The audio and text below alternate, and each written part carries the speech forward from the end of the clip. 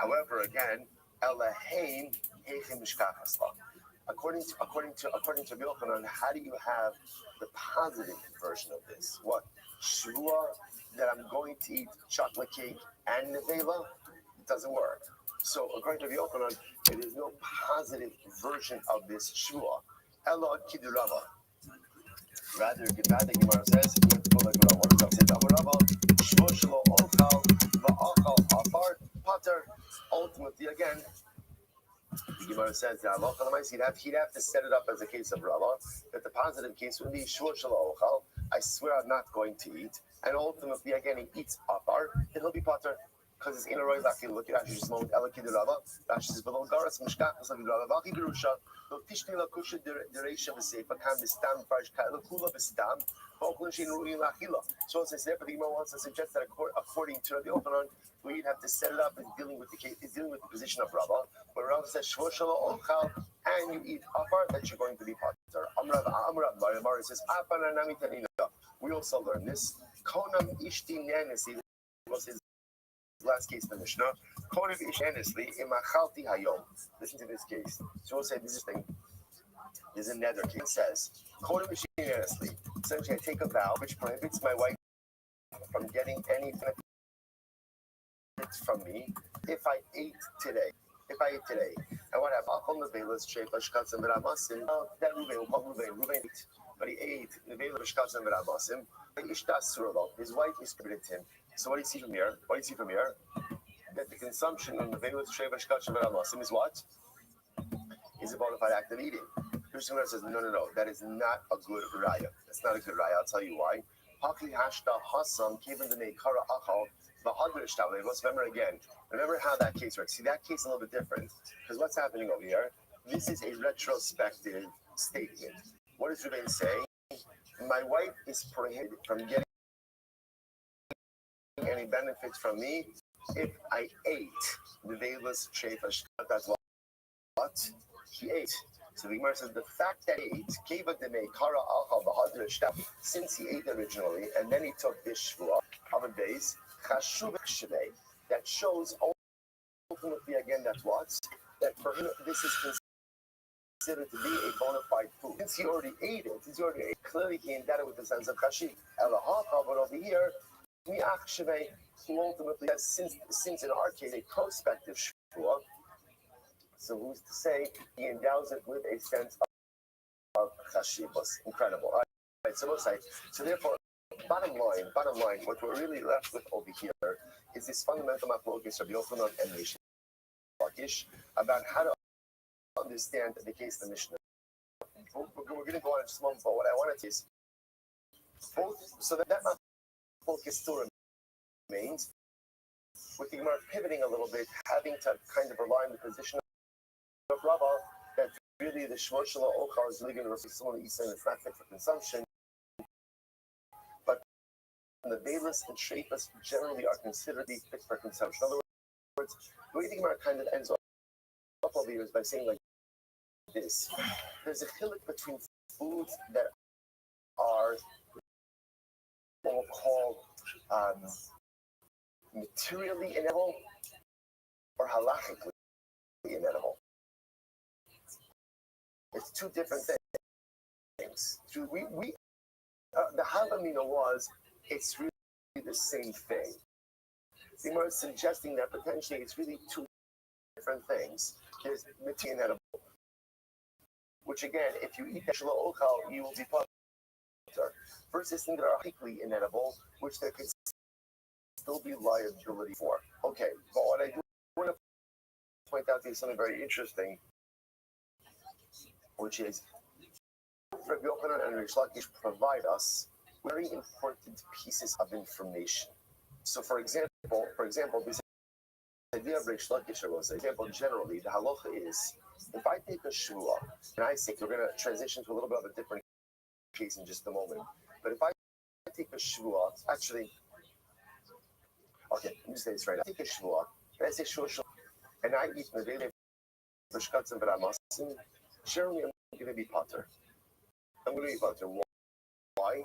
Because the concept of mushva ba'omer, I'm already under oath not to eat these items. However, again, it's very important to understand the sheer of Isser by Nevelas and Trace. Again, Shkatzim and Ramosim are a little different, right? Because remember, again, you get these insects where you're eating much less than it is called burial. And so even if we so let's keep focused on Nevela for just a moment. Technically speaking, if I take a shvua not to eat, and I eat Nevela, technically speaking, I'm not liable for that because I'm already mushav only. However, if I go and I swear not to eat chatzi shir, right? I swear not to even a mashu, even a amount of the vela, that shvua works. That shvua works because that's a new isser that does not exist, right? So that's Reish Lakish's idea, and that idea is very important, and that is halacha l'maisa for us. Same thing with Rabbi Yochanan about an isser. Now that's what we're going to get into. I'm not going to focus on that. We're going to do this aside concept of you can take a shvua, and as long as it devolves upon something permitted, it can also technically devolve upon something prohibited. That's going to be true as well. Let's jump into that now. Says the Gemara. Says in the Gemara. Rabbi. Here we go. Say Chapter base 24. Second line down. Rabbi. Big time of demand the Isla Isser Kolo. So we'll say let's go back to this.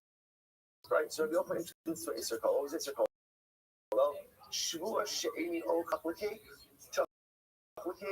and the velas, trefas, shkatzim, bramos. And what was the logic? Since the shvua is a prohibited item, it devolves upon the prohibited item. You know what? The prohibited item is what? Already prohibited. Okay. So what's the logic? So the Gemara says, my time demand the Isla is the Kolo. So because essentially Isser Kolo is like an Isser family. So we'll say this is ridiculously exciting, right? You feel coming out. Let's listen to this because this is one of these things where we're going to make these concepts that are going to follow us. Why is it Isser Kolo also? What's Isser?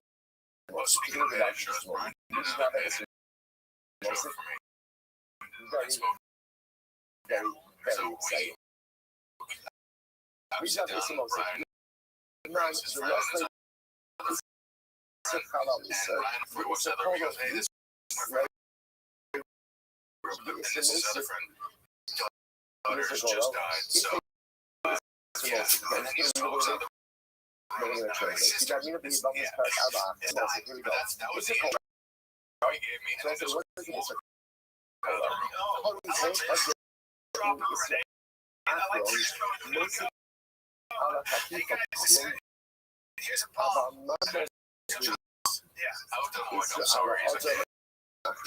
Just create like my buddy's Jewish, just like American Jewish guys.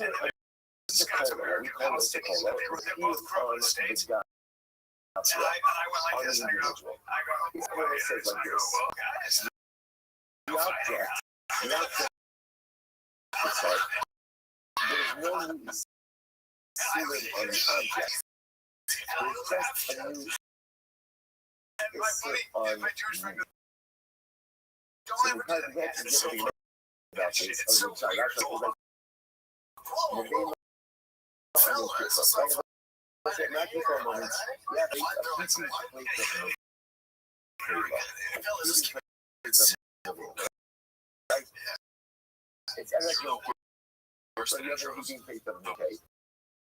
So now what happens? When you look at that plate of material, what do you see? What do you see? The first thing you see.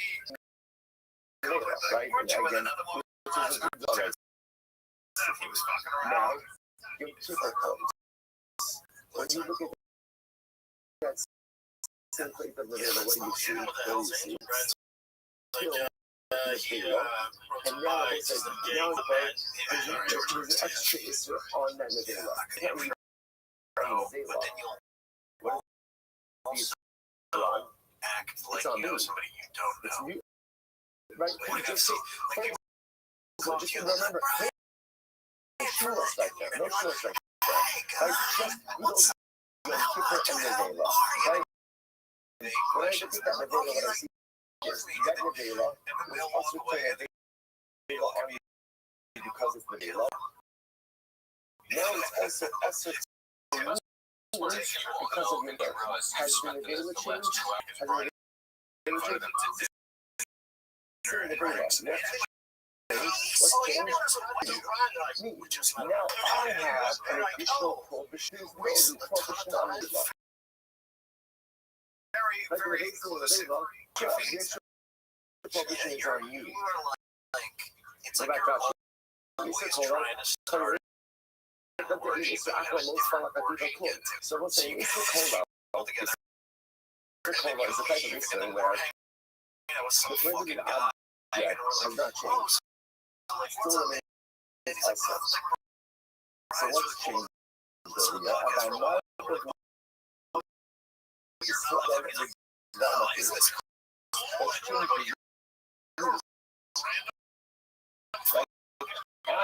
additional prohibitions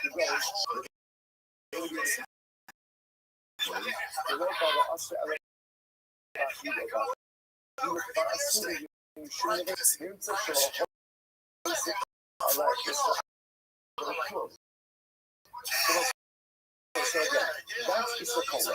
Isakola means the additional layer of research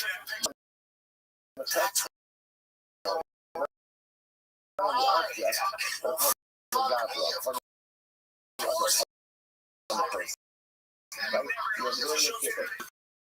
Give a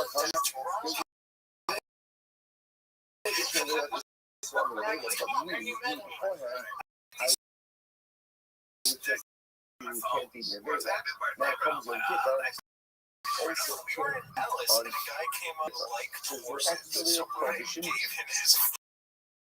But it's on the guy. Not on the back. That's different. It's the most about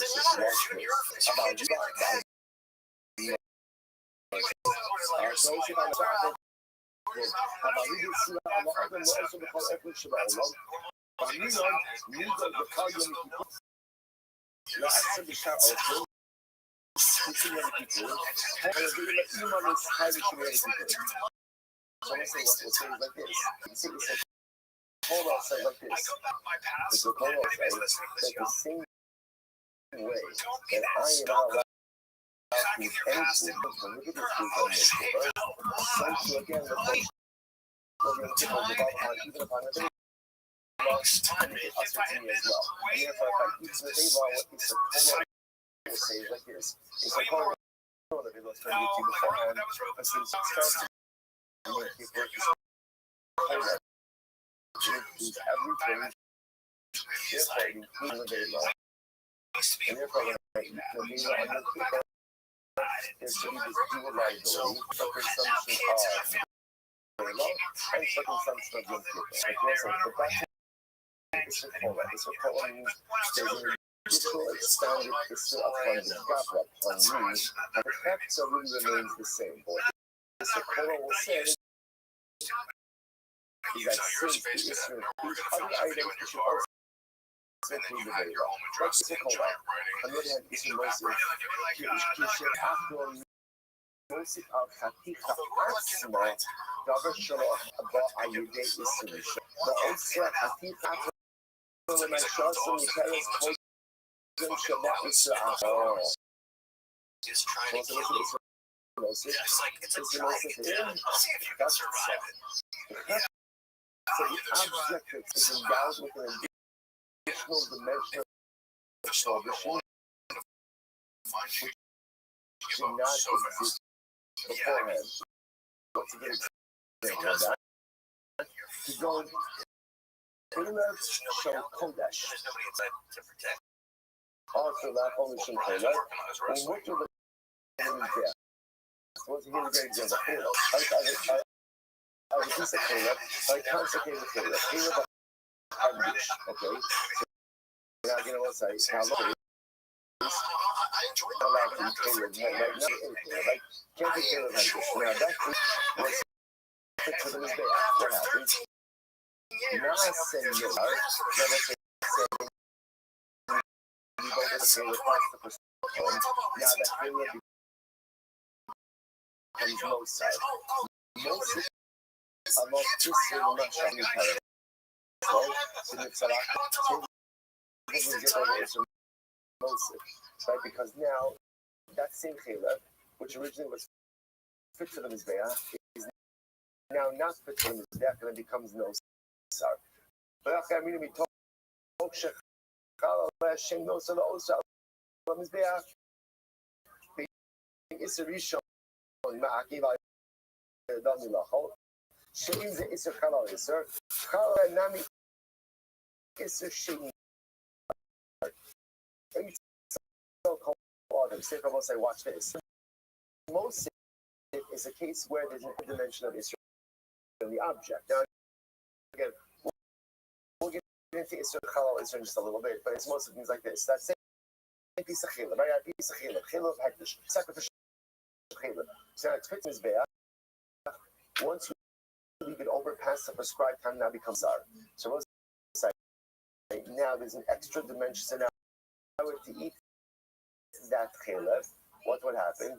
There's liability. What if there's liability? Number one, chila. Number two, it's coughing, Kabbalah, Kabbalah, dimension of Isser is in what? Is in the right. And I just say that. This is tremendous. Absolutely tremendous. All right, so again, Rabbi, as I am, to the best of my knowledge, anything. No one really knows for sure. Elevate, Divrei, Elohim, Chaim. But this is the Mazor we live by. This is the Mazor I fucking live by. You do whatever the fuck you want to do. I really do. Really? As long as you marry Jewish, obviously Jewish, I don't really do it. But if you don't do that, there's the... Really? Really? It's not a religion, then it's just some bullshit and fucking map. Alright. Are you done? Bullshit on a fucking map. Are you done? How many days has it been? Really? Yeah, I'll never forget it. When I got this number, it was the second Saturday work day of my entire life at that point. I was 10 years old, something like that. Moving on 11. And that's bad. Really, yeah. Then with this box, puts it on the ground, opens it, and I just didn't have names or anything on it. Nothing fancy. These were feeling of these jerseys was like it was like hard. It wasn't hard elastic material. This shit almost felt like seatbelt material. It was so hard. Anyway, the important thing. Seatbelt material. Should be interesting. And jersey. And my friend,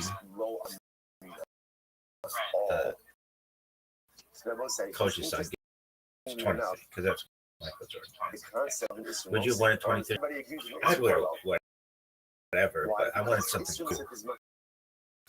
And when do we say it's Mosif? When everything happening in one object. For example, the chela that becomes no sar. All the changes are taking place in one item. Get this jersey. All my players got all their other ones. I don't remember anybody else's numbers.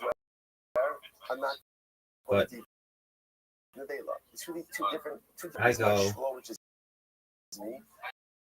And then there's another and so the thing that says it's the most important within one object. And I'm like, oh, tight. Who in the NBA where's 34? Any object, the addition of Isser does not. That incredible. They're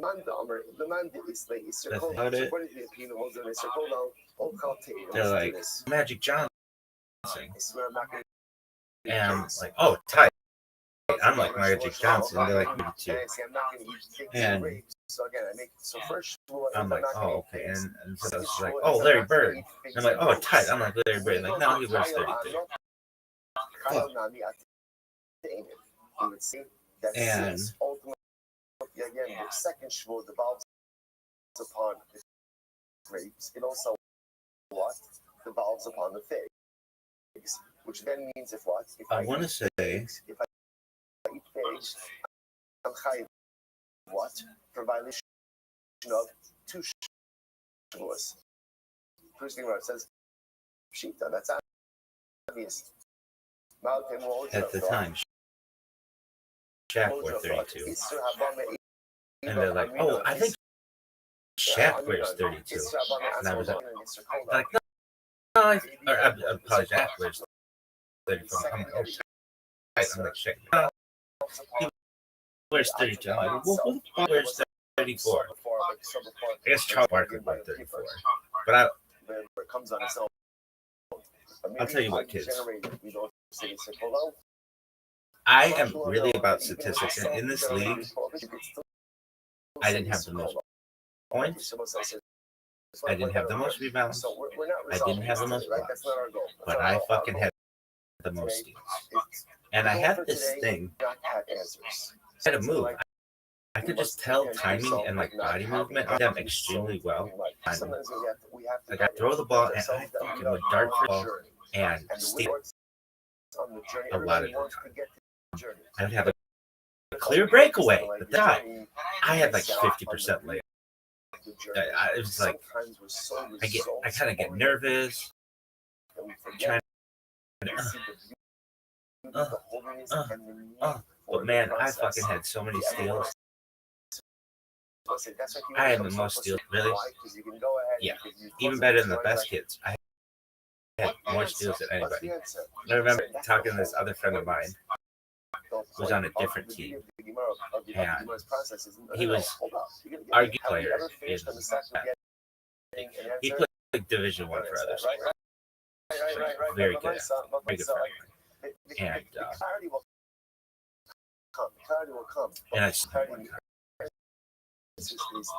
I remember he was so fast. I fucking steal this ball, run down court, and he got back there. But I believe I scored. I mean, let's say I was scored, but I had more fucking steals in that league.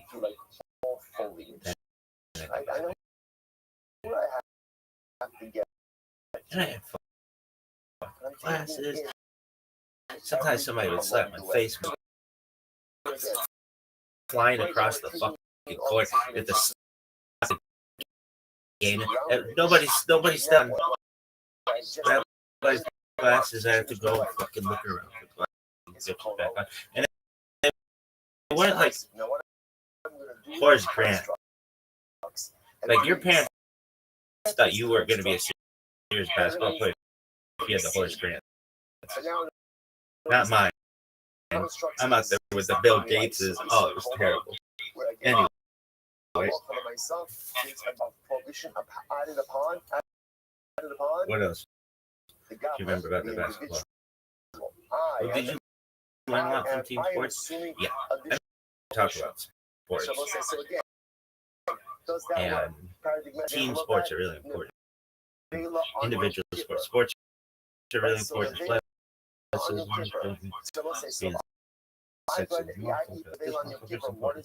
All right, so are you a good mood?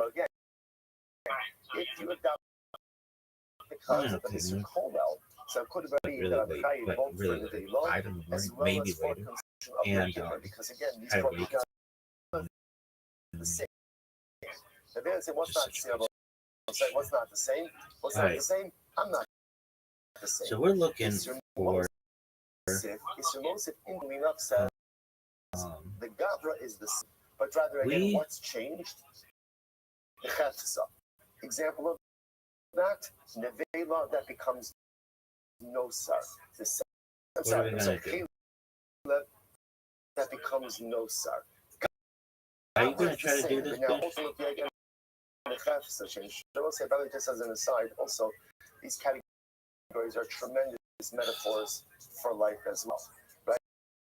That sometimes in life, I'm an Ismosif. It doesn't sound so good, right? I already sort of called out that, in other words, sometimes in life, the world is the same, but it's me that has changed. And then sometimes, again, I'm holding in the status of an Ismosif, where circumstances have changed. So much of life is knowing what category you're in, right? Is it me who's changed and the world has stayed the same, or it's the world that stayed the same? And sometimes a person just has to understand where they're holding in order to be able to process what it is that's going around. Okay, but again, for today. But I would say, but again, keep in mind those two categories. We're going to come back. We're not finished. Massive Rabbi. I was saying, just keeps getting better. It's great. No. Rabbi. Very few things on which I can critique anybody, but your app is definitely and the Chayiv ultimately again, alright. Four offerings and wash up. Amen. So You gonna get into this, bitch? What's the Musar of this? I will say assumptions. It happens so quickly. What's the Musar? The Musar Dude, this would be a read it on 2x speed though. Fundamentally, the trajectory of your life. Very often, major life change doesn't happen as a result of major dynamic life activities. So sometimes even the smallest decisions,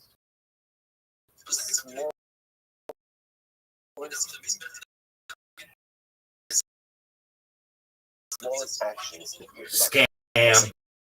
Because of what you might have this, I forgot who, I think it's Rabbi, like she said, Yish Kana Olama Shah. I was thinking, go ahead and acquire a little bit again, Olama, acquire his world, whether that's in down meaning into this world, right, or in down meaning, or which we usually translate to mean person could give meaning to his entire life in one moment. You both say the same idea. If you look at that word Shah, we often translate Shah as a moment. You go back to gracious. What does the pasuk say? Give me subtitles. No subtitles? Low Shah. So if it doesn't have subtitles, carbon, it says Hashem binat Shah. What does Shah mean? Shah means turn. Hashem would not turn his attention to Cain and his carbon. That's the Hashem binat carbon. What does it mean? The Shah Ahas. Sometimes make a little turn. You just make a little pivot. You just make a little adjustment in your life. And everything's fundamental. Sometimes you don't have to make big pivots every time. You should kind of the Shah. One little movement, one little pivot, one little change to make a dramatic difference. That's our Yesh. Right? Sometimes you eat the one little wrong thing. And what happens? Okay,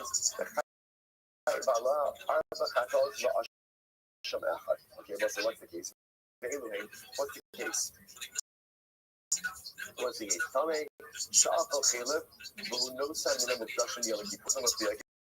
means, right? Someone who is coming, listen to this. Someone who's coming and eats Caleb, that was no suffer from Hagnish on Yom Kippur. You guys got a lot of problems. Let's say about the mice against what happens. So here's the breakdown, right? If you look at Rashi, Kamishach Caleb, it's 4 lines down into the white lines of Rashi. Kamishach Caleb, Kai Mishum Caleb. So first of all, you Kai because you eat Caleb, right? For being fast, right? Number one. And we should know Sar. Number two is no Sar. Kippur and it's in Kippur. Kamishach and you're also coming. Right? So that's 4 right there. That's 4 right there, right? Caleb, no Sar, Yom Kippur, Tameh. Hari Abba Kados, Va'asham Ashar. What's the Asham? Neila. Neila, so remember again, you ate something consecrated. So 4 Katos and 1 Asham. Right? From 1 act of eating. Maybe Mir Omer. After Haisa Shabbos, both Theo Chaim. Okay. And by the way, if it was Shabbos, it became out. From the that's another here. Here's the thing about this. I'm going to come on, it's ridiculous. I'm going to ain't no shame. It says, no, that's not what we're looking for. In other words, what we're looking for, multiple levels of liability that stem from the same act of consumption, right? Because obviously, if you just want to pile on, so you can do that. He was also, shot back.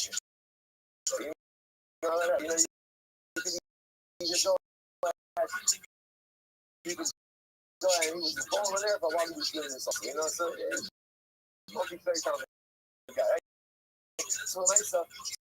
So the nice again, so just to every name, you can't do that. That's not what we're looking for. We're looking for multiplicity of prohibitions that stems from the same exact act. This is one act of consumption which generates multiple layers of liability.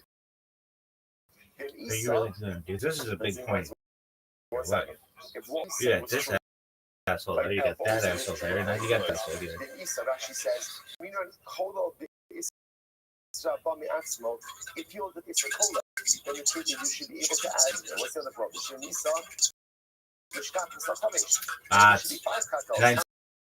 972, it's a scam.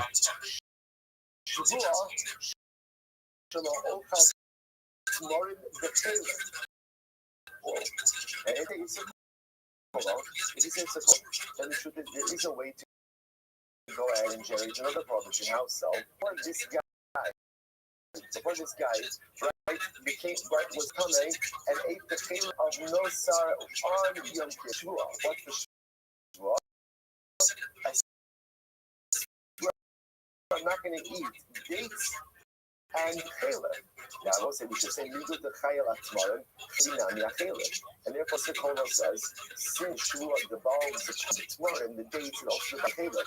Therefore, when he ate this guy eats the Caleb, that's no sir. On Yom Kippur, and his son should also be Chayel for what? By the Shvuah, which then makes him incur what? A 5th layer of liability. So why not add that in? And that's all from the same act of consumption. But I say, no. He comes up on the Elo. It's about talking about prohibitions that occur on their own, not prohibitions that are generated by an individual. Hagdish has been generated by someone, to which the Gemara says, if you trust me, the Hagdish I was talking about to us, that Caleb actually belongs to a Bakar animal. Right? Bakar is not created Hagdish, but rather again, it's innate Hagdish.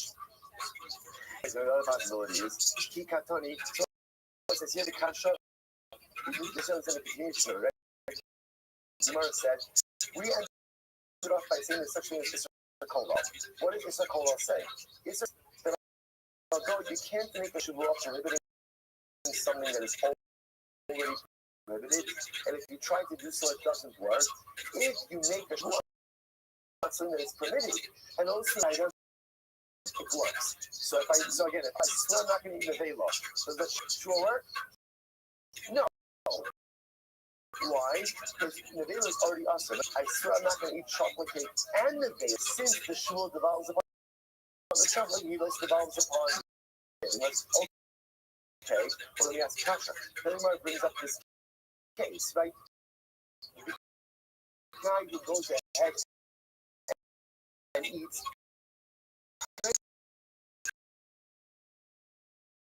so it's coming. No summon of abduction on Yom Kippur. On Yom Kippur. Ultimately, again, is Chayit for Katal. Plus an Asham for Nikila. So you might say, why not add on a fifth position? For example, he made a shvua, not the gates and Taylor.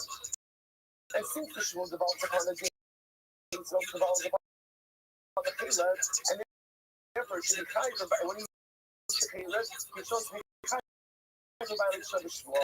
Christmas is no. Only time that prohibitions that develop upon their own, created upon their own, not that are man-made issue. That is no shvua is a man-made issue. But another possibility is, Tikatani, maybe the less she'ila. Only talking about prohibitions that cannot be undone, that cannot be revoked. Shvua the isli she'ila lo katani. A shvua can be annulled, can be revoked. Again, we haven't spoken about that, but we'll get tested in your session. I already had this could be annulled. As a member of the assumption, Haikish is another. Therefore, again, you could annul that. We already said with the case of the card. So I said the card can do shots and Levi said other possibilities. Keep carbon kavua. Furthermore, I'm going to say we're only talking about liabilities which generate a fine carbonic obligation. All right. Carbon over the we'll say again, what do you get the violation of a shua? Carbon over the already. That's what this type of kabbalos. Hari Tami Shakala Sakodesh. I have the guy who's telling me it's called cover over the already too. He gets covered over the already. I don't know if we're going to the carbon. I We're not talking about a Nasi, but the other Nasi maybe is here. So we haven't learned to see the yet, but apparently a Nasi who goes ahead and eats doesn't bring it. Charles Barkley's going to say, what the fuck is wrong with being number 34? And I'll be like, no, you're one of the best defensive players of all time. And a hilarious trash talker. So, I mean, that's cool. But it's just like, I could Madden or Shaquille O'Neal, he'd be like, fuck Shaquille O'Neal. We're not including he gets it. No, anyway, but he was always kind of like a bad guy. Like, what makes me a bad guy? I'd be AJ. Talk to David Stern, dog. Anyway, but when he was with female sons, don't know cards. Or do not prohibition.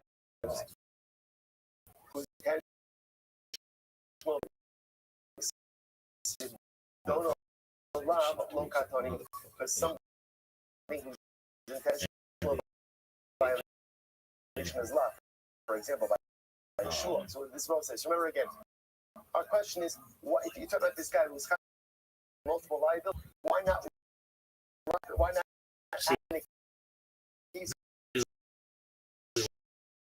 So just explaining why we're not including shua.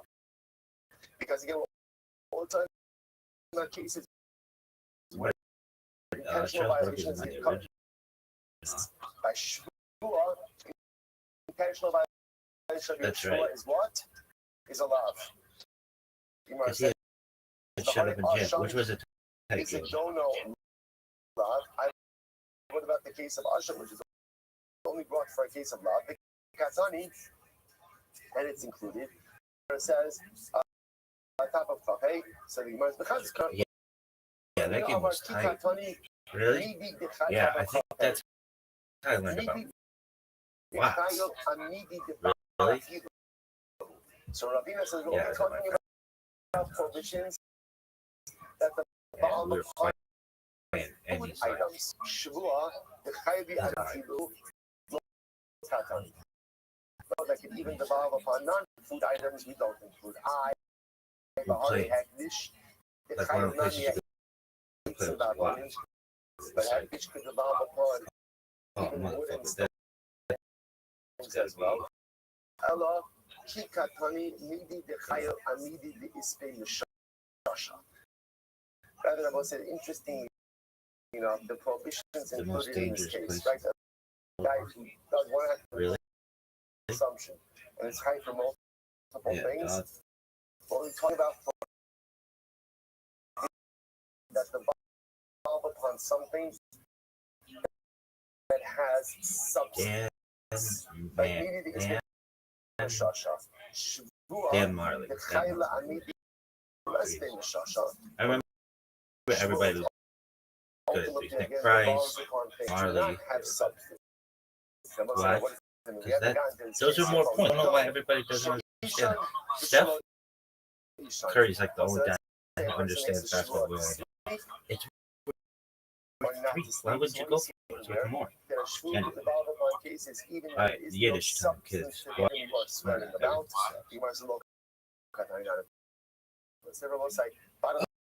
Understand why was this case brought up here? This case was only brought up here to What did we learn yesterday? The other day, yesterday was what? Means that although Yeshua to prohibit something which is only prohibited, but if you take after Rabbi, fuck you, Kalawai, let's when you want to get fucked, if Mishika, if I swear I'm not going to go ahead and eat the Vela. Such an oath is meaningless. Brass tacks, motherfucker. Now I needs to eat like a nosh pussy. Actually, I devour that shit, but anyway, now it's making snack. Basher, that's the soulmate. And then Basher who is he? is The a female Tame, soulmate. the Tame who went ahead and ate.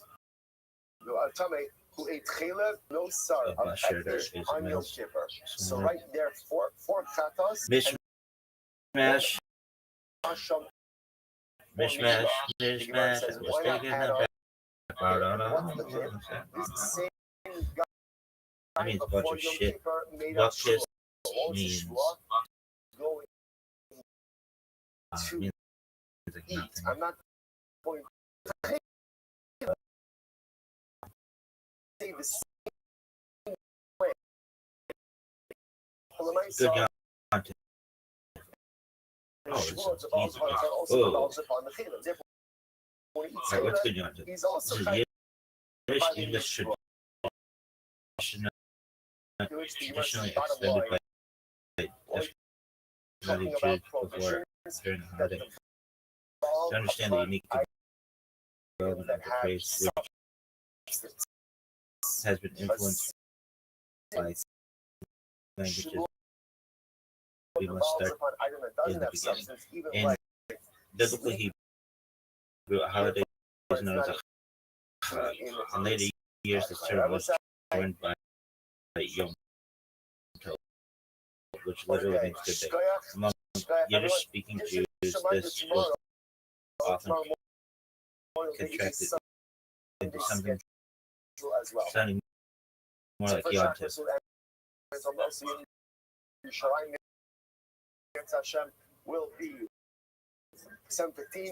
And when one wanted to wish his fellow a good Yom Tov, they would say good Yom Tov, which was contracted into Gucciantif. Alright, Exported into the U.S. at the start of the 20th century.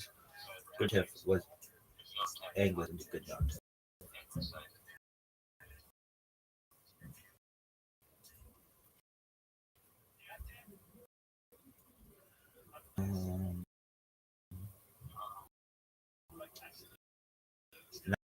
Now what? Because everything sucks. All right, we've got to go to Kabbalah, Pib Kabbalah, Pib Kabbalah, Kabbalah, Kabbalah, Cool card. All right. Good morning. You think everybody's gonna ever watch this? Nobody watches this asshole. Go watch mine. Our annual Well, that's cool though. He doesn't talk about this year as his host from service on his throne. Our classes for the month of year have fallen around the Quran. now L'Oreal. Excuse me, Shmuel's father, Lipa Ben Yechaska, coins from the and a week of learning sponsors, Henry and many of her daughters, from the class. I got filming sponsor for them, raising Eskin, the Zecha Nishmas, her husband, Yoel, Yisrael, Ben Mordecai, from the Rafa. His yard site is on the 23rd of ER and 2. America, all of the Shamasan area, the families in the all the travel together. All lady girl.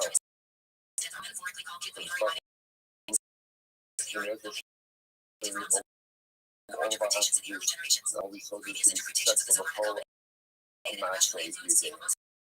Person back when Junior Velasquez group is fuck me. 22. Here to America some on above race 21. 12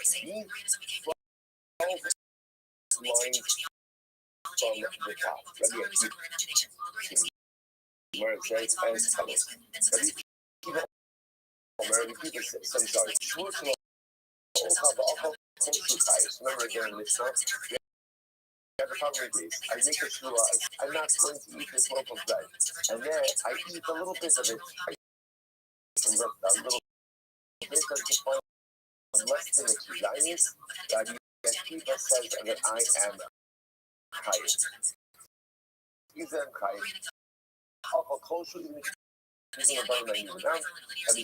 Okay, so I asked you my well that the Akiva Kolaka Shinichila in the Chayim. Was it here? Here's the Chayim. But not the Akiva is very unique because in general, whenever we have an interaction of publicity, in general, here is Akizayas. And of course, here, Rabbi is saying that Allah has a financial sure not even and that even a small minute amount of high. The Shaila is that in general, even a regular sanction prohibition, you are now. That's the Shaila on Rabbi Akiva. That is any amount of a prohibited item. You get no. Well, the Akizayas out in the car. The sphere of Akizayas. Or you see for color. This is the prohibition, which of course in general we reject. But I love my say this is just prohibition. The science is that the Akiva general agreement of prohibition, and therefore anytime there's an Israel, the prohibition is the machine out. Or no, this is just a general halacha. Halacha by well, it doesn't apply by the rest of the Torah. The way is the Alma.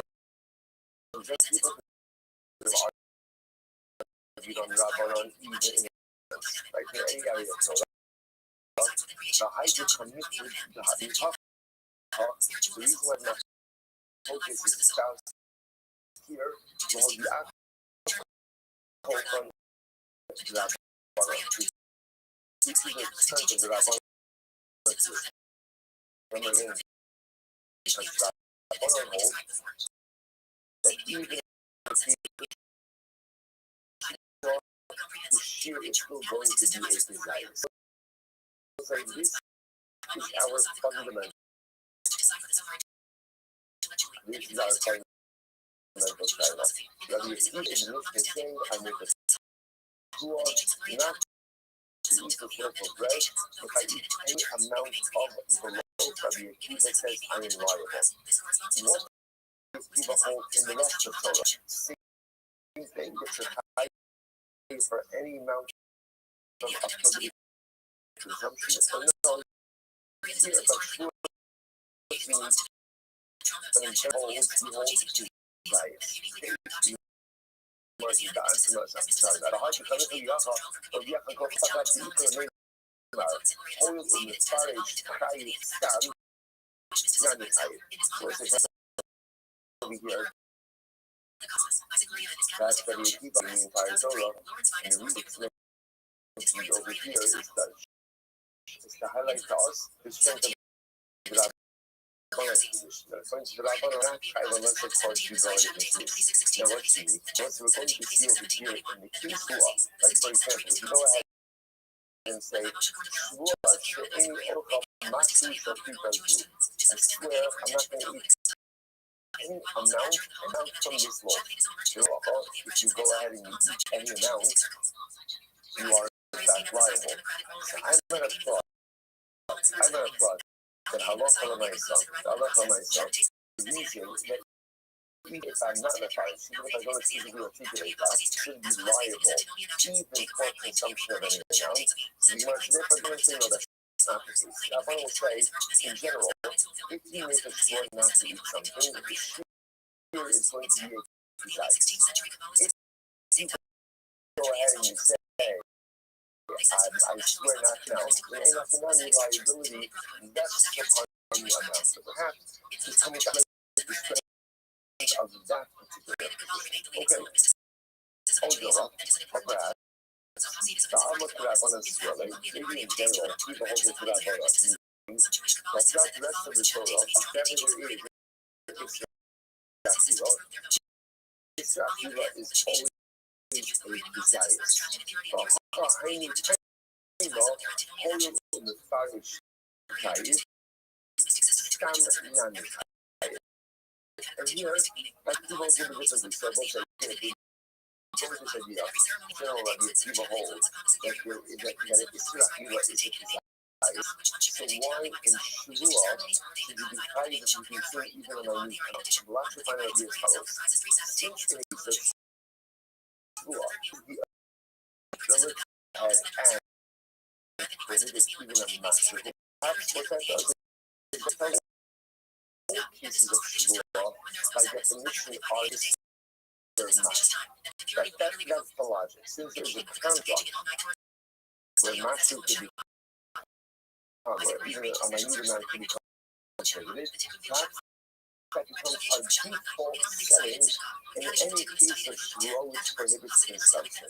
Okay, so this is our Shiloh. These are Shiloh. Let's analyze this. Again, think what we know. We know that by Shua, Rabbi Akiva holds that if I swear not to eat this loaf of bread, then what's the halacha? If I consume even a master, any of it, I am liable. What's our Shiloh? Is this that by Shua, but by the rest of Torah, he agrees that the shear is a desire, or perhaps no, you're going to be sinning even by the rest of Torah rules, and in general, prohibition of consumption is a match. All you need to consume is a minute amount from Malchus, but when design is before Habanah, that's our Shiloh. So let's analyze the Tashma. Yomro Rabbi Akiva, they said in the Mishnah, so this group is now recording the actual conversation in the Mishnah. So Rabbi Akiva, Ketan Matsu Ba'oka Koshu, Shuchayu, should get chayiv. So just Rabbi Akiva, what do you mean that the chayiv for a master shvuah? After in the rest of Torah, do you ever find a case where you chayiv for continuing among these canals, which we must be in Isa, that Rabbi Akiva will be having a Mishnah in the Torah. I know the whole HaTorah the Mishnah is here. And to me, that yes, Jesus said, Rabbi Akiva held with the Mishnah. Rabbi Akiva said, what are you talking about? I hold this way in the entire Torah. My position. I hold the tradition in the tradition. Rabbi Akiva holds the general. It's master. And it's the Shiva, to which we must say, is the Rabbanan Halalos. Really, Rabbi Akiva is addressing the words to the position of the Rabbanan Council. He's a racist. But he gives like this. Really, you're asking me that I hold the entire Torah, and then for every for Akiva is the master, any amount. However, the Gemara says, the Judaku only in the parish chayiv stand on the chayiv. So he keeps his Rabbanan are going to disagree with me in the rest of the Torah, but at least in Shvuah agree with me. Why? Let's the possibility to explicitly articulate a mashru, right? That even a minute amount should be also make that the default setting and then for any time you swear that something by definition before this is even a minute amount. The Rabbanan say no. The Rabbanan say no. We don't hold that. We hold that you should in all areas of halacha. Okay. We have this other kasha. And we keep our people in very instances here. And we keep over no here.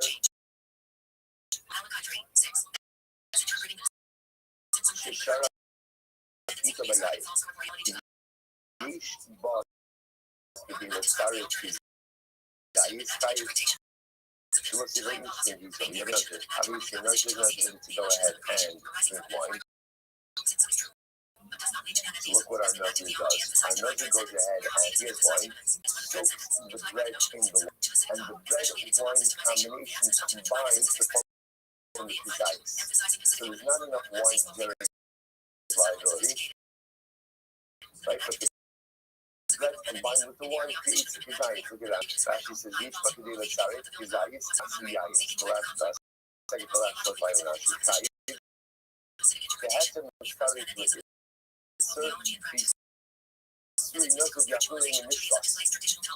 So again, we have there was things about this, and this piece over here, the bread is totally fine. But if you get alcohol, so the bread combines with the wine, forming the sheet. It says in the Rothschild that the obligation is really sorry. That's like people hold the tradition. Right? Meaning that's what? That any time you decide it's always the national, it's always even and amount, then why we need to combine. Right? In other words, that you use any minute amount of wine, maybe to the rest of it. Why do I have to get up the threshold of science to combining the better wine? Furthermore, both none, shul help.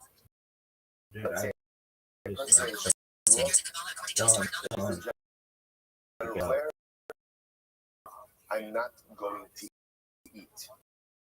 I'm not going to eat. What happens? I think that's a mistake. But I mustn't. And he ends up eating. Hopefully, once, right? But he ends up eating the which I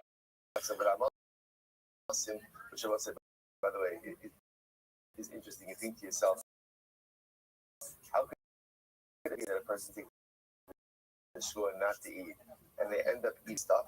So I will say it's a tremendous muscle. How in you can see a person taking a shua not to eat.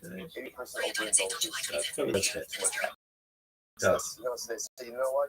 Hey, get my back on the right course. So sometimes for spiritual growth, a person has to be very conscious of and recognizing that sometimes going to be extreme is not the right approach because you end up failing. And not only do you fail, you crack. And this happens over time. No, why does everybody's born and die? This motherfucker descended to earth and ascended to heaven. One day wake up like, oh my God. One day Tradition. and it's like a panic, and that kind of comes sometimes, spirituality remorse, and then like the pendulum swings back. Now you want to point out that memory fails. That sometimes in order to correct a character flaw or a style flaw, sometimes I have to do something extreme. Right? I have to swing the pendulum all the way the other way with the hope and expectation that then I come back to the derech hamemutza, back to the middle path. So sometimes you need shit in order to gravitate to the middle. But more sometimes, but more often than not, extreme shifts don't work. More than that, extreme shifts have a tendency to backfire. So it ends up being enough, like in this case, this guy making a shvur shel ochal, and then what happens? He eats shkatzim, ramosim, the velas. It's just a tremendous moshe skill. And the best of the halacha of this. So a guy thinks the same thing, and then he ends up eating the velas, treifah, shkatzim, ramosim, chayiv. Ultimately, again, he's getting chayiv. He's getting the chayiv. Rashi says, we are called shvuah. Rabbi Shimon told you. Rabbi Shimon says, that's the puffer, and I both say, why is everything good Rashi? First one, I know Rashi. It's simple. That's Shem Mushra Omer Nehar Sinai Ala Nebevo Ye'i Shvuah Chala Al Mitzvah. So we're going to see, we reference this concept times. We haven't actually seen it yet, which is as follows. Because the Mushra for Omer. Intermarriage. If you take the Shvuah thing, that you are already obligated to do or not, that Shvuah essentially is meaningless. If Rabbi Shimon will say, if I take the Shvuah not to eat, and I end up eating non-kosher items, and things I'm not chayiv, whereas I'm chayiv for consumption of non-kosher items. What am I not chayiv for? Violation of my Shvuah. Why? Because my Shvuah never devolved upon those items. Because I was already a Jew. I was already obligated. So a Shvuah is not devolve upon something you are already obligated to do. So Rabbi Shimon says, you give a special that I listen, ultimately, first we know the similar concept to this. I forgot what this is a legal term.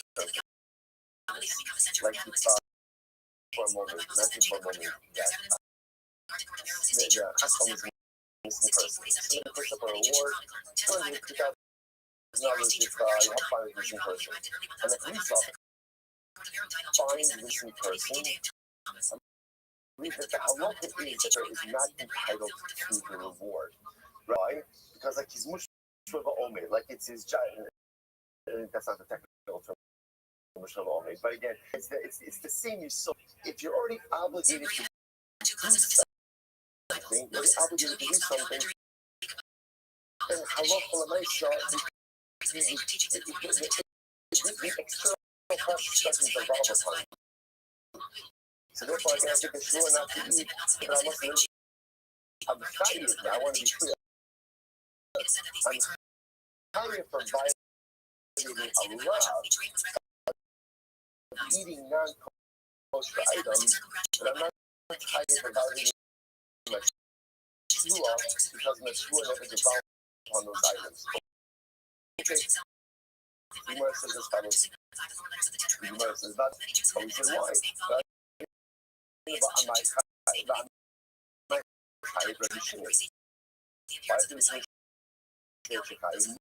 Which brought me you're already obligated not to eat these items.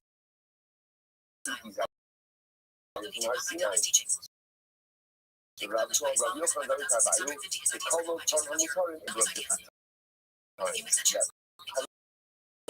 You're right. Had a person just said, I swear not to eat. The label's trait was second that I'm not sure. Such a shua would be essentially, meaningless. Because I'm always living not to eat those items. However, there's something called a shua kola, which means that halacha l'maisa, if other committed items, so then the shua could develop even upon prohibited items. In other words, this is when I say shua ochal, what am I including in that? Including what? Foods. So it's saying once the shua could devolve upon committed foods, it could also go ahead and devolve upon prohibited items as well. Rashi says over here, the kol hamutar second. But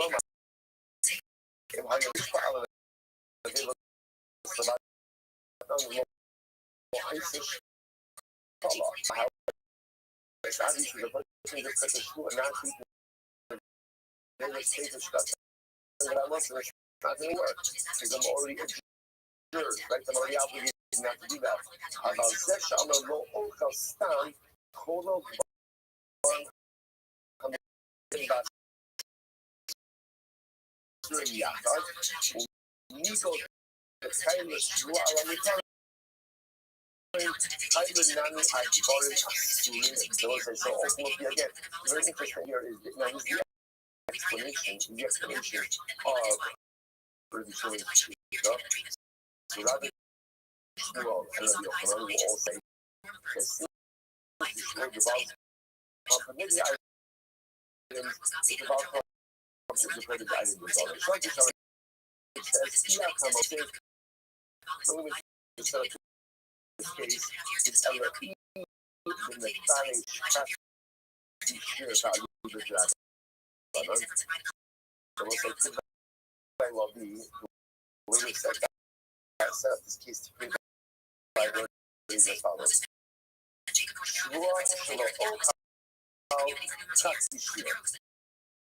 swear I will not eat even a partial amount. That was an interesting the prohibition to eat. If they were to take a structure that I must in, what the Israel desires. If you take a short, let's take a diet, since what is about on that, you can stand by the Rabbi Akiva, the Amar Adam also actual the portion, or again, it could be a point of Akiva, because Rabbi Akiva holds that in general, and Israel is international. You saw that so much of you saw that for the Amar Perishim Shur. So if you think that Rabbi Akiva telling us to be saying, the Gemara says, Kosher will not mean much better on the house. Rabbi Akiva would hold that the Israel of Mashu in any area. But that's just the only you're already observed. You're already obligated not to eat even a small amount. And that's what we wish not to fall upon it. And last money of the Amar Shamina, right? Rabbi Akiva does not have this Rabbi Shimon in Gan Torah, that in general he holds like that was the conclusion of the Sudan and those piece of information we picked up along the way. Remember, let's stay focused on past. What are facts? And you see this I swear not to eat this loaf of bread. I take a little crumb of the bread that Yakiva says, I am liable. I am liable. So the Gemara says, Rabbi Akiva, is that your position at your highest actually just you hold that in general halacha. So all these Shuri Akiva. Now, there is a position that there is a Mashahu. All prohibited consumption, that is the position of Rabbi Akiva. So it's a statement of our question is Rabbi Akiva, all the prohibition and conclusion,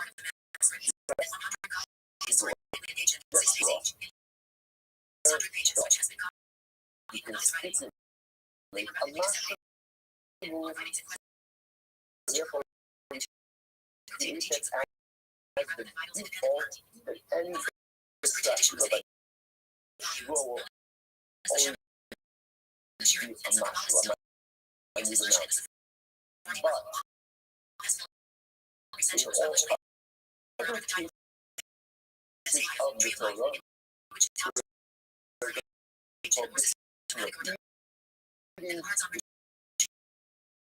there is desire.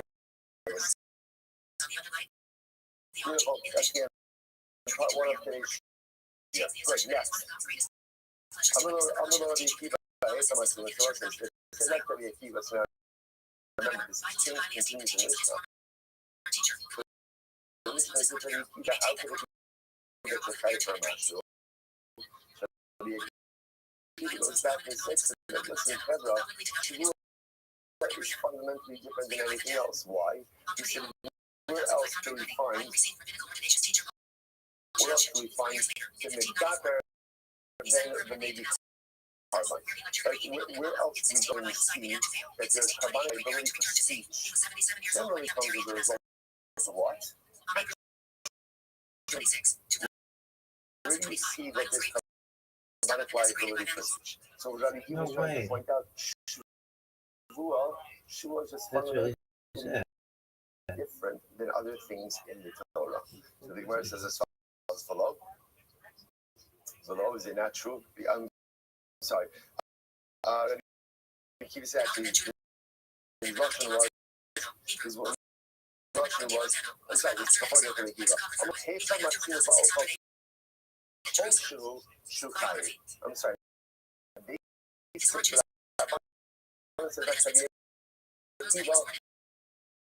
Where do you ever find that there is liability for consumption of minute amount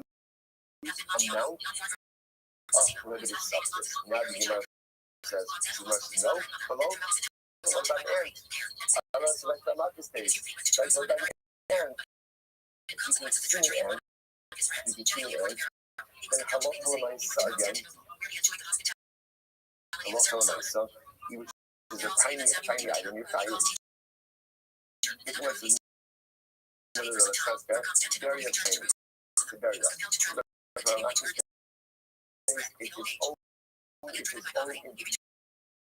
is only self-contained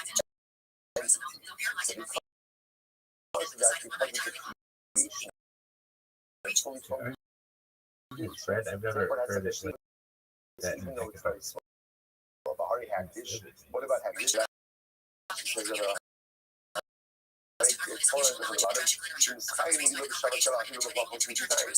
if you take and you misuse it, you're higher from misuse. If it's less than if you got to which the Gemara says that's true, but how about you?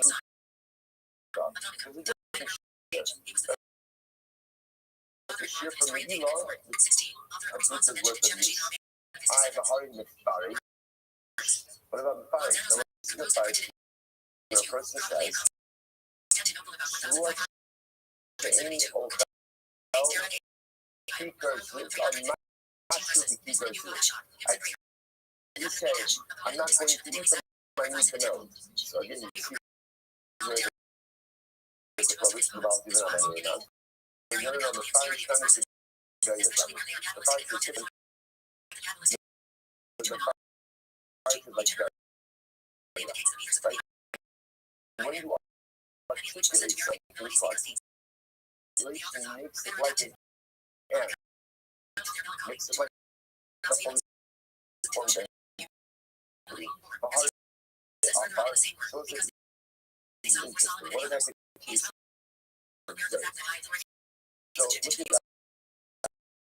look at that. However, she was person swears, I will not eat dirt. I won't eat dirt. Take us out of that. But the frequent we'll try to take care of the the person says, I swear I won't eat dirt. The assumption is the sheer is not a good giant. That's what we're assuming. But the sheer ultimately is, you're going to go through which the Gemara is hello, okay, I'm a Fisher to Mariella. Rather go ahead and experience based on what happens. I said, this Rothschild Ochal for our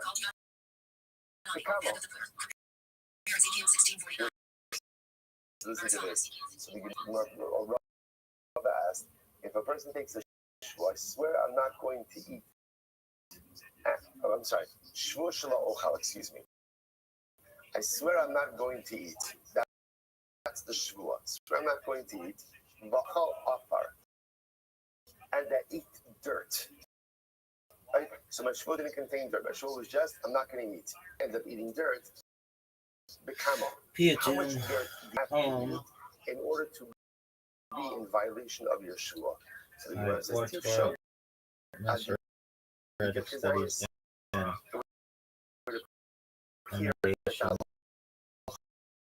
of the master of nice. Which the Gemara says, no. So ultimately, again, I love the Rabbi says, the Gemara says, when is there a shir kizayis? Only by something that is, but it would appear to be that everybody would have been by since dirt is not food. Very valuable Manuscript kizayis, different consumption of any amount should make of your even shua. the authors To which of the the Gemara says, Aluk Bahari and konamos. What about the case of konamos? Right from the top. collecting Konamos ha'omer.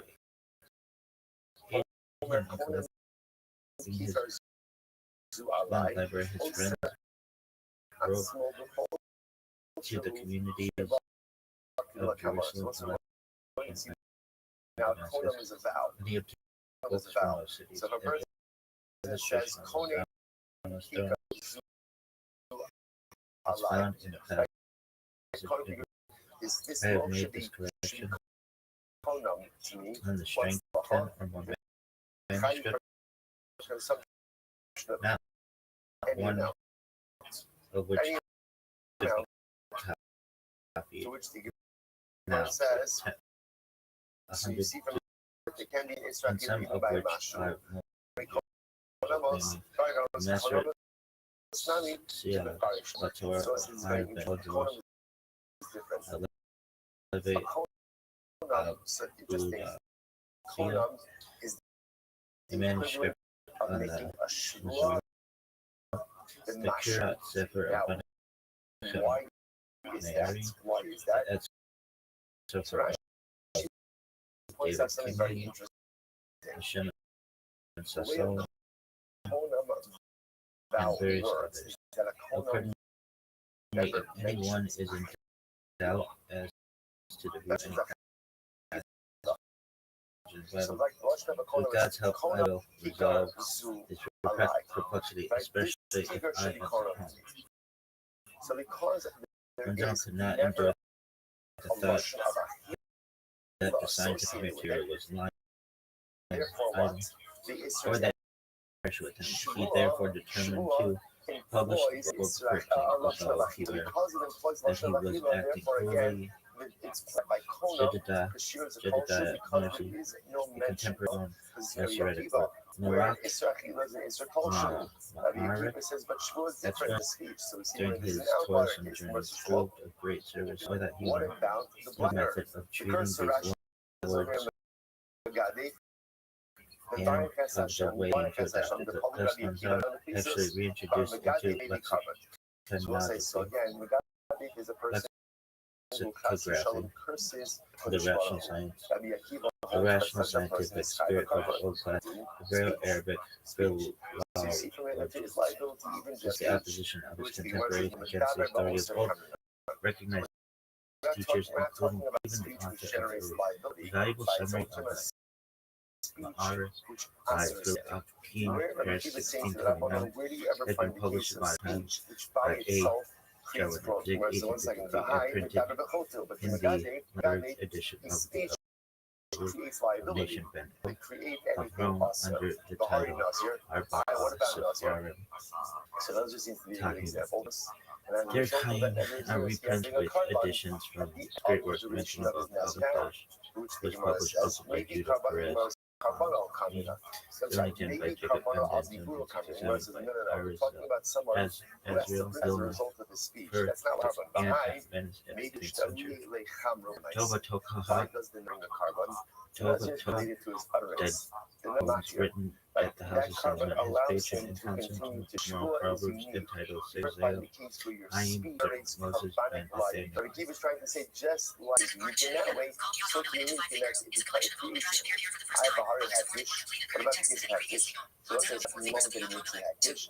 I've also might say, yeah, to go ahead and let's say benefit from the haggish, you buy the culture generates obligation for carbonate. It does two things. Number of speech prohibits something, because by making something teach there is carbonic liability. The Gemara says, no kamion, bahai also olam kulo. So we're looking for a case where your speech creates prohibition, but only for in the case of hectish, when you need something hectish, so it's everywhere. So it's not a case. Harikona. What about the case of konam? He says that harikona, shlo ella alov, yum alchom mimenu kasagalaycha d'nevi carbon meal. That's that point. So we're going to see, we'll talk about this more. But so what about a konam? Right? So again, there's a case of speech. Creates carbonic, which creates and it also creates carbonic. It says no, kasam. Specific says there's no megillah by konos. So it's like a lashon of hagrish. If you go out and you use it, it's not an issue. Okay.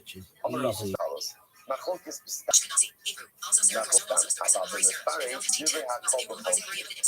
comes along now. We're back a little bit to Machlokes right? Let's go through this. I say shmuah to right? Swear that I will not eat this with bread. And now a little piece of it. Let's mix. What's the halacha? It says I'm chayiv for violating the shmuah. The major compendium of Sarudian teaches How much? I didn't give a shear to my achila. malleation in the Sarudian tradition, Kabbalah, Kabbalistic message, and the natural everyone will agree in that. of That Joseph, the Medigo, we just mentioned this before actually. Because when you relate something, that makes the mashal like a barrier. And just like this, even though again it's tiny, so to articulate a mashal, the mashal Neshama, published under the name a collection of traditions regarding identification of the soul,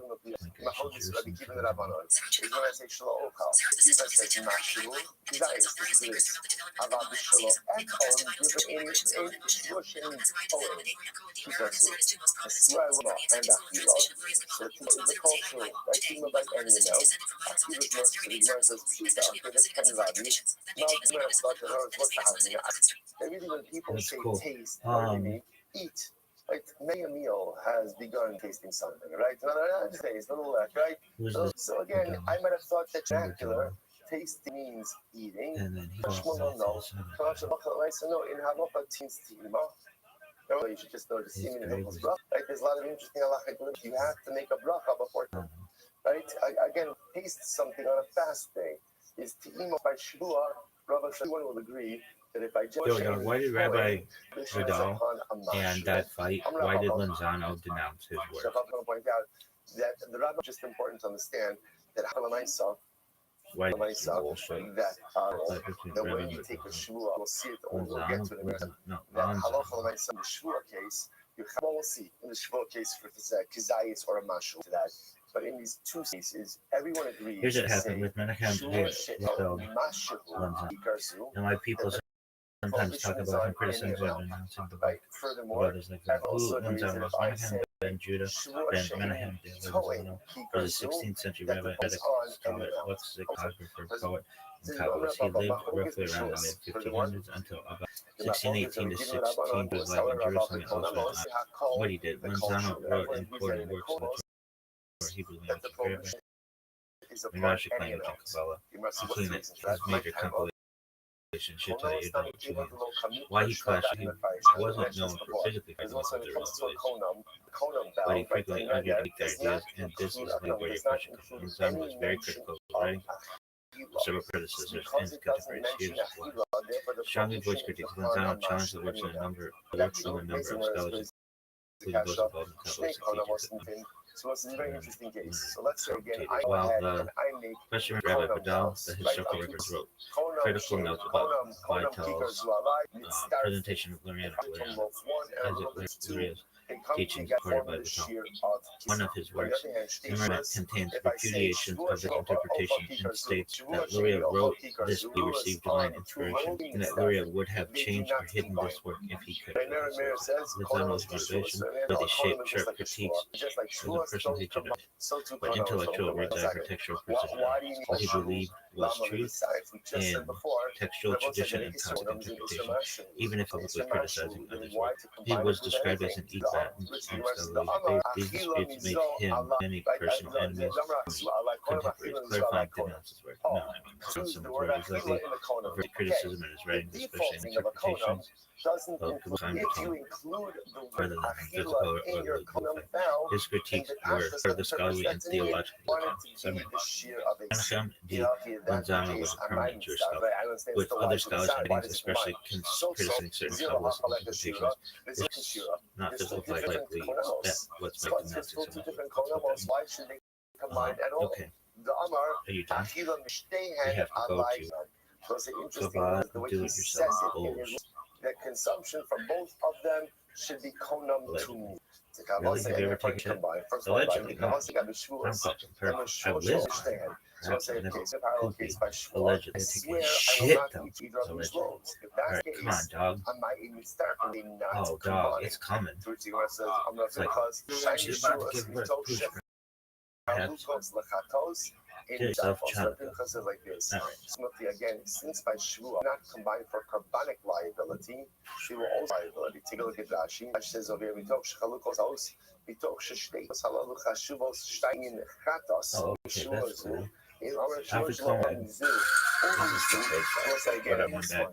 These nuts, allegedly. Oh, fuck it. No, that's the shit, though. I would rip you a new fucking asshole right now if I didn't love that name so much. Right? Why not? Because you're the what? Since there's distinction in Kornamos on my role, but switch around the sheet. Fuck are you? Shvuos Tikonamos, Shvuos are Kavaros, and ultimately again he does not hold like Shita than Malchus. His purpose is Tanya Hasi, what you make this last statement is Malchus, is a type of a cult, but ultimately again by cut requires some higher shear. Okay, either and if it's by a fila, it's going to be okay, guys. Dude, I fucking love matzo. Sure, matzo. But konam is a lavish. So when a person says konam kikar zu aliyah hektish reality, the shaila is that real heaven? It's not real heaven. What's not real enough? I mean, will be is there an isra ilah? If you use something to say that the Ramban hold, ultimately shmil of the konamos, that there is an ilah, you learned. Are you fucking serious? Oh, we were learning about. So let's say if I make a loaf of bread hektish, and then whether I and because there how do you do it? That shows that one is should also be redeemed. To alai hektish. If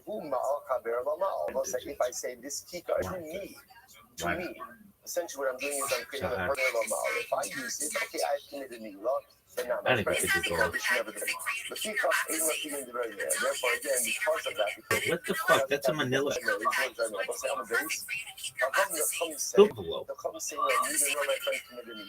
You ever seen Jackass are getting themselves fucking paper cuts here and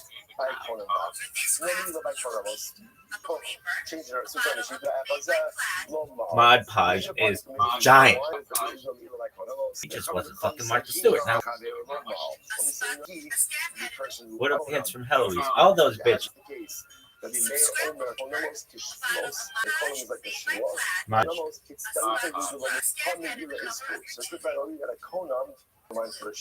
However, When we were kids, we took that Elmer's glue and peel it off, and then the gel was a change. And for kind of was a different, like, what I want to say. If you had the gel kind, you were in a different class of people, folks. Why? It's Is not it really? because it's not real hectic, but there's no milah. According to me, agree with me that a country is like a shua, but I want a shvuos like the Pinchas, Konamos the Pinchas. Ultimately will hold, ultimately again, hold the Pinchas and Konamos the Pinchas. Although I saw again, bottom line, again, interestingly enough, as much as we've not done the study of Konamos, we're picking up like a lot of it's about Konamos. The Konam, yeah, that creates an issue the Mashu. Like, why does it create? Because That's Rachel. Does not use the Lashon of Rachel. When I say I know Mashu now, she's in the if you use if you make a Konam vow, do you have an issue with this? Yeah. We're gonna have to look at a lot of shit we have. Or everything needs to be off your face. Dog, I don't know about this.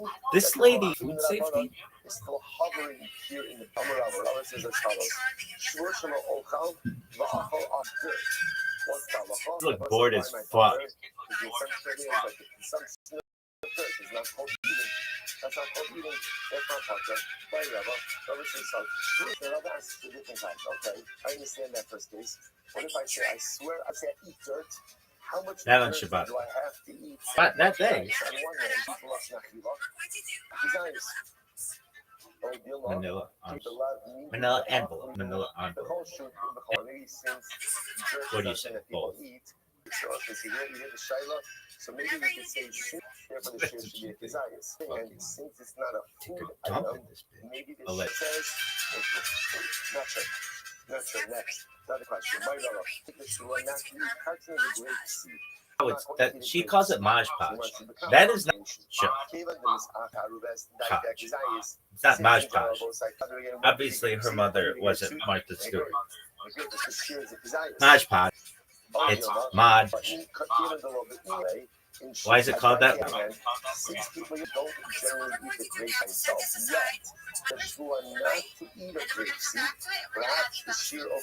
there's like a day.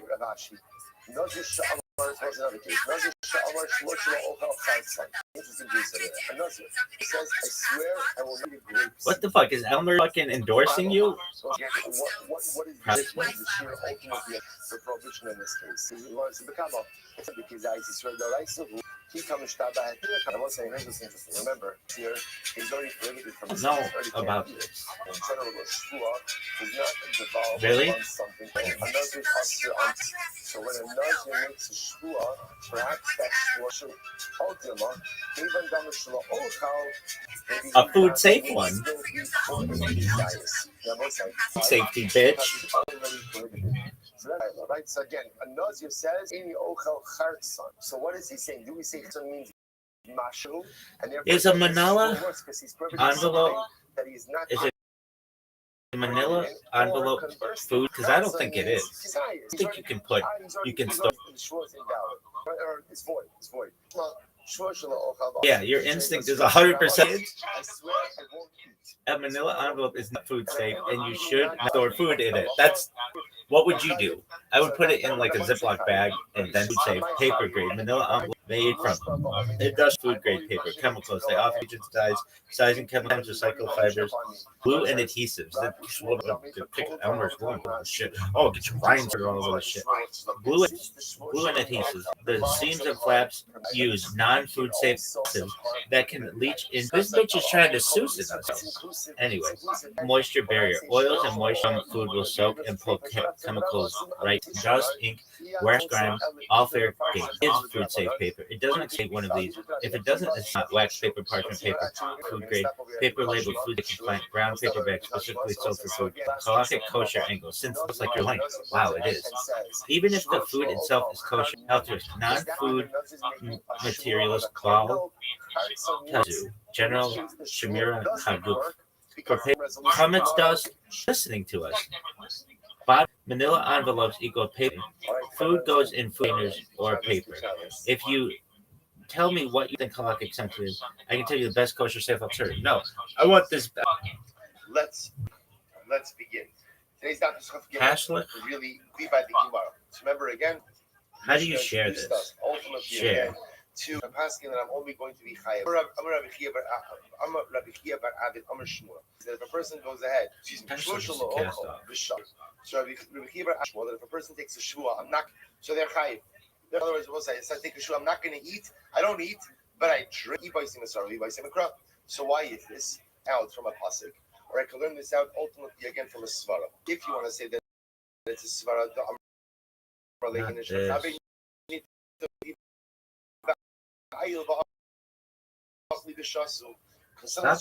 a person says to his friend, let's go eat something. Conversation about being a Jewish woman. They end up eating, so we see ultimately that what? Tactless. Down to tactless, bitch. Please watch this out of a manila envelope, food safe, and it runs into all kinds of issues.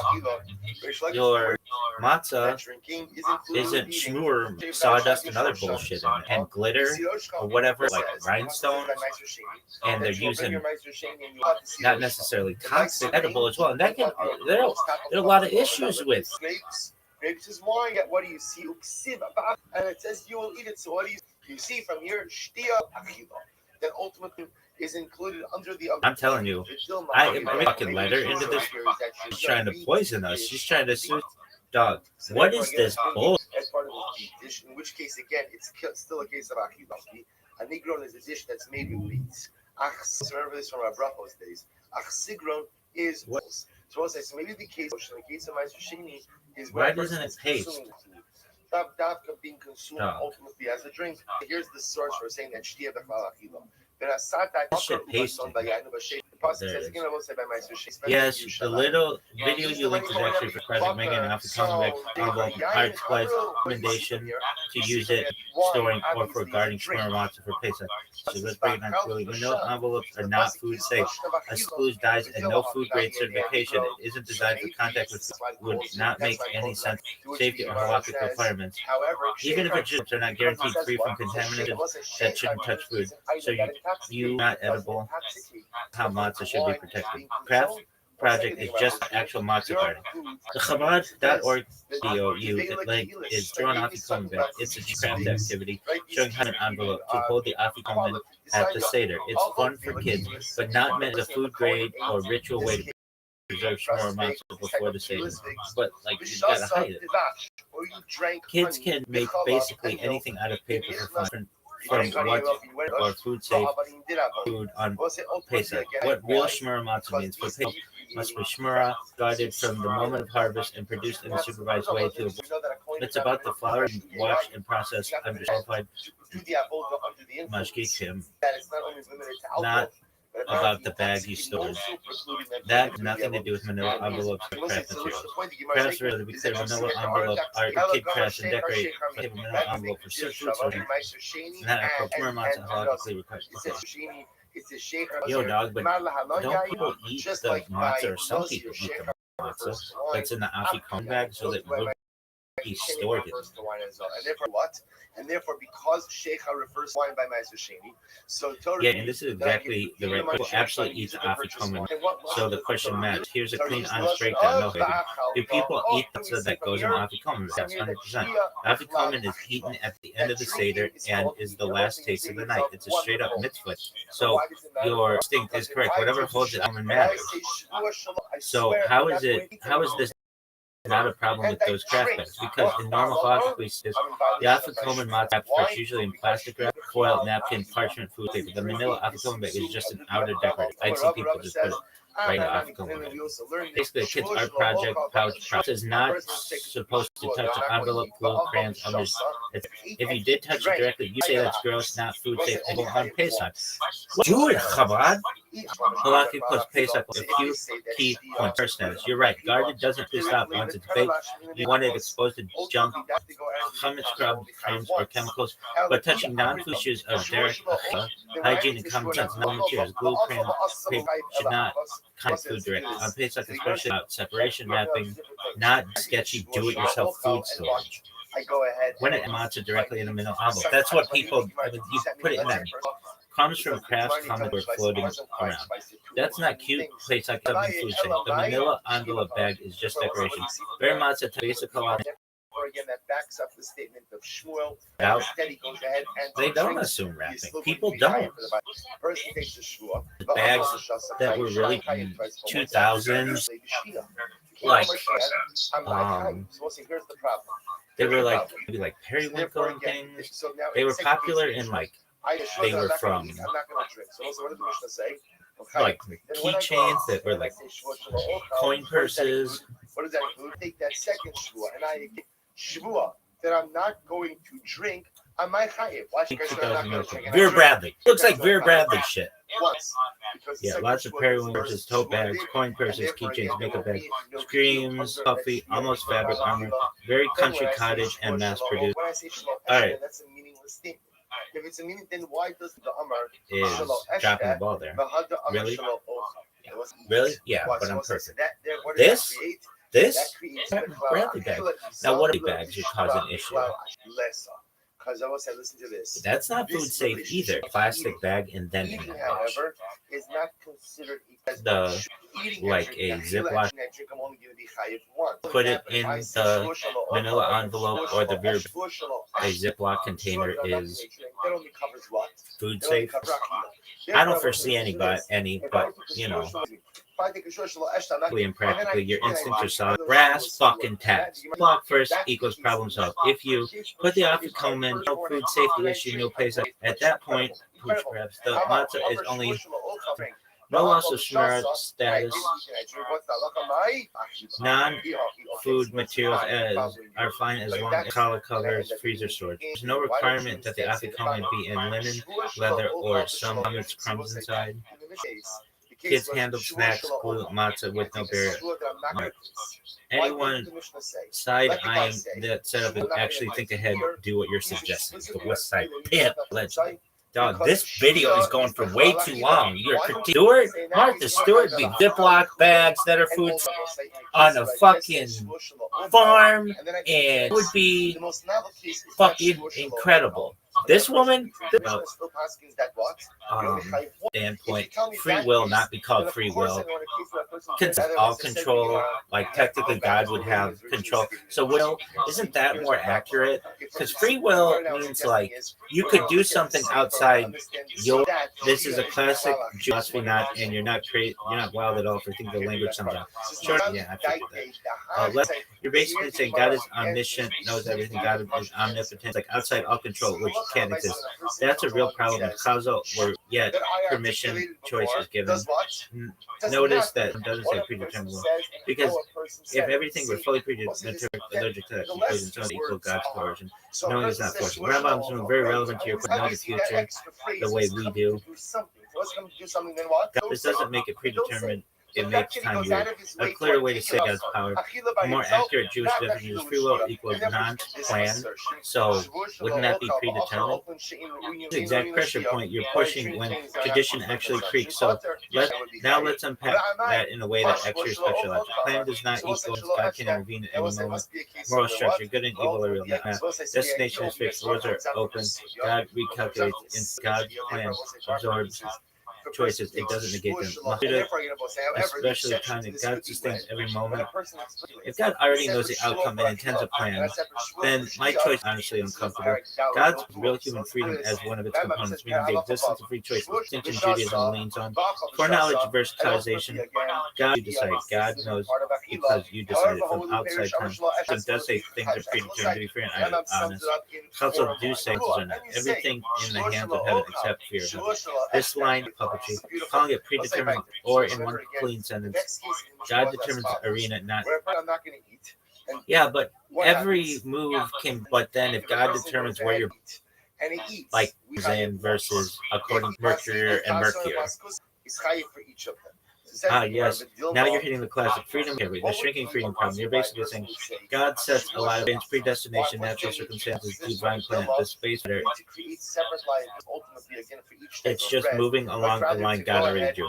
It's in between Hashgacha, Pratit, individual divine providence, and doesn't resolve it in Leibniz or Kant might. Instead, the paradox roughly like this. Humans not. God does not control that.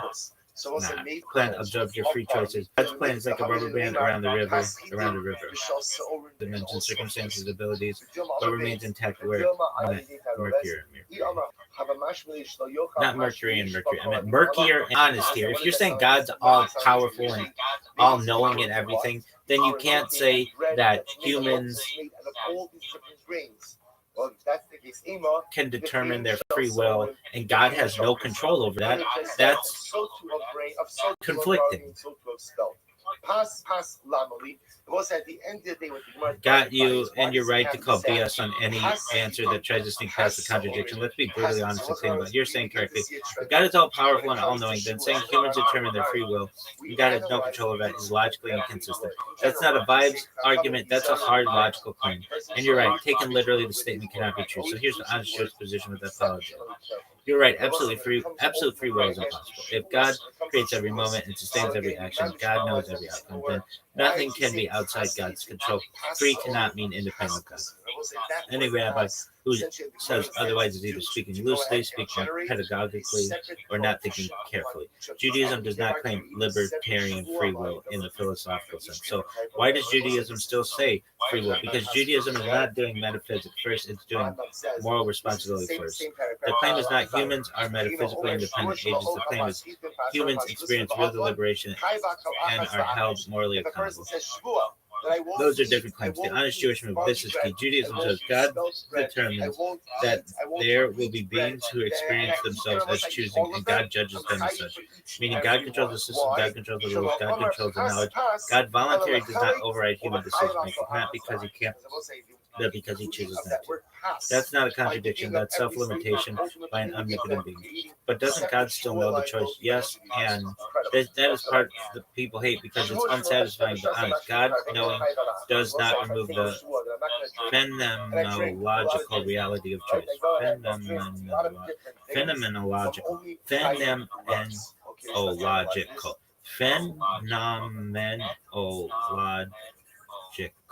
reality of choice. From your perspective, multiple options will open. You deliberate, your decisions matter. From God's perspective, the outcome is known. Those can both be true unless you assume knowledge causes action. Judaism rejects that assumption. So is everything predetermined? In a strict metaphysical sense, yes. In a moral and experiential sense, no. Judaism lives with that tension on purpose. Rambam literally says, the matter is longer than the larger than the sea, and human reason cannot fully grasp it. That's not a dodge, that's an admission.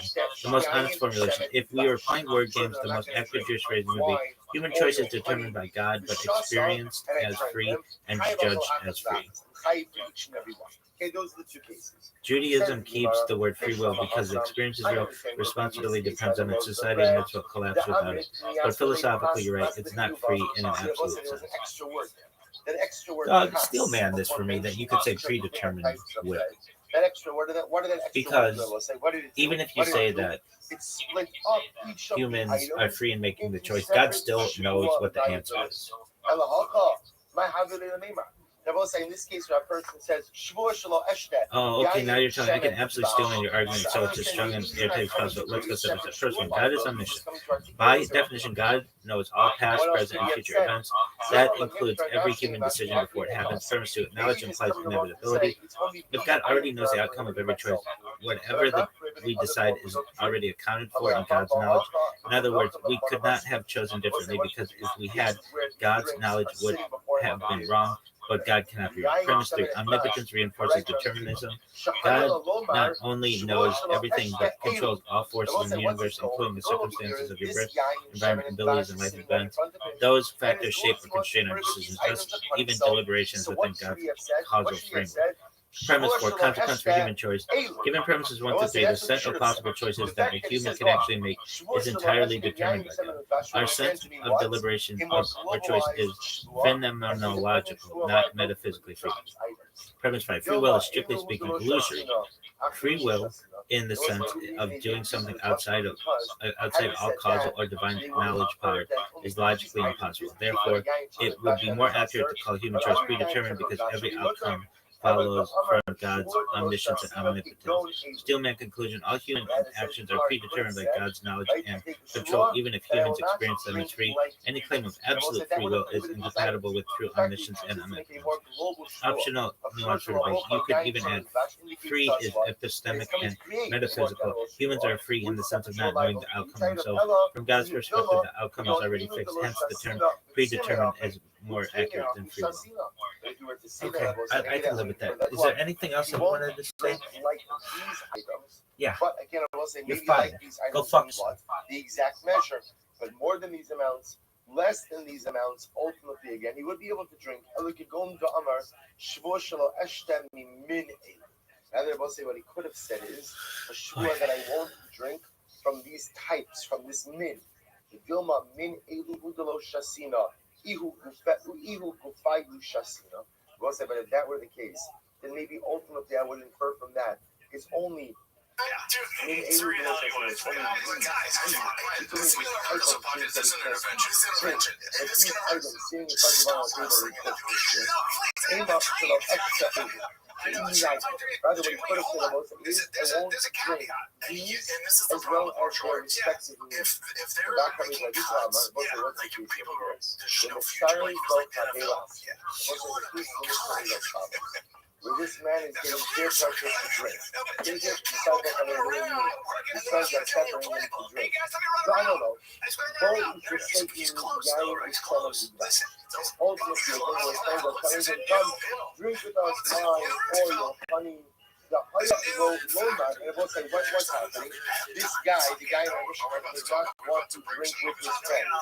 So what does he do? He takes well, ultimately, in order to prevent himself from drinking with his friends. What will be the proper formulation for that? So Habile Lomar, Shvua Shalo Eshket Imcha.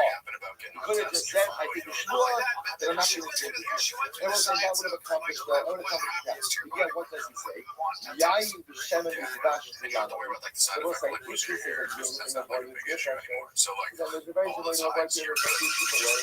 You are not going to do this. I hear like so I'm not going to do this. Some like it. Okay, but that's how we said. What does it mean? No. Jewish or Esther, Yayin, Shemen, Izbash. Why did he make that argument? Why did he say Yayin, Shemen, Izbash, family? The point is alcohol. Ultimately, we'll say go ahead and created himself upon all these different items. In other words, this is the same idea that I'm understand. This is Hayat Hadil and Salvo Lefel Esno. Well, I'm actually going to speak for this. Well, this idea that you might say as follows. If this is a bit of peer pressure, then the easiest way to avoid that is to say Shvua Shelo Eshtincha. I can be sure that I'm not going to drink with you.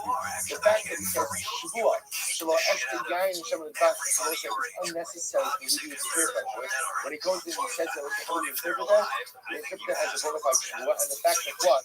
That he articulates each independent item tells me what? Tells me what? That he's creating separate Shvua liability for each of these items, and therefore, if he drinks Yain, Semen, and Bas, he'll be chayiv. Incredible. Incredible. John Hustle. Daily eating reached the order that was open to this case. There was transition to this moment. So it's called Shvua Satikadin, I should say.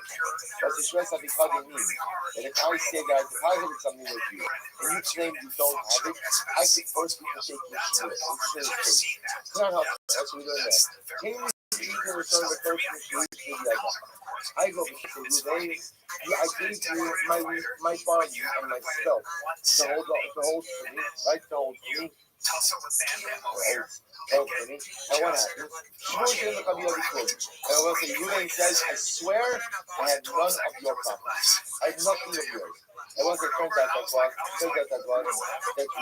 was lying, even his lying, so that's halacha. Ain't no tight halacha. He's only kindness. Once it's selected, the keeps of the period. I could find it. Keep us to Oren and Susma with Ruvain. So Ruvain gave me back my body and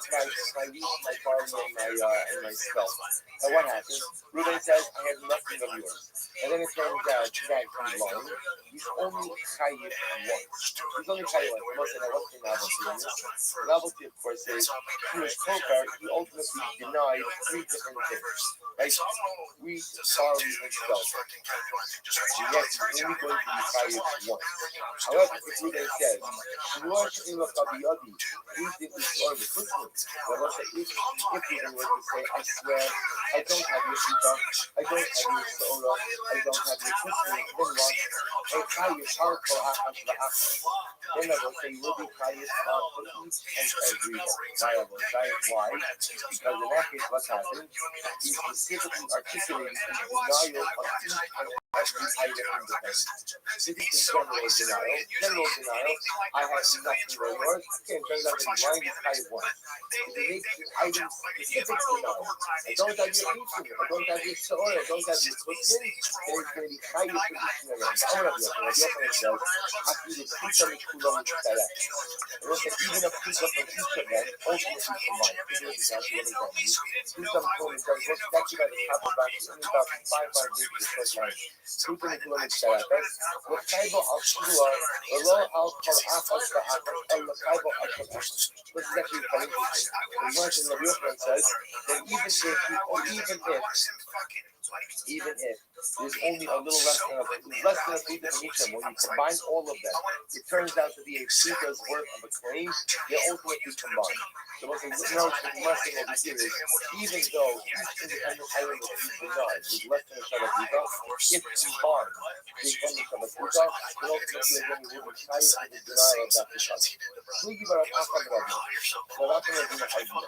Start Amar, Absat Mikhail Bakbali Ramakayu. The time Amar Akbali is now using the side. What's the reason to this? So what came up with this? They will say, when a person goes ahead and says, so let's play out this case. I go to Ruben and I say, Ruben, give me back my previous ordinances. And Ruben says, I don't have your previous ordinances. So what is Ruben's type? So there's my whole Shabbat and Rabbi. One says, let's analyze what the possible number of violations. At the most, how many violations are we speaking about?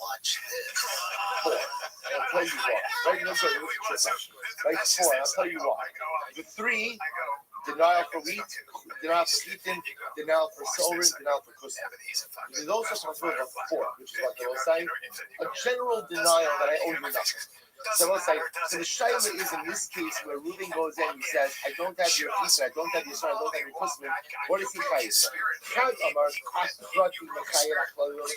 So one says, he's only chayiv for the specific denials of wheat and pizzas on the kusma.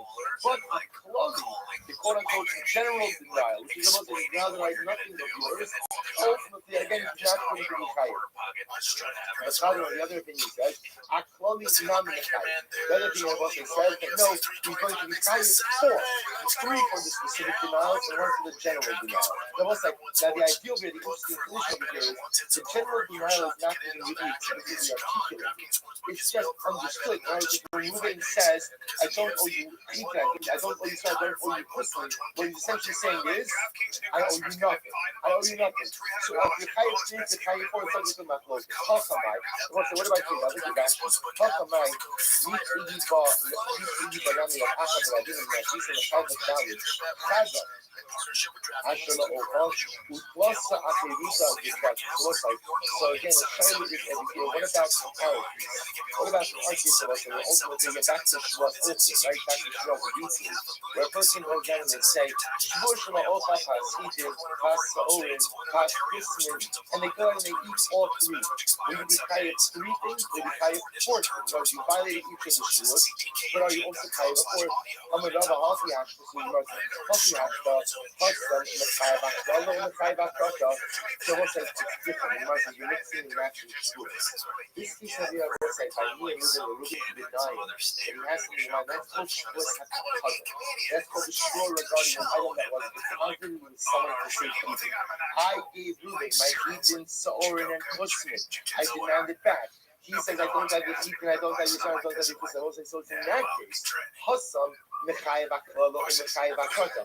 It's only if you just feel something called on where a person with a shoulder, Reuven can be chayiv for the cloud, in general denial, I have nothing of yours, and Akvata, and the individual or specific denial of Eden, son, and Chusman.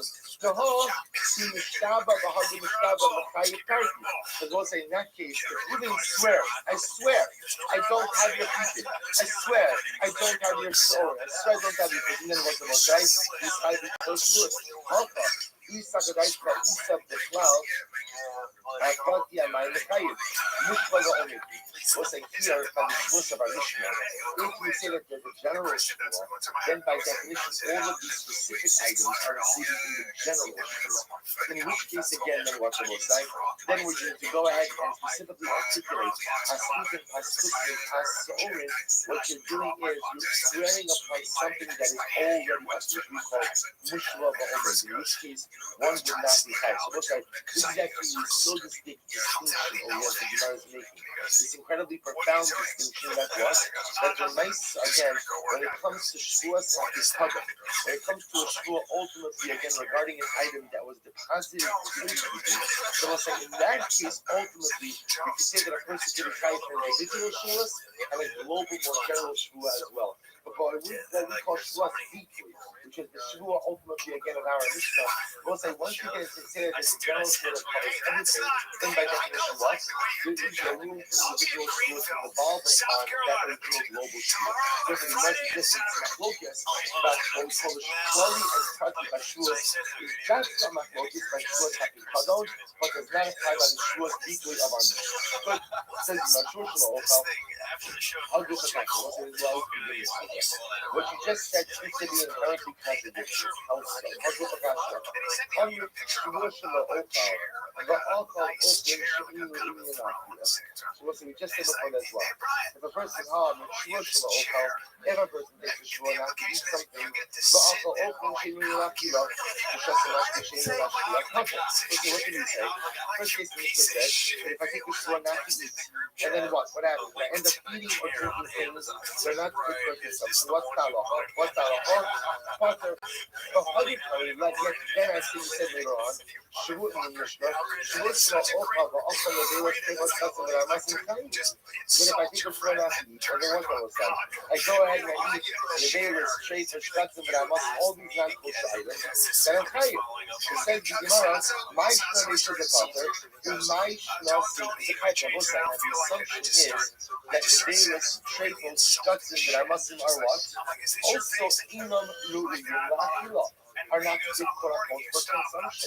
So that's the reason why not high. He said before, in the first case, that are really going to be so I can sure not to eat something, and I eat something that's not good for consumption. I'm covered. When you went on and said that I think it's sure not to eat, and I eat something that I must from the daily table, then I'm fine. But then what is it? My case, my table, you might say, My place is a partner. My place is a Chayiv. To which the Gemara said, look at Rashi. My place is a Chayiv. They look for Nami open to the meaning. Halakasha, Leisa, Bistam, the Seifa, the Mefarish. What's the case? Look at Rashi. Halakasha, Kulomar, in Kusha, in Tam, Zu, Yesha, Chayiv. What's the difference? The difference over here is the Reisha is Bistam, right? We're going to see in a little bit. The Reisha is the case where a person makes an unqualified statement, and he goes and eats foods that are not ultimately fit for consumption, then he's potter. The Sefer Rabosai is where he's mefarish. To which the Gemara says, mefarish nami kupitikte, amai musha mehar sinami. So it's like even if a person is mefarish, even if he articulates, still I don't understand why I'd be chayiv here. If I take the shvua not to eat, and I end up eating a daily staple shkatim that I'm on, I will say ultimately again I should be potter. Why? I mean, it's a different thing. Why should I be chayiv for the shvua? At the end of the day, I'm chayiv. We'll say, why am I chayiv? Because I eat something that is already prohibited. That it shouldn't be chayiv for the shvua, because at the end of the day, these items are already ushered out of the shvua. To which the Gemara says, oh, we'll say, this is answered a number of times. The Gemara says, Rabbi Shmuel, Rabbi Yochanan, Amri, the Kola Dvarim Hamutarim in Devarim Ha'asiri. We'll say, what's the case over here? The case where ultimately, again, I am including permitted items together with prohibited items. We'll say, we've seen this concept before. If I take the shvua not to eat, and I eat in the daily straight on shkatim but I'm not, I will be punished. Why I will say because ultimately again those items are already usher. But if I take the shvua not to eat permitted items, I can include in that shvua what?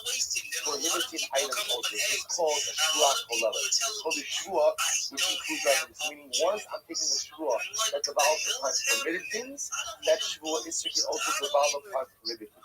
Shlaki says, even the five Katishiv Alibudra, Ibistam Alibudra, Kibatama, Adam Osa Ashla Makoshu. What the other possibility is that Lamaisa, the case of wearing a velos, Shkatim that I'm also can become tired because Shabbat is when we have an Ishkan Avela Midoraisa, we spoke about it 2 days ago, that Ishkan Avela dwells upon what? Design. We're going to say less than a kizayis will not be up to the Midoraisa. So we're going to say when could a shvua devolve upon even that which is already prohibited? If the shvua comes along to what Rabbi say, to prohibit that which is not prohibited biblically. What is not prohibited biblically? We'll say what? Either cut the shear less than the shear, or in this case also a culture. Any amount. Well, so that'll be a case ultimately again where the shvua could even devolve upon that which is prohibited. So we'll stop over here for today. We're going to pick up with this discussion. Remember again, we're still in the middle. Ultimately, we're trying to figure out when and under what circumstances can a shvua devolve upon that which is already prohibited. So again, we now see there's a possibility of Kashi here. There's a I lost it. What's happening today? We'll continue with this tomorrow. Yeah, I know.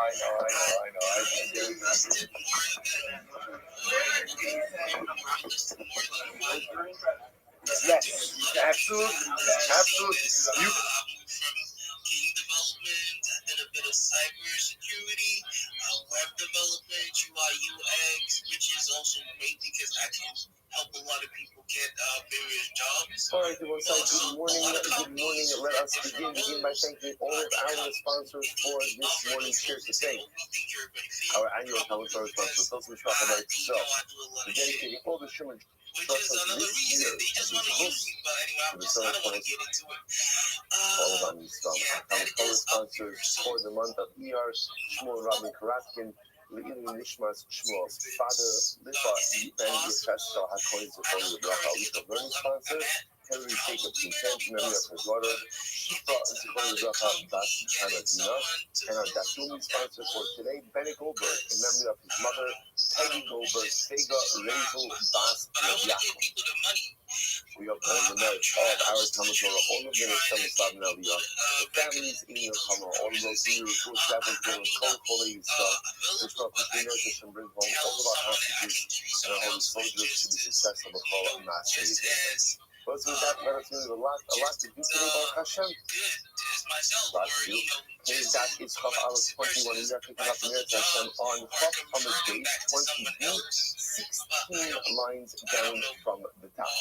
So again, I'm hoping that Meretz Hashem also have a little bit of time today to delve a little bit into the Rambam, because the Rambam actually in the beginning of Hilchos Shavuos, literally again, Parak Aleph, gets a lot into these figures, and I think provides a tremendous amount of clarity, which is going to be sorely needed. I also want to clarify something yesterday. I misspoke, and I mixed up Neder and Shvua yesterday. So remember again, Rashi made reference to the idea, and I want to thank Mr. Alan Steinmetz of New York for calling me yesterday, leaving me a message about this. So I didn't go back and listen to the recording, but I just want to clarify regardless. We spoke about, Rashi pointed out yesterday, the chiluk between a neder and the shvua. And so just to clarify, because I'm not sure how I said it yesterday, a shvua is an isser gavra, right? A shvua ultimately creates a prohibition upon the individual, and neder creates a prohibition upon the cheftza, right? That's why again, when you make a shvua, ultimately again, the lashon of shvua is shvua shelo ochal kikar zu, like the subject is I will not eat, as opposed to lashon of nedarim of kikar zu alai. So again, we're not really getting into this topic right now. We'll get to this topic, but in the event that I said it incorrectly yesterday, just wanted to clarify. All right, we'll say 16 lines down from the top. Ki asur avdimi, thank you to Mr. Simons. Ki asur avdimi, Amar Yochanan, ochal v'lo ochal sheker. So we'll say, so now remember again, our topic is shvuas bitui. Our topic is, remember again, the specific type of shua called a definitive or declarative shua. A person is making a statement. So now Rabbi comes along and says something very interesting. So let's say he says is sheker. Now what does that mean? Shua sheker. What does that mean? I take a shua. I will eat something, or I won't eat something. So let's just take a simple example of this. I swear that I won't go ahead and eat this loaf today. And then what ends up happening? I eat the loaf today. I eat it. So now what? What have I done? So obviously I've been in violation of my shvua, but Rabbi Yochanan comes along and says that is what's called a shvuas sheker. That's called a shvuas sheker. That's called false. That's really impressive. Muscular tone and amazing. Again, there's prohibition of the law against the shvuas sheker here. Lo sishavu b'shmila sheker. Do not swear in my name for falsehoods. Achalti v'lo achalti. What happens if a person says, I swear that I ate the loaf, but he really didn't eat the loaf? So remember again, in Rabbi Yochanan's model, a future, right, a prospective shvua that you violate is called a shvuas sheker. In his model, a retrospective shvua, I swear that I didn't eat the loaf, but in fact I ate the loaf, shav. That's called again a shvuas shav, right, a shvua in vain. So again, Rabbi Yochanan making this very interesting, and a lot of this from here. Again, do not take the Lord's name in vain.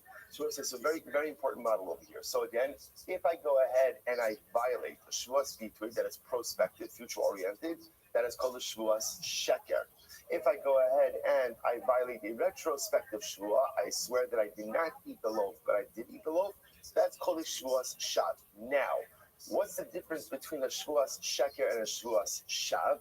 So, of course, on the most basic level, it's just the nature of the isser. Like, where is the isser derived from? We'll see whether or not there are other chilukim as well. Now, I will say, you already know, because we've learned this before, that obviously this is going to be hotly contested, because we saw a dramatically different definition for a shvuas shav beforehand, right? Lishpa l'shana says hayadua. Try to go ahead and change something that everyone knows to be true. So again, just keep that in the back of your mind. But this is Rabbi Yochanan's model. Konamos are nedarim. So what about a konam? Oh, so if you make a neder and then you violate it, over below yakal dvaro. So again, you violate the law. Do not profane your word. So the Gemara says lo echad dvaro meisvei. All right, so what's in Rabbi Yochanan's model? Then Gemara reads the kasha meisvei shav v'sheker echad hein. Oh. The Bryce says, not a Bryce, that says shav and sheker are the same thing, effectively the same thing, which is another way of saying that l'maisa, there's no difference whether you violate a prospective shvua or a retrospective shvua. You're in violation. You'll call it a shav, a sheker. Who cares? It's all the same thing. Gemara says, my love, remember, My love. Now, the fact that the Bryce is saying that Shav and Sheker are the same thing, is they're not saying in the same way that Shuas Shav is retrospective. So too Shuas Sheker is retrospective as well. Almost, what do you see from here? Achalti below achalti sheker. So you see from here that if you go ahead and you make a shua, I swear that I ate the loaf, but you really didn't eat the loaf. That's called a shuas sheker. First one says, no, not necessarily. My ear, hakidisim. No. Let's go back to what we said before. In reality, shuas shav and shuas sheker are two different things, two different animals. But what does it mean when it says my davar echad? What does it mean when it says that shav and sheker are davar echad? So the Gemara says my davar echad. Hein dibor echad nemru. It means when HaKadosh Baruch Hu gave over these halachas, they were said over in the same breath. Dibor echad nemru. Where else do we see this? Kidisanya zachar v'shamar dibor echad nemru. Masha'in ha'yachol ha'peh ledaber u'masha'in ha'ozin yachol l'shmoah. So zachar v'shamar Shabbos, Hilchos Shabbos. Zachar v'Shama were given over, but Dibur Echad. Kadosh Baruch Hu literally said both of them in the same breath. Something that the human mouth cannot articulate, and that the ear can't really hear. In other words, you can't really hear these two things at once. So the Gemara says, so Bishlam Hassan B'Dibur Echad. The Gemara wants to suggest that that's what it means when it says sheker and shav b'dibor echad emru. Ultimately, again, what does that mean? It means that halacha l'maisa. When I say sheker v'shav echadu, it means Kadosh Baruch Hu gave over sheker and shav b'dibor echad in one utterance. So the Gemara says, I don't understand. Bishlam hasan b'dibor echad emru. So I understand why by Shabbos, Zachar and Shamar were given over in the same utterance. Why? So the Gemara says, Kidrav Adabar Abba. Because remember again, what does Rabbi Adabar say? Women are biblically obligated in Kiddush. So the Gemara says, the Amar Kra, Zachar v'Shamar, Kol Sheyeshna b'Shnira, Yeshna b'Zechira. Because let's remember again, Zachar and Shamar was said in one utterance. So therefore, again, halacha l'maisa we say, whoever is obligated in Shmira. Now remember again, Shamar as Shabbos refers to what? Malachas, the prohibitions of Shabbos. The fact that Zachar refers to the positive commandments of Shabbos, and therefore again, this leads the Gemara to say that halacha l'maisa, whoever is obligated in Shamar in the prohibitions of Shabbos, ultimately is chayiv in the positive mitzvos of Shabbos. That's why again you have we'll call and speak like that articulative simultaneity of HaKadosh Baruch Hu, that he went ahead and he said both of them at once to create a binding halachic paradigm. Therefore, again, women who have an obligation ultimately, again, in Shmira, ultimately have an obligation in Sira. We'll say that's why, by the way, technically speaking, right? Remember, again, this creates a whole fascinating discussion that women are just as obligated in Kiddush as men are. So Mishnah Berurah has a whole thing, something very interesting. Mishnah Berurah says, when you come home on Shabbos night, let's say, assuming that you went to shul, your wife didn't go to shul. So which means that you said Vayichulu already. If you said Vayichulu already, then you fulfilled your biblical obligation of Kiddush. Now the issue just is that if you fulfilled your biblical obligation of Kiddush, so you're still going to make Kiddush ala kos midrabanan. The problem is that you are a darais, you are only chayiv midrabanan, but your wife is chayiv midaraisa. How could a drabanan be motzi a daraisa? So the Mishnah Berurah gives an interesting eitzah. He says, say good Shabbos to your wife, right? She'll say good Shabbos back to you. Technically speaking, one fulfills Kiddush Midaraisa with a declarative statement of good Shabbos. I mean, again, hopefully you don't need the Mishnah Berurah to tell you to say good Shabbos to your wife, right? But Lamaisa, what that does is that relegates both of you to the same status, which also will say, by the way, technically means that a woman could make Kiddush and be motzi her family. Now, the Gemara has some choice words for that, right? The Gemara says, Tava alav me'ira, that a curse should come upon a man who relies on his wife to be motzi him in Kiddush, because according to Chazal, what it does is it represents a heightened level of ignorance. right? If a man doesn't know how to do that in order to be motzi his family, so again, it represents a level of ignorance, which the Gemara felt was incredibly shameful for the man. But again, on a technical level, their obligation is the same. Where does that come from? That comes from this Gemara over here. Since Shamar and Zachor were said in the same utterance, therefore creates simultaneous or duplicative obligation. But by Shvuas, Shav, and Sheker, why do I need Zakar? I'm sorry. Why do I need Shav and Sheker said in the same utterance?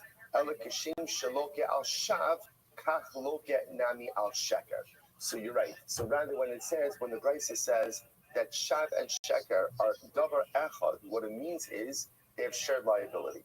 That the same that you'll go ahead and you'll get malchus for Sheker, so too you'll get malchus for a Shvuas Shav. Okay.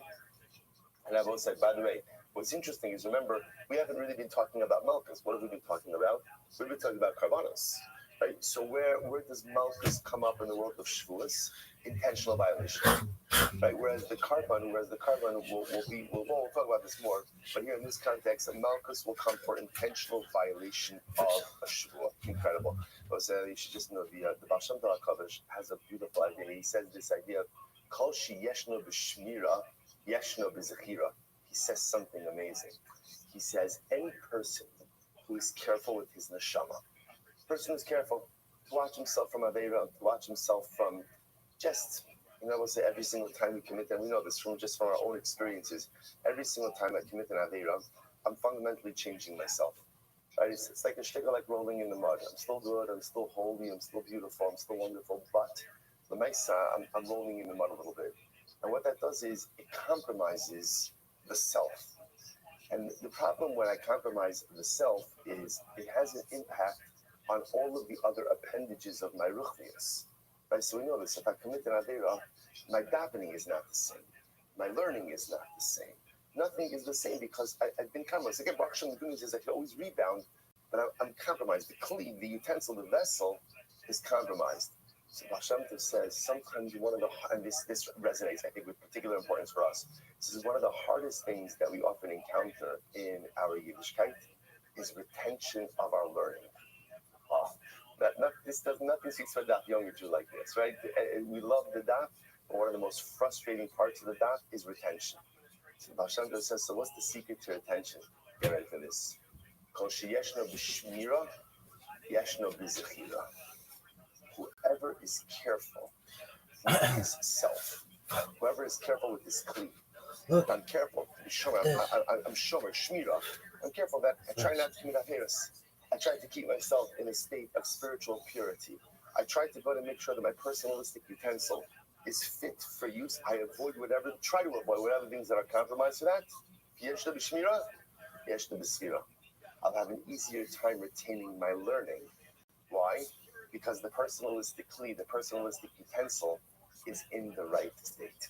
So incredible, right? We're all looking for all of these memory tools, all these different things, and the Rebbe says, meanwhile, just stay away from hate. Just yeshno b'shmira. Just try to preserve your own personal spirituality by not sullying myself with all of the negative influences of hate, and ultimately, zikira, remembrance and retention of what I've learned will ultimately follow. Incredible, just incredible. So the Gemara says, I can say this just the opposite. Rather say the same way that you get malchus for a Shvuah Sheker if you intentionally violate it. So too again, if you intentionally make a Shvuah Sheker, so too you get malchus on a Shav. So the Gemara says, cheaper, that's obvious. High love of a high love. Of course, again, essentially, I will say, I want to point out, remember, we have yet to create agreed upon definitions for sheker and shav. Remember again, so far all we have is Rabbi Yochanan. And Rabbi Yochanan said that essentially sheker is prospective, shav is retrospective. So again, we're getting to this point, the Gemara says, of course, they're both going to be chayv and malchus, because if you do either of them, you're in violation of a law. Malchus came up, told you about Kizamah Abaye, like Abaye said, Abaye lo yinakeh, wow. So I'm going to talk like this. The pasuk says, when it comes to when it comes to a shvuas shav, lo sisha Hashem Elokecha lashav, ki lo yinakeh Hashem. I might have thought that for a Shvuas Shav, there's no cleansing. Lo Yinakir. The pasuk says you will not be cleansed. Now, if I'm not cleansed, that means what? There's no malchus. Because you also remember again, what's the role of punishments in Judaism? They're supposed to be cathartic and cleansing. So if the pasuk says that by Shvuas Shav there is no nikoi, right? There is no cleansing. Maybe there's no malchus. To which the Gemara says, "Top of Chafalach and Aleph Kamash Malon Kiddush Shanilei." Ultimately, the Gemara says, "No, it's actually responding." Now we'll see the response later on. But Lamaisa to say that there is halacha Lamaisa malchus for a Shvuas Shav as well. Other possibilities we could say Kishem. But so let's try to figure out the Brisa. So the Brisa says that Shav and Sheker are echad. They're one thing. So what does this mean? Kishem shemaybe carbon al Sheker, kach maybe carbon al Shav. Or maybe the other possibility is like this: that Allah, so when the Brisa said that Shav and Sheker are one thing, that maybe what it means to say is like this: the same way that you will bring a carbon. Remember again, as an older biorate on a Sheker, you'll also bring an older biorate on a Shav. Rabbi Akiva he d'lechayiv l'sha'avar kilahaba, and reflexively Rabbi Akiva, because Rabbi Akiva holds that there's liability for a retrospective shvua, just like there is for a prospective shvua. So where's the nebe? Where's the kasha? Ezu shvuas shav. Okay, so now we're getting into a very yesodistic mafok about definitions. Definitions, right? Sheker is much easier. Sheker is much easier to define because what's sheker? What's sheker? Anything that's not true, right? Anything that's not true. I swear I ate the loaf of bread. I didn't eat the loaf of bread. Or I swear I will eat the loaf of bread today, and I don't eat it today. So it's very easy to measure. I lied. What's shav? Ezu ishvu shav. Mishpa l'shana says hayedu ali adam. We'll say anything that tries to go ahead and change and establish truth that is very important. Sorry for falling in the second. Look at that. Mishpa l'hachim. Sorry. So that's sheker. So what's this? For example, do you remember Rashi's example before? Rashi's example was, I swear that this is a man, when it's really a woman. Everyone knows that a man is a man and a woman is a woman, right? And therefore, again, if you try to go ahead and you swear to the contrary, that's called shvuas shav. I swear that the sefer is a car. So again, it doesn't. So that's shvuas shav. You swear about something that is an observable truth, and you try to change that reality. You cannot change an observable truth. That's called shav. Now, both sides want to point out. Now, this comes together a little bit better because now shav and sheker are really two different dramatic categories. So remember, sheker therefore can really be prospective or retrospective. And either way, it's a lot. Shav is something much more profound. Mishpah l'shana to say that you're trying to change something that is objectively and observably known. The Gemara goes on. He says, they're not like, they don't like the Shvuas shav, what's shakar? We'll say, I'm about 21A, about 5 lines in. So the Gemara says, Shvuas shakar. Mishpah l'hachlis is any shvua that tries to change the truth. Rashi says, Mishpah l'hachlis. The shana says, ha'eres. Mishvuas hayu l'sha'adar. Kikon ha'chalti v'lo achal lo ha'chalti ba'aras. So here's interesting. The Gemara suggesting that Mishpah l'hachlis means any shvua that is there to change a truth. Right? So for example, I swear I ate the loaf, but I didn't eat the loaf. Or I swear that I didn't eat the loaf, but I ate the loaf. Yes, Rabbi, and what's interesting is, according to the Brisa here, once again, shvuas sheker is only retrospective. Only retrospective. It's yes, Rabbi, or retrospective shvuas, I swear that I ate, but I didn't eat, or I swear that I didn't eat, but I ate. That's called a shvuas sheker. That's how I say, where's the lie? You don't see shvuas sheker. Anyway, it's a lot of posts, you swear. What happens again if halacha and I said, I make a prospective shvua. I swear I will eat, but I did not eat. And what's the halacha? Ultimately, again, he violates Lo Yachal Dvaro. There wasn't interesting enough, the Russian of Lo Yachal Dvaro, is actually building in the context of Ish Tzidka Never Hashem, O Shava Shmuel Asor Isan Hashem, Lo Yachal Dvaro. So it's interesting because more often than not, in the Garas, right, a Negar is prospective. So here, interesting enough, you have Shua mentioned in the context of Negar. So he's not suggesting, these Rabbanim of Yochanan are suggesting that that refers to a different, that refers to a prospective type of Shua. That comes under the umbrella of the Yachal Dvaro. Do not violate your word. You have to do your word. Raising Shua's Shah, what is Shua's Shah? Use public channels as I do. It's any Shua that tries to change an established observable truth. So there's a general point that happens over here. In this model, if you also play with Yochanan, it's like, so again, we have over here essentially three different categories. With Shua Shekat, what's Shua Shekat? Shua Shekat is a retrospective Shua. Right? But it's then shut off. I swear that I ate the loaf. I didn't eat the loaf. That's called Shua Shekat. Category 2 is what he calls Lo Yachal. Lo Yachal is prospective Shua. Interesting enough, he does not go ahead and give that like a different categorical name. He just calls out your violation. He's like, I swear I will eat the loaf today, and I don't eat the loaf today. I'm a violation of Lo Yachal. And then category 3 is Shua's Sham, and Shua's Sham, which part of Sham is higher? I think something that is objectively, observably seen as a truth, and I go ahead and okay, those are categories. Again, we'll see how that one is, which category we use that. I'm not about that. So, how do we have all categories? So, Papa says this thing with the Rabbi which is the thing we just made over here. But the thing with Rabbi in these three different categories was not set exclusively. Rabbi wasn't third. Where was it in third? From here we go. He mentioned the Amrit,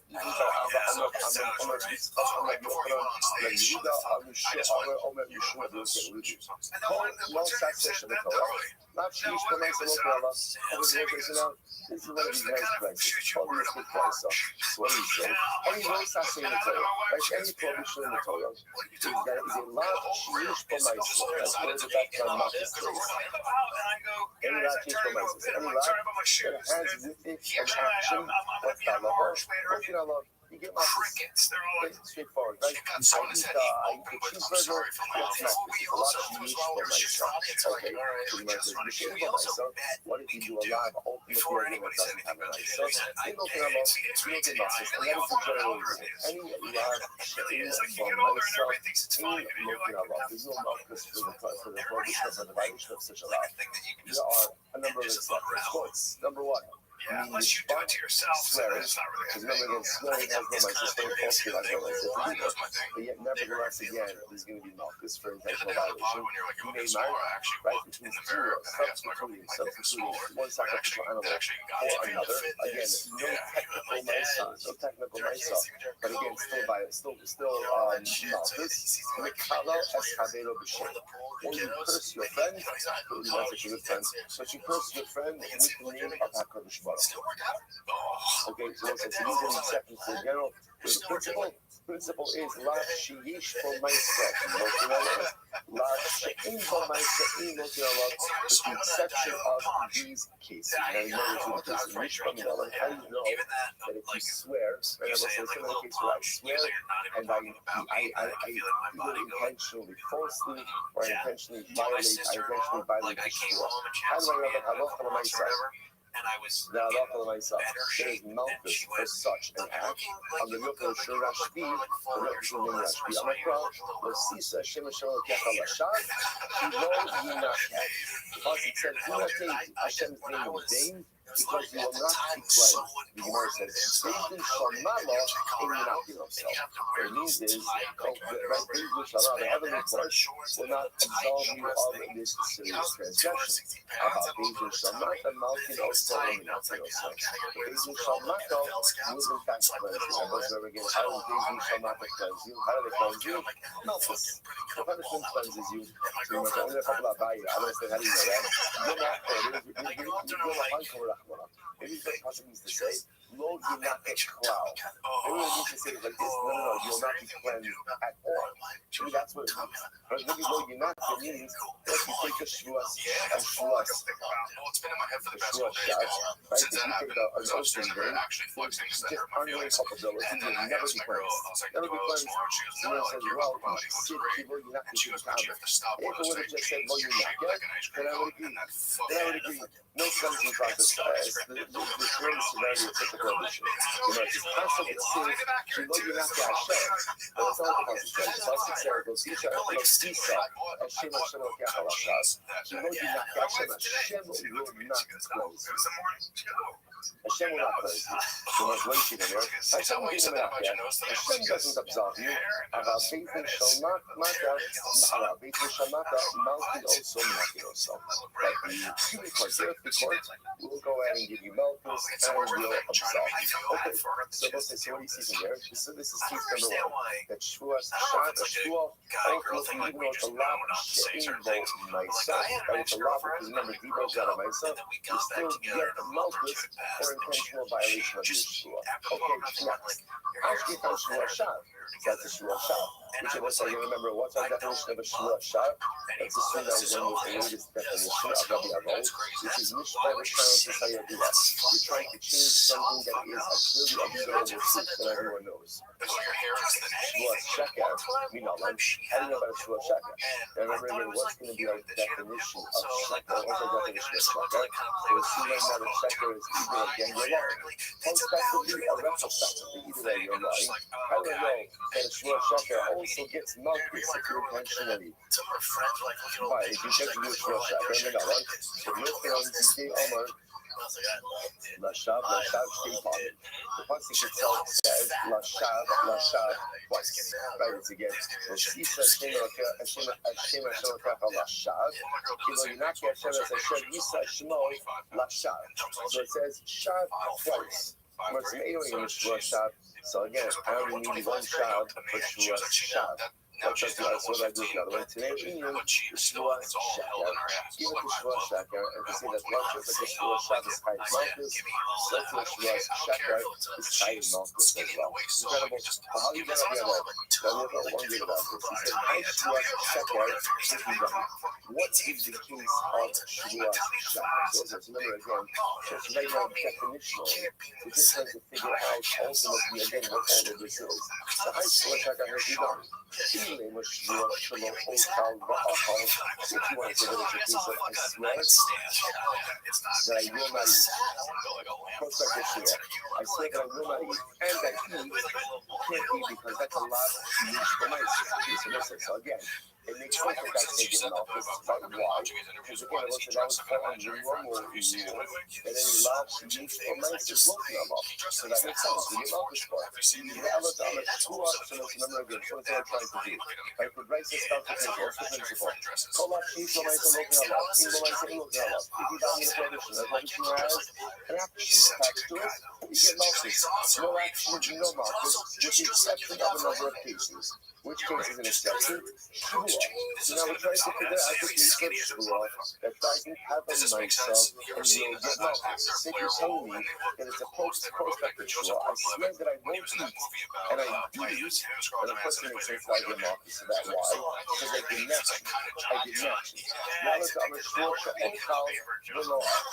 When they use the case out, I swear that I will eat, and I didn't eat. So that's what I'm actually. And was high, you get Malchus in the case. After all, the heart is not, but get you wearing slush over because I swear that I'm eating this local bread today, and I don't eat it today. The bread goes by, I don't eat it. But the other is both of you.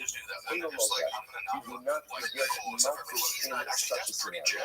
If you're put on our inner local, and you're person you don't get Malchus, why? You shouldn't have that on the myself. So once again, if I swear that I'm going to eat, and I don't eat, I can't get Malchus. So for your question, why? That's a lot in the myself. Right? There's no myself after. So because there's no myself, Therefore, again, I can't get milk is the production of milk. So, milk in a lot, and any lab, I was going to again, it doesn't have a nice. You don't get milk is the sluggish is in a milk, yeah? Why? Because the hubby has stress, stuff like that. You see before actually. The sluggish also needs milk in milk, is why not? Has stress, suffering. Has stress, suffering, milk, master. I was never going to start before milk and nothing. Why is that called a stress suffering? So, generally, again, a stress has to be definitive and delivered with proximity to the condition of the act. Here, the issue is that I have the whole day in order to comply with my shua. Therefore, that's what I'm saying. We're not supposed to be open and talking to agree, no malchus, but they agree for different reasons. So, okay, so again, so what's going to be the case of shua? Where it's a lot she'in b'maisa and I'm doing it. So again, remember, if we're telling you that it's a case of I swear I'm going to eat and I don't eat, I'm going to use milk in my case, either because of lot she'in b'maisa or asra safek. So much from Rabbi Yavo says, I'll tell you the case, hey, ba'chalti v'lo achalti. It must be the case of what? Ba'chalti v'lo, I swear that I ate, but I in fact I lied, I didn't eat. So that would be a case ultimately again of a lot she'in b'maisa, but you wouldn't be chayiv malchus for a shvuas sheker. Incredible. The merge is as follows. So look at that. So Rabbi Yavo says, how shvuas sheker? They're only open on the Rabbi and the shab ba'chalti v'lo achalti. So okay, and by the way, now you begin to also understand this is Rabbi Yavo, right? Remember again, the reason in this whole thing is because Rabbi Yavo made a statement before that ultimately again achalti v'lo achalti is shvuas sheker. The Gemara is going to say Rabbi Yavo didn't say this explicitly. Remember by inference, here's the inference. So if you back to the place that says that again, normally, lab she'in b'maisa malchus, lab she'in b'maisa in b'malchus. One of the exceptions to that rule is shua. What's the case of shua? Where it's a lab she'in b'maisa, but you still get malchus. I swear that I eat the loaf. I swear that I eat the loaf. Ultimately, I swear that I eat the loaf, but in fact, I didn't eat the loaf. See what that is in lab she'in b'maisa. Right? It turns out, what did I do? I didn't do anything. Like in other words, I swore falsely. It was shua sheker. I swore that I eat the loaf, but it turns out I actually didn't do anything. I mean, it's that's the case of malchus. Even though it's a lot she'in b'maisa, that is going to be the case of malchus. In Mars, right? In my shua. So ultimately, again, so why is this case for the rest of this? Like, if this is a lot she'in b'maisa, what just happened right here? We just look over everyone agreed that in the case of I swear I will eat, and I don't eat. Everyone agrees there's no malchus in that case, right? Either why, either because of lot she'in b'maisa, or that's stress suffering. So the Gemara says, I don't understand why is this case of I swear that I ate when I didn't eat. Everyone agrees in the case of shua, she'ocha. I swear I will eat and I don't eat. Everyone agrees that what? No liability. Why not? Machol said no conversation. Either because lot she'in b'maisa or asra safek. The bottom line is everyone agrees that there's no liability. Now Rabbi Yavo is coming along and saying that in the case of shua ba'chalti, I swore that I ate, but I didn't eat it, that there is liability. But why? That's also lot she'in b'maisa. In other words, so why is the liability in that particular case? So the Gemara says, in my shua, Amarava, the famous Torah, shvuas sheker, in the Lashab. Because the Torah explicitly equates shvuas sheker, which again in this case is this retrospective shua. I swear that I eat the loaf, but I didn't eat it. And so explicitly compares this shua to a shvuas shab. Not shab l'sha'avar, a sheker not l'sha'avar. Just like the most of them. By the way, a shvuas shab is inherently a retrospective shua. Why? Because typically the idea will say, what shab? Shab is nishpa l'shalos es hayadua. Right? That's what it is. Shab is nishpa l'shalos es hayadua. Right? Shab Shav is just like right? That's what Shav does. Yeah, I think it's like that's 100%. He is the strongest. Shav is just like right? So what am I doing? I swear that the secret is a call. That looks like, so my definition that is always retrospective, because what I'm swearing about is something reason has been a certain way, and I'm swearing it's typically.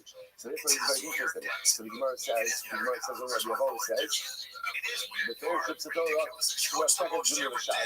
That a Shvuah Sheker is like a Shvuah Shav. That was like, where does the Torah explicitly go and equate a Shvuah Sheker to a Shvuah Shav? So think about what we just made before, that it's a Shav twice. One Shav is for Shav, one Shav is for Sheker. So again, the same way that a Shvuah Shav is retrospective and retired Malchus, so to a Shvuah Sheker will also be retrospective and you retired Malchus. That's the drasha. Incredible. So the Gemara says, good. So it's like, the very first Torah Shvuah Sheker is going to Shav, Mashav is Shavar, Sheker Nami is Shavar, just like a Shvuah Shav is retrospective, right? And retired Malchus. So to a Shvuah Sheker retrospective and retired Malchus. Incredible. So for what's like, just going to see what's coming out over here is that a lot of my stuff, we're going with these three categories of Shvuahs. So what we have over here is Shvuah Sheker part 1, which is what we call a retrospective Shvuah. I swear that I ate, but I didn't eat. So I Yeah, what up, Zerd? I didn't eat, but I didn't eat. Zerd, how you living, Pam? Retrospective. Case number two. How long do you perform? I swear that I will eat or I won't eat. Interestingly enough, Rabbi Yavo doesn't title that. What he just says is that that's the type of show that's mentioned in the context of Nidarim. So that's a show that's like. Are you nervous? Like an is prospective. So to this type of show is prospective as well. Now, is that called Sheker? Is that called something else? Okay, here's my real question for you, and it's really the only important question in the world right now. Are you ready to lose? What Shvuah Shav? Oh, yes, Shanos es Hayadua. Where you try to go ahead, you swear to change an established. Let's get all the losing out of your body right now, and then when you go there tonight, you win. Sound like a plan? What up, baby? It's one of the exceptions of Lashem Ramais rule that even though normally Lashem doesn't get Malchus, you get Malchus. Incredible. That's what you're about. I would go to the school administration and make them aware of the situation. I would go to the school administration and make them aware of the situation. Listen to this case. It's actually very interesting. Again, we're going to talk more about these Yisodos and Eretz Hashem as we go on. Generally, no, if they were defending themselves. Yeah, they were actually just a couple of days from now. I swear I will not eat this loaf. If they were defending themselves, no. Are you going to accept the invitation that I sent you? What is this? No, especially if they were defending themselves. Type model, like quantum type model, nether type model, a prospective shvuah. And not all fights are like it depends how you define it. Some people might define when two guys who are teenagers wrestling, they consider that to be a fight, when that's not really a fight. And so no, I wouldn't. I eat it. I'm gonna try it once. Really fucking dumb. Okay, well, again, as I previously said, especially if the child was wrestling or defending themselves, I'm not going to. That's generally normal instinctual behavior. The loaf is prohibited, or obligated, whichever case you want to frame it as. Why would you go that way? You're right in front of the fucking door. So let's say I swear to put on tefillin today. Such a shvuah is meaningless.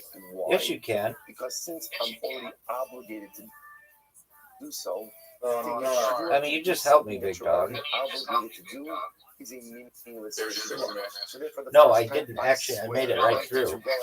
And now that loaf, you're fucked. Commanded, so to speak, not to eat that loaf. And then for any subsequent, you're done. No, it's over for you, baby. Dude, it's over for you. Yeah, man. You're done. That was fun. Example of Shua speaker, a declarative Shua.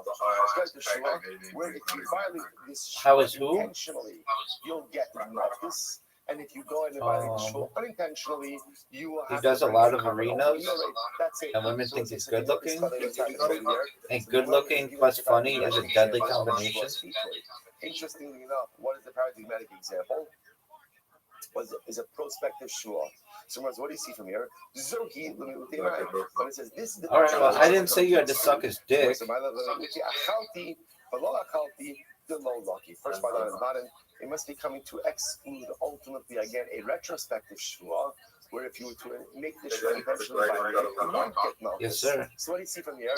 That a retrospective Shua is not Chayiv Malchus. Dude, I'm just telling you right now, that shot sucks. Dude, Do do you ever see the hole in the middle of a corner like this? That a retrospective Shua, if unintentionally violated, is not I don't subject to think carbon. So the Gemara says, Zohi, it's only a prospective Shua that if you accidentally violate Okay, the carbon. I mean, but only on this hole do I ever see it, like right in the corner. Accidentally make a false retrospective Shua, Dude, you are not chayv a carbon. Intentionally, that was a terrible shot, and I knew it was going to be a terrible shot. unintentionally That's a terrible shot, too. Well, since mine went in the water, there's an argument to be made, not mine. But with in combination with that second shot, you're not going to have a shot that good. Oh, you did. That was great. Nice job. Impressive. To which the Gemara says, here's the problem. Look at the end of that brisa. Look at this move.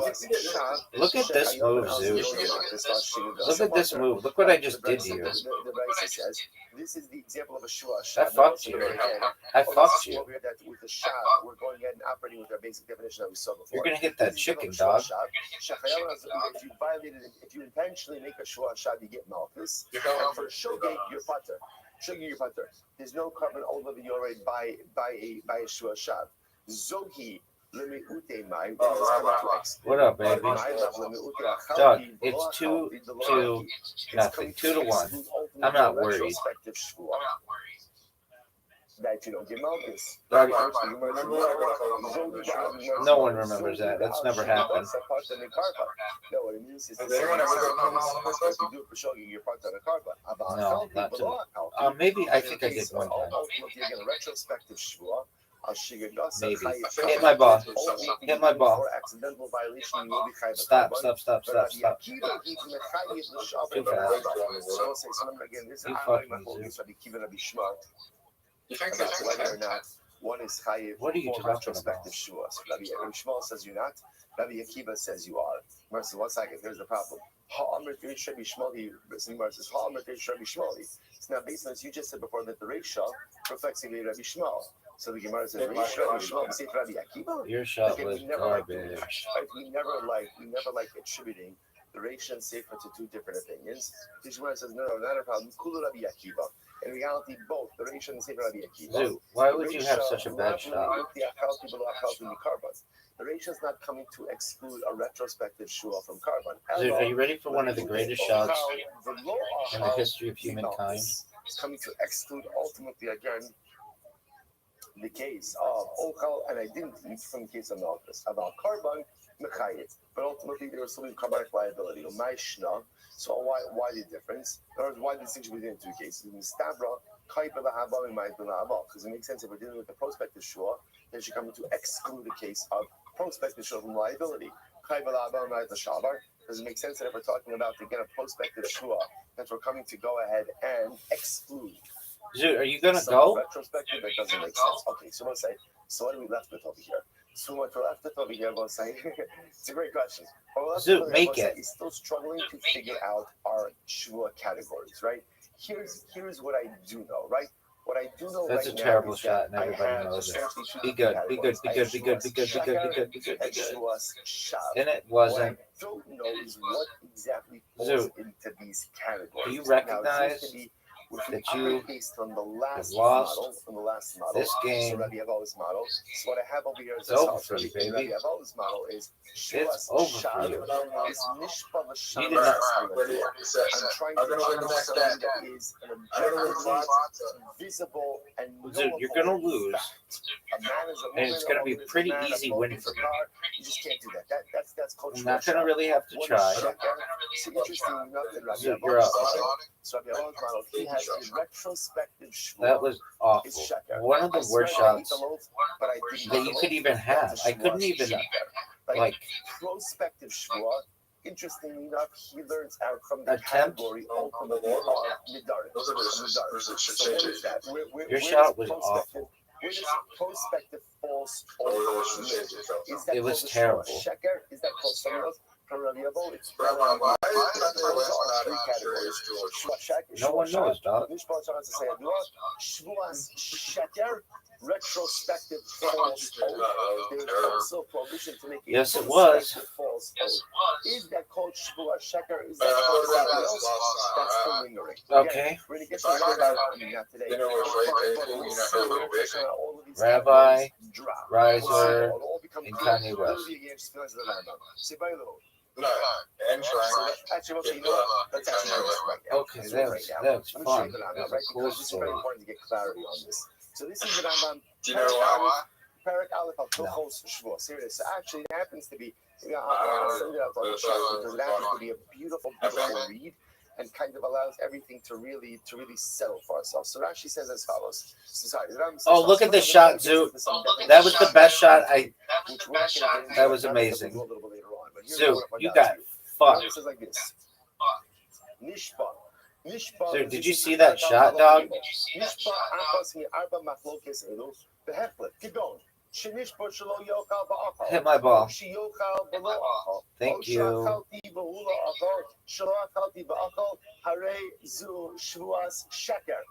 Rambam says, definition of Sheker Dude, is what the you fuck are lie. you saying? Whether you're How about lying you go? prospectively or you're lying retrospectively, that is called Ishwas Sheker. So I swear that I ate the loaf, but I didn't eat the loaf, right? Or I swear that I will eat the loaf, but I didn't eat the loaf. Doesn't make this to the Rambam. So retrospectively, if you're lying, that is called Zoot, look how good the shot is. Zoot, look how good the shot is. And look at where your ball is. Your ball if you lie intentionally, has you get Malchus. If you no opportunity. unintentionally make a mistake, maybe Ola Biorate. Then it'll be the last time I play. Oh, that was a good shot. Anytime you're lying, dude, it's not even over for you. You could still win. Prospectively, that is called Shvuas Sheker. Intentional violation of it gives you Dog, your chances aren't very good when you start. I beat you like thousands of games in a row compared to you winning 42 times. So number one is you swear about something that is known, objectively hit my known ball, truth, baby. and you swear to the contrary. Oh, did you water about me?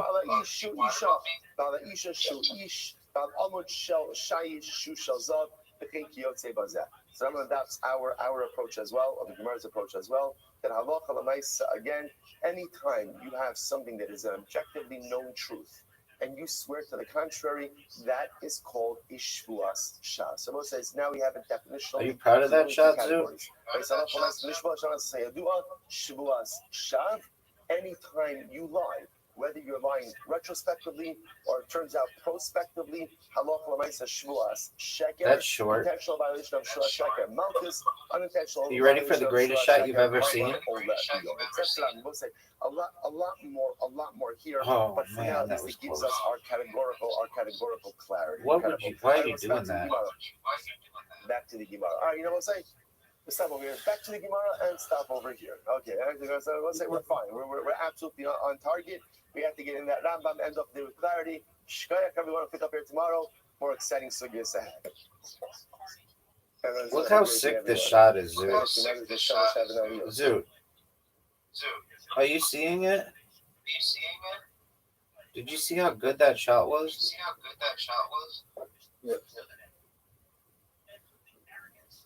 All right, Jamal, say good morning. Good morning. Let us begin. Do you think Chelsea masturbates to you? Talmud Torah sponsor. I'm your Talmud Torah sponsor for Tough Shin Pei Hey. I don't think she masturbates to me. I know she does. I know that funny bitch she's masturbating to me right now. This year, as a zichus for the Soros Tovos for all of Am Yisrael. For the month of Iyar Haba. Oh no, that's not weird. That's human nature, baby. And our week of learning sponsor Hillary Jacobs in Kent in memory of her daughter Shifra Zichron Livracha. Give me odds. What are the odds Chelsea wins? The families in the Chama. All of those who need a refuah. Okay, what are the odds you win? All of our hostages and our holy soldiers. What are your odds? What are the odds J. Michael wins? Let us begin. We have a lot to do today. He's not funny. Today we are picking up on the days 19. I thought he got into the next round. Oh, not J. Michael. Who's your other friend? We actually began this yesterday. What's his name? Okay, what are the odds Kent Michael wins? Let's contrast the two opinions of Yochanan and Rabbi. This is how we remember getting ended up. So you got a better chance than Kent Michael? Yochanan said that in this context over here, does Kent Michael know that you think you're funnier than he is? Possible knowledge is like definitive knowledge, and Reish Lakish ultimately chose to interpret. Who says that you don't. Does Kent Michael have any material on Amish orgies?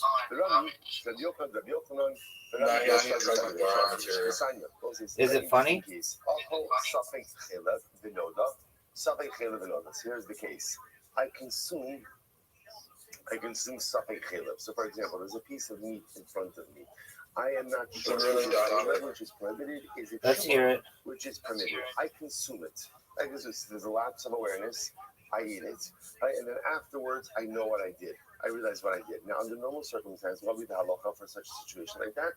You bring what is called an asham talui. Asham is a sin offering.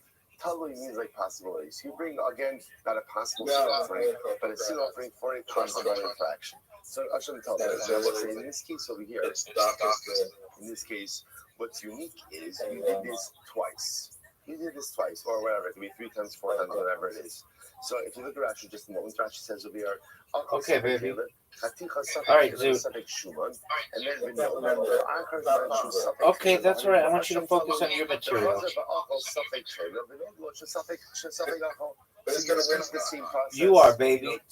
I think that Chelsea's going to be too distracted masturbating to me, and you're going to come in and win. The same way that if you go ahead and what about the slam poet? If you go ahead and you violate, do you think she has a chance? You can be chayiv multiple asham taluis. That's Who the fuck is that? That is Rabbi's position. Rashi says over here. Is he cool? All right, that doesn't mean he's cool. So all of these, Rabbi Shimon Yehuda, Rabbi Elazar, Rabbi Shimon, all said in the name of Rabbi Shimon Bar Yochai. All right, dude. Are you going to listen to Lose Yourself by Eminem before you go on stage? All right, baby. Keep me updated.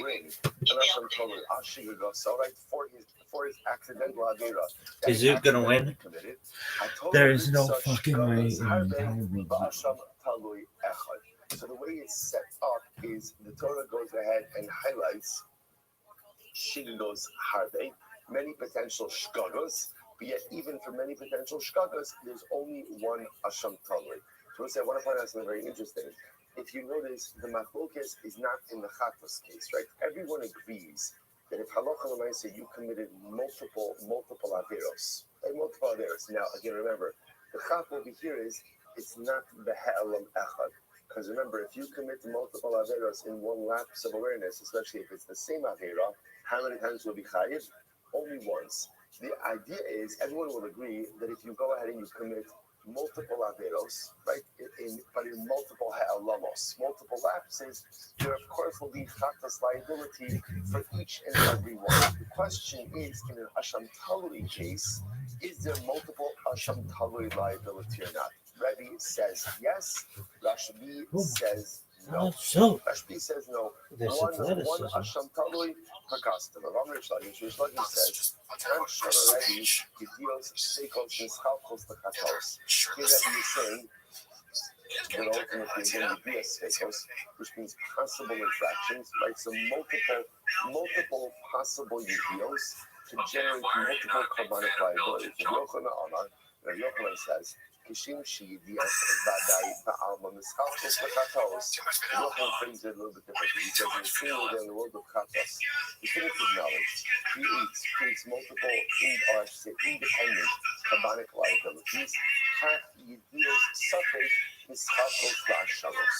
So too, even Yidios Safek, the knowledge that possibly violated something, could create multiple asham talui of the obligations.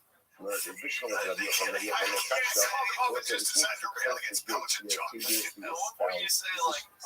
Bishlam of Rabbi Yochanan Kasha, so you can say Rabbi Yochanan is not that, it's not a conviction, why not? In the case of asham talui, Hatsu Zelot B'Chamaka or Tula. So could have this is a unique halacha of asham talui. It doesn't apply to other cases. Halakha. So we look see the idea because it's here in the case of asham talui that there is no idea that is mentioned explicitly. Because why move an elam would be costly? Remember again, it's named out from the face of the elam because concealed from it. So lo b'kol ha'kalas lost, right? Because the rest of the Torah, all other cases are going to be different. Why? The tzig of the elam, the pasuk explicitly says it became known to him, or it became known to him. Yediyah ma'al yasa ba'ila.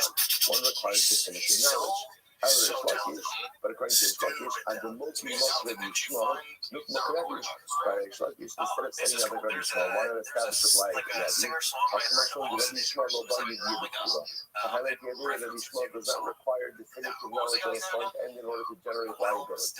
Gemara says, okay, so cheap, that's obvious. Below buy, you will be yes, we lay, cry, the Ne'elam, the Nechayva, Ha'la, so no, sorry, you will be asking the cry, the Ne'elam, the Nechayva, Ha'la, Mitzvah. Okay, so again, obviously, before we're going to find you, we already established that beforehand. Which was not the more you have thought.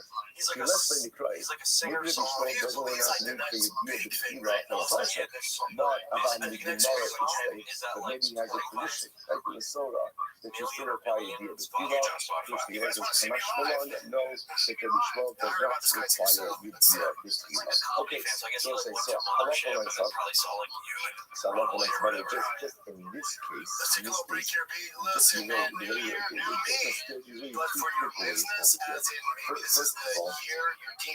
First of all, in yesterday's case, the minhag really closed it out, which is an important Yochanan and Chakish about the case of the snake shivirim, the two different paths.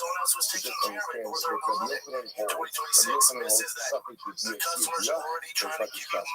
Not the path is Rabbi Yochanan, but Safek Yediyah is Yediyah. That's why, again, interestingly enough, in the case where I know I go down both paths. Even if I pretend that I went down the second path, I forgot about the first path.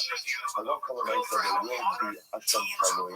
There will be actions that can be covered over the yored. They'll be covered over the yored liability. Right? Why? Because Safek Yediyah is key idea.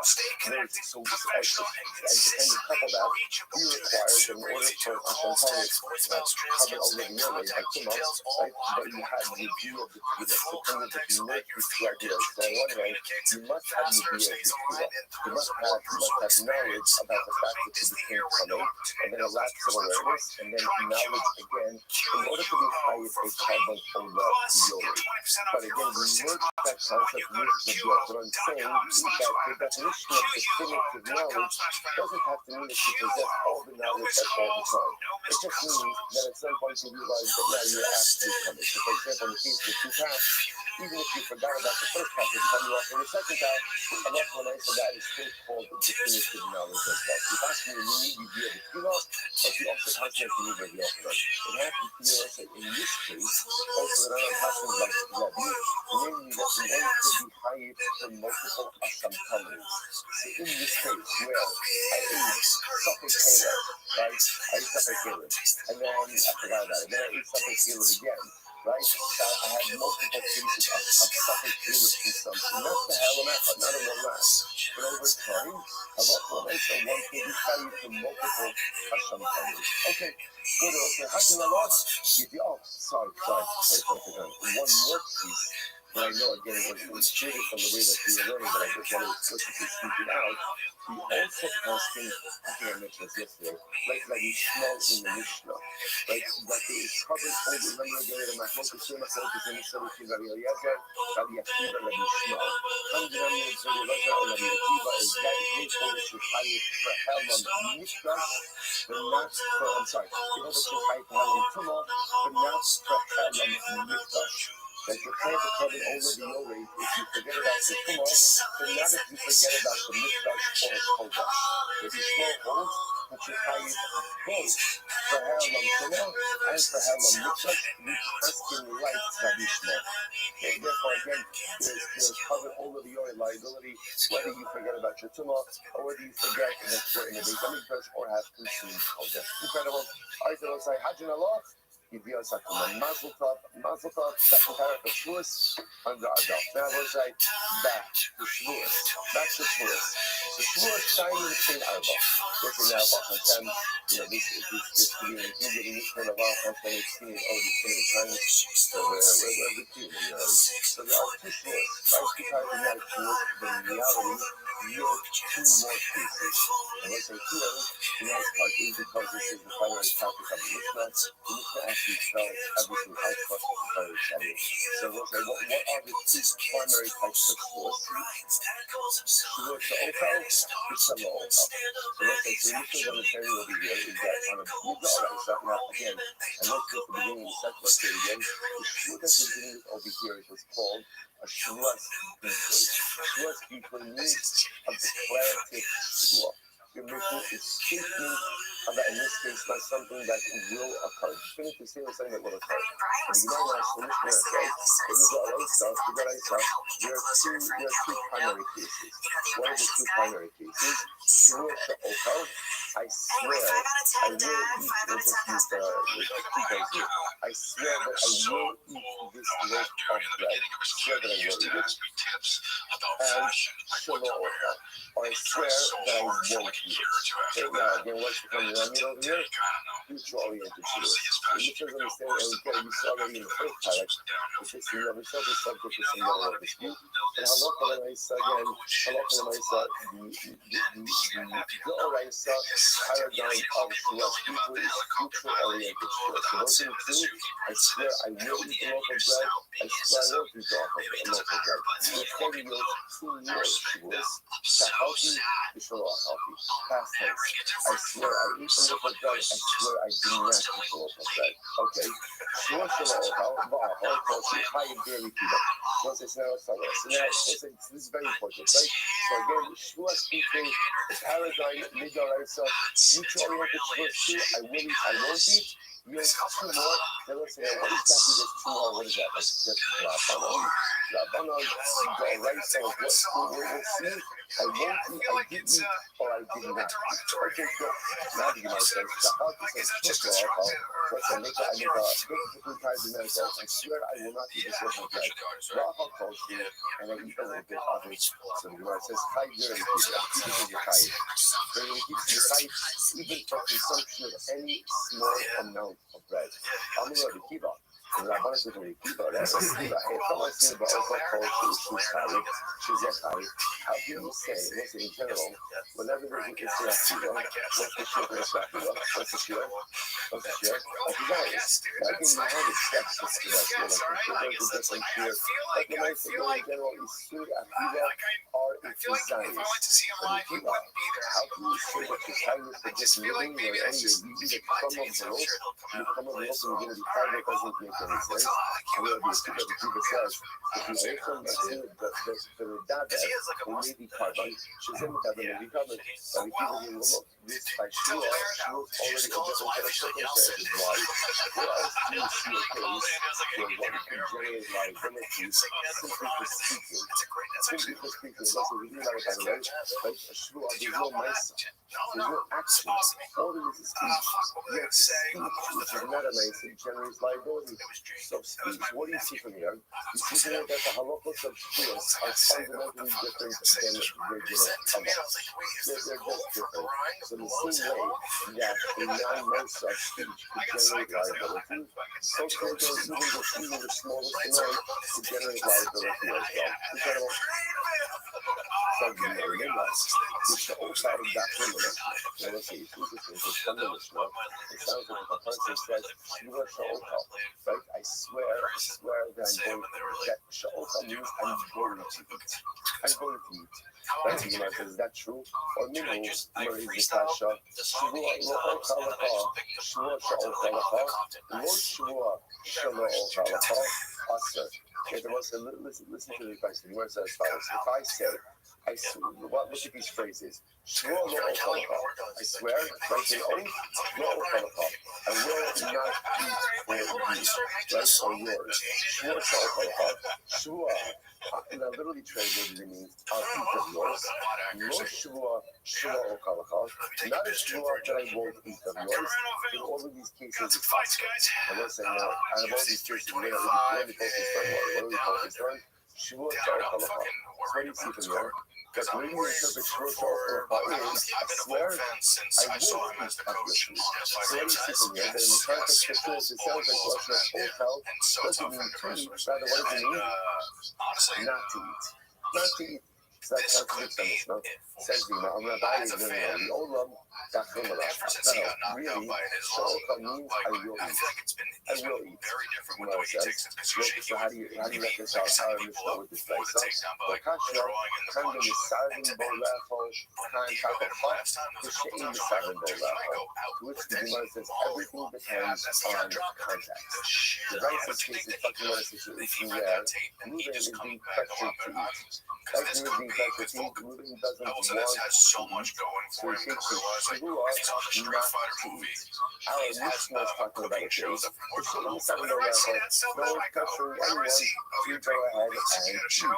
Therefore, the Gemara says, Raisha, then the Nisarvin Bolachol. So the Raisha says, right, so someone's trying to call Reuben to eat, with Ha'amar, Noach Homa, V'loach Homa. If you can understand the Hari Kama Shua, Shula Ocha.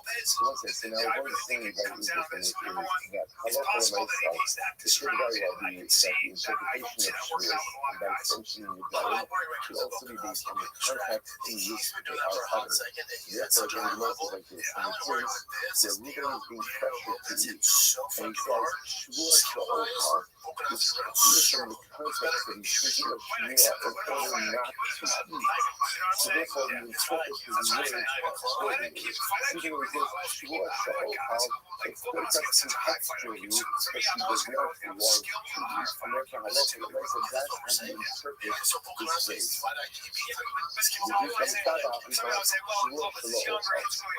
Again, but however, Mishnah is no pressure that is being applied. The stam with more Sha'okal means what? I will eat. I swear that I will eat.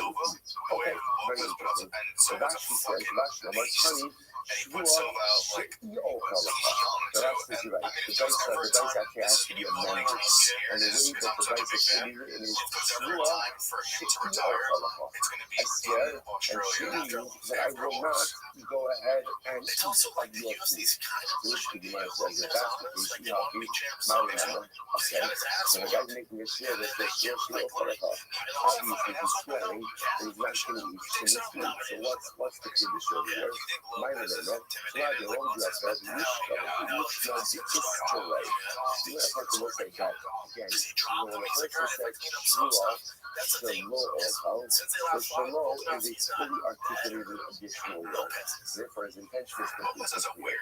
Shi'i, like Shua, like Shi'i Okalacha, Shi'i maybe could be interpreted as a slip of the tongue, or maybe not intended. I'm not sure what the Gemara says when he says Shi'i. We understand that what he's saying is Shalo, so in other great for when you're striking against a high-pole route.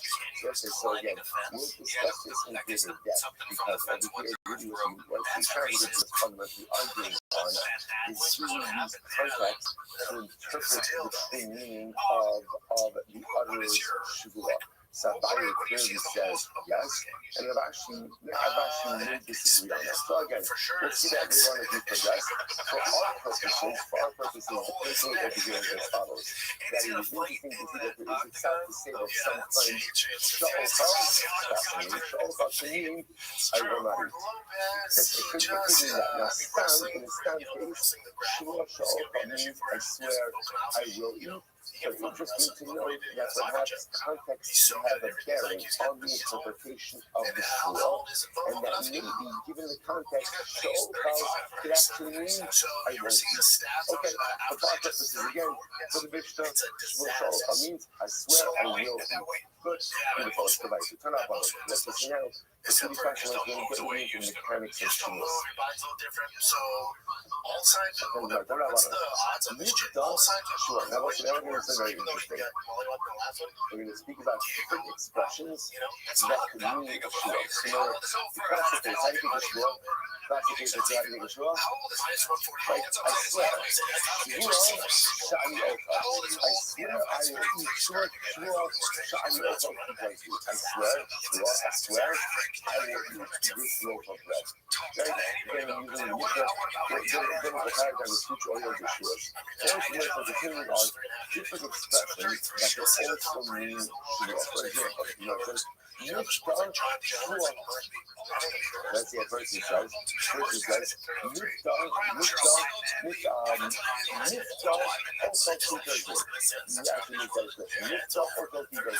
the word also means shua. So too again, the word isser also means shua. For example, now I'm trying to be nothing is isser kikar zu. Sounds like what he's saying is, right? I swear I will not eat this loaf. So mikvah is interpreted as literally, you use the word mikvah instead of shua. You use the word isser instead of shua. It sounds like these words themselves create a shua. The Gemara says, so mikvah shua, isser shua, isser isser. Now let's say, now the Gemara asks like this, when you use the word isser, what type of liability does that actually create? What is that? First of all, take a look at that for just a moment. You want to start with the mikvah shua.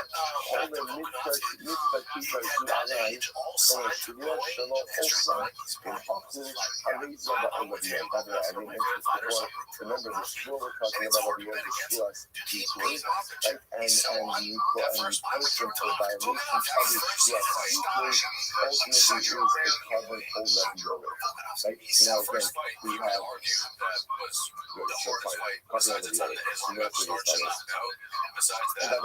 and by the way, just to understand, this is what also remember that we might also put together to get a tumor and some type of carbonic liability already. You know, say this follow. So now you know asking when it comes to issues, now literally again you said the mikvah, that's like saying shua. When you say isser, or it's also shua. Explain to me what exactly is the isser of isser. How does isser work? In Asa Omer Isser Shavua Chayish, you're not Kata. What does that mean? So it sounds like if you say Isser Shavua, in other words, you have to use that portion of Isser Shavua. So Isser Shavua will create liability, but if you don't use that portion of Isser Shavua, then that's not a Shavua, therefore you'll be Kata. In Asa Omer Isser Shavua, if you say Isser Shavua, Ha'omer Isser Shavua.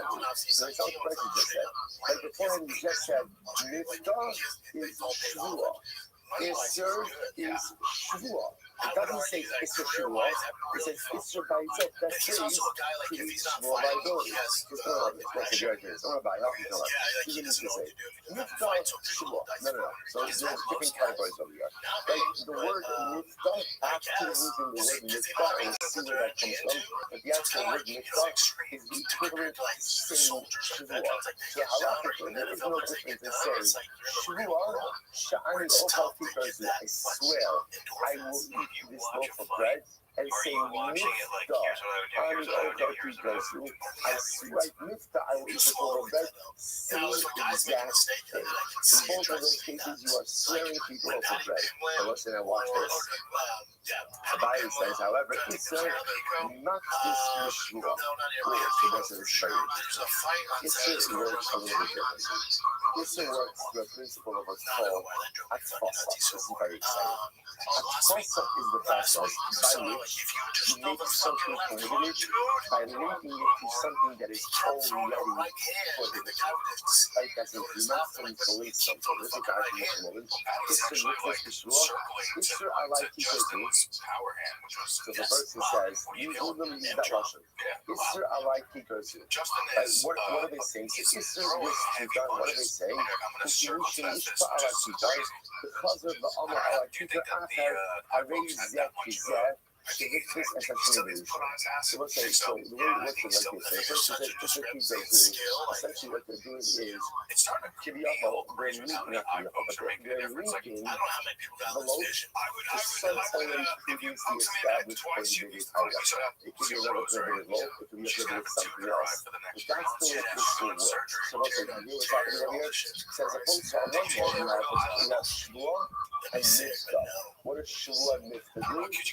Creates new prohibition. So Shua Sha'ani Ochal Tikazu, right on reality. I swear I will eat this loaf of bread. Mifta Ochal Tikazu, to try new reality created. Isser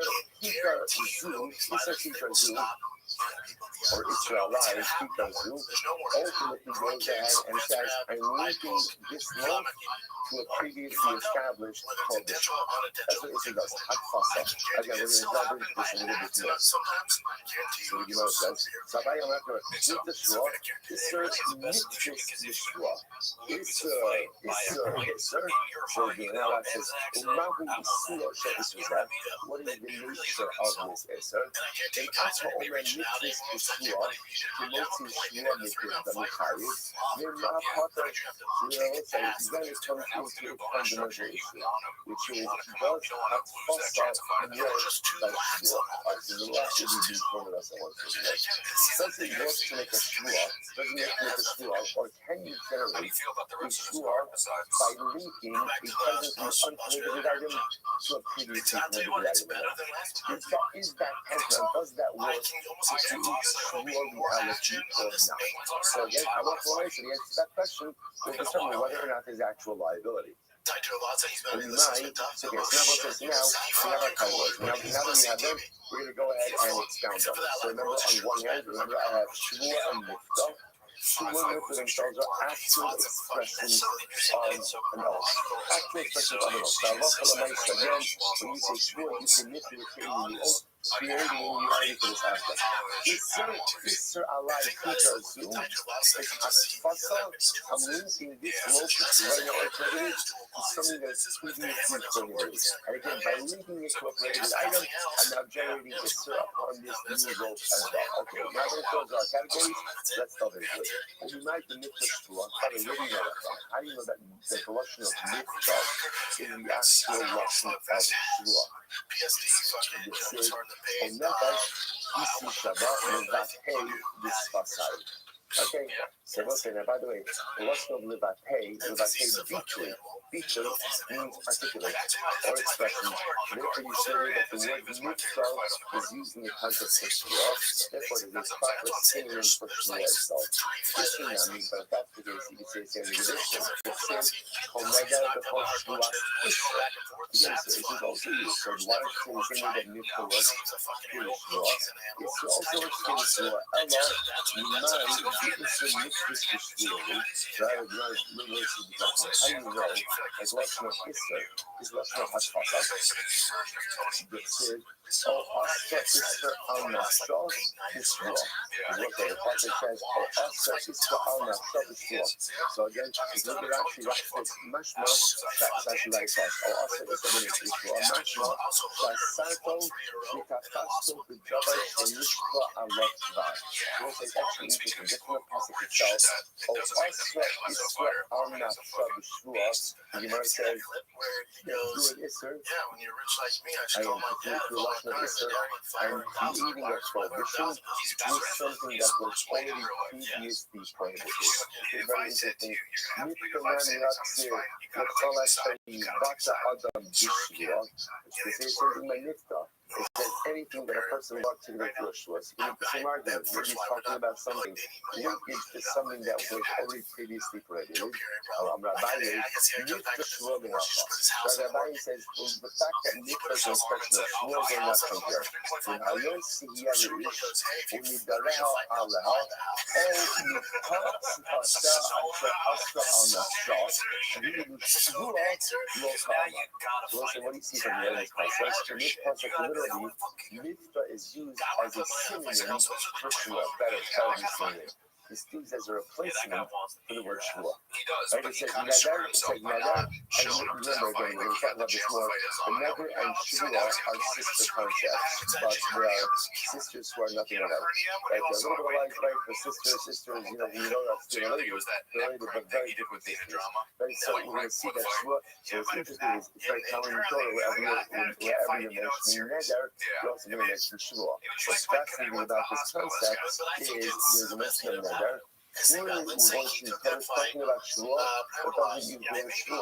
Instead, what does it say? Mikvah.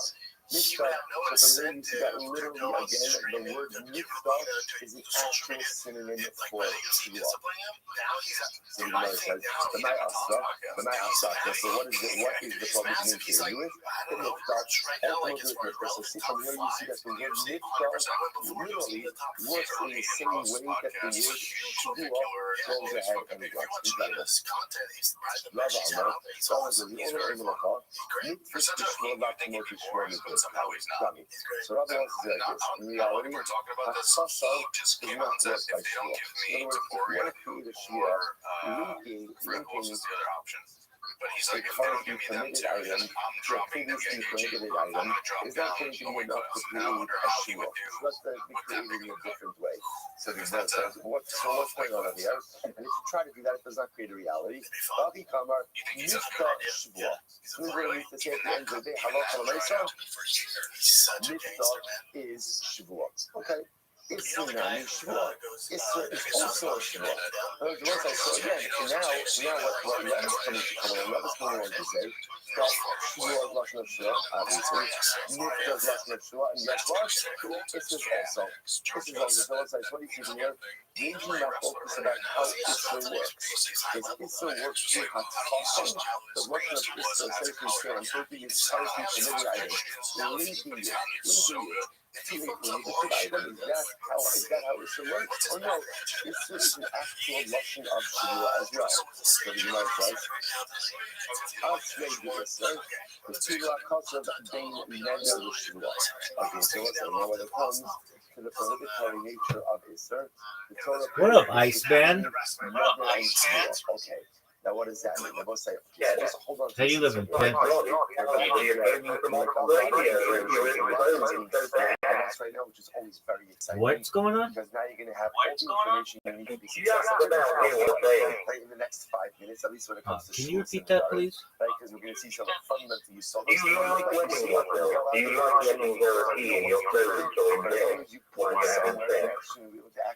so look at Rashi. No, Almost that's not right like my across, thing. right across to the right from Rashi. Isser zeh.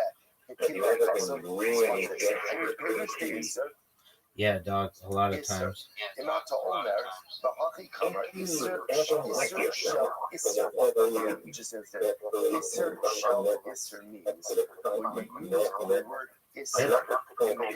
Of making a shvua, what type of isser does that create? This means isser shel isser. Here we go. Shvua. Man, but speaking of which, you're going to take a whiz, dog, so you kind of hit the nail on the head. All expressions of isser Why? The same Oh, because way. my How fucking so? bladder is full. What do you want me to do about it, baby? Oh, it's very interesting. The word Isser itself appears in the context between Neder and Shavua. The Gemara says, now what is the difference between a Neder and a Shavua? So say, oh, it's easy. Right? A Neder is a vow, a Shavua is an oath. Shkoyach, right? Now, mechanically, or right, mechanistically, what is this? Hold on for just a second. Im Amrisa B'Lashon Shavua, Kigon Isser, Shelo Ochal Kikar Zeh, Kim Lashon HaNishba in Omer Shelo Ochal, Af HaIsser Shotzi B'Lashon Zeh, Shavua B'Chayiv Karban.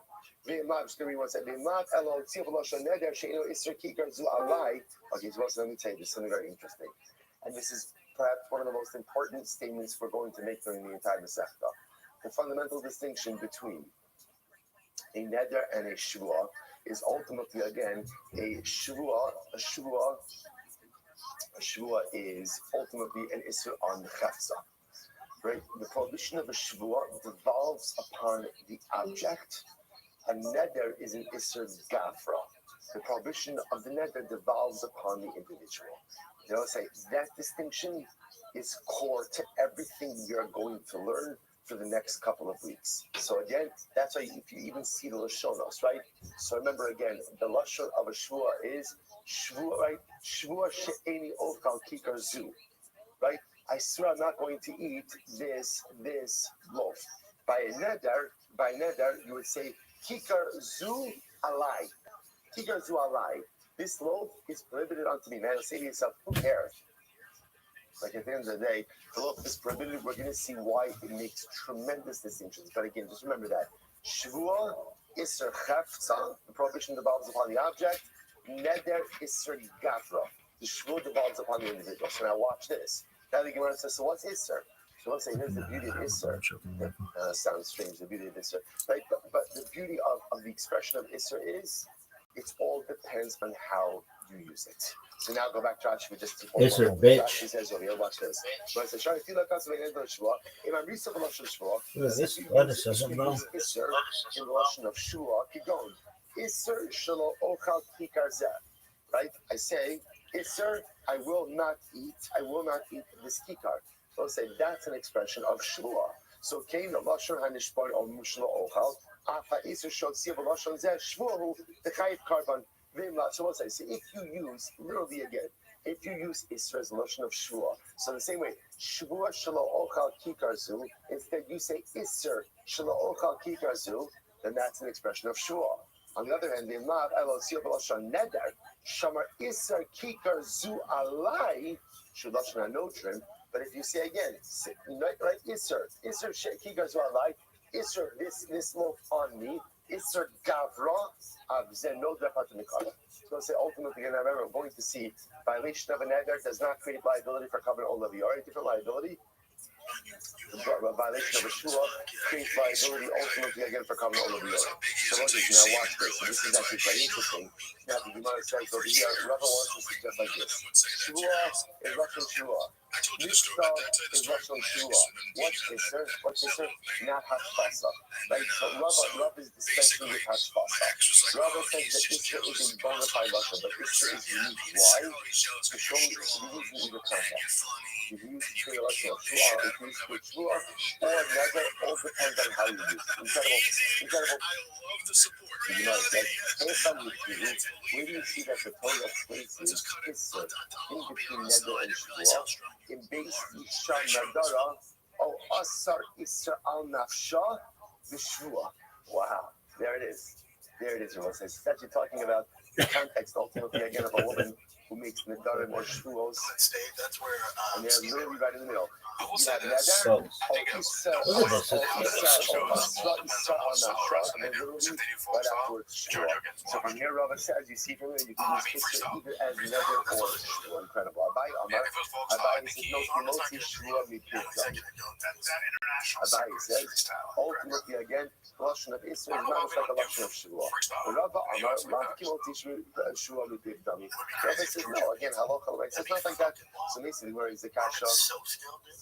Where is the very interesting case. So therefore, most times, what you see, just to understand Everyone seems to be agreeing on Shmuel, and everyone agrees on Mitzvah. The Machlokes case is by Isser. Does Isser work? Is Isser a function of Shmuel that ultimately works through Hatzfasa, or Isser is a unique function that can be either Shmuel or Neder, depending on how it's used in the statement. There's loads of that Mitzvah, very particular. Is there an Isser on the Torah? What's the case of Isser? What's the case of Isser? However, Halei alai shelo ochal basar v'shelo eshte yayin yom shemis ko'avis. What does it do to this case? And the person says, who then says, Halei alai, right, I hereby take upon myself that I will not eat meat and I will not drink wine. Kiyom shemis ko'avis, like the day my father died. Kiyom shemis ko'avis, like the day so-and-so died. Kiyom shemerak ko'avis benahikam, like the day that I Gedai benahikam, some Gedai. Like the day that Gedai benahikam was assassinated. Kiyom shelo yishal b'korbanos, or like the day that I saw Yishalayim in a state of destruction. Was in all of these cases, a person has created a binding prohibition upon it. It's like not to eat meat and not to drink wine. Now let's look at that. Actually, there's one for this father. Alive, thus the Yom Shemeis Abadi Olam. So let's say now, a little bit of context over here. You might assume over here that on the day that Reuben's father died, Reuben took upon himself not to eat meat and not to drink wine. Okay, yard site, he took upon himself, again, not to fast per se, but not to eat meat and not to drink wine. So now what he's saying is, his father died on the, whatever, on the Chodesh Nisan. Now it's the 25th day of Iyar. Right? So now he's coming along and saying, the 25th day of Iyar, I hereby give myself a week and wine like the day that my father died. Right? Or like Som Gedalia, or like the day that the Mikdash was destroyed, or the day that I swast Allah. What? And it's a prohibition to eat and drink wine. Shmuel says, this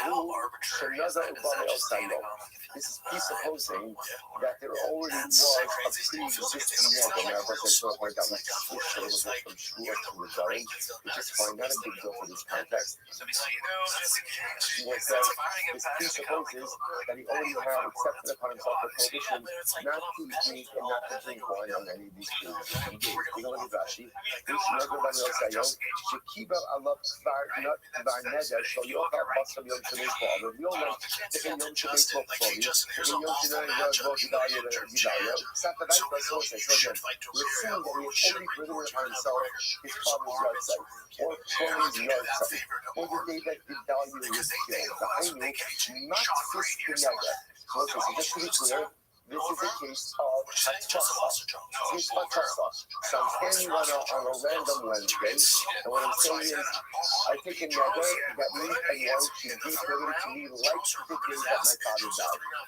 And again, presupposing that I already made a neder, not to drink wine on the day my father died, I'm being matchless. I'm connecting today to the yard site day of my father. Then it's Rashi. The Katani is with Mr. Amar Torah, Shuvah Yaakov Gvaro. I'm not just the neder, already below Yaakov, neder Atzmo, but the matchless neder, not this Shua. So what's the purpose of here? What do you see from here? That Hatzfasa works. Right? Again, there's a whole lot of things that Hatzfasa work or not. Clearly from this person, what do you see? That Hatzfasa linkage absolutely works. Linkage works. So again, let's say now, this is by neder, but we assume remember that in general, whatever works by neder also works by shua. So if Hatzfasa is going to work by neder, it's going to work by shua. This supports the idea that Hatzfasa works, and it's a question against those who say that there is no Hatzfasa by shuas and by neder. So Rishon Abaye, John Vincent and Abaye, so why would Justin fight not just the neder, not just the neder, not just the shua. According to Abaye, so perfectly, the same way that Hatzfasa works by neder, Hatzfasa will work out by shua as well. Right? And ultimately, again, because Abaye was the one remembering about going back, Abaye has only said that the whole concept of Pisya is that Pisya is Hatzfasa. So this works beautifully for Abaye, because you see from here that Hatzfasa works. Allah, Amid base, Allah, you love a passion. But according to Rabbi, this is a problem. like water, such as Rabbi said, that there was no hot fasa. But there was a but here we see there is hot fasa. I'm the Rabbi no. Part of saying the hot, you should have to say. Azer is never almost a Torah. What is the biblical power of the medicines of Neder? Kaomer, Harei Alai Shelo Ocha Basar, V'Shelo Eshte Yayin, Kiyom Shemis Ko Arvid Kil She'era Nokfoi. So also like this. She goes to Rashi. Rashi says, Taiz Ve'ema Kulomar, Hait Hanalab B'Machis B'Neder Ayri Ella, B'Neder Ayri. So you actually find it interesting. Rabbi says, we're not thinking of hot faucet. The verse is talking about the primary way in which to make a neder. How does this kind of say one should make a neder? So look at Rashi. So Shashmarino Shirachai Beneder Ela Inkin Kershuvu, the Africa Selo Kedavar Hanida Alot Bar, Kibiyala Feva Azamitra, Baki Kama, I'm just going to close it, easily issue neder about not so much as this is a little bit mind blowing. Rabbi says, remember, Bryce actually means like this. The primary way to make a neder is through linkage. Now, in the first place, in order to put in a neder, you have to link the neder to something that is already proven. In other words, I don't make a neder. I hereby make a neder not to eat and drink wine, like the day my father died. This is not how cost says Rabbi. This is how you make a neder. He's saying by definition, a neder is only created if there is linkage to something that is already previously proven. Quite dramatic. You must like this. I'm trying to say now. Ezu Isra Neder, Amar Torah, Homer, Harei Alai Shelo Ocha Basar Shel Eshem Kiyom Shenes Ba'avid Kiyom Shenera Ba'Toni. That is the way ultimately you're going to make a neder. If that's the case, then how do you do Hatfasa? What's Hatfasa according to Rabbi? Look at Rashi. It says, look at the last white line Rashi. We're not this kid. Shopir Sharia Life, Ocha Basar Shel Eshem Yai, Ela Amar, Harei Alai Yom Zeh, Kim Shirabas Shek. This is get ready for this. Okay, so terrible. So we have the fundamental focus in the Gemara. Sabai says the way to make a neder is how do you make a neder? Harei Kikos Lalai. Like Harei Kikos Lalai, right? Harei Kikos Asra Alai. Right, that's what making a neder. Then Abai says also Hatfasa. What's Hatfasa? Hatfasa says, and right today, I know that we're going to eat meat and drink wine, or meat and wine should be upon me today, like today my father died.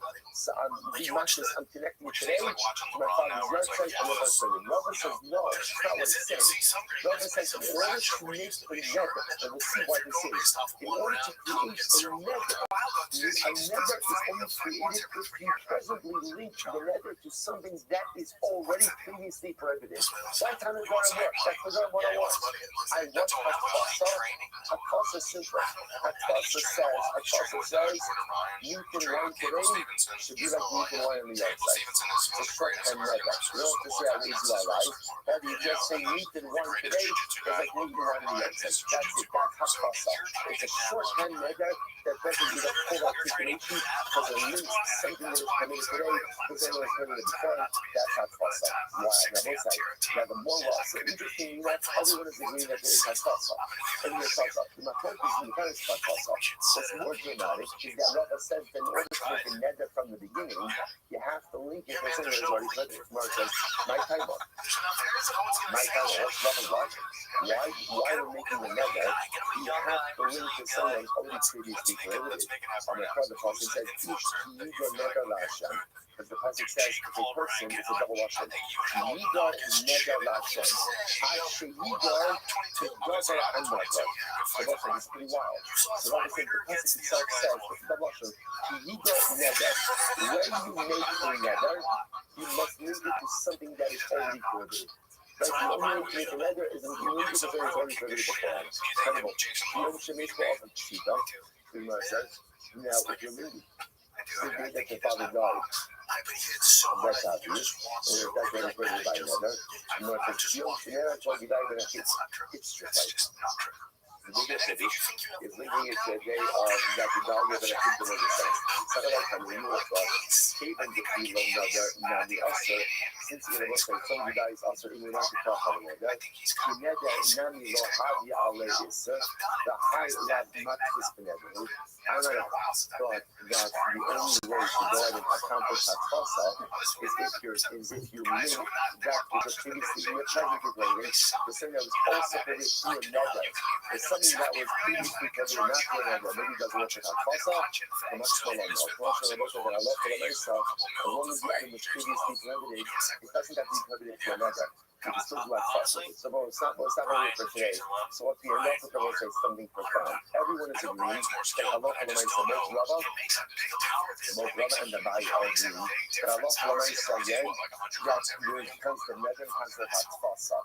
Abayi's understanding over here, but the mechanics are different. And again, so everyone's agreeing, create a nether, create new nether flesh, also agree with something previously prohibited. The tremendous criticism is that what is hoping that even to make an initial nether, you must link it to something that was previously prohibited. More mechanics, ultimately again, see whose framework is correct, and the answer tomorrow. Tremendous. Like I said, a lot of information, a lot of fascinating syllables, but now that we have it all, we're going to set up plugging in the phone. And I'm 60. I mean, I will say, Adam 22, you beat the shit. Yeah, but that's a lot of that's a hard fight to just submit 235, 65. That's what if the contract's right, you're doing it. I would do it, but All right, then I'll say good morning. When was that? Right? I think you can sanction it. Good morning. Let us begin by thanking all of our sponsors for this morning's show today. Our Tomatoes sponsor, I know Tomatoes sponsor. The month of Obstruction K, 5785, the Hilton Shop of Arkansas. We're dedicating all the show and drug shows this year as a sequence, so the show covers for the body as well. Our Tomatoes sponsor for the ER. I brought our video for the show while it's rocking. The case of the ER shows that she was father letters throughout the Benny Test about things to the Rabbi. And our week of learning sponsor, Lily Jacobs and Kent. And then we have as well as Shipwreck, Boxing, Hannah, Zero, Shikon, and Rabbi. Yes, and America, our Tomatoes, and someone having a legal family in the summer. And America, our learning American sponsors, to make this big one, all that has to be, we say good to be successful before and after you do.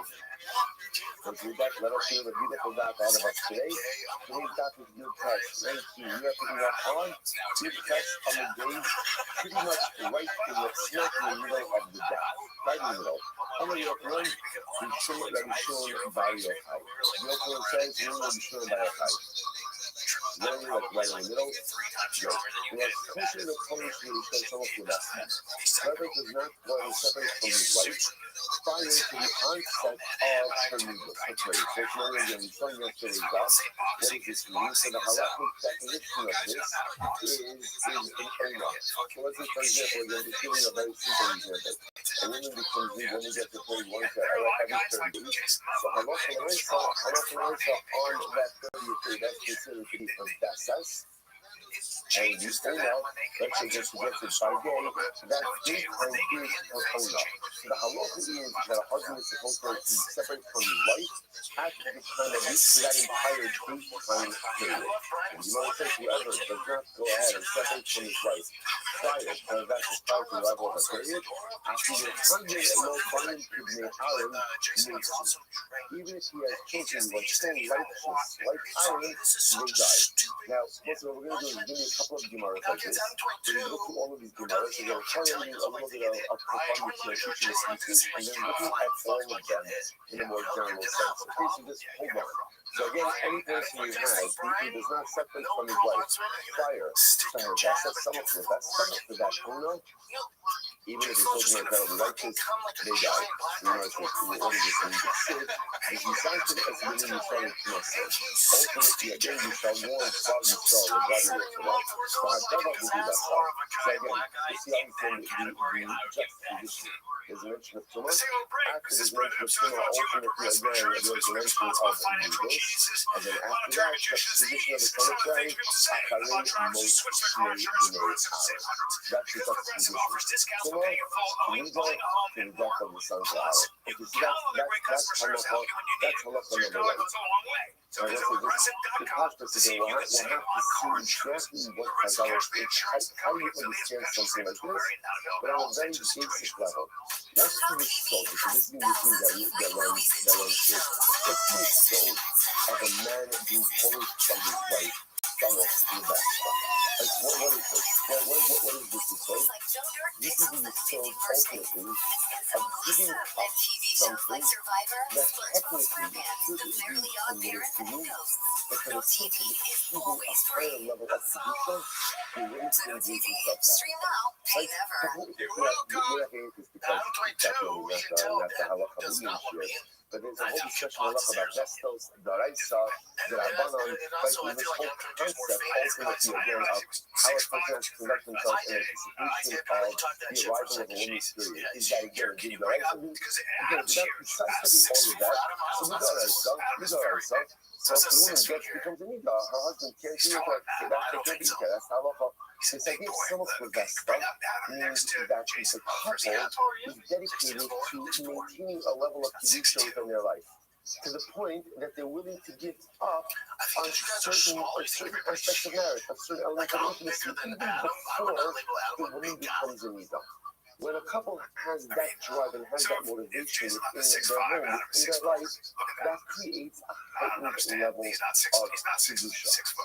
Failure to do that creates a diminished level of kedusha. We've seen this before, that sometimes when Chazal say that children die, Chas v'sholom, it's one of the times, it doesn't have to literally mean that children die, but rather what it means is that sometimes is used as a metaphor for non-actualization. That one of the greatest ways to stymie, to stunt the spiritual growth of our children is to be parents who are not devoted to spiritual growth. So if I was a parent, I'm not willing to sacrifice for kedusha. If I'm a parent, I'm not willing to push myself for a heightened spiritual level in my marriage and in my home. Guess what? I'm going to have children just like that also. Don't expect your kids to be any better than you. So I'm not committed to sacrificing and giving up things for higher levels of kedusha. That even if my children have the ability to be as righteous as the sons of Aaron, if they're being raised in a home and an atmosphere, their sacrifice for kedusha is not a thing, and they're not going to sacrifice. They're not going to self-actualize it. They're all looking to sacrifice. They could, so to speak, die. They could, so they could never fully actualize into the people that they become. Incredible example, you know. I'm going to give it out. I'm going to do it. Listen to this. This is the converse. You don't often see this in my mother Chazal. It's really fascinating. In the converse, if a second for his wife, some of the best stuff, how do you love bunnies and bunnies? Well, that's funny. Okay, where do you get that from? The say, well, how do you bring up any of their cars? So what's the reason for this? Because it says, it's just a tradition. Now, I'll do it at time about car. And also, by the way, I just want to point out also, these juxtapositions, not that they're super, right one after the other, but rather contextually, they're not far from each other.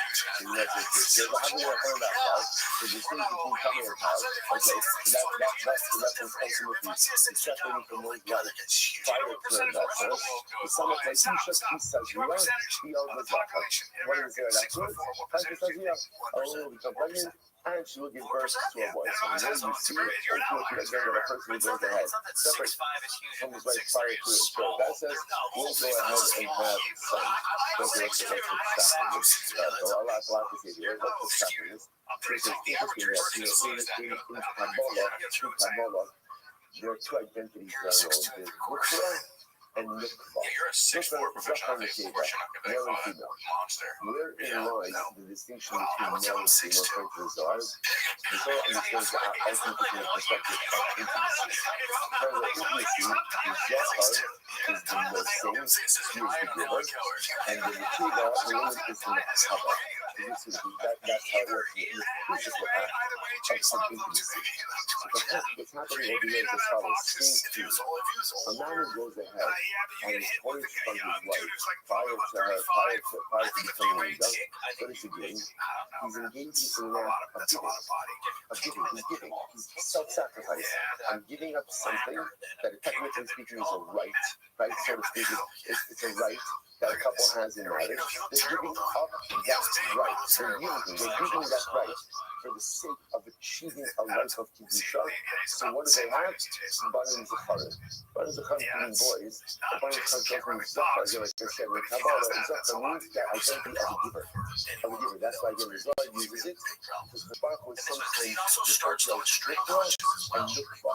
That's like sometimes Hashem is referred to in the masculine, sometimes in the feminine.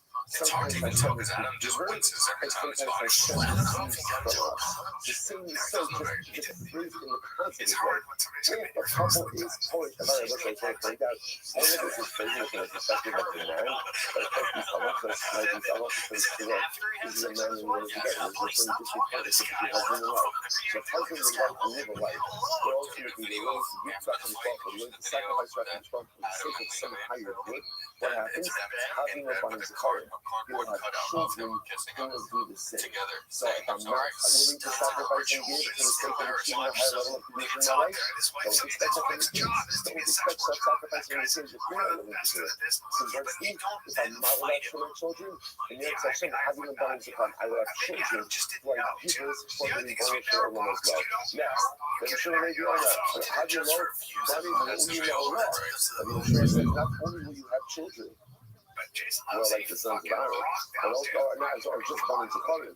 But you will have sons who are in the Hurrah. And what does Hurrah mean? Again, literally, judges. And again, what it means is higher level of giving. You will have children who themselves commit themselves to quality spell. So there's the highest level of giving that we engage with the sense of self-sacrifice to our people. So not only will you have, so to speak, bodies of color, male children, good love, but you'll also have children who are willing to give the quality spell. You see, you got to go, I want to see. I want to keep a Bible. I'm not yet going to. Kalamati al-Hayayin b'Matzah Shabbat. Whoever is that for Matzah to make Havdalah and wine on Matzah Shabbos, how do you know Banim Zacharim? Ultimately, a red will have literally translated voice. It says, Lahavdil b'Achodesh b'Achodesh. Is to make a decision to not hold it to both. It's the outcome. Lahavdil b'Achodesh b'Achodesh. The son of Clay, and then a juxtaposition of Ishas Isaiah, the Isaiah Zakat. Because when you see the halacha, if you make Havdalah online, you will have Banim Zacharim, you will have sons. What's the fact of this? So it could be along the same lines as well. We have also, for many of us, by the time you get to the end of Shabbos, like, what's the last thing you want to really see? Is a glass of wine. I don't know, it's in my house.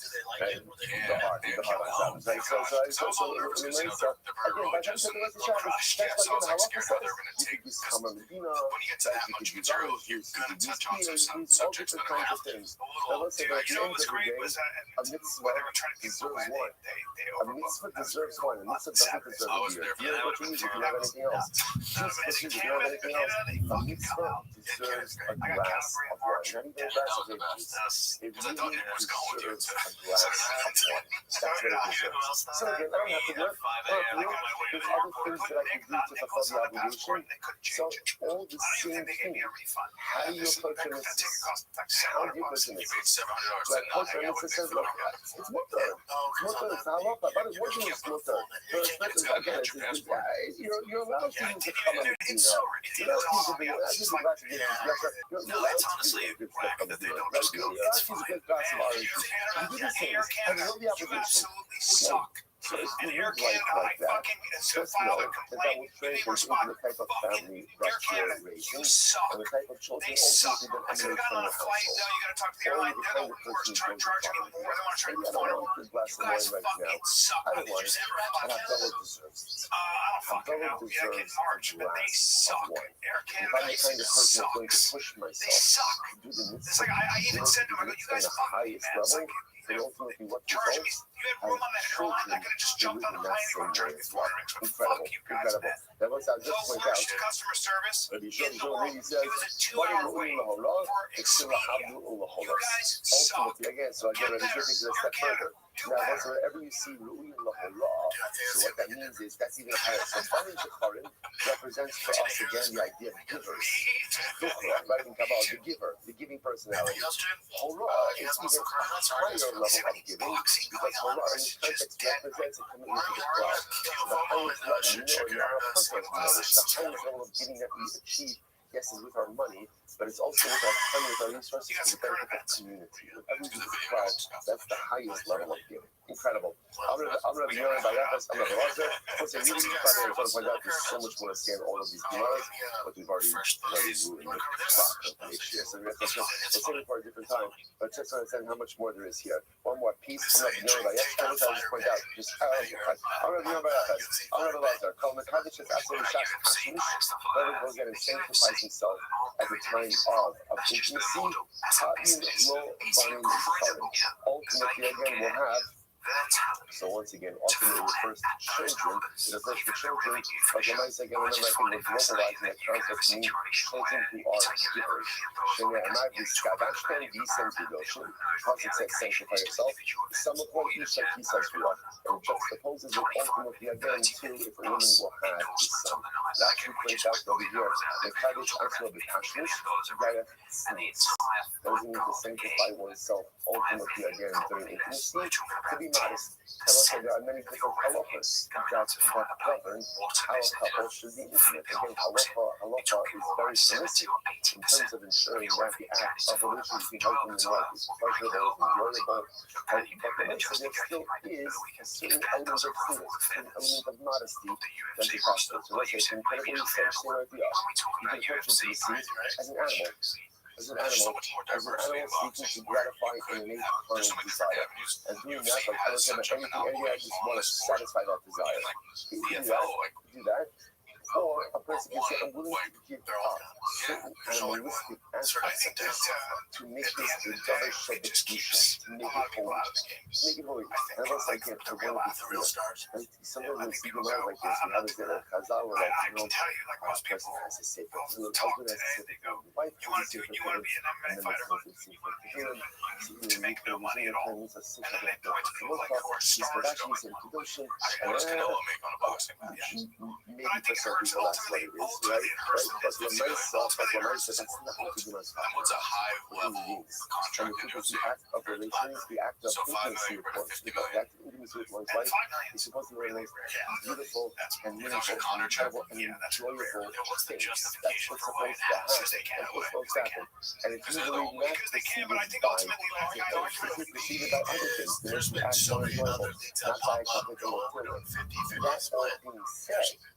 There are things that we don't necessarily do, or ways in which we conduct ourselves. Again, it's not the shit, ways in which we conduct ourselves, again, even during intimacy. And when we perhaps with things that we'd rather not do, or things that we'd rather just not hold back on anything. So again, that's what a Jew does. A Jew just doesn't give in to desire fully for anything. There's always a guardrail. That guardrail is called sweetness. That guardrail is called modesty. So if we live within that guardrail, which means a way to give up certain things for the sake of a higher kedusha, and ultimately, again, just understand that translates into the holy version, translates into the holy version. Incredible. Absolutely incredible. All right, back to Shara. Everyone's Omer. Back to Knesset. Everyone's Omer Shara's been our lives. Let's remember that the end of the Mishnah, and we're reading the end of the parasha of Hashem. At the end of the Mishnah, we had a 3-day master class. And three about boldness. Rabbi Eliezer said that Halacha L'Maisa required for Ha'elam Tumah to not type that had no mikdash. Rabbi Akiva paying now. seemed to say Like, you the have same restaurants thing, are although see what their point of very contention well is. to not And the get Shmuel much. said, That's it's right. the What's Ne'elam if you're actually getting you paid hire very for well, Hetlam and you Mikdash hear horror and for stories of Hetlam fighters that Mikdash. retire and they broke. Okay, Yeah. so says the Gemara. Now, so my Gemara, what exactly is contradicting all of these opinions? So the Gemara says, I like this. This is very interesting. Sheretz and Avila Ikadinav. Ultimately, again, Sheretz and Avila are the point of contention. What does this mean? Here we go. Rabbi Eliezer is Sabar, first one on the bottom. But even Asiyah would be the Sheretz with me even Avila. But Eliezer says like this. When a person comes to me, then we're focused on one thing or one thing only, which is what? Combined by ability, specifically what type of carbon, all of the others. Right, so that when we speak about like liability, that's what we're referring to here. So we always say like this. In order to be high of a carbon all of the others, you need to know the source of this. And it's not just enough to know that I'm coming, but to have no that I'm coming. We're talking about last summer earlier. It's not just enough to know that I was coming. But again, I need to know the very specific type of tumor. Rabbi Kiva says, look, not true. You don't have to know what type of tumor. As long as you know that what, you don't come in, when you have to ask the Lord, you ain't told that you enter into the Mikdash, then you realize what you did, and it's combined by those people all never worried. But it's a halakha, and I say again, it doesn't matter if I know, was it a Sheretz, was it a Ne'elam, who cares? If you know that we love you, it's fine, you know, we try to do it, it's better that you have to know the actual source of your from the Shani. Yeah, so did you see this? We'll point out a contradiction between the positions of Rabbi Eliezer, and he reconciles it. I'm Rabbi Eliezer, and like Mishani, you're my Rabbi Eliezer, but you're not the other, you can start taking you to the Rabbi Eliezer really hold that in order to be trying to cover over the only, you really have to know the source of your tumor. What about the following? I'm Rabbi Eliezer, Manavsha. Like this. Either way, Manavsha, Caleb Arko, Chayiv. No, so I'll kind of say that. Let me point out to you what's happening over here. Take a look at Rashi just a moment. Rashi says, Mishmi with the Krisos, Caleb of the notes on the funnel, also Echem and the Shogun, getting with their ease in the hands, the Shabbos and the Kippur, and also the Lach about what's it related like this. That's why you have a case where you violate it. And it's just it doesn't really matter how you violated liability, you do the same. For example, I have a piece of Caleb and a piece of Yosef in front of me. This is every guy on Nina Drama's music who's married, by the way. And if you do this, kind of attack us. So the Lord says like this, listen to this. So back to the Gemara Shach. Caleb Alcho, Chayiv, no Safo Chayiv. So look, I do two pieces, I'm not sure, I do two pieces. Caleb in front of me, no Safo Chayiv. I eat one of them. I'm not sure which one I ate. So the Lord says, who cares? Who cares which one you ate? Why? Because what do you know?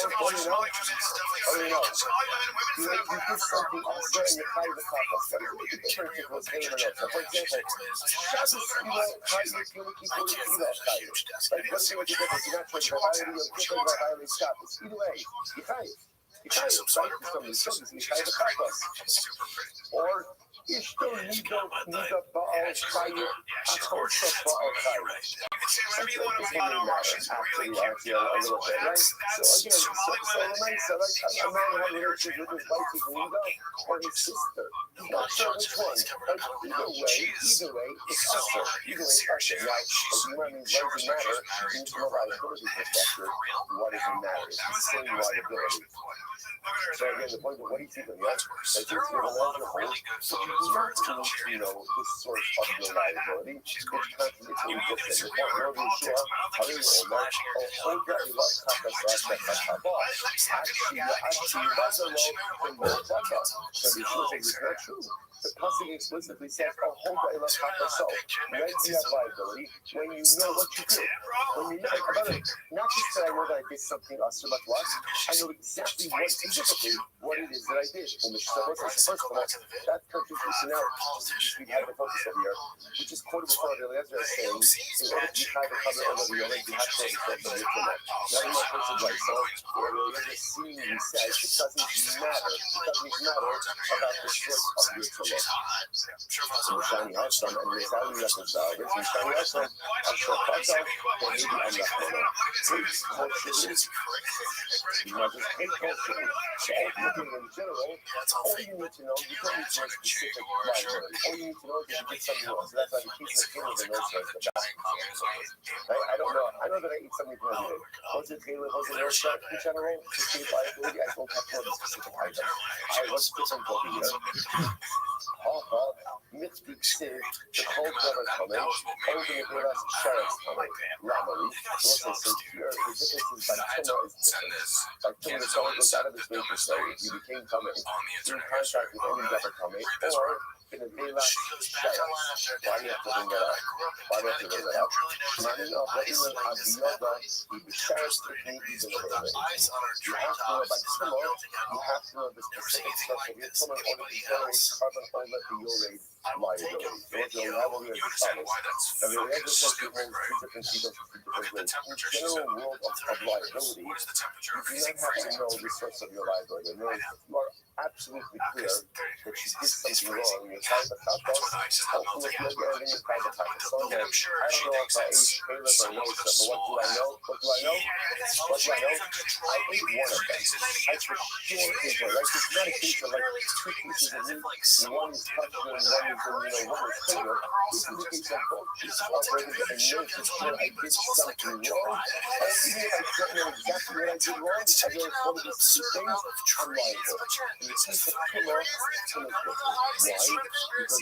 of its way to specify the specific. It says, the cold weather coming, and then it says, in a day last strike. So the fact that it brings out the decision that strike indicates to me that by Tumah, because of the answer, by Tumah, in order to generate liability, I have to know exactly what the source of Tumah was. Now, that's what I remember again. Just keep in mind that you don't have to. That the Jewish is as long as you know the punishment that you're coming, even if you don't know the source of your Tumah, ultimately again will be liability. Good. Rabbi Akiva, now to Rabbi Akiva, top of your test. So you mentioned Rabbi Akiva, I did the boy who missed the name of a Chayo. Look at the Rabbi. So now Rabbi Akiva captures the Pasuk differently. He says, no. Don't bring a life on a Pasuk by Tumah. So you guys like the name of Chayo, like we saw the Rothschild Rabbi before, like we have such a diet about it. So see, now the Sheriff, you have to write Sheriff as well. So the people doesn't buy into this idea. He says, again, Sheriff first has to be there. Since the Pasuk required the writing of Sahim and Chayo, this was the only dress of Rabbi.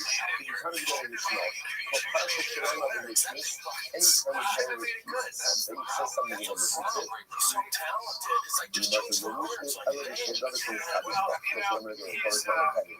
And even the first week, you wouldn't be repeating it.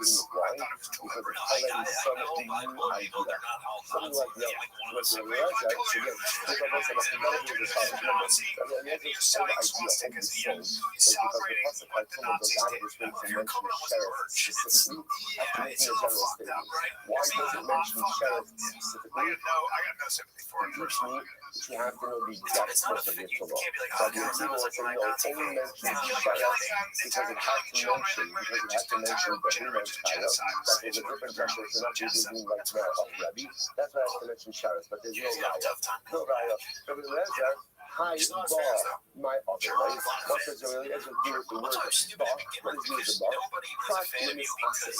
He goes ahead and uses this to go ahead and explain the case of Mis Asik. Rabbi Lezer, what's Mis Asik?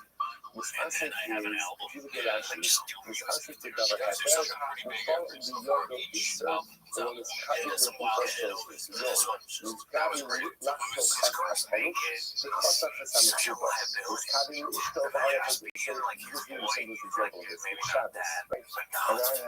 And before Shabbos, I went ahead and I pulled some vegetables out of the ground. And now it's Shabbos, I wanted to make a salad. Okay, what do you want? So I grabbed the vegetables, thinking that I'm grabbing the vegetables that I already did have. But instead, I end up pulling out the vegetables that were attached. That's called misaseh. Because here, again, my havana was, I was engaged in a totally committed act. Like, as opposed to a show game. So let's say I didn't know that I forgot that it was Shabbos. Or I didn't know that pulling vegetables out of the ground is also. So the most here I have Kavanah for a Mr. Act, but I ended up doing something myself. So that's called Mr. Asay. So the Rabbi says that the bomb comes to go ahead and exclude a case anything that we are to this Rabbi Yochanan. Rabbi Yochanan says, Mashmos darshan ikra b'nai. In reality, the difference between Rabbi Akiva and Rabbi Eliezer is really about how you guys connect the nuances in the possible. Rabbi Shishas, Mashmos darshan ikra b'nai. Rabbi Shishas, Machlik Rabbi Eliezer, Rabbi Akiva, Rabbi Akiva, Rabbi Eliezer. Interestingly enough, I will say, interestingly enough, Rabbi Shishas, the Shishas attributions in his Machlokas. So from Rabbi Shishas, you see from here that really all they were arguing about was the source, and not really arguing about the practicalities of the halacha. Okay, you know, like the Rabbi on that. How do you so what's the point more?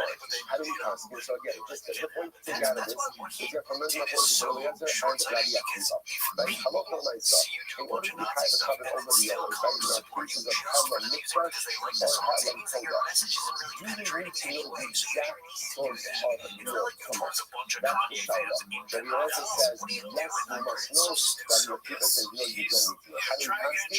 You paskin like the Rambam paskin like Rabbi Akiva.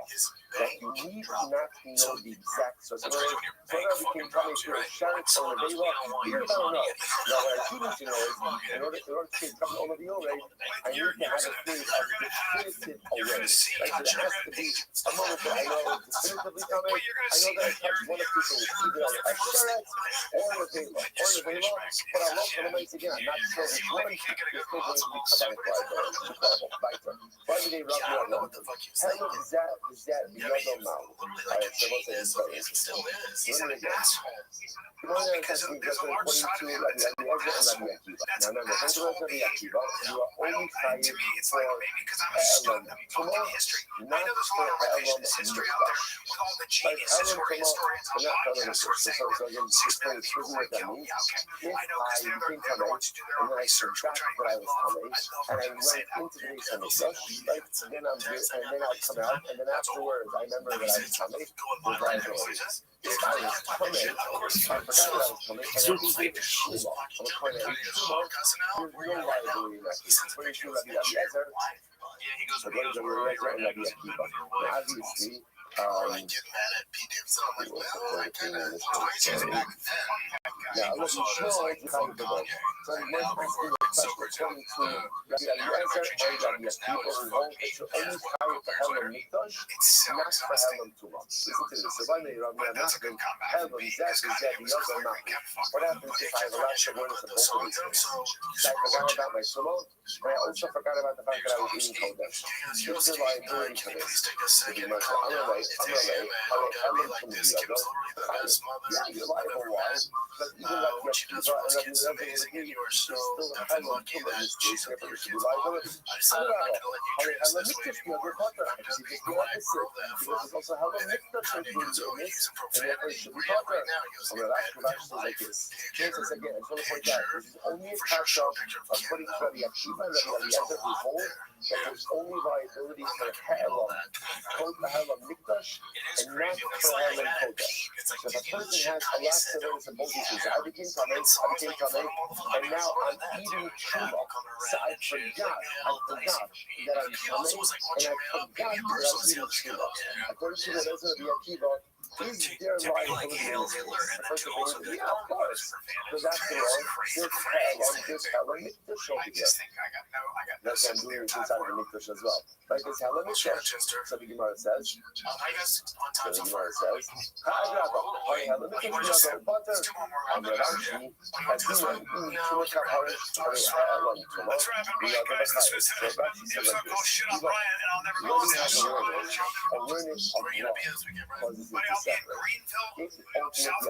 ultimately awareness of his tumah that causes him ultimately again to separate, then it's clear that this is a case of Helam Tumah and therefore his liability. If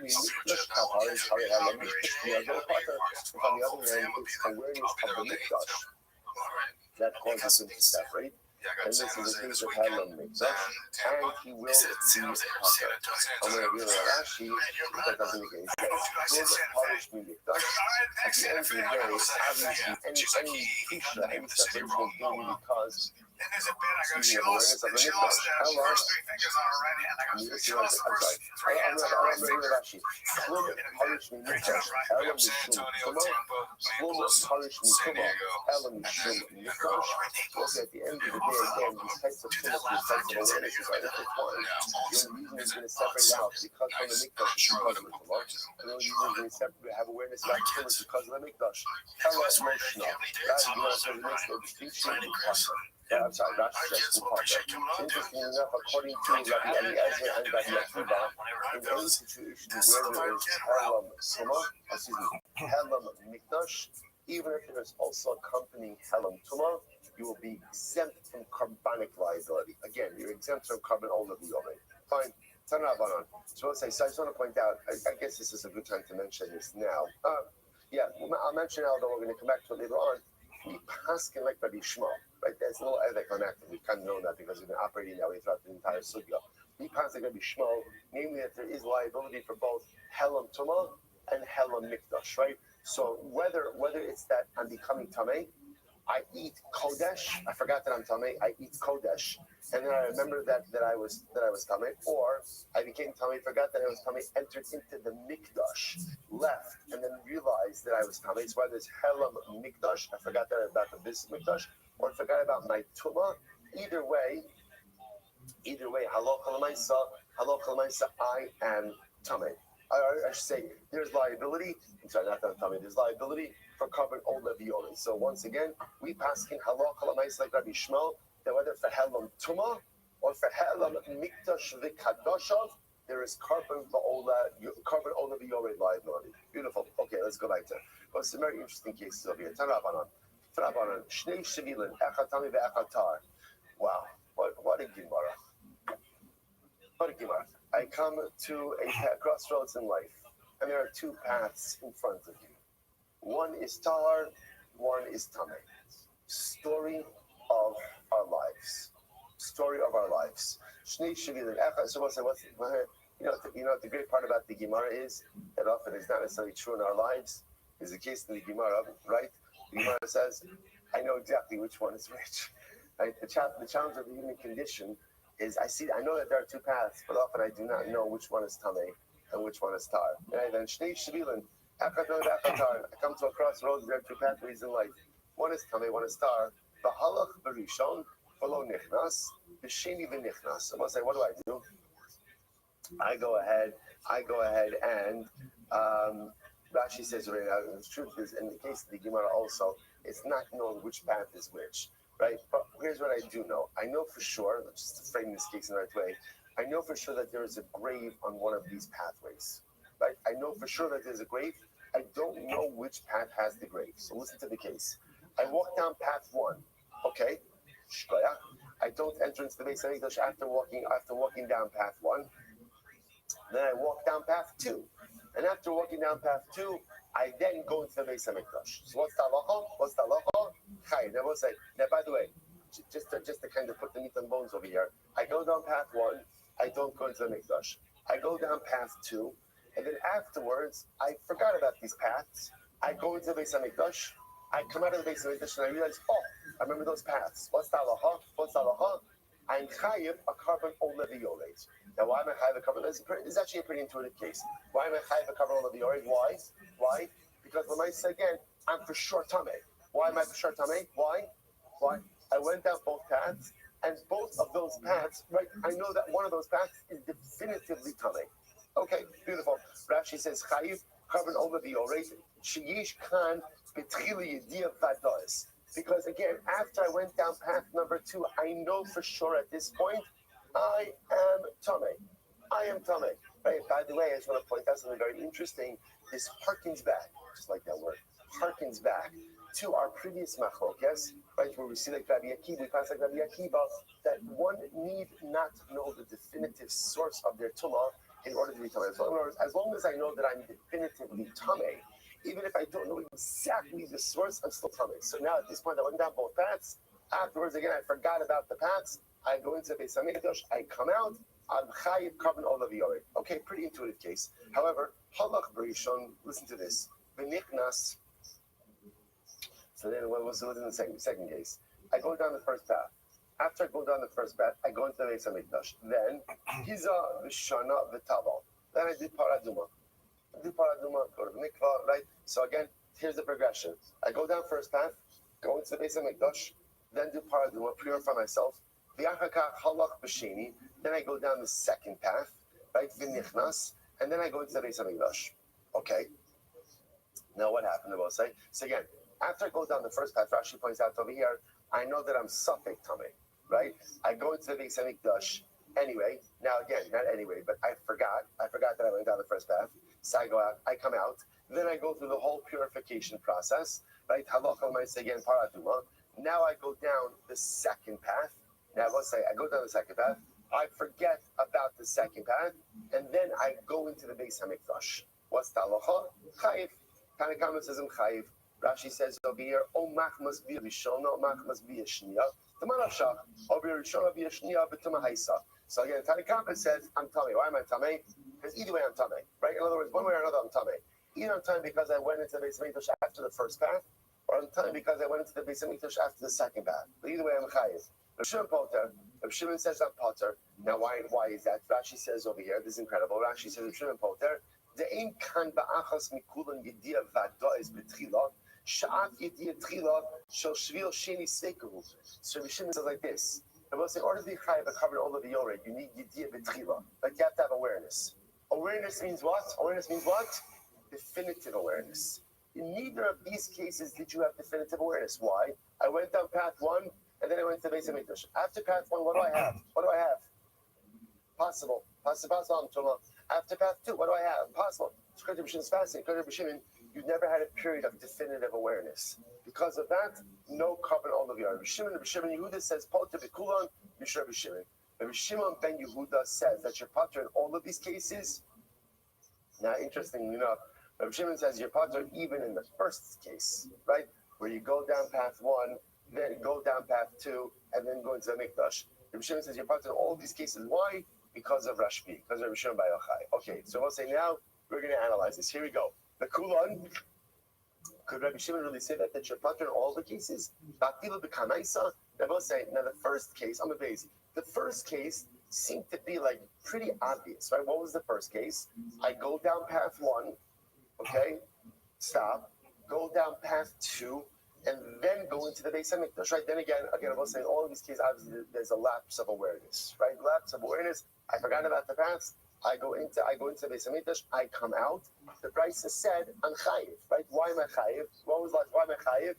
I'm definitely tamei. So how could Rashbi, how could Rashbi say that I'm potter in that case? Doesn't make any sense. Because either way, in case number one was the easy case. Case number one, I'm definitely tamei because I went down both cases. Who also the Gemara says, Rabbi, this is incredible. How come I asking what's the case? Kigon shahalach barishon, which I went down the first path. Ubishar shahalach b'sheni shachach shahalach barishon. Oh, I'll say, watch this. This is fascinating. See, we presuppose that what was the case? The case was I go down path one, okay, obviously I'm suffering. Then I go down path two. But at the time that I'm going down path two, I remember that what? I remember that I went down path one. The piece says, no, that's not the case. The piece is where I go down path one, and then at the time that I go down path two, I forgot about path one. So because like the website, I never had a moment of definitive awareness. So therefore, again, the Avirei Nishtas Yediyah. It's only a partial awareness. The website is interesting. In other words, if at certain point in time after I go down path one and two, I recognize what I did, we could call that definitive awareness. Right? Why? because I know now that as a result of my two journeys, I am definitively coming. The problem is that at the time that I went down path 2, I forgot about path 1. I never have a moment of definitive awareness. If there's no moment of definitive awareness, what we call Yeshia B'Tchila, then there can't be liability for cover over the other. How incredible is that? How incredible is that? So the Havilei Mitzas Yudiyah. The only partial way, so it's sort of like that. This I have like a little bit more time, but I'm trying to just go back. I can't let this go because it's too ridiculously incredible. You know what I just said? In life, if you do not remember all the pathways that you have taken, that's only called partial awareness. So much of life is not just about planning for the future, but it's about having an acute understanding of the decisions you have made in the past and the pathways you've taken. Like the only way to live a better future is to know which roads you've traveled in the past and which ones work and which ones don't.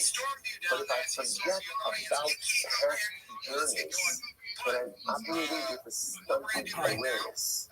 That stunted awareness prevents me from making informed decisions about my future, right? That's what we say. Those who don't learn from the mistakes of the past are doomed to repeat them. If you don't know which path you've taken in the past, which ones have worked, which ones have not, that's partial awareness. Partial awareness stunts you going forward. Incredible, incredible. But how can this be? Here's what they're arguing about. Here we go. It's like, Tanakama Sava, this is the idea. Tanakama holds, even partial awareness is enough to create definitive awareness. But you shouldn't sever, makes us need to call it. You shouldn't say, no. Definitive awareness means you know all the pieces. In other words, so look at Tanakama will say, it's okay. It's okay if you don't remember path 1 at the time you're taking path 2. That's fine. That's fine. Jimmy says, no, it's not true. You need to know about all the pathways at the end of the day. So what's like, now what we see is, now what we see ultimately again, even in case number 1, we have a fundamental machlokes. So again, the case number 1, if I understood this in a simple way, I go down path 1, then I go down path 2, and then I go into the mikdash.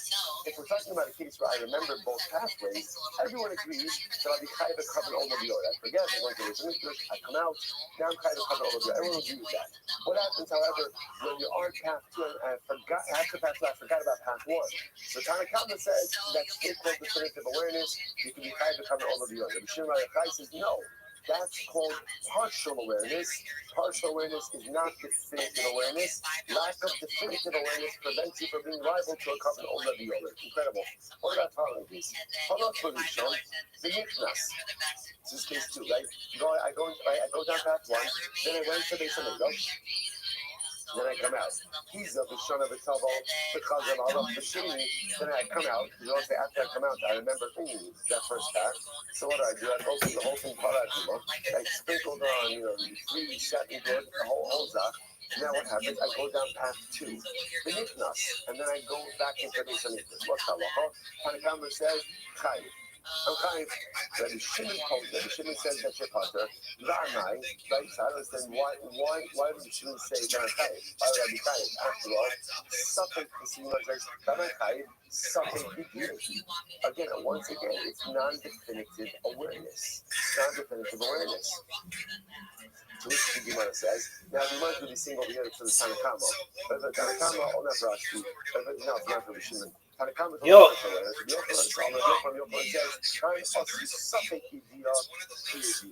In these cases, we've made a suffix awareness, like in definitive awareness. Shaki says, Hamani Rabbi Shmoni. Who's it in this Rabbi Shmoni? Amar, Moba in this really throws a wrench in everything. Who's it in like this reflects? This could be the opinion ultimately again of Rabbi Shmoni. Rabbi Shmoni is a dramatic position which we reject. Rabbi Shmoni, you do not need to be able to do us. You do not need awareness at the beginning in order to create liability to cover all of the other, which is contradistinction to everyone else. We do not constantly like Rabbi Shimon. Rabbi Shimon, sorry. And listen, I will point out something. So this case, two parents are interesting and more involved one. But what I will point out is they're very interesting. That halacha l'maisa, we passing even yediyah, mitzas yediyah, we speak whole yediyah. So we passing halacha l'maisa, partial awareness is like complete awareness. Therefore, in this case over here, in fact, the time that Reuben was walking on path number 2, he forgot about path number 1. Halacha l'maisa, there's still liability. Still going to be liability. So the way we passing in both of these cases, the Muslims as follows. Case number 1, case one, which let's just go through the partial awareness. I walked down path 1, walked down path 2. I don't know which one has the tumah, but one of them definitely has the tumah. I forget about it. I walked to the Beis Hamikdash, and then afterwards come out. Remember what I did? This kabbalic liability. Covered all of the already, even if I forgot about path number 1 at the time that I walked down path number 2. That's case 1. What about case number 2? I go into the Mikdash. I go down path number 1. Forgot about it, going to the Beis Hamikdash, come out, realize what happened, do the whole parasuna thing, go down path number 2, go back to the Beis Hamikdash, repassalize the Tanakama, that there's liability for covered all of the oil in that case as well. Incredible. Let's go back there. Rabbi Miller. So the Miller says as follows. The Rabbi, so Rabbi Yosef, you can go ahead and literally again, contrast these uses one another. The sign is, always suffix, something clear in the so let's say this is very different between the single and the testimony of Hashem. I ate a piece of suffix caleb. Okay, so let's say, so this is a piece of meat, right? It's a suffix. Is it caleb, or or is it shuman? Is it fat? Caleb is also shuman is committed. So I ate a piece of meat. I'm not sure what I did. So let's say, so now I ate one piece of suffix caleb, and then I found out about it, right? I found out about it, and then ultimately again, and then I eat another piece. And I find out about it. Look at Rashi. Upper suffix caleb.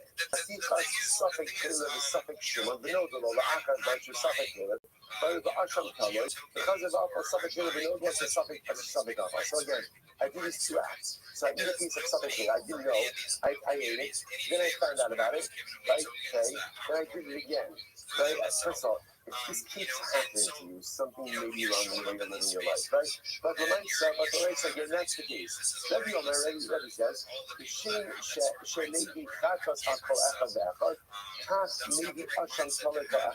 we'll say, what we're going to see is as follows. Rabbi says like this, in the same way that halacha l'maisa, you could have repeated acts that make you liable to a covered chatas. And let's say, when you eat something that is suffix, that makes you liable to what we call an asham kavod.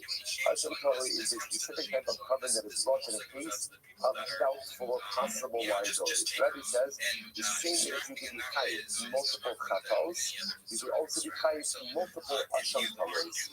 The Shimon ben Yehuda and the Raza, the Shimon Amru, the Shimon Eino maybe ala asham kavod echad. On the other hand, this other school of thought says, no, you're only liable to one asham kavod. Shene'emar Ashigoso Asher Shagog, HaTorah Ritzah Shagog Harbe, V'Asham Torah. We'll stop over there for today. We're going to see again a fundamental focus. Can we say that Asham Torah is like a regular carbon, and therefore it's going to be carried multiple katos? You can be carried multiple Asham Torahs, or no, Asham Torah is unique. Only one Asham Torah, even for multiple liabilities. To be continued next time, I'll see you tomorrow.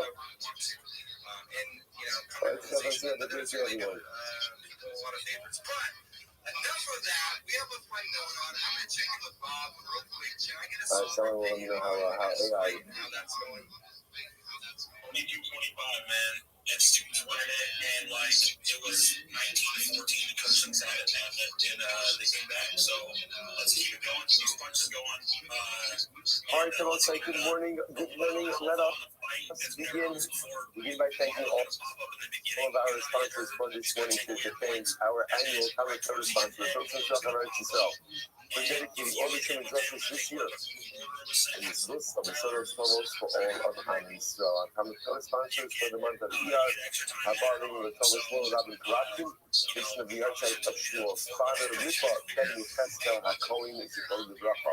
A week of learning sponsor, Hillary Jacobson Kent, in memory of her daughter, Shifra Shikon Racha Bas Hanadina. That's the only sponsors for today.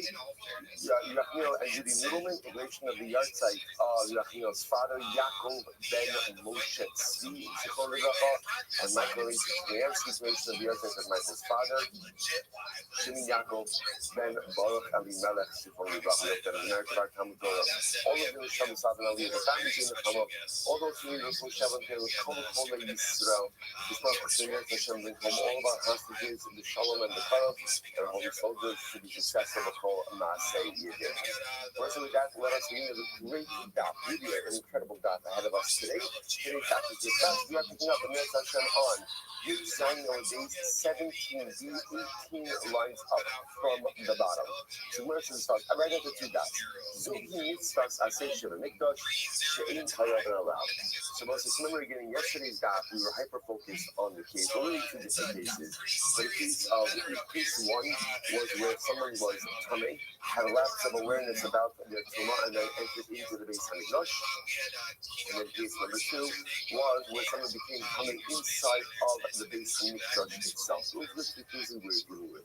Now, the way the Mishnah phrased those cases was that this is an example of a mitzvah saseh, that if Beis Din were to rule erroneously about this particular case, there would not be what we call har ha'elam davar min hatzibur. There is a special offering, a special sacrifice that is brought when Beis Din delivers erroneous ruling, and the majority of the crowd acts upon that ruling. So we look at Rashi.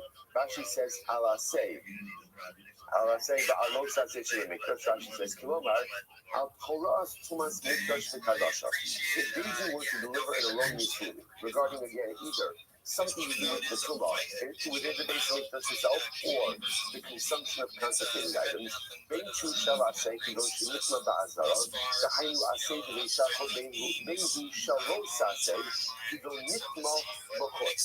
Now, listen, interestingly enough, there's two different cases over here. Right? If somebody goes ahead and becomes Tameh within the Beis Hamikdash itself, and then let's say Beis Din delivers an erroneous ruling. Let's say Beis Din said they didn't have to leave under those particular circumstances, even though they did. That's a violation of an assay, because the assay, if you become coming in the mikdash itself, the assay to go ahead and get out is the shalchum min ha'machana. That all like culture goes up. Anyone who is coming is sent out of the machana. That's the obligation you have. So if you're in the mikdash and tamei, to get out. Ben shehu shalos aseh, you go nit of the course, you eat as hard as mikdash.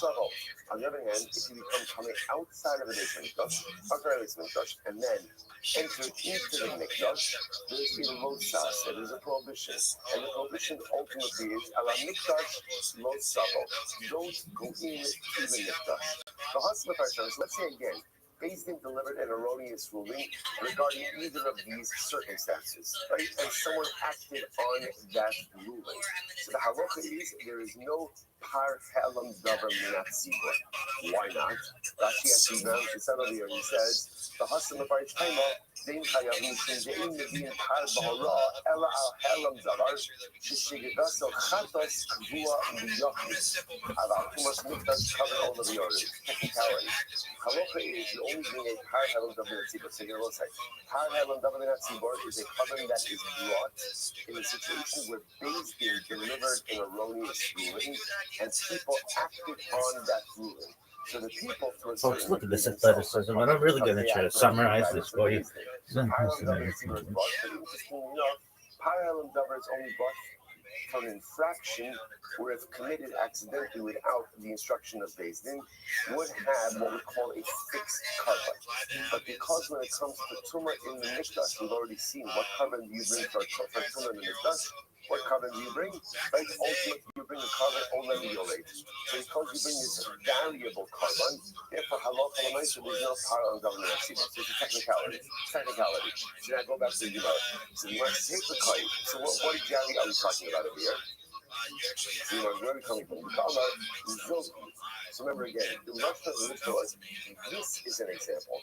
So whenever you say that Lashon of Zoki, it makes it sound like you're coming from a broader discussion. So what is the broader discussion? We're actually coming again from the Gemara Seches Haris. The Gemara says, you're not chayiv al har helam davar min hatzibur. On an asay, and on a lo saseh in the base of Mikdash. Now again, what's the aseh? What's the lo saseh? The aseh is referring to a case where you became inside of the base of Mikdash. And the lo saseh is referring to a case where you became coming outside of the base of Mikdash, but entered in under a lapse of awareness. You do not bring an asham talui on an asay lo saseh in the base of Mikdash. Okay. Aval chayobim ala seiva alo saseh shebenida. Now let's say, so now remember again, the Mishnah brought up the case of Nida. We kind of, blew through this case of the Mishnah, but actually we'll spend some significant amount of time on it today. But you do go ahead and bring a carbon on an asay alo saseh shebenida. Umavir asham talui ala seiva alo saseh shebenida. Okay, fine. Rabbi Kirash for just a moment. Then Mavir asham talui. Even shabali adam safek kares. It's you can akasav asham talui. In Mavir also safek pumas miftash. So let's say, so remember, asham talui, like its name, is a carbon that is brought when there is the potential. It's doubtful liability, or potential liability. That's it means asham. Asham is a sin offering. Talui means suspended. I may or may not have done something wrong, but the stakes are very high. If I did do something wrong, it's generally a kares bearing prohibition. So because of that, there's a special carbon that's introduced. Interestingly enough, there's no asham talui that is brought when it comes to tuma in the mikdash, but there is asham talui that is brought. There is asham talui that is brought. Halacha l'maisa again for the case of Suffolk Nida. Now we're going to go close. So come up, the Kamar, so the Gemara says, the Kamar, this is the positive commandment in the Mikdash that one is not chayiv for. So they'll say, so by the way, this one says, why is it that Nida and Tumas Mikdash are both brought in the same breath? So remember again, that's the case of Nida we're referring to over here. The case of Nida we're referring to over here is where a man is having relations with his wife, and in the middle of a relationship, she says to him, I've become a Nida. So we're going to see there's a number of complications in that particular case, but interestingly enough, what they both represent are cases of entry with suffix tuma. That's the commonality of these cases over here. Again, they're going to have reverse dynamics, but that's why they're mentioned in the same breath. So we must say, what's the example of a mitzvah? And I will say that the other thing you have to figure out is what's the positive plan? We're gonna unravel all of this. So what's the mitzvah say? What's the case of the mitzvah asay by nida that one would be chayiv? Or what's this case? Here we go. This case in the Mishnah. A man is having a relationship with his wife who was tahora. Not a nida. In the case, and she says in the liberations, I become a nida who piresh miyad, and he withdraws immediately. Chayiv. He's chayiv for that. Why? Because the withdrawal is pleasurable for him, like the entry, meaning that halacha l'maisa, if he withdraws in an aroused state, because there is pleasure from that act of withdrawal, therefore that is considered relations with a nida. So we'll see exactly what his remedy is. Okay, so that's the case of nida. So and that's why both of these cases are brought together in the Sefer Holiness, because they both represent what we call entry with suffix tuma. Okay, so now we're going to present how the nida case. So beautiful. I would like to wake up to that in the morning. Okay, somebody text me that about that. Ismail, Adai on the tree that is here by us. Well, so now let's get into this a little bit more. So Abai says in the name of Rab. The Gemara says, Abai says actually in the case of Nida, one is actually chayiv twice. Now, in which case, Rashi says over here, chayiv shtayim, hapolish min hanida b'kishui. If a man goes ahead and, we're going to have to define the parameters of the case, but the Gemara says, if a man, in this case of Nida, man withdraws while still in a state of arousal, he's chayiv twice. Chayiv twice. If you know Rav Amar Shmuel Bashua, Amar Avuna, chayiv shtayim. What are the two levels of liability? Chada atmisa, the chada atpisha. One liability, like one here is for entry, and one chayiv ultimately again is for withdrawal. So one second. Rabbi, so Rabbi was very puzzled by this statement. Good night. What's the case? Right? What are we talking about over here? So Gemara says, even with some of Levesta, if we're talking about a case where halacha l'maisa, the couple is having relations close to her vesas, which means close to the time that she's expecting the period. So Gemara says, even night. Now again, let's say there's a lot of halachas that are being thrown at us over here, and we're going to unravel them as they come. So remember again, the concept of vesas is that again, a woman expects her period at a particular time.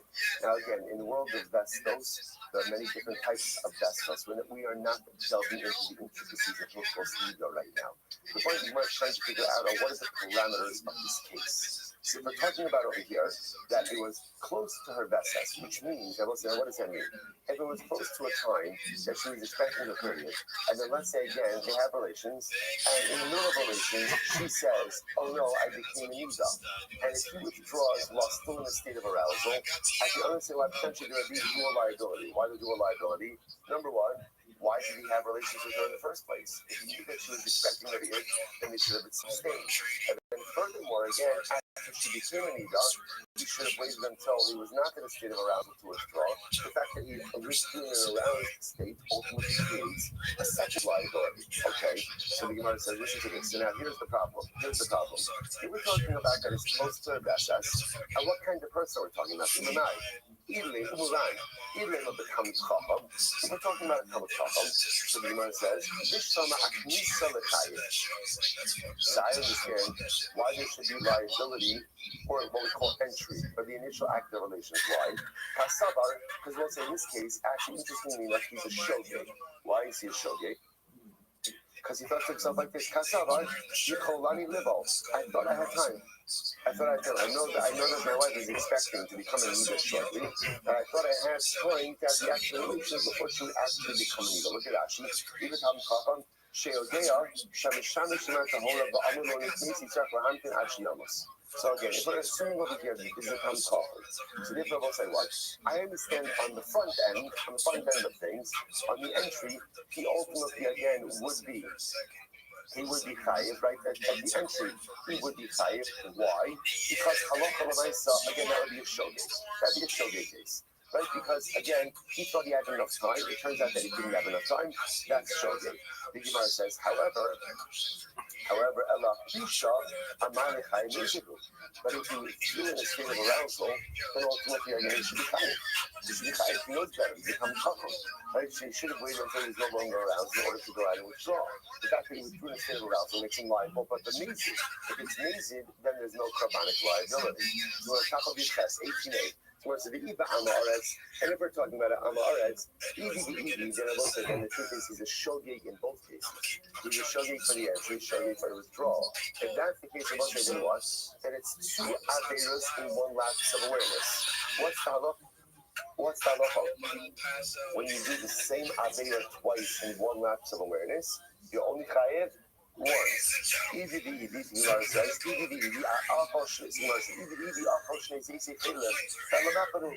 a person eats two pieces of chilif in one lapse of awareness, what's the halacha? So you chayev once. So therefore, if this guy's in Amaretz, therefore again, he doesn't know about the entry, he doesn't know about the withdrawal. Halacha l'maisa again, he should only be chayev once. The Ella, so what's the case? So what's the second line, 18a? The Ella, the she'in samach levesta. It must be a case where it's not close to her vestas, meaning she's not expecting her period. Well, they're not. And what kind of person we're talking about over here? Even if it comes chacham, if we're talking about a comes chacham, the lo chada lo mechayev. So then really you shouldn't be chayev for either one. You shouldn't be chayev for anything. Why? Aknisa anus, because you want to remember again, if it's not samach levesta, if she's not expecting to become a nida, so therefore it's totally permitted for him to have relations with his wife. So therefore there should be no liability, even shogeg liability for the entry.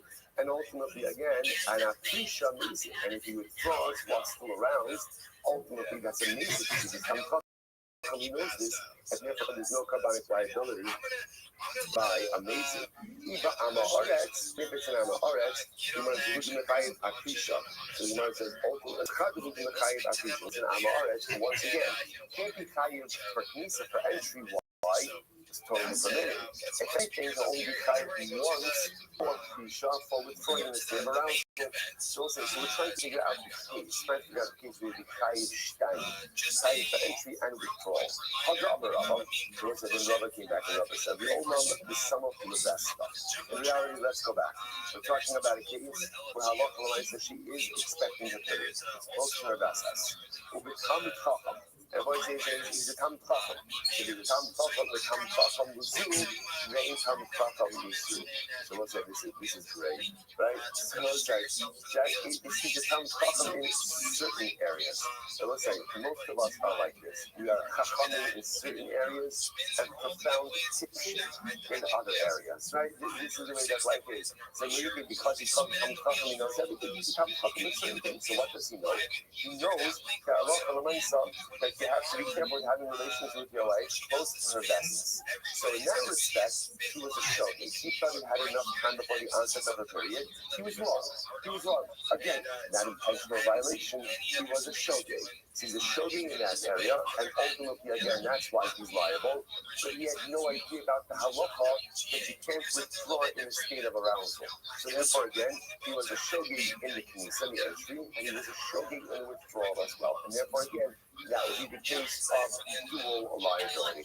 You're going to get Rashi, the Tam Chacham Mizu, Shaloma Yoder, she some was hard with us, Misha say some of that. Like, don't let come on. These hard to explain something to us. So again, Salok Hamais is the shogi because he thought he had enough time to have relation before the onset of the news. He had no idea about this halacha that he can't withdraw in a state of arousal. Therefore, shogi on both ends, and therefore dual liability. Chayiv Shtayim. Beautiful. Amar Rabba said, "V'tarbainu taninhu knisa." Sorry, v'taratinu. Both of these concepts, the entry and the withdrawal, are both stated in the Mishnah. Knisa tanina, pisha tanina. Both of them, pisha tanina. So once I saw again, the withdrawal is stated. This is our Mishnah. Which is actually, by the way, it's actually Mishnah Hara. Supposed to remember again, like one of the most exciting things in Shas in general. Remember, this is not the final place for this discussion, right? Remember, really, this is not our topic. What's our topic? Really, Tumas Mikdash Mikadasha. But in the Sefer Harius, this is brought down as a parallel piece for Tumas Mikdash Mikadasha. So our Gemara is just mentioning it tangentially. But as often happens in Talmudic tangents often become primary discussions. So so just understand this. In Horius, this is what we do anyway. Simar says, it's mentioned in Mishnah, Tanina, people in a Dikani, and Mishnah Torah, a man was having relations with his wife, who was a Tahora, and she said to him, I became Tamea. In the middle of a relationship, because I feel that I'm a Nida. It was like, this would be the concept of Haggasha, like women can have an internal sensation. She's becoming a Nida. She has this Haggasha in the midst of relations with Nashi. And he withdraws immediately, i.e., while still in a state of arousal. Chayiv, ultimately, again, he is Chayiv. That's the case of Kisha. We also learn the case of entry. We also listen to this. After the act of relations. So again, husband and wife are cleaning up, and man is cleaning up with a cloth, and he finds blood on his cloth. So what's halacha? Tmein, they are both tamei. The chayavim b'kavon, and ultimately chayavim kavon. Take a look at Rashi. Nimtza al shalo, dam al hamata shekonach ba'achar tashmish. See, he finds blood on the cloth that he's using to clean himself up after relations. Tmein, Rashi says. Shneim, Tumas Shiva, and this is interesting. So let's say if you ever, might be good trivia, probably not for the Shabbos people, but interestingly enough, right, if you ever want to find a case, where could you ever have a case of a man who's coming to Masnida? Man is coming to Masnida. It can happen. If it turns out that after relations he finds blood on his mappa, then it turns out that again, actually, scratch that. Just keep this to yourself. So the idea over here is that he becomes coming to Masnida. Both of them are made for 7 days. Rashi says over here, Shneim Tumas Shiva, Kimishum Nida, Bohumishum Boel Nida. So she becomes a Nida. Now, you're going to say, happens to be contemporarily, these halachos are a bit more involved. In other words, there are halachos that deal with if a couple sees blood in the aftermath of relations. So again, the Gemara is kind of presenting it in a little bit more of a one-dimensional area. Halacha might say it's a bit more complex. In any event, for our purposes today, so she's going to be a nida.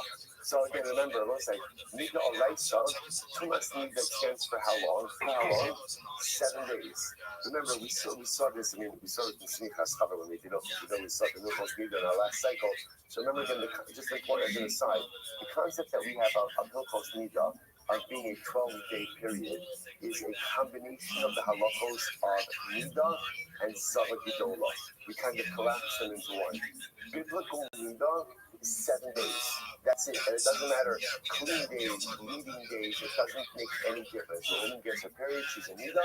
7 days later, she goes to the mikvah.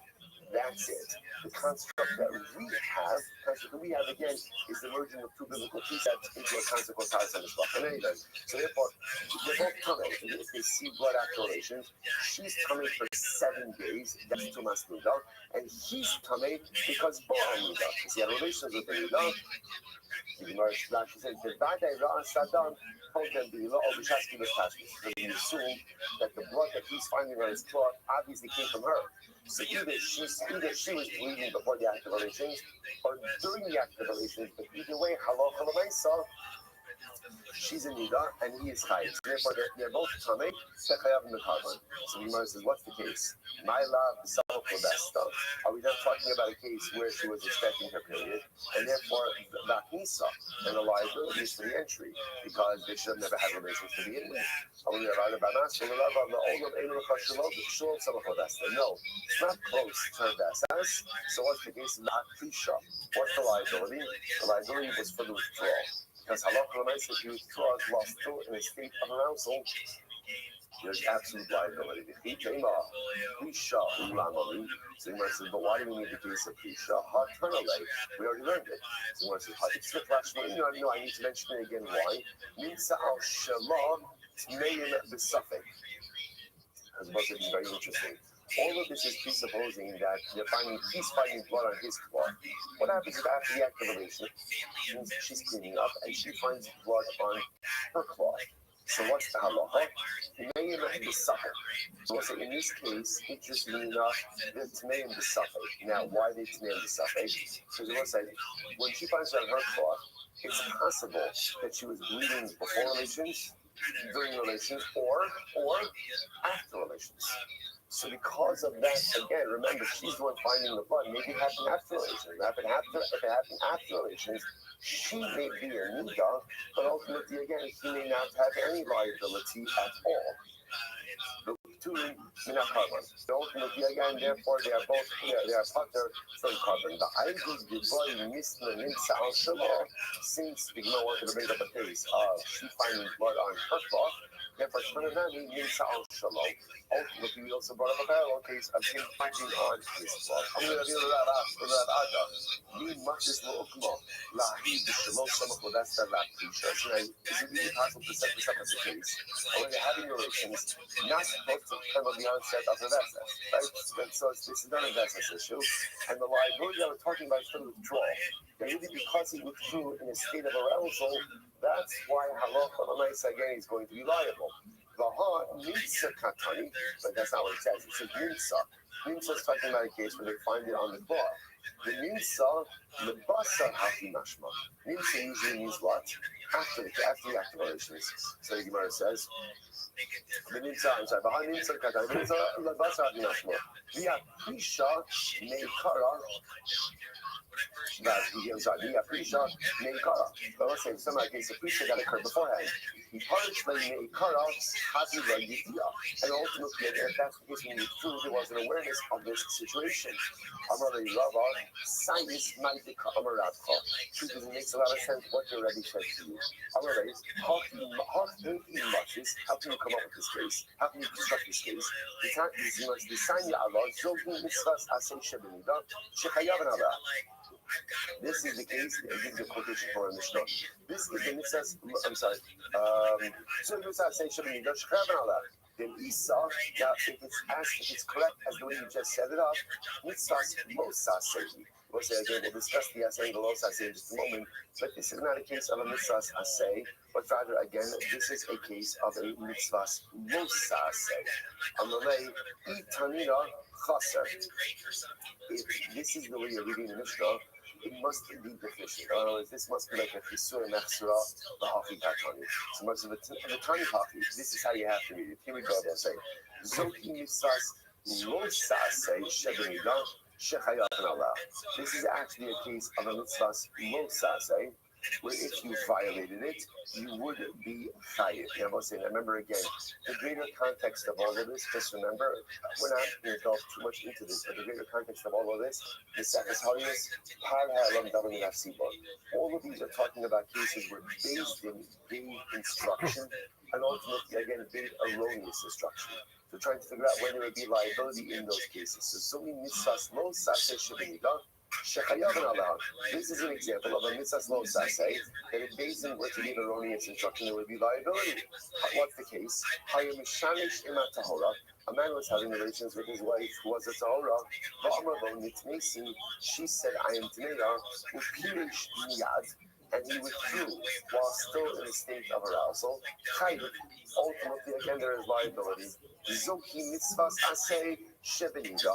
That ultimately, again, is a violation of a mitzvahs aseh by a nida.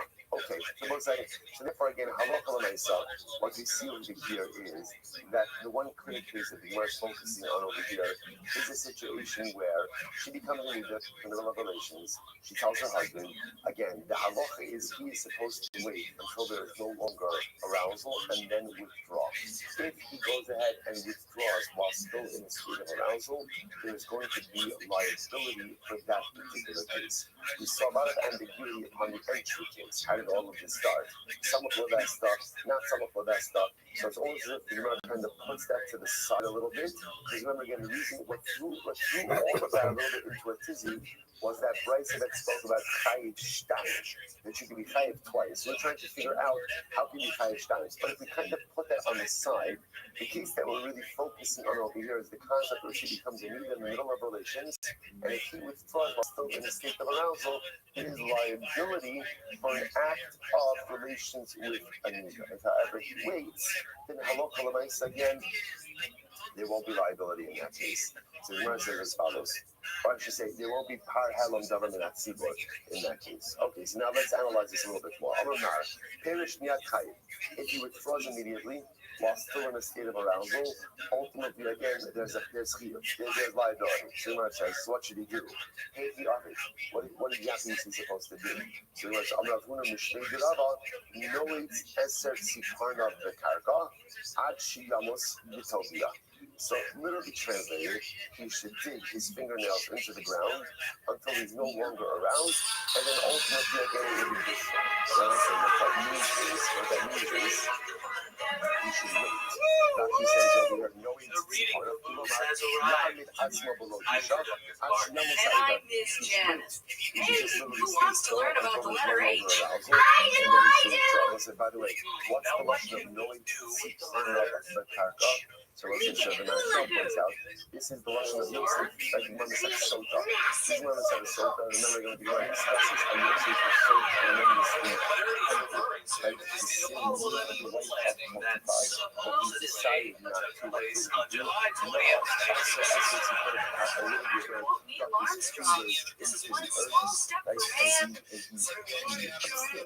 He went ahead and he literally held himself back considering the idea of the relationship to be a free to follow that same Sam with rival rails ever since he don't like soft stories. not to go ahead and continue the relationship I hear you got a story for the kids. and then withdraw after that. That'll be good fun. It'll be good fun. Which Amra is also nice. So just by the way, this is actually interesting. He's also called something else.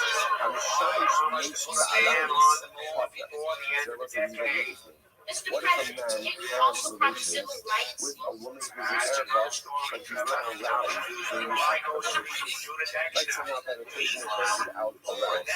So you see from there that you're not liable. It's not liable, right? Where do you see that from? Because halacha l'maisa, if you cause, as long as he's not around, it's not considered to be an act, so to speak, of biyah, right? So you see from inside, yes, if you were to extrapolate, that the man has relations with a woman who's an Arab, but he's not around during an act of relations, that there's not liability for that.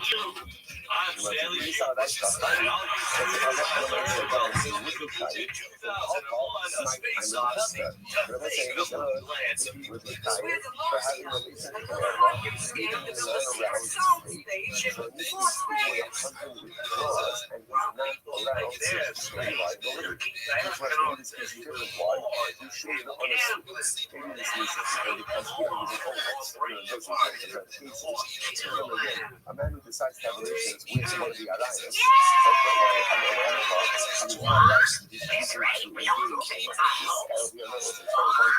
like nobody here started out with the intention to this was a act of intimacy with your husband and wife. Something happened in the middle. So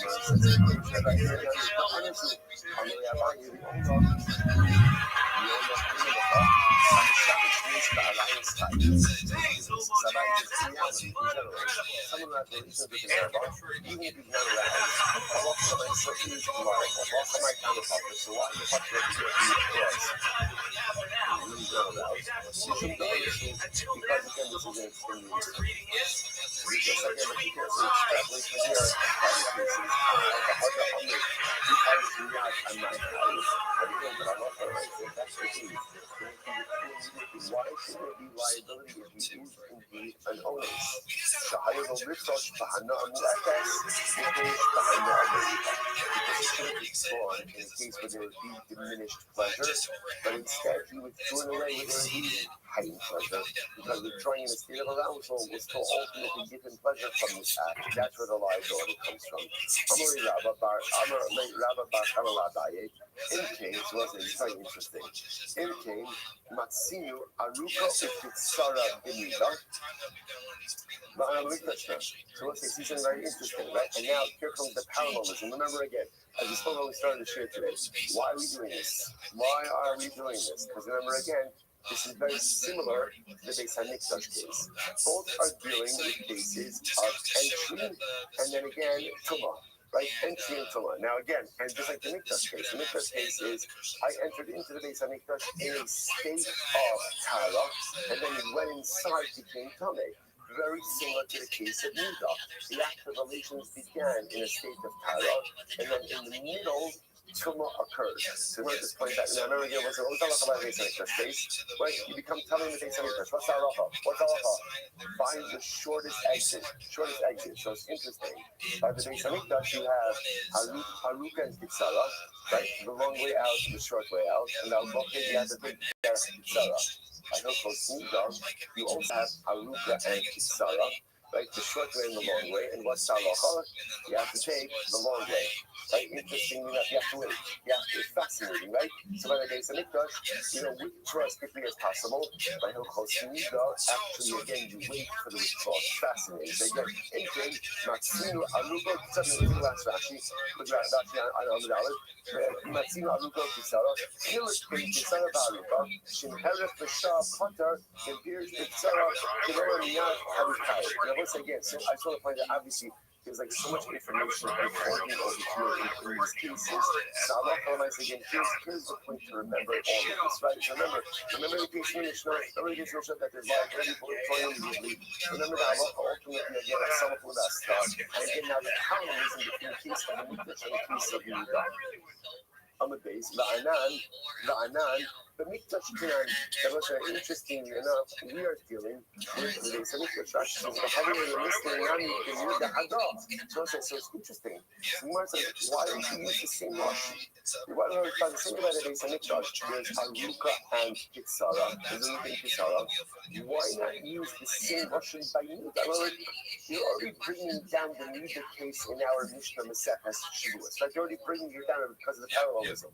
Why not extend the parallelism all the way and just say again, just like you said by the Beis Hamikdash, Aruka and Kitzara. So ultimately use by Nida Aruka and Kitzara as well. Amar Mishum Delo Dami Aruka Dahacha. Aruka Dahacha Kitzara Dahasam. Aruka Dahasam Kitzara Dahacha. What's that for the simple reason that ultimately again that they're not similar. Why not? So look at that. Mishani Delo Damu. Aruka Dahacha Pater Kitzara Dahasam. Kitzara Dahacha Kai Aruka Dahasam. That's interesting. The Gemara thought it might actually get more confusing. Why? Because as we just said, if that's the opposite, right? By the Beis Hamikdash, you are chayit, you are kata for Kitzara, chayit for Aruga.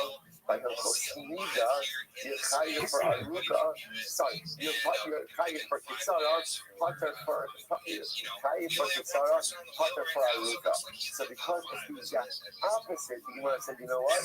This is going to get confusing. So therefore, again, do not use the similar Lashon Rabbi, but again, for our purposes, this is it, right?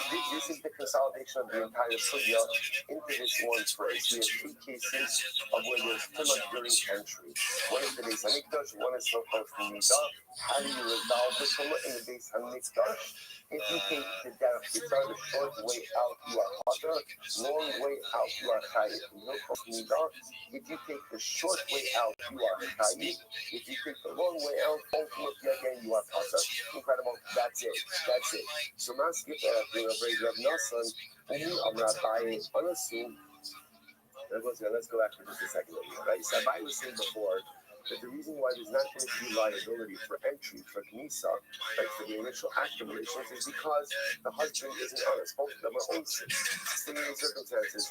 Almost should be shown some of the best that can be. So obviously, in order to make it an honest, you have to make this a case where it's not it's not close to her vesas, meaning she's not expecting a period. So because of that, again, there was absolutely no reason to contemplate that she was going to become a Nida.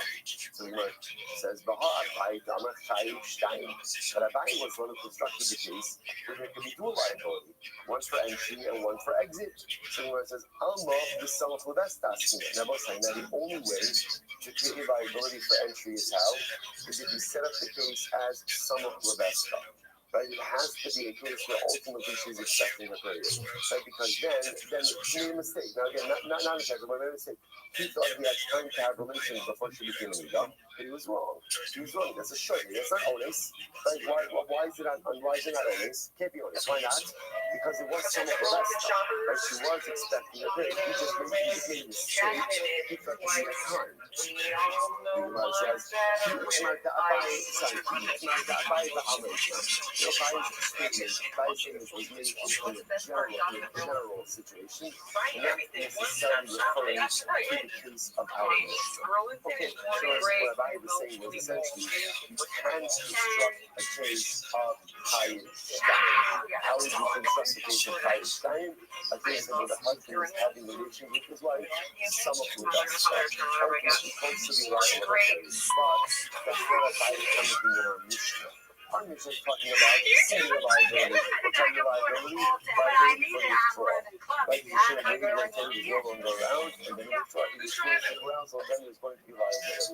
That was the case of doing some of that stuff. So again, what she wasn't expecting was for you, therefore there's zero liability for the entry. If I was saying just know if you want to construct the case of twofold liability, you can do so some of that stuff. Okay, so let's say, so now we're going to use this as an opportunity. Speaking about some general mythos, which is used by the system. The one means that Yonasan, right, that Yonasan Ben Yehuda, Ben Yossi. Okay, brothers, I just Yonasan Ben Yossi Ben Yehuda, ask him, Shimon Ben Yossi Ben Yehuda. As far as all these are, making 99 products. What's his name? where do you know that individual people who have all relationships sunshine and rain. what did he do? Shaka Kara Pasaka. He took a pot of earth and he threw it at him. Now, this is another way of saying, what a stupid question, right? What, really? That's what you're asking me? What's the biblical prohibition? Now, by the way, this is why I think it's also important to understand that they are related.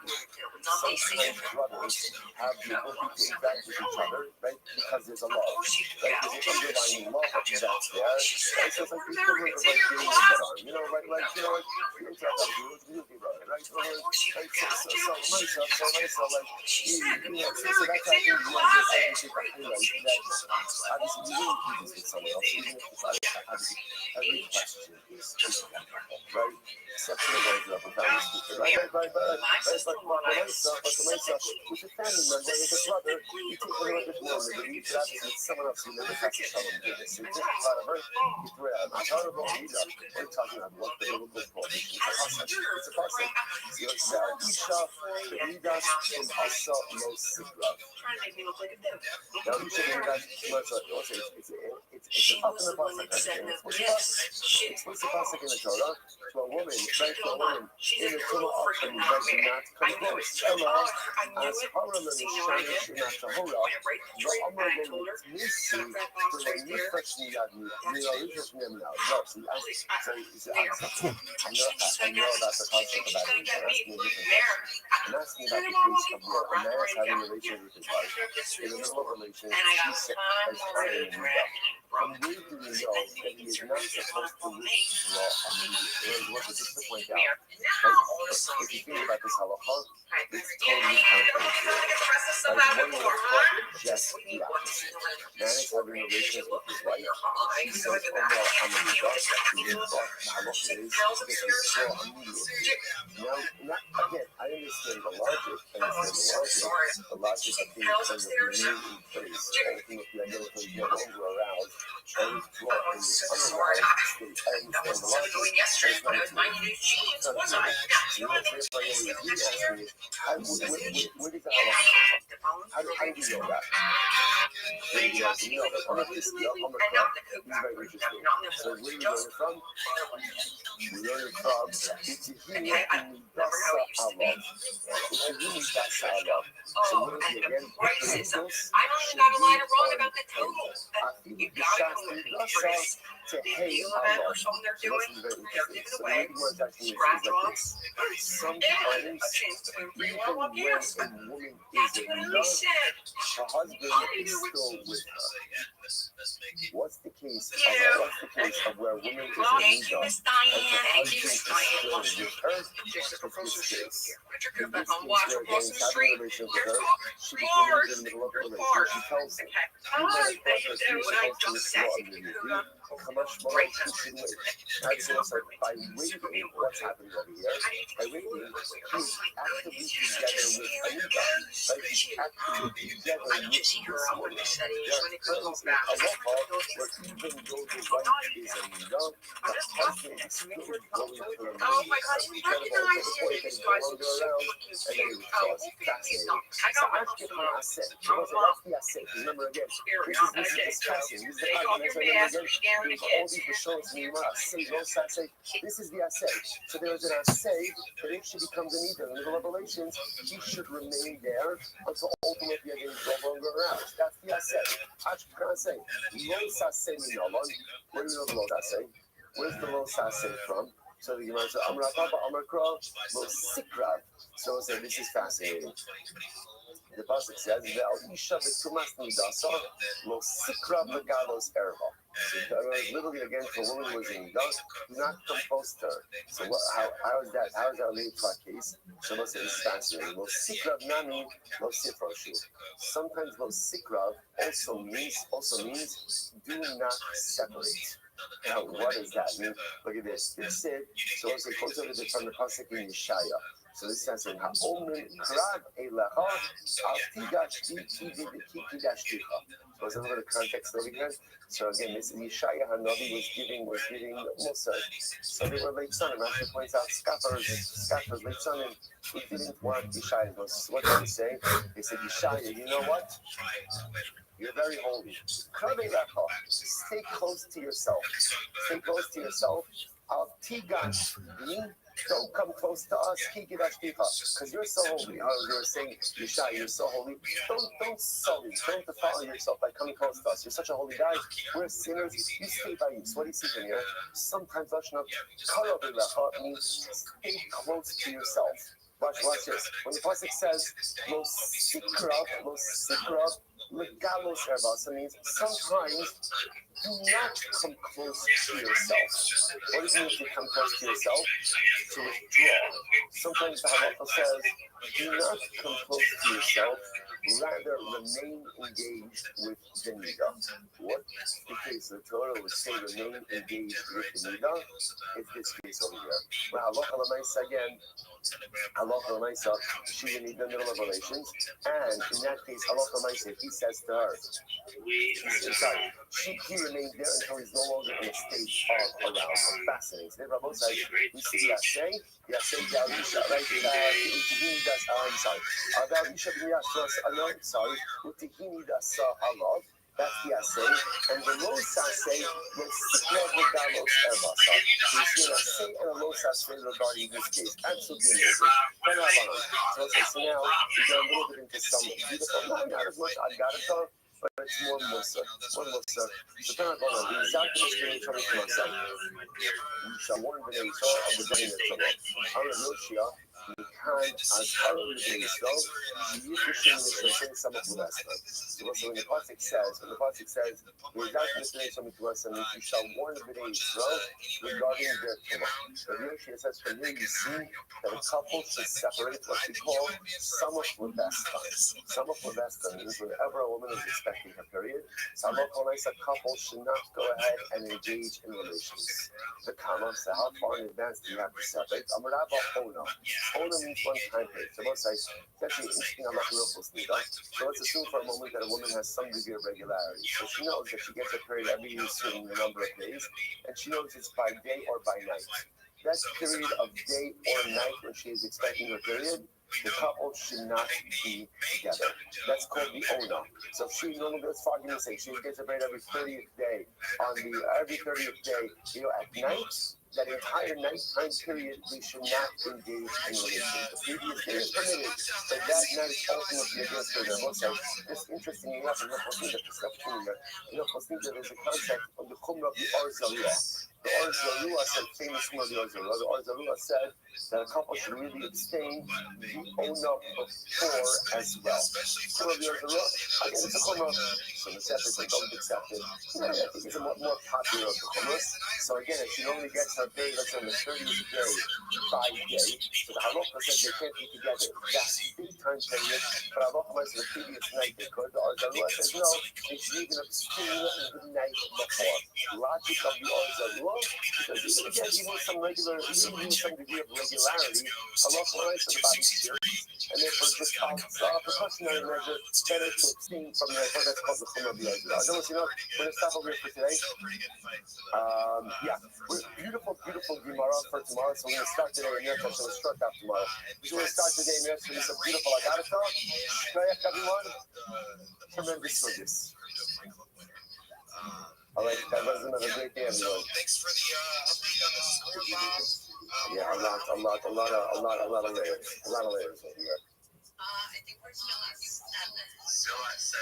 So just a reminder, go to the very first post. There's a bunch of stuff we're doing for giveaways tonight. And if you do any one of those things, click on the link. That is the, it's labeled pretty obviously, the giveaway link.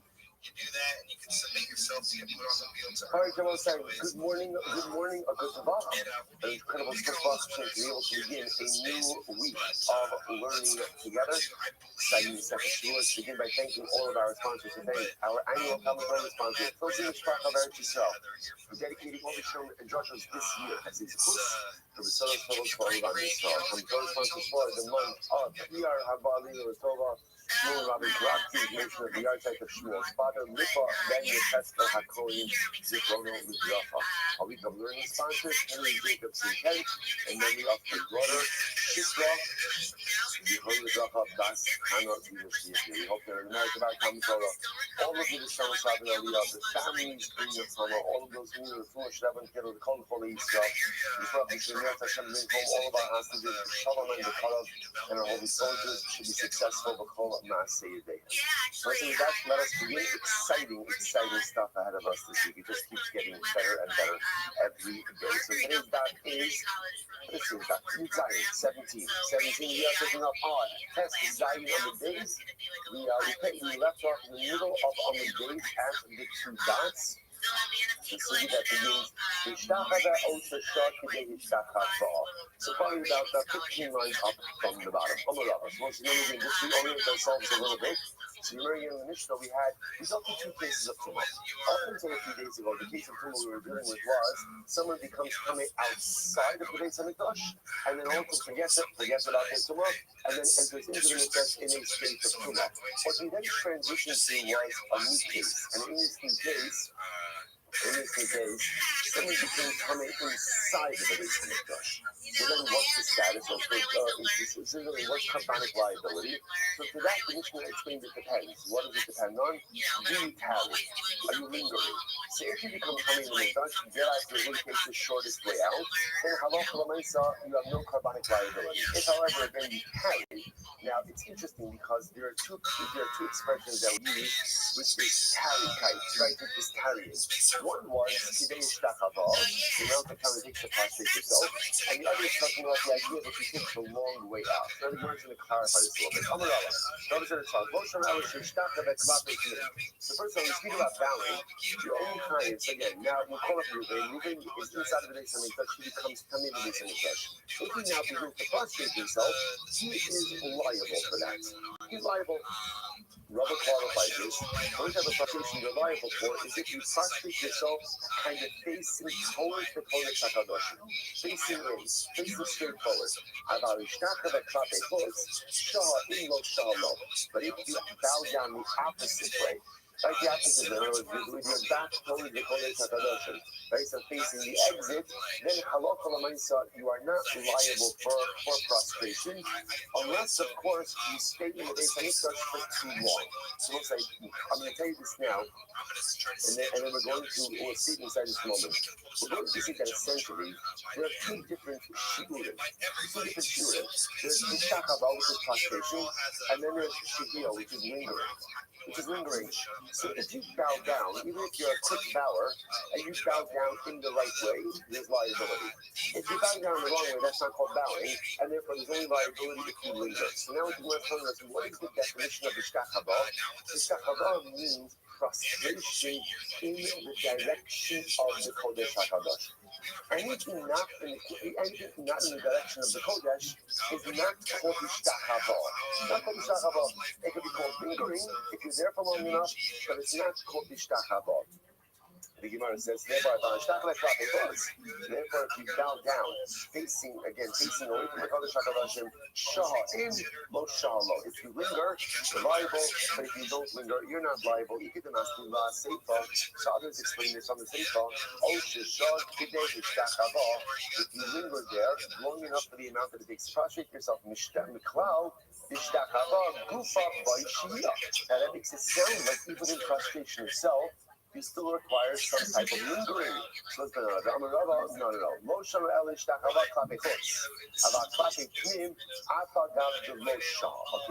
so here it is. This is the line. So this is like this. If you're bowing down in the right way, what's the definition of the right way?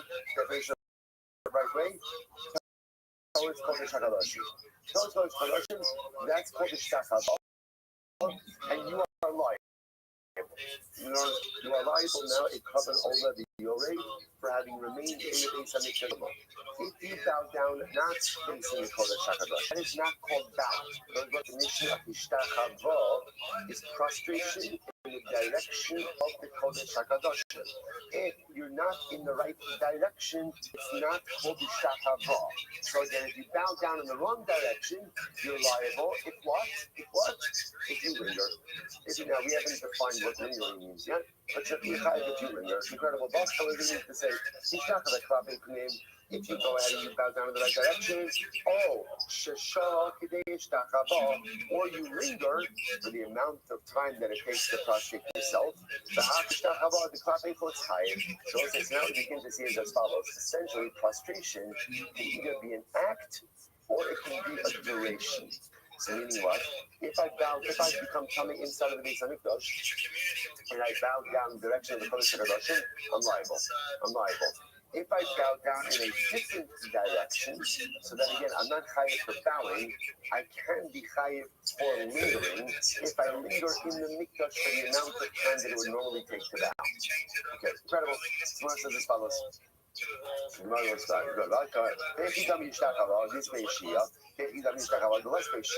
So it's like, give me an example. So now, explain to me bowing that has lingering, bowing that doesn't have lingering.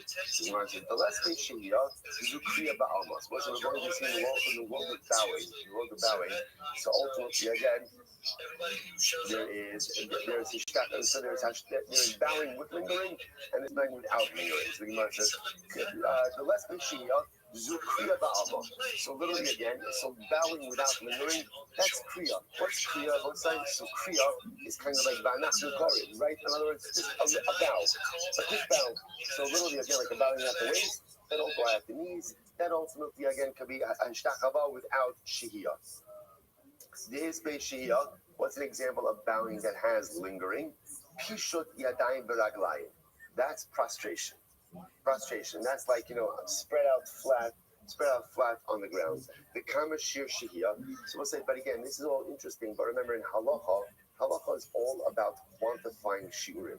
So halacha l'maisa again. So what is the actual time frame? Right. In other words, if we're going to create liability, I need to know time-wise how long do I need to be in the Beis Hamikdash in order to be liable after having contracted tumah. So Pligi Bar Yitzchak Bar Nachmani, Bechad Di'imei. So Yitzchak Bar Nachmani and one of his Korabbanim had a debate. Who was Umanu? Rabbi Shimon ben Pazi. V'amrilei Rabbi Shimon ben Pazi Bechad Di'imei. Uman Rabbi Yitzchak Bar Nachmani. V'amrilei Rabbi Shimon Bar Nachmani. Okay, Machalokes. Chad Amar Kimemrei Dehai Psuka. So one said the amount of time that you are liable for remaining in the Mikdash ultimately is the amount of time that it takes to say this pasuk. We'll see what this pasuk is in just a moment. The Chad Amar Midiyichru B'Seifa. I want to say the amount of time that it's V'Yichru to the Seifa. What's the pasuk that we're referring to over here? So the Gemara says as follows. The pasuk is V'Chol B'nei Yisrael Roim Beredes Haish Ukvod Hashem Al Habayis V'Yichru Hayim Arza Al Haritzba V'Yishtakavu V'Hodos LaHashem. So again, the Machlokes says, is it the amount of time that it takes to say the whole pasuk, the amount of time that it takes to say part of the pasuk, but that's the shear, which I'm going to say you begin to see is a very short shear. Which means that literally in order to avoid liability, the moment that I find out that I'm telling me I need to get out as quickly as possible. Incredible. So the Gemara goes right there. The Gemara says, good. Turn up on.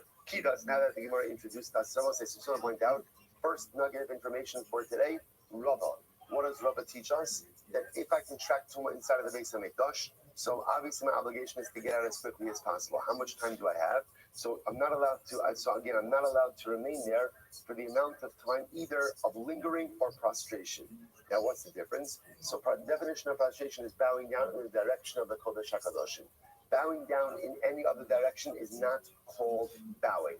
It's not called bowing. So in any other direction, I'm liable if I linger. What's the definition of lingering? The definition machlokes is the amount of time to say that entire pasuk or just part of the pasuk. Beautiful. Tanrabana. Now that we spoke about prostration, the Gemara just talks about different forms of prostration. Tanrabana. Kida alapayim. So we'll say what's called kida, that's called falling on your face. Kind of like what we do by tachnun.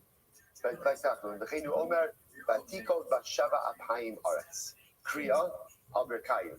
Kriya is bowing down on your knees. V'cheinu omer, nichra al birkav. Ishtachava, that's what's called zukisha tadayim raglayim. That's called prostration. Right? Where literally, again, I want to say, like a person is just flat out on the ground. V'cheinu omer, okay. So here we go. Another interesting case. So last two lines, test Zaino days. Sarach Shia Malkus, O in Sarach Shia Malkus. Sarava asked the following Shaila. Do you require Filamakis? Well, remember again, up until this entire point, what have we been talking about? We've been talking about carbonic liability. All right, so now in other words, here's what I know. I know that if I'm in the Beis Hamikdash and I contract Tumah, I gotta get out as quickly as possible. And if I delay, however we're defining delay, I am liable to a carbon olaviole. Fine. We'll say, what about the following? Let's say, look at Rashi. Actually, that's Rashi not Malchus. In Hisrubo, Shalolamo, Va'amad Pachos Michadei Shehiyah. So let's say now watch this. Let's say I'm in the Beis Hamikdash and I become Tameh. And after I become Tameh, I'm warned. Ultimately, again, get out as quickly as you can. And I delay, not long enough to incur carbonic liability, but the question is long enough to potentially incur malchus. Right? Because remember again, if you remain in the Beis Hamikdash in a state of tumah, one is in violation of a law. So now I got hasra, but interestingly enough, I remained in the mikdash even after the hasra, after the violation, but not kidei shehiyah. So let's say, for example, let's just give an example. Let's say kidei shehiyah is 20 seconds, for argument's sake. 20 seconds, right? So the Maisa, so let's say, by the way, it's interesting. Think about this for just a moment, that it seems like such a short amount of time to get out. It's fascinating how different events in life sensitize you to different realities. So you think about this, like how could somebody get out in such a short amount of time? And most you think about what our brothers and sisters in Eretz Yisrael have been going through, right? When the sirens go off, right? How long? First of all, a special welcome to our Shia member Daniel Pablo from Modena Chashmonaim, who's joining us, one of our online Shia members. Baruch Hashem, a great cover. Make sure you be friendly. Right? Excellent, good. You don't do it right now. All right. So, how long do you have for the sirens? So how long do you have for the sirens once the sirens got to get to a plot? 2 minutes. So you think about this. Like we're living in times where people have a very short amount of time to traverse a distance. You're close, you're short. That's it's just interesting how like different events sensitize us to realities. I think Gemara's talking about a situation that we haven't had for 2,000 years. Something happens. I gotta get somewhere quickly. And amazing how like we have this same yisod, obviously in a very different context. But Lamaisa, the Gemara is asking like this. So let's say now, halacha Lamaisa. So I became tummy inside of the Beis Hamikdash. So I'm not staying there kedei shehiyah. So therefore, there's no carbonic liability.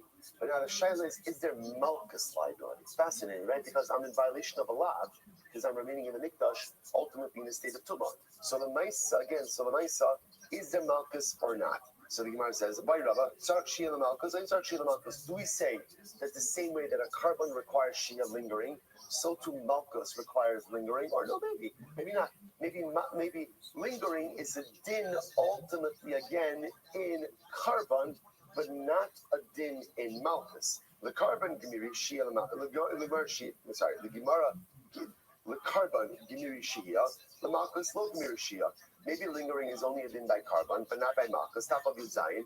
Oh, Dilma, bifnim Gemiri shia, lo shna the carbon, but lo shna the malchus. Or maybe it doesn't make a difference. In other words, if you're becoming tamei, there's a din of shia for all halachos regarding tumah in the Beis Hamikdash, whether it's for carbon or whether it's for malchus. So we'll say, what's the halacha? The Gemara says, teku.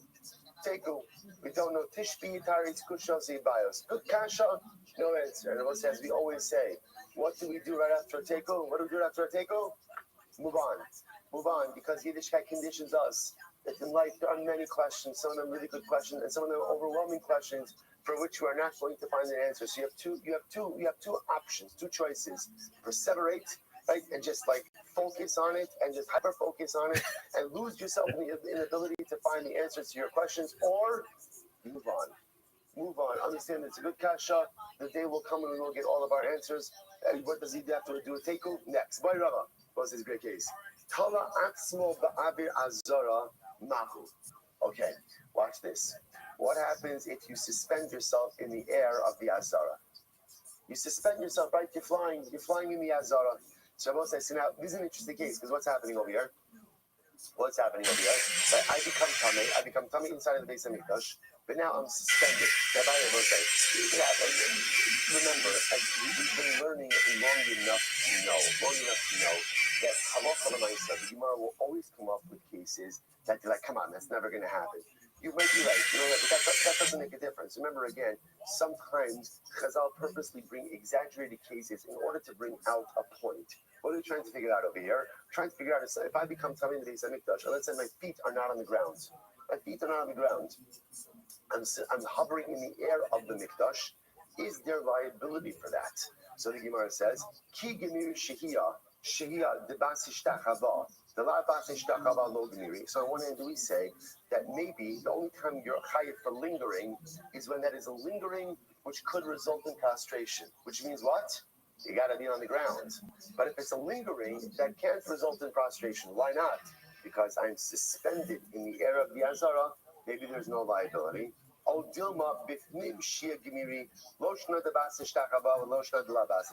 maybe not.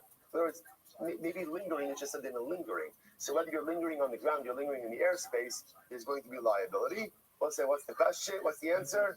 Teku. Well, leaves this unanswered. I will say, Rabbi, I was looking at this Gemara last night.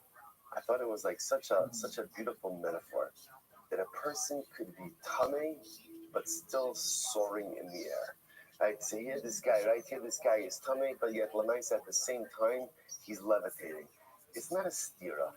Right? In any given moment in life, I'm tummy and I'm soaring. I'm tummy and I'm climbing. I'm tummy and I'm growing. Most of us live in these two states simultaneously all of the time. So it's almost like the Gemara is saying, so what's your status? Are you a growing person? Right? Are you literally a ben aliyah? Right? Are you going up? Or are you tummy? And the Gemara says, take them. Sometimes it's hard to tell. Sometimes in life, I'm not exactly sure. Like, am I going up or am I going down? But when I will say, you know what the ikar is? That even if you're tummy, make sure you're consistently and constantly a ben aliyah. Even if you're tummy, because most of you all have it. There are certain things in my life right now that are tummy. And the truth is, they're going to remain tummy. We all have those pockets of our life that I know I need to change, but the reality is, they're not changing right now. And all too often we assume that because they're not changing right now, therefore that precludes me from being a growing individual. And it's not true. You could be tummy in the Beis HaMikdash, but still find a way to lift yourself up.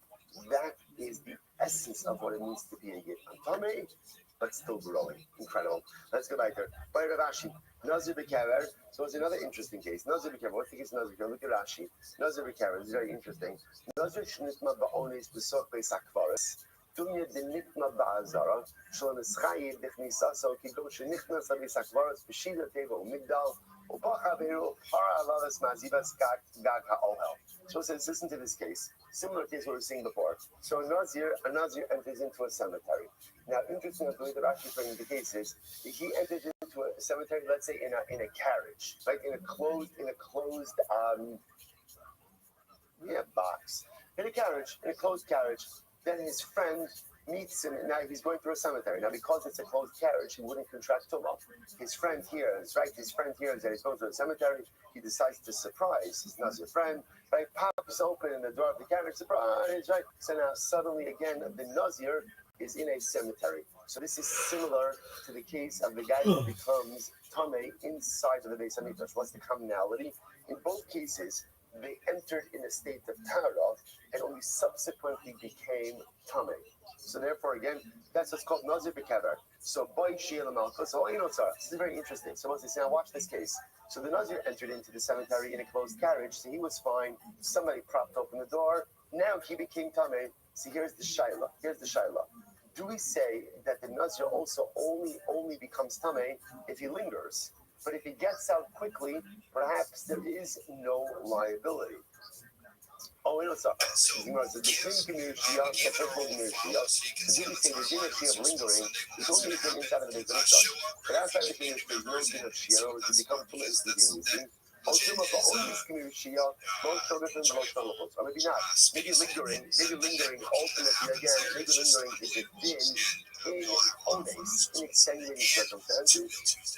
It doesn't matter in the outside of the Beit HaMikdash. This Gemara says, taking once again unanswered question. Next, Bala Baruka Chai B'Stafak. Let's now up to the next part of the Mishnah. So remember again, what did the Mishnah say? Same case. I'm in the Beis Hamikdash. I walk in Tahar. I become Tameh inside of the Beis Hamikdash. So now what did the Mishnah say? If I get out as quickly as I can, meaning find the nearest exit, then I do not incur liability. If I take the long way out, then ultimately I incur liability. I'm a Rabbi. So we'll say Rabbi, not the same as Rabbi. I'm a Rabbi. Sarah Sha'aru, Afilu Akir B'Eit Mitzad Godel. This is fascinating. Rabbi says, as long as you take the nearest exit, even if you walk very slowly, you're not liable. Now let's say this expression of Ekev Mitzad Godel means literally like you're walking away where you put literally one foot right in front of the other. So like your big toe is touching your heel. Right? So you're walking one small step after the other. And even if it takes you the entire day to get out of the Beis Hamikdash, that's how slow you're walking. That's how slow you're walking.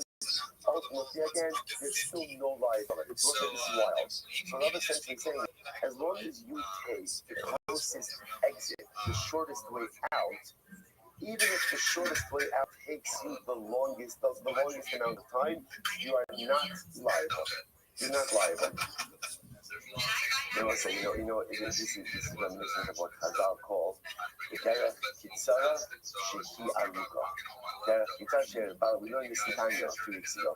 Derech Kitzara Shehi Aruka. There's a short path, but sometimes the short path can be very long. Conversely, sometimes there's a Derech Aruka Shehi Kitzara. And so again, see inside. So Rabbi says as follows. Now, by the way, just I said it right. So remember again, in Chazal, the Derech Kitzara Shehi Aruka represents again that in life we try to take shortcuts. Now you see shortcuts. Oh look, there's a life path for this, or a shortcut for this. And what happens? It looks like you have to tell Rose, so more often in life, when you take shortcuts for meaningful things, those shortcuts often become incredibly circuitous, difficult, and actually don't get me where I need to go. That's called the Derech Kitzara Shehi Aruka. Shortcut, it should be a very long way. Conversely, very often in life, the Derech Aruka Shehi Kitzara. Very often in life, the path to choose is the long way, because the long way may take a little bit more time, but it's going to get you where you need to go. The Rabbi says that it's fascinating that if you take the shortcut, right, the shortest way out, even if it takes you a very long time, you're not liable. So by Rabbi brings down Shios Mashi Staku. It's interesting. So let's say, let's assume for a moment again that the amount of time for lingering for which you're liable is 30 seconds. So let's say, so the shaila is, if you linger incrementally, let's say I linger 5 seconds, I walk. I linger 5 seconds, I walk. I linger 5 seconds. Can those increments of lingering combine to form the shear or not? You want to say, take what you today, Hart says, apparently not. Based on what Rabbi just said, because Rabbi said, as long as you're headed out, the right exit, even if it takes you the whole day, you are not liable. Which means, so obviously lingering does not go ahead and combine. Just want to say, no, how somebody below star. Rabbi's talking about an idea where Allah Maisa, I'm taking a short exit, and even though it takes me the whole day, I never stop. I'm constantly moving, I'm constantly walking, I'm just walking very slowly. So by the way, I ended up so I had power and touch. So again, this goes to with the Rabbi. Shalom again, Rabbi says, as long as you take the shortest exit, Shul Korach says closest exit, even if you delay, right? Even if you walk very slowly, but takes you the entire day, you are not liable. Which of us say also tremendous skill. In life, as long as you're on the right track, Coach Baruch is not looking how long it takes. As long as I put myself on the right path to self-actualization and growth, even if the results don't materialize so quickly, but I'm headed in the right direction, that's all really almost from once. Incredible. So by me, I buy me that box. So I say, from that box, follow Baruch, the sheer not watch this. So let's say now I become coming. I'm in the business. I become coming. What happens? I gotta get out. I guess. So what do? I scan the exits, right? Exits to the right, front, and the back, right? Illuminated line, right? So what happens? I know exactly where to go. Here's the issue. I know it'll take me 10 seconds to go ahead and get out the closest exit. But the truth is, there's another exit that's further. But if I run, I can also get there in 10 seconds. So what if I could take the longer path, but I'll run, so I'll make it there in the same amount of time that it would have taken me to get out the closer exit. Is there liability? And I do that. So I end up exiting the base HaMikdash through the further exit, but within the same window of time that it would have taken me to get out of the closer exit. So is there liability in a case like that? It's fascinating. No, ultimately, that's the meaning. Essentially, what the Gemara is asking is like this: is this a shear? Like, is this a shear in time? And therefore, as long as I get out of the base HaMikdash within the shear, who cares how you got out? Or no, this is a thing in the closest exit. So again, I will say this is our case. So let's say, in my case, I know that to get out the closest exit would have taken me 10 seconds. It turns out I made a mad dash for longer exit. I got out in 9 seconds. So again, if it's a shear in time, then I'm not liable. If it's a thing, the Allah says, no, you gotta take the closest exit. It doesn't make a difference how fast I get out the longer one, it doesn't be liability. To which the Gemara says, Amalei, look, Mitzna Aruka V'Hidachos Eslo. Says the Gemara says it's a din. It's not a shear. Interesting enough, it's a din. What's the din? The din is closest exit. Closest exit. And I want to say, by the way, you can see this. I thought you could see this. You know why this comes up? I'm saying that because I say, that was exciting me a lot because anything's in the commercial they say.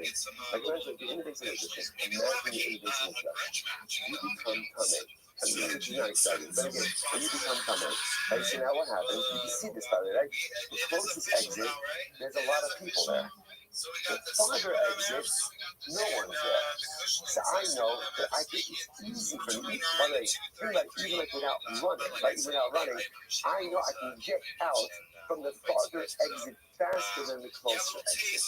So I said it. So the Gemara says it's a din, which makes sense. It's a halacha. What does the halacha say? Closest exit. That's the halacha. Even if technically speaking, not only can you get to the further exit, and say that even get to the further exit in less time, it's a halacha. It doesn't make sense because the moment you give this to a shear is the moment that this whole halacha falls apart. That's halacha. Therefore, again, no matter what, take the closest exit, and if you don't, there is carbonic liability. Incredible. Let's skip it. Listen to this. The time alone, there's another interesting halacha. If you have a Kohen who is coming, so the halacha is, and he does avoda in the Beis HaMikdash, he is chayiv misa b'yei shamayim, just at the hands of heaven. So the Gemara says, I don't understand.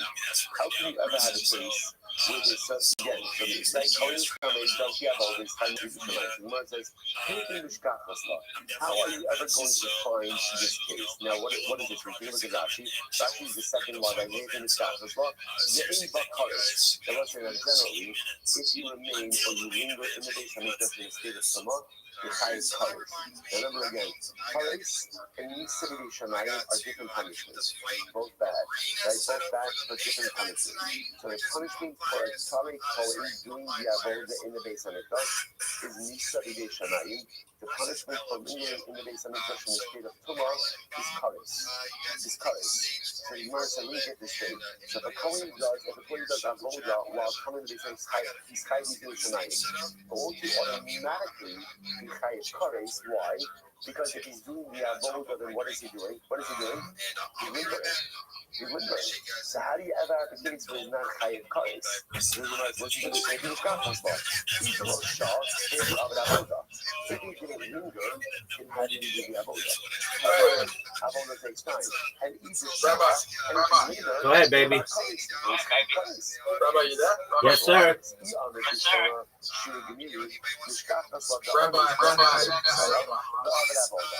Okay. It's not like a secret. Is a shear in time. Then this makes Yeah, sense. you get When it becomes time, he realizes Okay. he's got to get out quickly. So he realizes Why is that? time to the closest exit, 30 seconds. No, it's just a video. Dicey figures, you know Okay. what, I'm going to run. Did you I only need happen if I to run, I'll shave off 10 go seconds, to the 20 club seconds, yet? I'll leave me 10 seconds for avoda.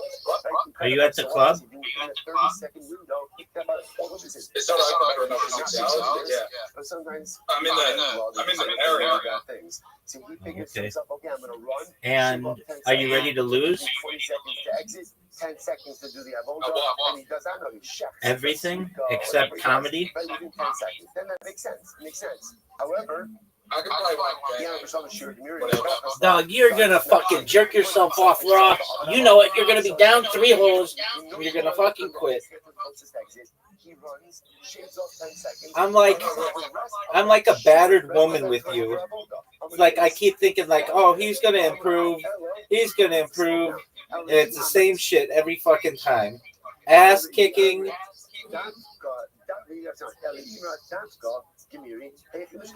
You have an invitation, and we're all waiting on you.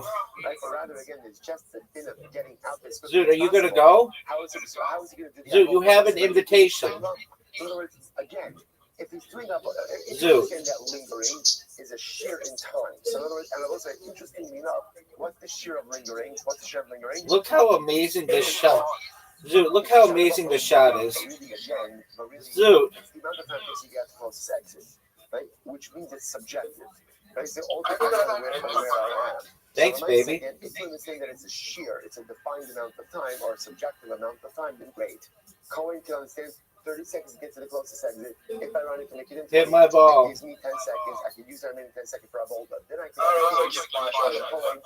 Okay. avoda while he's coming. I agree. And therefore, again, it's not chayiv kares. What are you gonna do here, big dog? It's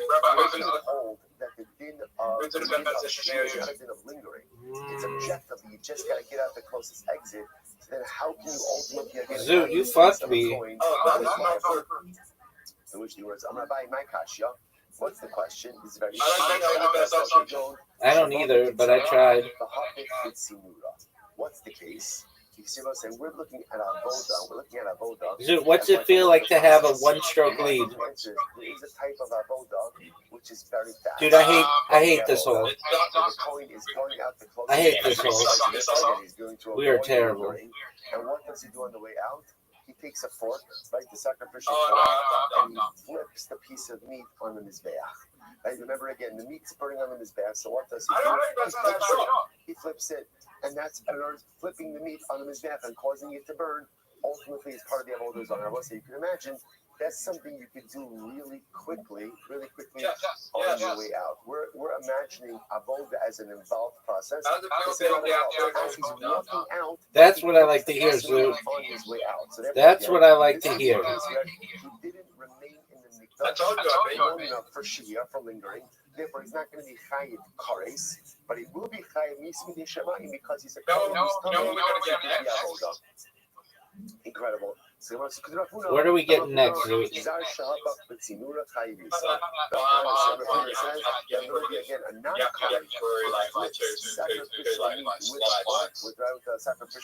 I don't know what you mean. So what do you see from that? That it's an avoda.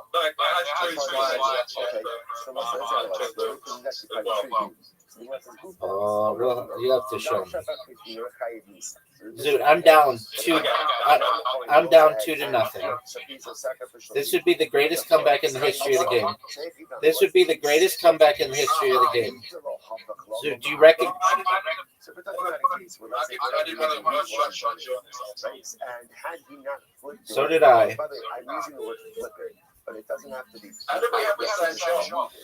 I don't know. One over here is I'm just going to use flip as the expression because that's hapa. If we're talking about that, had he not flipped it, the meat would not have burned. And pshita, obviously that's avoda.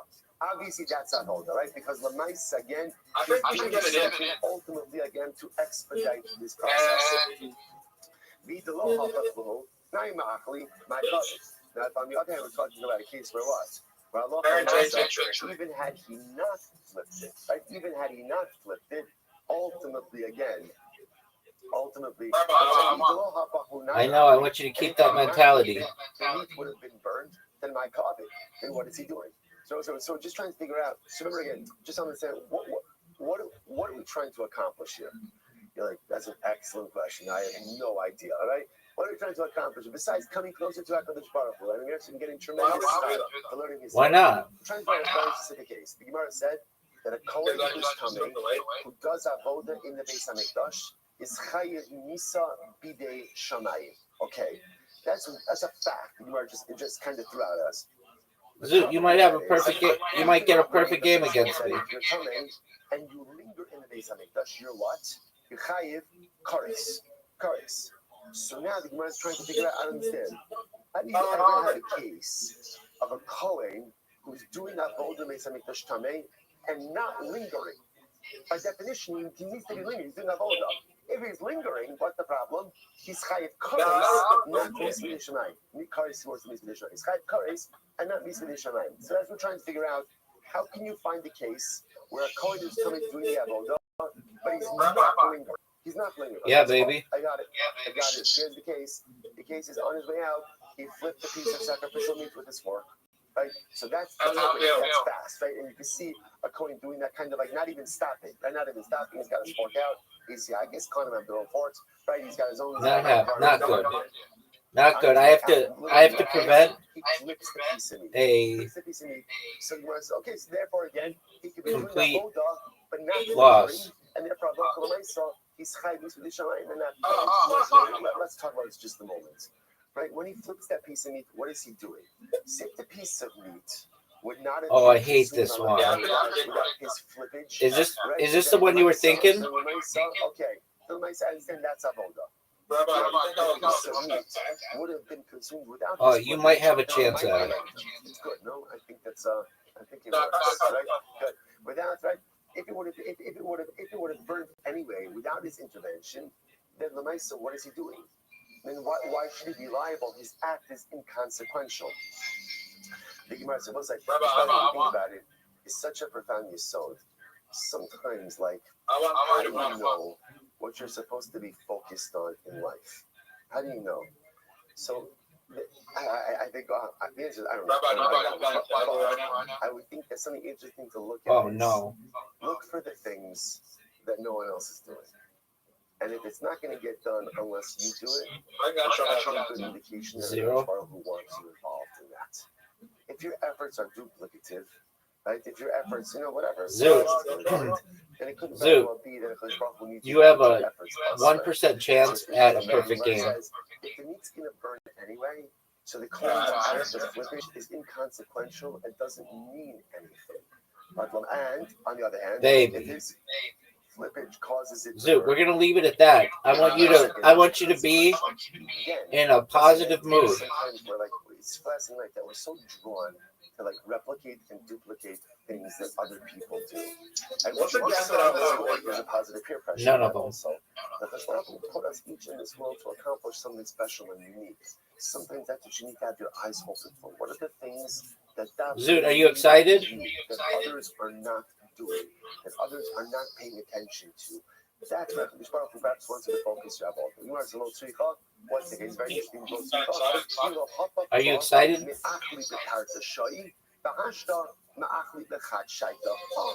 Interesting compromise answer. Gemara says, no. The meat would have I burned. realize if I'm doing win national text me to do one way to make it 1 hour. Yeah, 1 dog. hour. So the actions of the Kohen were consequential. So you're doing it for both of us, baby. And the Gemara says, what do you see from the earth? That any expediting I'm just saying service is considered As soon as you tweet, baby. service. So it's fascinating, right? So the meat would have burned regardless, but it would have taken 2 hours. Now post flippage, it's only 1 hour. It's only 1 hour. Yeah, big dog. Come on, what is expediting the burning of sacrificial meat? What does it mean? No, it does mean something. I want to respond. With such incredible Dude, get out of here. Jesus. So what's that? You're not even a stand-up comedian like it's a profession. You've made exactly $0. You've made exactly $0 in being a stand-up comedian. So, like, you're not. That's not a career right now. That shows that alacrity in this act shows the chashiva. So the Gemara says, what do you see from the earth? That expediting. What's up, baby? Service, doing something with greater resources. Incredible. Actually, more than you have. I do make some. What comes out from this? The Rumble. Namely, that the halacha is you need to exit if you become coming inside of the Beis Hamikdash. Like a few cents per stream. We don't care. It's fascinating. We don't care how long it takes you. Did you to get to the closest exit, as long as what? As long as what? As long as you're moving. As long as you're $69. moving, you don't care, right? You're literally taking baby steps. As long as you're moving, right? Even if it's a whole day, we don't care as long as you're moving. So I'll say a tremendous most of skill. Because probably just wants us to move. Even if it's baby steps. As long as you're moving in the right direction, and a bonus of all of them is happy. Did you just hit a stream? $0. $0 more. Does avoid the state of trouble. Ultimately, again, it's going to be lost. You start a channel and then they start paying you for every hour you stream, depending on the viewers. And then if you put stuff in your profile, their advertisers pay you. I am.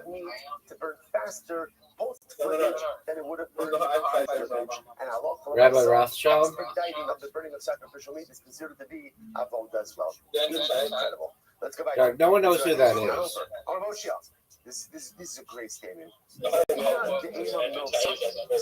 No, they don't.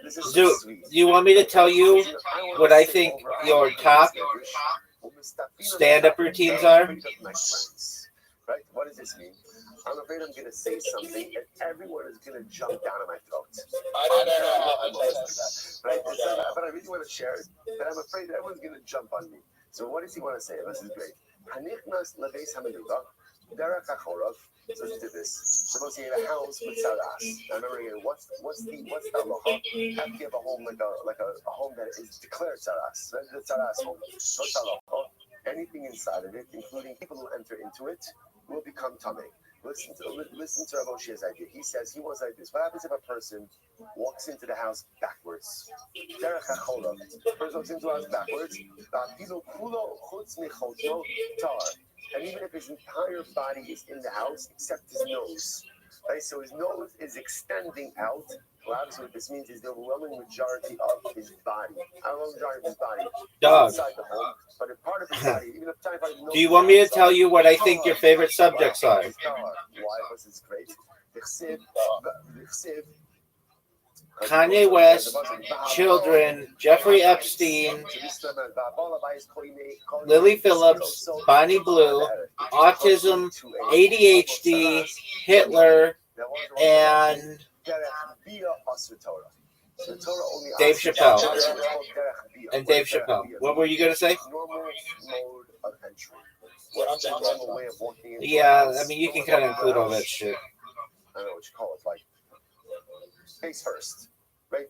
Face first, right? So therefore, other ones that they say, if you walk in backwards, so the nights again, you're not going to contract too much. Okay, so that sounds pretty logical. What was Rav Oshia afraid of? I'm afraid that my friends are going to say, well, Rav Oshia. Is that not accurate, Zoo?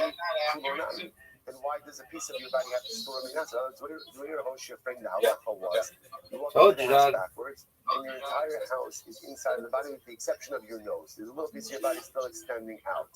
So he was afraid that Hashem was going to say, well, Hoshia, if you're right, then even if your entire body is inside the hole, as long as you walk in backwards, so the mice say, again, you should be tired. Rabbi said, no, that's not true. Kulo, Logara Mikirim Shurabai. It's not true. If your entire body is in the hole, everyone will agree that what? Everyone will agree that halacha l'maisa, you become tamei. Why? Call Asher Badais. Because ultimately, they won't say because halacha. I'm sorry. I'm Rabbi Kulo Logara Mikirim Shurabai. Dude, go get him, dog. You're gonna win. Inside the hole, what's the halacha? You're gonna do really well. You're gonna kill it, baby. What do you see from here? Anything that is fully in the home, of course, becomes tummy. So everyone will agree that if a person is fully inside the home, even if they entered backwards, they're going to remain tummy. The English or Rothschild, which seems to be correct, which is if you walk in backwards, as long as there's a part of your body that's not in the home, you will remain tahor. Incredible. Along these same lines, the Gemara says, what do you see from here?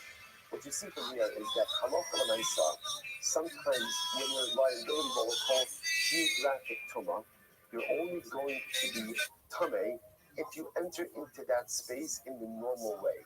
If you enter in an abnormal way, that could save you from becoming tamei. So we just saw this example by home of Sarah. So again, and I will say, by the way, the Rambam accepts Rav Osher's idea. So if you walk backwards into a home stricken, condemned with saras, as long as there's a part of your body that's not in the home, you will remain tahor. Once your whole body enters, you're no different than kiyum. So most listeners they say, that supports this. Gagin halalu. So we'll say this is actually very interesting. Look at Rashi. Gagin halalu. Rashi says Sheba Azara. They will say on the courtyard of the Beis Hamikdash, there were a series of chambers. Those chambers had rooftops. Those roofs do not have the same sanctity as the Beis Hamikdash itself. So the Gemara says, Gagin halalu, ein ochlin sham kachim kadashim. Therefore, again, you can't eat kachim kadashim on those rooftops. Ein shochtin sham kachim kalim. You can't shecht kachim kalim there either. B'tamei shenichnas derech gagin leheichal pater. And interestingly enough, if you were tamei and keep from the rooftop into the heichal, you are pater. You are pater. Not if the people have ears. The pasuk says, "You shall not come to the mikdash." I mean, I guess. The Torah answers what we call normative entry. And what's normative entry? Both say, what's normative entry? You come through the entry to the Beis Hamikdash. But if you dog, is Twitter Spaces usage gone down or up in the last 3 years? Another display, ultimately, of this idea that halacha l'maisa, in order to be liable for entry, and again, so we saw this is so stupid. So again, I want to point out that is different because in the Twitter Spaces someone who's tahor is entering usage gone up or down in the last 3 years? Someone who's tamei. When was the highest month ever? Essentially, Rav Moshe is espousing. Whenever you see the lashon of ba of entry means a normative face first and normal entrance. Right? But halacha, that's in the case of saras. If you walk in back first, you're not going to be liable. You won't become tamei. Beis Hamikdash, if you come from the rooftops instead of through the front door, through one of the normative gates, ultimately there will not be liability. There will not be liability as well. All right, we'll stop over for today. Next week is its own piece. What a way to start the week! Incredible haskala. Here's what we started this week. This resource for Ava, the Amkus, Peslavos, and Eretz Hashem together this week and for many weeks to come. Shkaya, everyone. Everyone's going to have a great day, everyone. Good morning.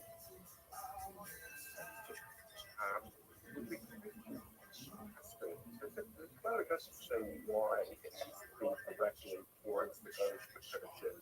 But in the section,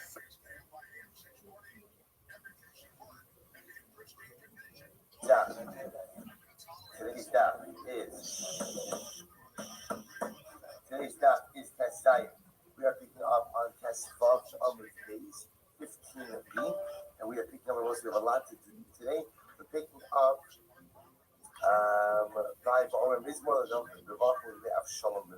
so we're picking up that is 2, 4, 6, 8, 10, 12, 14, 16, 19 lines up from the bottom.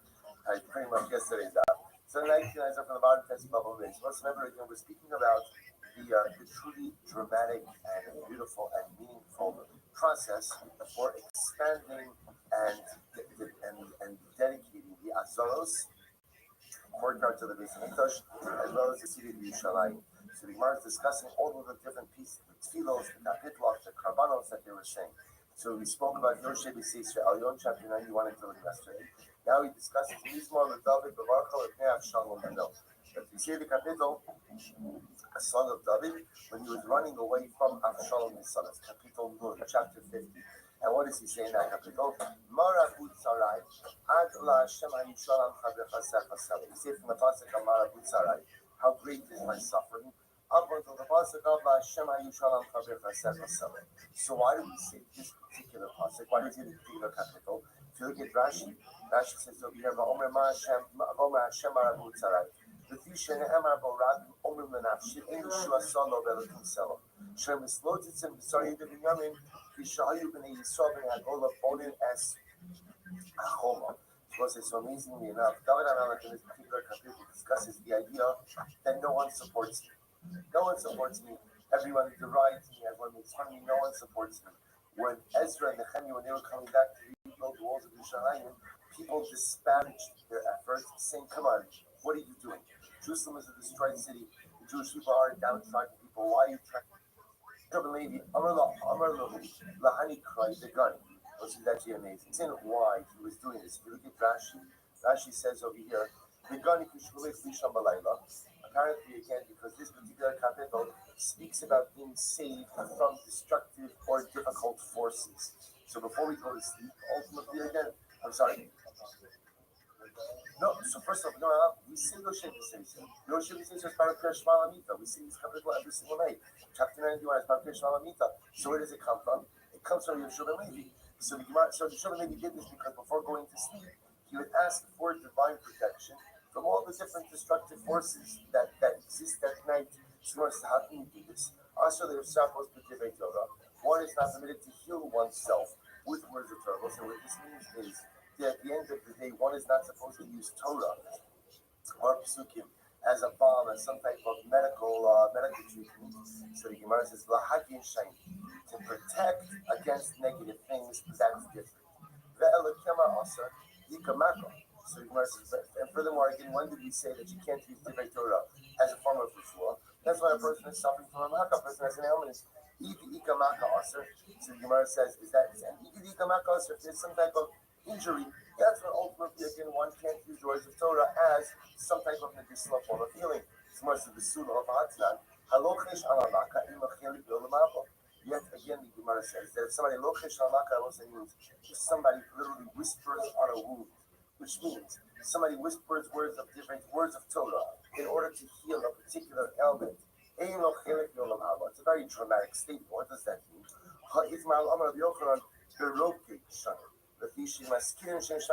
Most remember again, we've seen this before. So the Gemara felt that, medicine at the time of the Gemara felt that saliva had certain curative powers. So there are many things that they would try to heal with saliva. So if you're healing something with saliva, one can't recite psukim to accompany that, because that's a lack of derech, that's lack of chomit to HaKadosh Baruch Hu. To go ahead and recite psukim of Torah with saliva, right, with saliva while spitting on the wound, that by definition is considered to be disparaging, and that's the type of healing that one cannot do with words of Torah. But Rabbi said to go ahead and recite words of Torah, to go ahead and recite psukim, ultimately is what? As a form of protection against negative things, that's absolutely permitted. And Rabbi said that's why Halacha L'Maisa, just so you should know, here we have Kriya Shema L'Amita. And when you look at Kriya Shema L'Amita, it's always interesting to see. It's an incredible arrangement of a variety of different things. There's of course Shema in there. There's the Ribono Shel Olam. There's the Brachat HaMachil. There's Yoshé B'Seisra. So you ever wonder who put all of these things together? So the simple answer is that these things were put together as a compilation of various things that are found in the Gemara. So the placement of Yoshi Pieces of chapter 91 of Kriyash Malamita comes from here, from Rabbi Shalom. Amazing. So the Gemara goes like that. Based in Mahalchus Ekolo Sakare. So again, based in walks. And the basically walks, this is around the area they want to consecrate. And the two Toda loaves are after them. Remember, the basin Kami Toda Asli is actually the basin walks in front of the Toda. So the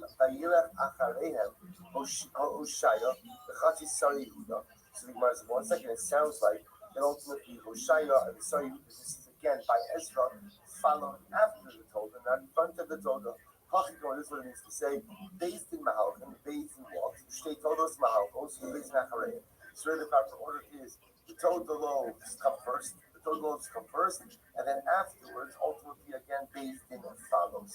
Kates and Mahalchos. So I'll say, how do we transport the Lachne Toda? Or how are they carried? So the Gemara says, Rabbi Chia, Rabbi Shimon, Rabbi, Chadam Arzu Kinegitzu, the Chadam Arzu Acharei. One says you have two loaves right next to each other. Other says you have the two loaves, one after the other. So the one who says that the two loaves are carried one next to the other, happening is so when the Mishnah speaks about the inner loaf is a reference to the loaf that is carried closer to the wall. The one who says that they're carried one after the other, happening is ultimately, the inner loaf referenced by the Mishnah is the loaf that Has Twitter Spaces gone up or down in usage over the course of the last 3 years? So what did the Mishnah say? The inner loaf is consumed. The outer loaf is burned. So I understand. According to Bina, it says that the loaves are carried one after the other. So Amati Lahavi, Nimis Nechalas. So I understand that if the loaves are carried one after the other, as soon as the inner loaf is consumed, why? Because the outer loaf comes in first, it's consecrated, or I should say, and it consecrates the second loaf. But what it says, the loaves are carried one after the other. They entered in at the same time, they are consecrated at the same time. So ultimately, again, why would one be treated differently than the other? And according to this reasoning, we'll say furthermore, again, the one who holds that the loaves are carried one after the other, is there such a concept of one of the total loaves being consecrated and not the other? So the Gemara says, the Gemara says, again, it says that ultimately these total loaves are treated the same way. The two loaves are reckoned as one unit, so why would there be different treatment for each of the loaves? Rabbi Yochanan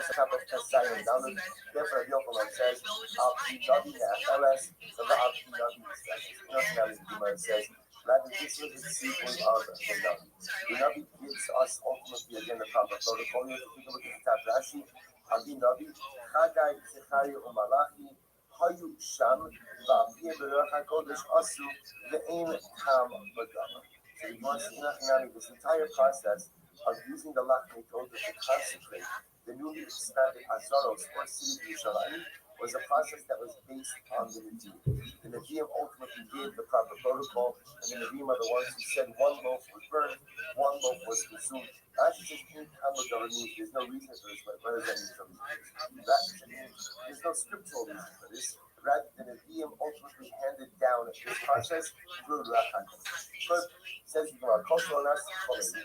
So it says, listen to this. Remember, the Mishnah discusses, the Mishnah now responds on a whole list of the proper protocol for expanding the Azaros, the courtyards of the Beis Hamikdash, or going ahead and expanding the perimeter or the size of the city of Yerushalayim. So there are a number of things that are included in this process.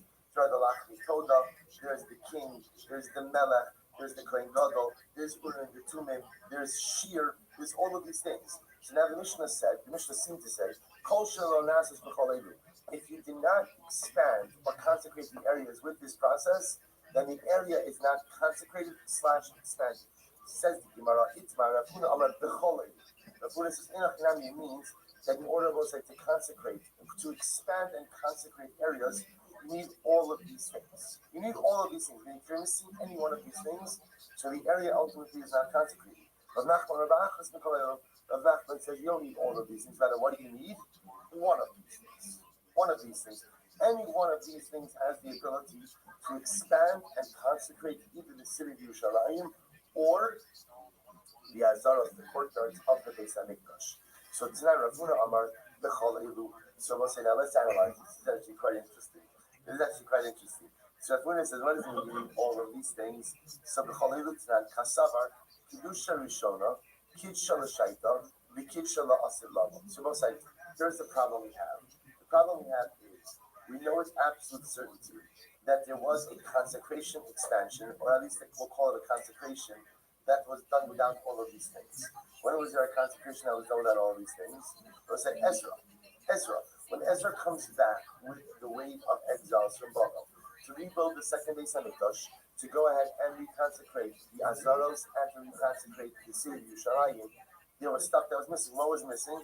There was no Melech, there was no king, there was no Urim V'Tumim, right? There was no Kohen Gadol at that point in time, right? I should say there was Kohen Gadol, there weren't Urim V'Tumim, there wasn't the rest, but with the 72 letter name of HaKadosh Baruch Hu. So these things were missing.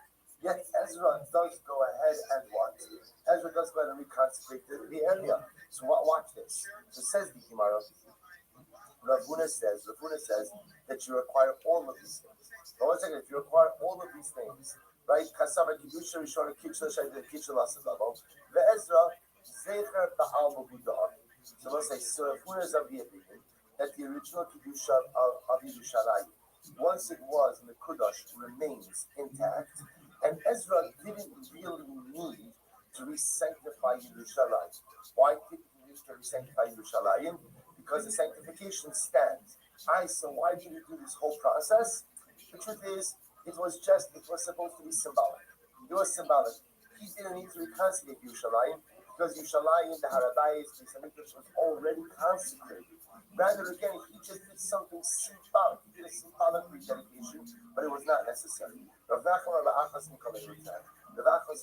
holds all you need is one of the items mentioned in the Mishnah to expand and to consecrate Yerushalayim the Harabais. So the Gemara says, "Kashavar Kedusha Rishona, Kidsha L'Shaita, below Kidsha L'Asid Lavo." So we'll say he holds that the Kedusha Yerushalayim was sanctified, but that once the Beis Hamikdash is destroyed, or once Klal Yisrael is exiled, that Kedusha is lost.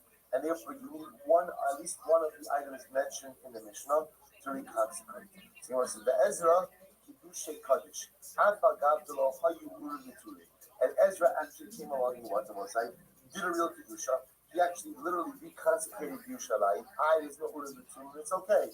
You don't need all of the items listed in the Mishnah. Rather, what you need, just at least one of them. So the Gemara goes like that. Rav Nachman. So Rabbi raised the question to Rav Nachman. Kol shelo nasis b'chol elu.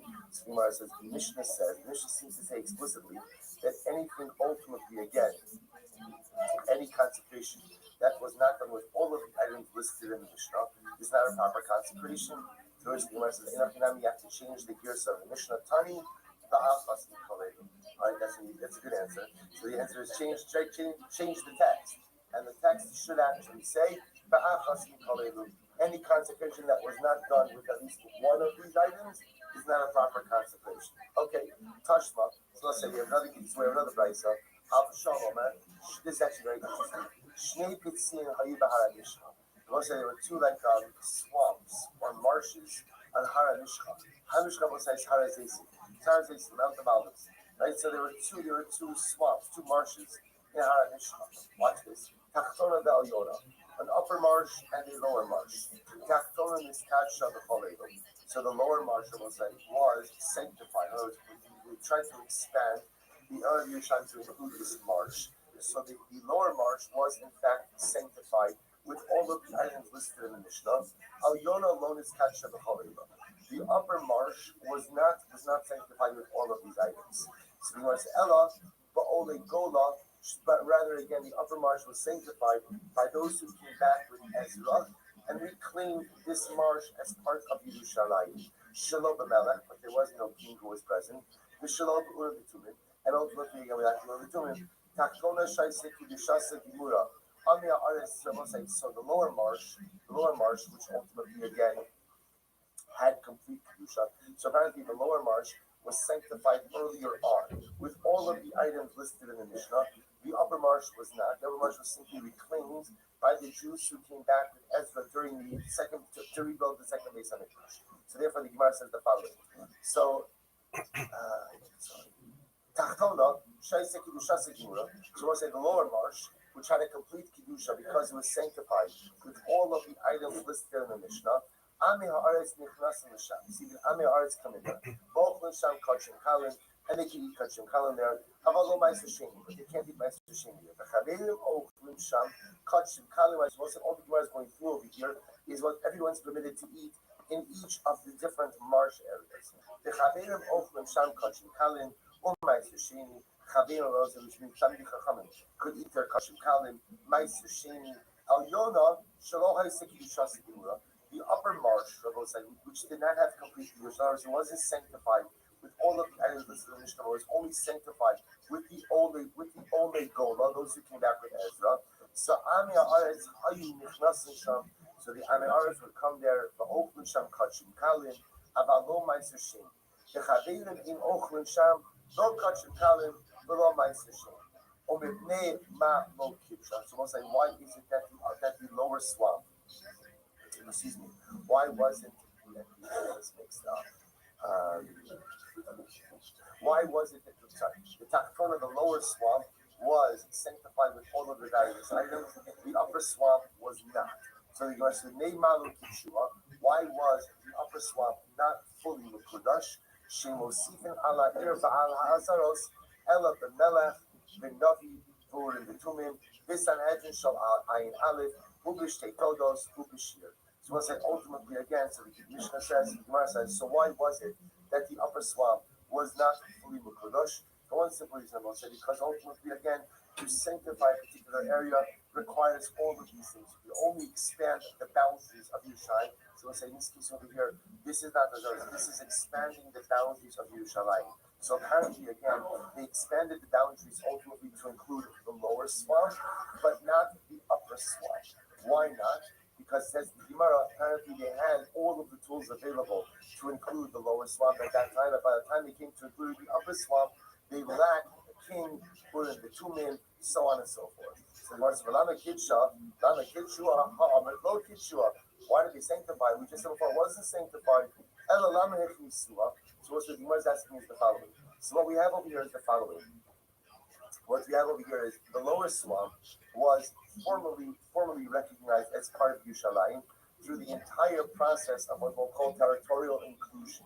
So the king, the Navi, or the Tumim, the Todos, the Shir, that was the so that was the lower swamp. The upper swamp was not included. So we'll say, why was the upper swamp not included? Because they didn't have at their disposal all of these items. There was no king, there was no Tumim. So why did they even try to include the upper swamp as part of Yerushalayim at all? If the mechanisms were missing, if they should tarfash Yerushalayim, so we'll say the idea here is this is more of a strategic issue. They wanted to incorporate the upper swamp into Yerushalayim. Why? Because if not, it would pose a vulnerability to the city. Meaning the idea is leaving the upper swamp outside of the walls would pose a strategic vulnerability to the city. So from a strategic perspective, they had to include it in the wall, even though what? It was not part of the consecrated municipality of Yerushalayim. Why? So this is actually an interesting idea. You had parts of Yerushalayim apparently that were part of what we'll call the general municipality, without being part of the spiritual municipality. To be part of the spiritual municipality, you need what? You need this entire process. The king, the Navi, the Kohen Gadol, the state Todos, the Shir, all these things. To be part of the general municipality, what do you need? A governmental decision to include it in the wall. So the lower swamp was included. The lower swamp was sanctified with all the different processes spelled out in the Mishnah. The upper swamp was not. Yet the upper swamp was still included ultimately in the actual municipality of Yerushalayim. Why? Out of a strategic decision, because if not, it would leave the city of Yerushalayim exposed. Okay, beautiful. So the Gemara says, let's say first wide line, in reality, this is a machlokes tanoim. What does that mean? This Sanya, Amar Rabbi, Shabbat, let's say now the machlokes tanoim understands as follows. It's really a two-pronged machlokes. Part one is when the Mishnah discusses this list of items necessary to consecrate Yerushalayim. Are all of the items listed necessary, or just some of the items? As we're going to see, that ultimately kind of leads into another machlokes about the sanctity of Yerushalayim in general. Is the sanctity of Yerushalayim capped, no matter what, or is the sanctity of Yerushalayim dependent on, again, the Beis HaMikdash, as well as the residency of Klal Yisrael in Yerushalayim as well? So the Gemara says the following tonight. This is actually amazing.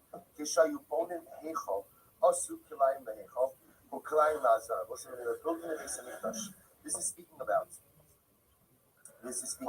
ultimately again the rebuilding of the Beis Hamikdash under Ezra. So we'll say what they did is they put up curtains. So as they're rebuilding the actual Beis Hamikdash itself, they put up curtains. Now the Pashtus, what it means is they put up curtains where the walls would be. So watch this. So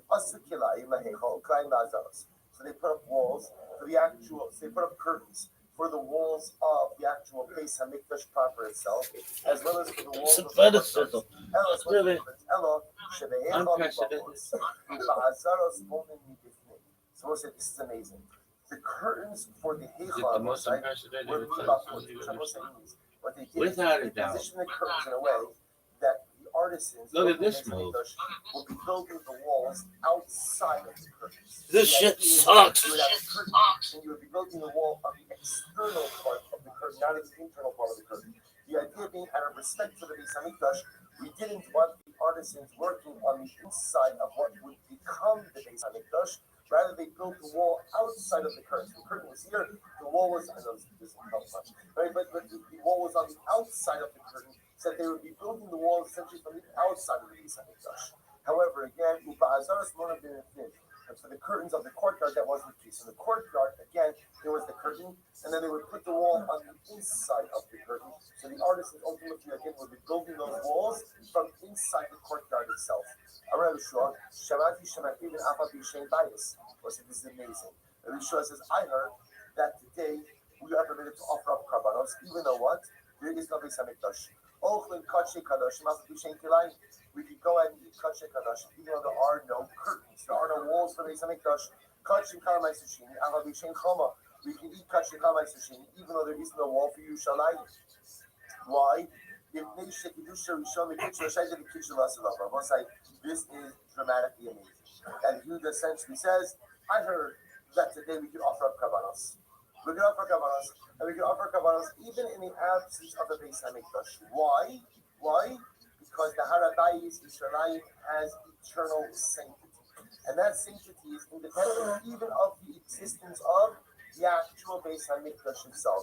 So if you want to go up to the Harabayis today and offer up a carbon, one has the ability to do so. So again, remember, he's actually bringing he's bringing Kadshe Kadoshim, which has to be consumed on the Harabayis, and Kadshe Kalanamaiser Shini, which have to be consumed in Yerushalayim. So he's saying, because you say Kedusha Yerushalayim, that the Kedusha Yerushalayim and the Kedusha Harabayis is ongoing, the Kedusha is there even in the absence of the Beis Hamikdash, and the Kedusha is there even in the absence of the wall of Yerushalayim. Now we would infer from this that Rabbi Eliezer must hold that the Kedusha of Harabayis, Kedusha of Yerushalayim, was not permanently sanctified. It is only sanctified when what? The Beis Hamikdash stands and the wall of Yerushalayim stands. How do you know that?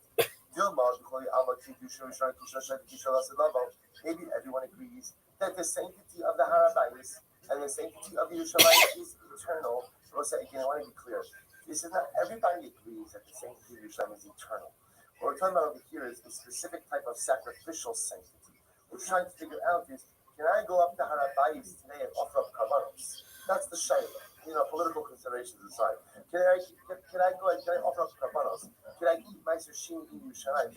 So we're not talking about like the spiritual sanctity, but a sacrificial sanctity over here. So maybe everyone holds that the kedusha is eternal, and you can even offer up karbanos today, Umar Maidishmili Kamar, Umar Maidishmili Kamar, and each particular Tanabosa is just relaying that which he has heard. The Chitema, so that's the case. That Kedusha Rishon Kitchel Shaita Kitchel Asalavo.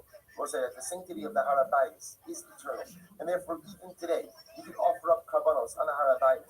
Why did Rabbi Ezra say that you should put up curtains, like that you require kilai? To which the Gemara answers, let's new Sabah. Even if Ezra said was a chest, if you're going to offer up karbanos, one should try to erect partitions, some type of curtains, in the area of the Beis Hamikdash for tznius purposes. So what is tznius purpose? It means that karbanos should be offered in some type of modest way, not just out in the open. Ela hanikana. Rather than what it said, you are in the Machlokas, I'm referencing is the following kana. This Sanya, Amr Bishol Yosi, Lama Manuch Hachal Neskil. Why did the Chachal say? Ultimately, again, go ahead and recount these particular cities. We'll see which cities it's referring to.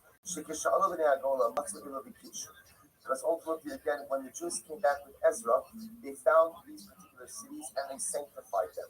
But the original cities that were sanctified under Yehoshua lost their sanctification when the Jews were exiled. When the Jews were exiled, what do you see from here? Alma Kasabar Kidusha Rishon Kitchel Shaita, the low Kitchel lost. What do you see from here? It sounds like from here that at the end of the day, Halacha L'Maisa, once we go ahead and once the Jews were exiled, that the Kedusha of the cities of Eretz Yisrael were lost, which sounds like Kedusha Rishon Kitchel Shaita, the low Kitchel lost. To which the Gemara says, "Ramini or Ezekasha, Amar Rishon Riosi, V'chi Elu Gilbad Hayim." Were these the only cities? Ela kol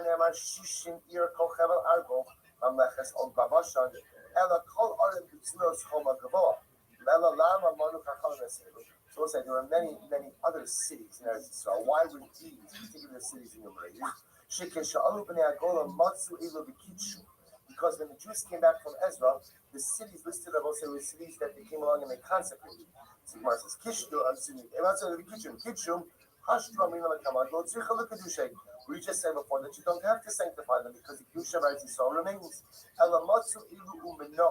Rather, again, they came back to these cities, and these cities were enumerated. This means not only these cities.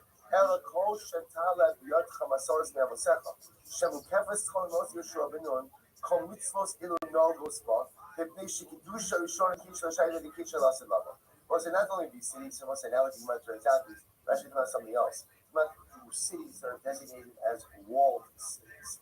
The cities that was a positive is referring to cities that were walled at the time of Yehoshua ben Nun, and ultimately again when the Jews came back, they once again designated these cities as walled cities. Ultimately again, these cities are still considered to be walled cities, even if what? Even if they lost their walls. Why? Because Kedusha Rishon Kitchel Shaita and Kitchel Asalavo. I catch it in Bishlam and Bishlam and Yossi. But let's say now the problem is you have two contradicting statements other than Bishlam and Yossi. One possibility is there are two different opinions of what Bishlam and Yossi said. The other possibility say is that one of the attributions is wrong. And in fact, one of them should read the Belazar of Yossi. Sanya, Belazar of Yossi, Omer, Asher Lo Choma. When the pasuk says that it has a wall,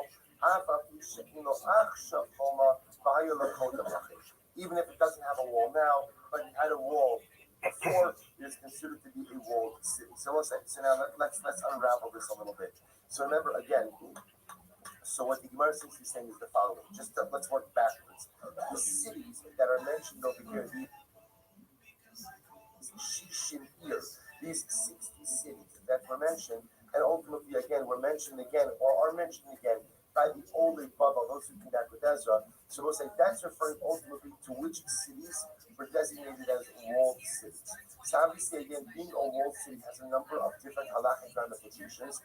The halachic ramification that the Gemara is focused on here, we'll say, are the laws of Bate Arikova. Bate Arikova means homes that are sold in walled cities have a different kind of halacha. Under normal circumstances, again, if you sell a piece of property in Eretz Yisrael, so what happens?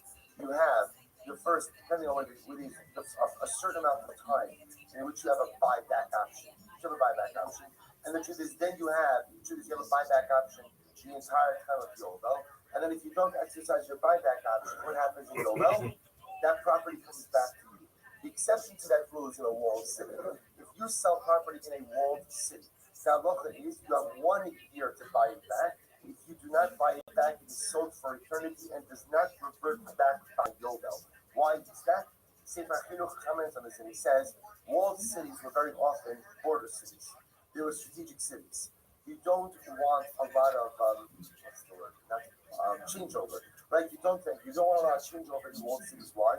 Because the residents of the walled cities have to know each other, have to know how to work together, and have to know the ins and outs of the cities. If you have a lot of changeover, right, then ultimately again that compromises not just the security integrity of the city, but the rest of Eretz Yisrael as well. So what Gemara is saying over here is they identified the walled cities as they'll come back. Of course, when we think about walled cities, we think about it more like in terms of Mikra and Megillah, but things like that, which is true as well. So principle number one of what Gemara is saying is the status of a walled city was any city that was walled at the time of Yoshua ben Nun, even if subsequently it lost its wall. It's not a designation of a walled city. But really what this sugya highlights, and again, we're not going to reach resolution on it, is what's the concept? Do we say Kiddusha Rishona Kiddush L'Shaita V'Kiddush L'Masavavo? Do we say that the sanctity of Yerushalayim was sanctified at the time of the Beis Hamikdash and going forward for all eternity, or not? This seems to be the subject of a machlokas. And we'll say the Rambam means that we say Kiddusha Rishona Kiddush L'Shaita V'Kiddush L'Masavavo. That the sanctity of Rabbi, the sanctity of Yerushalayim is still even in the absence of the Beis Hamikdash and the absence of the wall around the city, which means on a technical level, if one wanted to offer up karbanos today, one could do so. I'll say this is why we know historically there were some of the greatest rabbinic personalities. It's going to sound strange that Davka left Yerushalayim for Pesach, would not spend Pesach in Yerushalayim. Why not?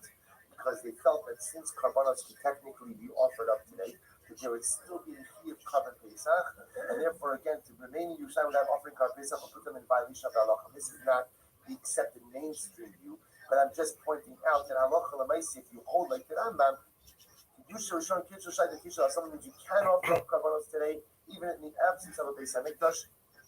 And again, there are many different manifestations of that halacha. For our purposes also, we'll say, how do we pass in the original Shaila?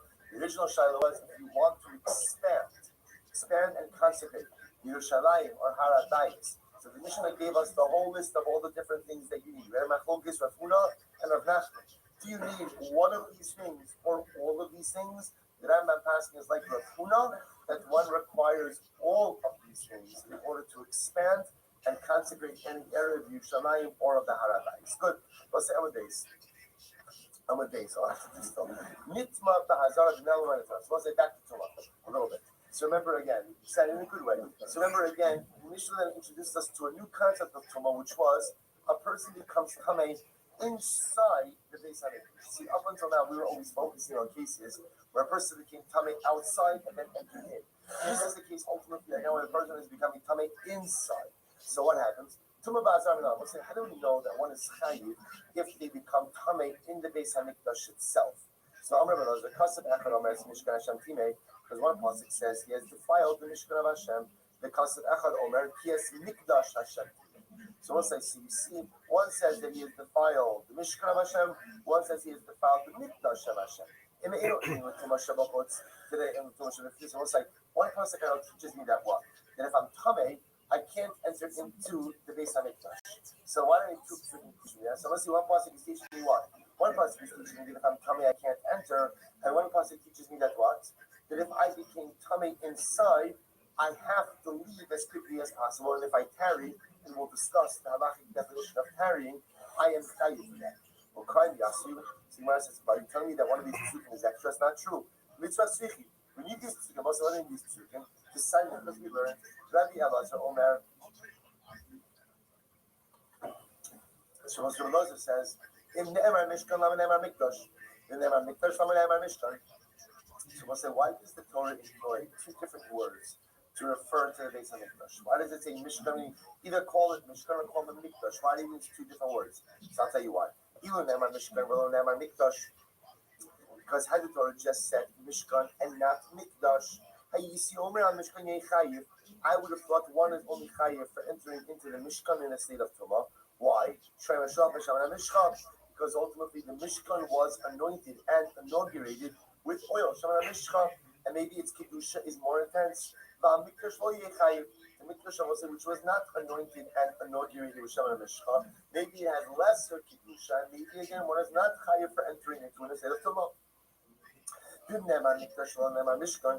the pasuk would have just said Mikdash, not Mishkan, you see, Omer Mikdash Chayiv, I would have thought of chayiv for entering into the Mikdash in a state of Tumah. Why? Shari Kedusha, so Kedushas Olam. For why I was saying, or the Beis Hamikdash, its Kedusha is eternal. It was like what we just said before, right? The Kedushas Hamakam of the Harabayis is Kedush is Kadosh forever. Mishkan Lo Yechayiv. I will say, but for the Mishkan, which was a temporary structure, maybe I wouldn't be chayiv ultimately again for entering into a state of Tumah. Therefore, the Kach Nemar Mishkan, the Kach Nemar Mikdash. So we'll say, what do you see from here? Remember, what do we just want to say? We just wanted to say that there's an extra pasuk. The pasuk says, Ki es Mishkan Hashem Tinei, Ki es Mikdash Hashem Tinei. Two pasukim saying the same thing. You can't go into the base of Mikdash Tamei. So we'll say. So what we wanted to say is there's an extra pasuk. What does the extra pasuk come to teach me? Because it teaches me that there's a prohibition to enter into the base of Mikdash Tamei, and what? And what? And what? There is a prohibition that if I become Tamei inside, I must leave. You must say, what's that? There's that an extra pasuk. I need both these pasukim. Why? Because the Torah Dafka phrases the prohibition for the Mikdash and the Mishkan to tell me that what? That the laws of Tumah apply to both. Because had it not said both Mishkan and Mikdash, I would not have necessarily assumed that the halachos apply to both of them. First the Gemara says, "Look at now, Mikdash." So Gemara says, "These are Rabbi This is the first line of the number days. This is Rabbi Lazar's kasha. Nichti Mishkan ikri Mikdash or Mikdash ikri Mishkan. Nichtav al ibi Mikdash al ibi Mishkan. Mishkan or Mikdash lamali." So Rabbi Lazar's kasha was as follows. Why does the Torah use two different words for the same space?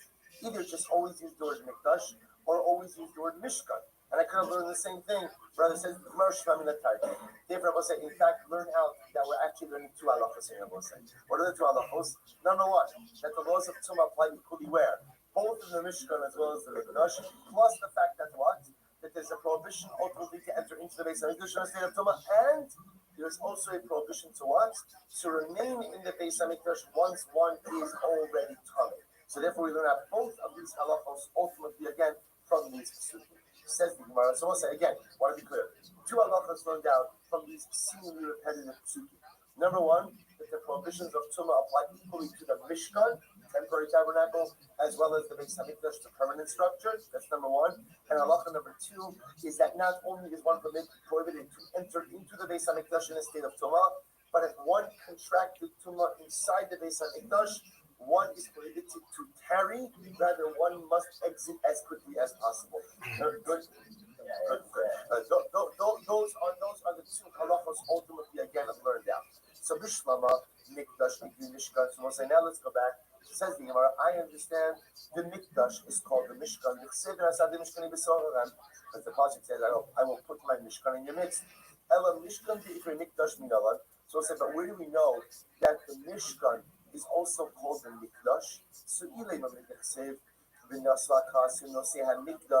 so maybe you'll say because the Kahasim carried the Mikdash. No. That Mikdash Hahu. But we'll say that Mikdash doesn't refer to these things. What does Mikdash refer to in that context? That refers to the Aron. Rather, it's from here. Va'asuli Mikdash, Yishachanti Besochan. Make for me a Mikdash, and I will dwell in your midst. Ksiv, Kechol Asher Ani Mara Oschal, East Havnis Anishkan. So we'll say this is actually interesting. And it's funny that the Gemara asked this question because it seems so obvious.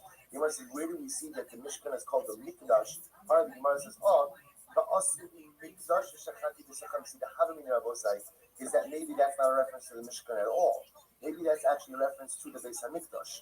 Kamash Milo, no, here Mikdash is the Mishkan is called the Mikdash. How do we know? Because right afterwards the pasuk says, Kichol Ashani Mara Oscha Eis Havnis HaMishkan. Everything I will show you when it comes to the construction of the Mishkan. So from here you see that the Mishkan is called the Mikdash as well. Beautiful. So once remember again, the Mishnah said, if a person becomes Tamei. So now here's what we know. If I become coming inside the Mishkan, inside the Mikdash, what's the halacha? We'll say, what's the halacha? And take it out as quickly as possible. And if I tarry, I'm chayiv a korban.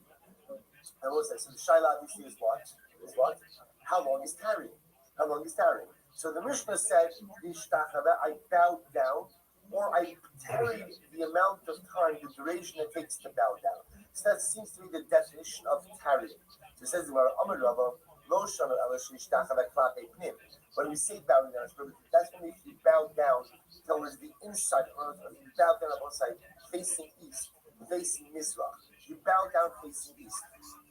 I'm sorry, west, I'm sorry, thank you. But if you bow down facing outwards, Rashi says, Mizrach, east, Rashi points out over here, that's not called real ishtachaviyah. Excuse me. So we'll say, so Rabbi says the following. If I bow down, klape pnim, facing inside, Naharav towards the west, then the Maisa may be chayiv. But if I go ahead and bow down facing outward, facing east, then that's not called ishtachaviyah. That's not called bowing down. Again, we're going to define what this means in just a moment. And therefore, shah here, lo shah lo.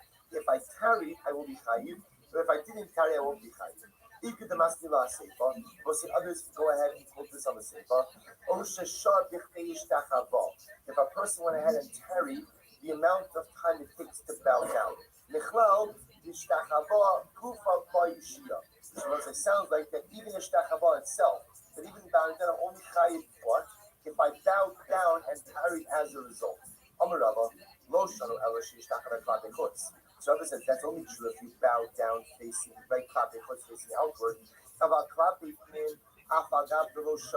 But ultimately, again, if I bow down facing inward, even if I didn't tarry, I'll still be chayiv. This is what it means to say. If I bow down facing inside, or I waited the amount of time that it takes to bow down, so ultimately, again, if I go ahead and wait the amount of time that it takes to bow down, with this type of bowing down, even facing outward, I will be chayiv. So what it sounds like over here is the following. If I bow down facing in, which is a form of avoda, as we'll see, a form of service, then I'm chayiv. That's what a man we call tarrying. If I go ahead and I wait the amount of time that it takes to bow, either without bowing or bowing outside, then the mice again I'll be chayiv. So it sounds like there's three things. Bowing down, clapping in.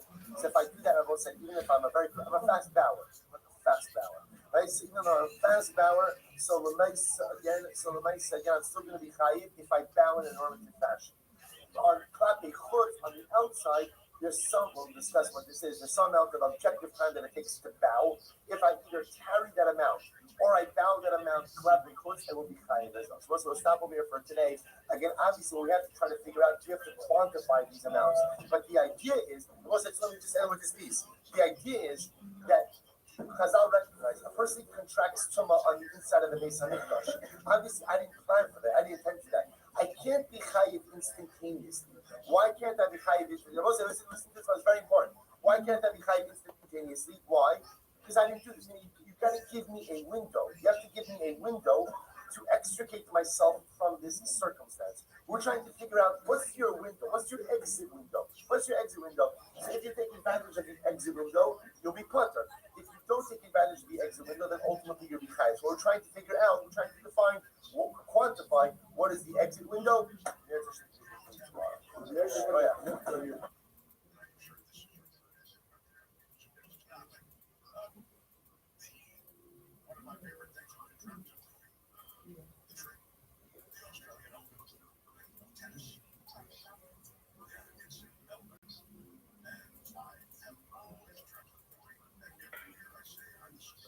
All right, Jabosai, good morning. Let us begin by thanking all of our sponsors for this morning's year, to thank our annual Talmud Torah sponsor, Tilson Mishpacha of Eretz Yisrael, for dedicating all the Sherman Droshos this year as a Zechus. Rabbi Soros, all of our Yisrael Talmud Torah sponsors for the month of Iyar. Abadim Lertova Shmuel, Rabbi Karatkin, commission of the Yahrzeit of Shmuel's father, Lipa Ben Yecheskel HaKohen, Zichron of the Rabbi Yochanan, the merit of our Talmud Torah, the Neshama Slav and Aliyah, the family, our Nechama, Hashem, return all of our hostages to Shalom and the Karav and our holy soldiers will be successful. B'chol ma'aseh yedehem. But with that, let us begin. We have a lot to do today. Baruch Hashem, an incredible daf ahead of us. Today's daf is Tesvav 15. We are picking up Emirat Hashem on Yud Dalet Amud Beis. It's okay, I changed it. Yeah. We are picking up on Yud Dalet Amud Beis 14b. We actually left off kind of like point in the middle of the Mishnah. The Ezu in Mitzvahs say Shebenida Shechayeven Allah. So 2, 4, 6, 8. About 10 lines down from the top. So remember, again, the Mishnah was talking about the idea. This actually case that we're going to read has absolutely nothing to do with the topic we are learning, but it's really just brought in. You'll see why in just a moment. We ended up in yesterday's daf with a discussion about halacha l'maisa, a mitzvahs aseh shemamikdash shein chayav alad, meaning which means I didn't really get a chance to explain this very well at the end of the shir. That there's a concept that if based in erroneously or delivered an erroneous ruling, right? Accidentally or mistakenly instructed someone to do something that was usher, so there's certain carbonic liability involved. So the Gemara gave an example of that vis-a-vis Tuma, and now the Gemara says, what would be an example of a sin offering that based in would be chayiv, or if they gave someone the wrong advice in Hilchos Nida? So the Gemara gives an interesting example over here. The man was having relations with his wife. And in the middle of relations, she says to him, I am a nida. So what's the halacha? And he withdrew immediately. Ultimately, again, there's liability for relations with a nida. Why? Because ultimately, again, since he's still aroused, there's pleasure in the act of withdrawal in the same way that there is in the act of bia itself. And therefore, halacha l'maisa again, footwork, son. actually points out what has to happen in a situation like that is there's athleticism. If he becomes a nida in the midst of relations, he essentially has to remain still until he's no longer aroused, and at that point is able to withdraw. So if Beis Din made an erroneous ruling in this area, there would be carbonic liability. What does this have to do with our topic? Absolutely nothing. Absolutely nothing. It was just trying to bring a K in the previous video. Again, the only commonality over here is they're both Tumah. So because we spoke about a case where a guy was becoming Tummy in the Beis Hamikdash, and again, if he didn't get out immediately, there would be liability. So the Gemara brings up just a similar like case in Hilchos Nida. Okay, that's the end of that. The Gemara says as follows. Rabbi Eliezer says, so now we're actually going back to my focus that we referenced also in the beginning of the Masechta, which is what type of lapses of awareness create carbonic liability. So Rabbi Eliezer says that halacha l'maisa, one is only chayiv if there's a lapse of awareness about the tumah. But if halacha l'maisa, there's a lapse of awareness, let's say that you're in the Beis Hamikdash, or that you're consuming something kodesh, that does not generate carbonic liability. Rabbi Akiva says, by the way, what is supposed to have Rabbi Akiva and Lag BaOmer? Absolutely incredible. Rabbi Akiva Omer. Okay, it's not such a issue. Rabbi Akiva very often, right? So where it says Rabbi Akiva Omer, still, you got to take the wins. Rabbi Akiva Omer,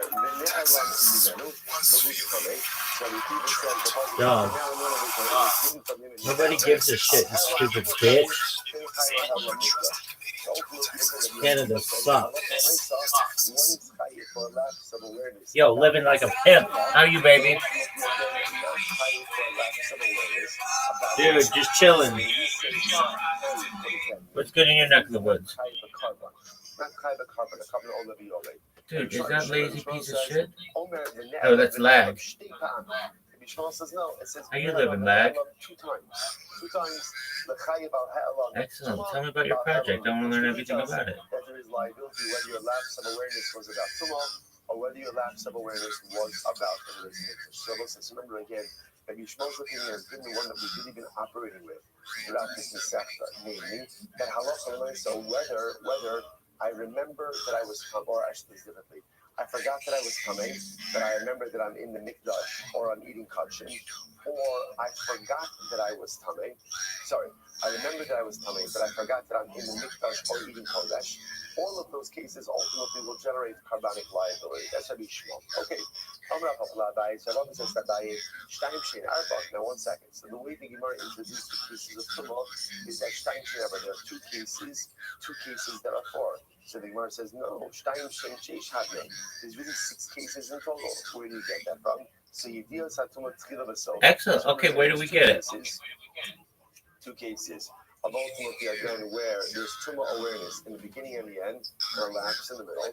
The 2 cases where there's a recognition of the mikdash beginning and end, and lapse in the middle. And the mikdash and 2 cases of recognition the beginning and end, and lapse in the middle. That's all 6 cases. I've gotcha. And for the people out there who are watching on my other streams, why should they purchase the lag? What makes it better than all the other coins? Ultimately, again, because there's the case of Tumas Kodesh and Tumas Mikdash. So it's a halakasha, shin tuma achati. That's not a question because that's just considered to be one general case of Tumah. Miko Makom, Shis Havyon, but still there are 6 cases in that part, as we said before. The truth is, in reality, when you extrapolate all the cases, you will say there are really 8 cases, really 8 different cases. But here's the difference. Our boy Kamaisov, the Lamaisi Levi Carbon, Lo Kachosh. So we'll say, whereas there might be 8 variations of the case. Absolutely, we want to see it succinct as well, and you're doing the right thing, going in people's show space at open mics and telling them about your project. And I wish you the best with it, and I'm sure I'll see you around in other spaces. And you keep up that type of energy, and it's going to be successful. They are counted. I will say. Now, one of the 4 cases, one of the 4 latter cases, Rashi points out over here, that's the deals. Yeah, okay, so go to the website spacesdashboard.com, and there's a search function there. It has every single space that's currently going on. Subsequent cognition about what it is that occurred. Those are the cases that go ahead and generate carbonic liability. You're welcome. Cheng, go ahead.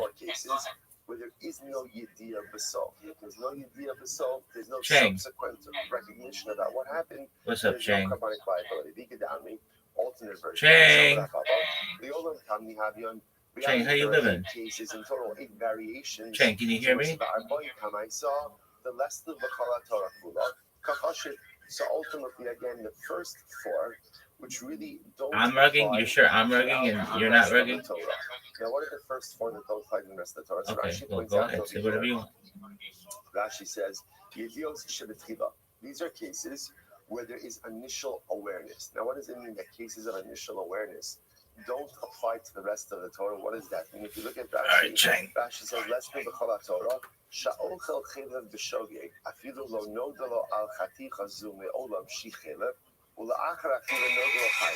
I want you to make this 10 minutes of time. No, I want the fucking song. What matters? Awareness on the fact. Like, in other words, you can use an example. Like there's a piece of paper, right? Cannabis for getting fast. A piece of paper is sitting on my table, okay? I have no idea it's paper. I thought it was just a hamburger. Like such a hamburger. So I go and I pick it up, I eat it, and then afterwards I find out, oh my gosh, that's this paper. What's the halacha? What's the halacha? And how can you say that? You only create in halacha where you require initial cognition or initial awareness is in these pieces of Torah. Right? Where you need a yediyah b'tchila and the yediyah b'sof. Initial awareness, and then again, we'll call it end awareness, and lack of awareness, and every other halakhic variability. Or you need a bladder awareness that you did something wrong and reliable. So, brother, just an interesting distinction. So the Gemara says, we must like this. The Arboy Kamaisa, the less of the Torah, the Mishnah point out of this week, the hundred cases of Tuna that are unique, separate, and distinct from general cases throughout the Torah. Those are the cases of Yediyah B'Tfila. Yediyah B'Tfila, whereas Arba says that this is the Torah, not the Hashem, but the subsequent 4 cases, the latter 4 cases. Now, in the latter 4 cases, those are cases of Yediyah B'Sof. And once you see it so, like subsequent awareness, that's for what? All cases of There she is. I want everybody to know right now, stop whatever you're doing because Miss Aquarius is here. How you living, girl? So that's not a finish. So I'm lovely. Any updates? So by that, Papa is the cash out. Now, mental health was still on mounts. It was very interesting. So up until now, he said, he getting better than he said. Okay, so I heard that he done took out his took out his underwear, took out his ID. But a lapse of awareness that he was in the base. Okay. So a lapse of awareness that he was consuming something that was safe. So he wants to go home. The following halacha. What about the following issue? What happens if a person just forgot the halacha? Any idea how long he's got to be in rehab? I forgot the halacha of Tuma. I don't know. We don't know that. She said she was a caseworker. So I forgot the halachas, the pertinent halachas. Well, right now he's at the hospital, so she said I think we're going to be there for a couple more days. So hopefully they'll find something right. What do you mean you forgot the halachas of Tuma? You're ready to get out of there. So if we're saying that, like, he forgot the halachas of Torah, in other words, that, let's say, We do go tomorrow. we're talking about a case Yeah, I seem like a a person came in contact with sherets. And so what are you telling me that he forgot? If he How was work this frog, week? which is not a sheretz, or another It was animal, good. is a sheretz. Is that what we're talking about over here? Zeal, curry. If that's the case, you should have paid attention in yeshiva. And we'll say we had this before. If you look at Rashi Yeah. says right across. Zeal, curry, Oh, Mr. Chris, those boys kept me up all till 5 in the morning. And I saw you this morning, and I got my sleep 1 hour ago, so I'm going to try to make it up tonight and get back to Common normal. knowledge, right? Common knowledge, or at least what is supposed to be common We had a knowledge. good time, though. We were together 12 hours just To have maintained having fun. and therefore forgetting that is Oh, not Mr. What's his name? Dusty Doogie? Back to you. Does The who other talk? too much sharas. No, we're talking about a case What's his name right there? about too much sharas. So what did he forget? Yeah, I spoke with him earlier in the week. He talks, but not a lot. He's doing his own thing. What doesn't He likes it. I'm just asking, you know. Sure, no, I understand. He says he likes it here because it's quiet and cozy. That's what we do. That's touch a lender's worth of sheretz. Does that make you All right, tamei? Mrs. Aquarius, get one. That's And the she shot. gets So two, you're- folks. you're She suffix- didn't get one. I wasn't sure. It's She not- got it's not- two. suffix with the Give me Eastern this. Torah. Yeah. The suffix is in the shear. Miss Aquarius, of Torah. what's So up the with Gemara these says, crazy splits? nice. What do we do These with splits are things like wild. this? Hey, but the other- I might the get tamei this with sheretz, though. the olam, Oh, no, I'm not. So do we say, No, I'm not. since he Spoke knows that a too sheretz is soon. tamei, this is not considered to be a lapse of awareness. Get it. Or you Yeah, say, this is since, crazy although split. he knows that a It's sheretz is crazy that tamei, way. he doesn't know if That's this correct, amount but of you can get sheretz it. is metame. There's And a chance. ultimately, again, that is considered to be a lapse of awareness. To which the Gemara says, Teku. That's not. Teku, we're not sure. That's We're not sure. that's All not. right. Okay? Let's do it right. Give me this. So by Rabbi Yirmiyah, so Rabbi Yirmiyah is the cash shop because this is an incredible case. No, 3 splits in a row. Three splits in a row, and I got it. I knew I had it. I knew I had it. That's what I'm talking about. I knew it. Get it. Miss Aquarius, that was phenomenal strike. Folks, if you're watching at home, Miss Aquarius is coming off her career high yesterday.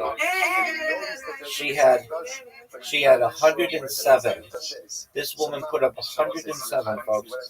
That's her all-time high, and that was just incredible. And she did it in a big game when the pressure was on, and she dominated. And even I broke 100, but I couldn't touch her. Ooh. 107, folks. That was incredible. Give me this. So what's the halacha in this case? Not what we want. So according to Not what we want. Rabbi Akiva, Give me this. we're asking according to Rabbi Akiva. Oh, Okay, I'll take it. I win, you win. That you acquire, You win, I win. you acquire initial awareness. Do you think? Do you think I get 500 or you get 200? You're not high for a lapse of awareness about the Beis Hamikdash. Okay, so therefore that is case for Rabbi Akiva. I think you're gonna get 200 first. You only need 7. And if Rabbi Shmuel holds that you are chayiv on Hela Get Mikdash, it mixed ha up lo first. ba'yid dir b'tila. According to Don't Shmuel, get it's no it. initial awareness. So the verse three. All right, she got it. All but one. All but one. All but one. So this is all in accordance with Rabbi. Good. Rabbi holds That's you two, require baby. initial awareness. Nice And job. That's a again spare. for Hela Mikdash. So what you shall Give me this. Are you serious? You're gonna give me another split? I'm gonna get this. Maybe. And I did. I knew it. I tried it, and I got it. And the crowd goes, wow. They should give you more points for that. Get it. You got a bunch. You got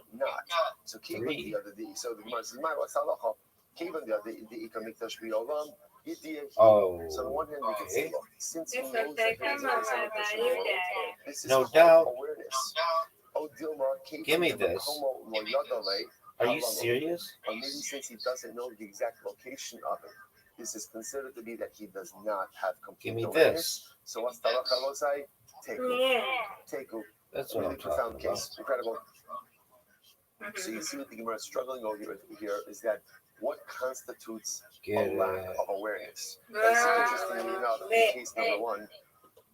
in case number one, perhaps does a lapse of awareness or lack of understanding about the sheer of Tumah, does that create a lapse of awareness or not?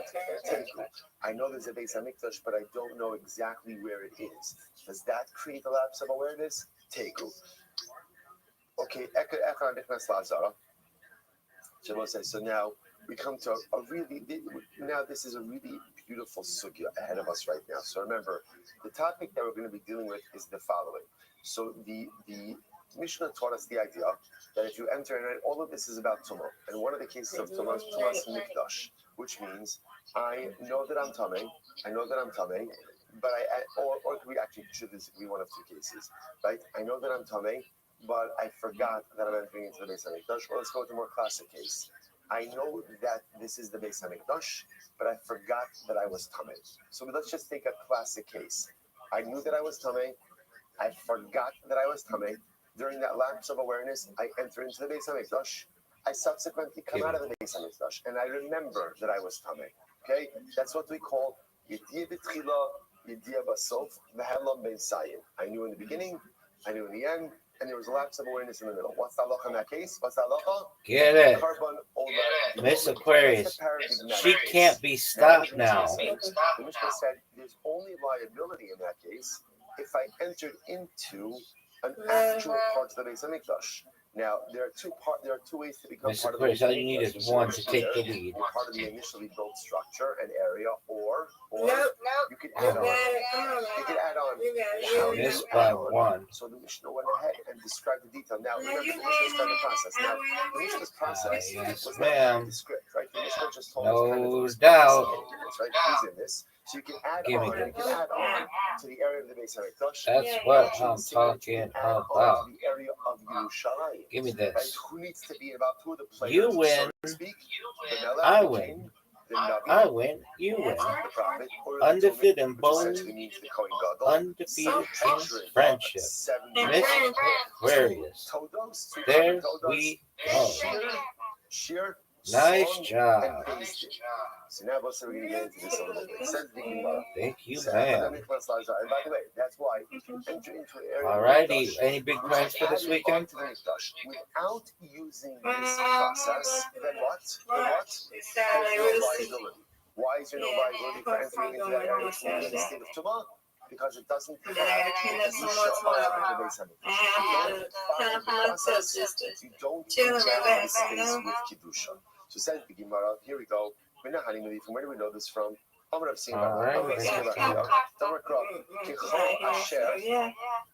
say that what is it in Hanimid? The Gemara is asking us like this. I know that in order to go ahead and add on to the area of the Beis Hamikdash, you need this whole process. Maybe it's just a declaration. This is what it is. Yay. Sweet This Jesus process. Christ. As outlined by the Mishnah. We'll see like beautiful. I'm going to see Rakida the Amakra. Kechol asher ani mar'eh oscha, eis tavnis hamishkan, ve'eis tavnis kol kelav. as the pasuk says, this is by the Mishkan. Everything I am showing you, Mishkan, literally again the plan or the structure of the Mishkan, and the plan and the structure for all of the utensils. Top of Tesla 15a, and this is what you shall do for generations. How are you, people? So what does that mean? So the process that was used for the consecration of the Mishkan. I'm amazing. Is What's the good? same How can I help you? process that must be used in order to consecrate and to expand the Beis Hamikdash. Who was involved in the consecration of the Mishkan? Take a look at the top Rashi on Tesla without 58. What did you do? Remember who was involved in the consecration of the Mishkan? Again, Moshe Rabbeinu. What was Moshe? Moshe was both the king and the Navi. Okay. Right, Aaron was the Kohen Gadol. What is your username on text? So again, for the consecration and dedication of the Mishkan, you have the king, the prophet, the high Send me priest, another and message. the Let's see it. Sanhedrin. So and the pasuk says, "V'chein sasu l'doros." This is what you shall do for generations. Oh, I see it. I see it. Okay, yeah. Okay, yeah, I see it. For the consecration and expansion of the Beis Hamikdash as well. Incredible. So Okay, but you didn't create all the different social media. I thought you were still doing that. No, you didn't. I sent you a list of like 30 different social media platforms you gotta create. And I see that you've made like 5. So put your Gmail in there, your X, your YouTube, your Telegram, your Facebook, WhatsApp, Instagram, TikTok, etc. These utensils for Mishkan service. So Rabbi says like all right, when you got them all, then you send it to me, and then we'll go over it, okay? That ultimately went ahead and designated them for service. Excellent, my But friend. that was only by the Mishkan.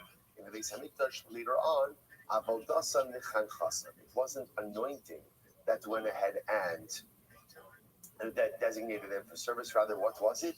It was service. It was the actual use of it, which went ahead and consecrated it and designated it for a holy purpose. Which is really, really quite fascinating if you think about this. Fascinating distinction. In the Mishkan, when Moshe Rabbeinu wanted to designate the utensils for sacred Mishkan service, anointment worked. Right? Anointing worked. For in the future, anointing didn't work. What worked? Usage. But why is that? The name of B'chein Sasu Doros. Why don't we make the same drasha? Right? The pasuk says, why don't you say B'chein Sasu Doros? That whatever was done in the Mishkan is the process which will be utilized ultimately again for future generations. That's what we just said. Right? The same way that the consecration of the Beis Hamikdash or expansion of the Beis Hamikdash is learned from the consecration of the Mishkan. Say whatever was done in the Mishkan, follow the same process in the future. And therefore, the same way that the utensils of the Mishkan were designated or were consecrated through anointing, so too the utensils of the Beis Hamikdash should also be consecrated through anointing. Shani Hasan Damakra, Ayim Shechein Vaikadesh also. It's different because by the Mishkan it says that they anointed them and they sanctified them. Osam b'Mashiach, Balolo Doros b'Mashiach. It was only those utensils, ultimately again, that were consecrated through anointing. But for future generations, it was not done that way. I ema osam b'Mashiach, Ladoros, over Mashiach, over Ba'al. That's why I'm saying following. For the Mishkan, those utensils ultimately were put into service through anointing. But for future generations, it's either through anointing or through service. It's a long but because the pasuk says for the future, that you will use them, which means that for the future, in the Beis Hamikdash, utensils are consecrated through service and not through Mashiach. Hashtag the Kasav Rahman Asher Sharsu. Also, if that's the case, if the pasuk is already saying that they need to be used in order to be consecrated, why do you need the word osam them? And I'll tell you why. Ilo kasav rachmana osam. Had the pasuk not said osam, hava amina hanihu t'mushicha. I would have thought like this. It was in the Mishnah where the way you put the utensils into service is through anointing. The doros for future generations, the Mashiach u'ba'avoda. Perhaps you need both anointing and usage. The hakasav v'chein sasu, because the pasuk does say this is what you shall do. Therefore, mi'et rachmana osam. Therefore, the Torah uses an exclusionary phrase as osam. Osam Mashiach, v'lo doros b'Mashiach. It's only utensils of the Mishkan, which are commissioned for use through anointing. But for future generations, it's not anointing. Rather, what is it?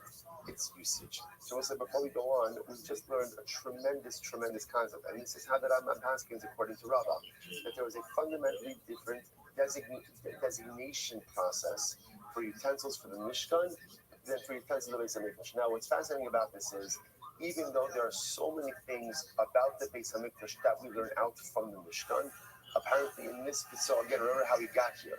How we got here was, how do we know the process for expanding and consecrating, or I should say, for consecrating the expanded area of the Beis Hamikdash? How do we know it? We learn it from the Mishkan. We see that the Mishkan was consecrated with the king and the prophet, which again, in the Midbar, that was the same person that was Moshe Rabbeinu, and the Kohen Gadol Aaron, who wore the order of the Tefillin, and the Sanhedrin, the same thing that was used for the Mishkan, that's also used to expand, if you want to expand the area of the Beis Hamikdash.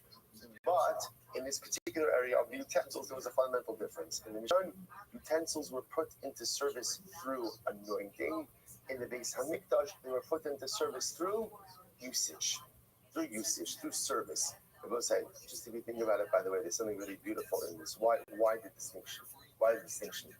So we'll say the distinction really comes in one simple fashion, which is the role of the tzaddik, the power that a tzaddik has on those around him. And this is a profound yesod also to learn, unlike Ba'omer, where again, the whole day is focused really on the power of tzaddikim, of Rashbi, right? Rabbi Shalom Bar Yochai says, Yochel ani liftaras kala olam kulo. I could exempt the entire world from liability. Right? Rabbi Akiva, what does it mean? In the Midbar, where there was Moshe Rabbeinu, when you have a tzaddik in your midst, and you have a shaykhus, and you have a relationship with the tzaddik, that relationship endows the recipient of the relationship, so to speak, with incredible kedusha. Just being connected to holy people, by definition, elevates you. So if you're with Moshe Rabbeinu, all the utensils need is what? A little bit of Mashiach, and they're good to go. They just need a little bit of anointment. I don't know if anointment is a word, but okay, anointment, right? All they need is a little bit of anointment, and they're ready to go, because that's the power of the tzaddik. When you have a shek, you have a connection with the tzaddik, his kedusha ultimately spreads to you. In the Beis Hamikdash, as great as it was, there was no Moshe. There was no Moshe. So what do you do when there is no Moshe? What do you need in order to create kedusha? What do you need? Dynamic activity. With the tzaddik, sometimes just chibur, just sometimes connection.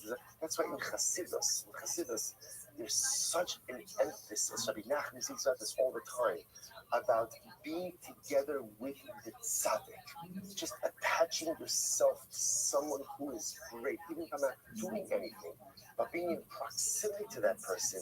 His kedusha rubs off on me. So where there's a Moshe Rabbeinu, there's an entire atmosphere of kedusha, and all that's needed is a little bit of anointing oil, and those utensils are ready to go.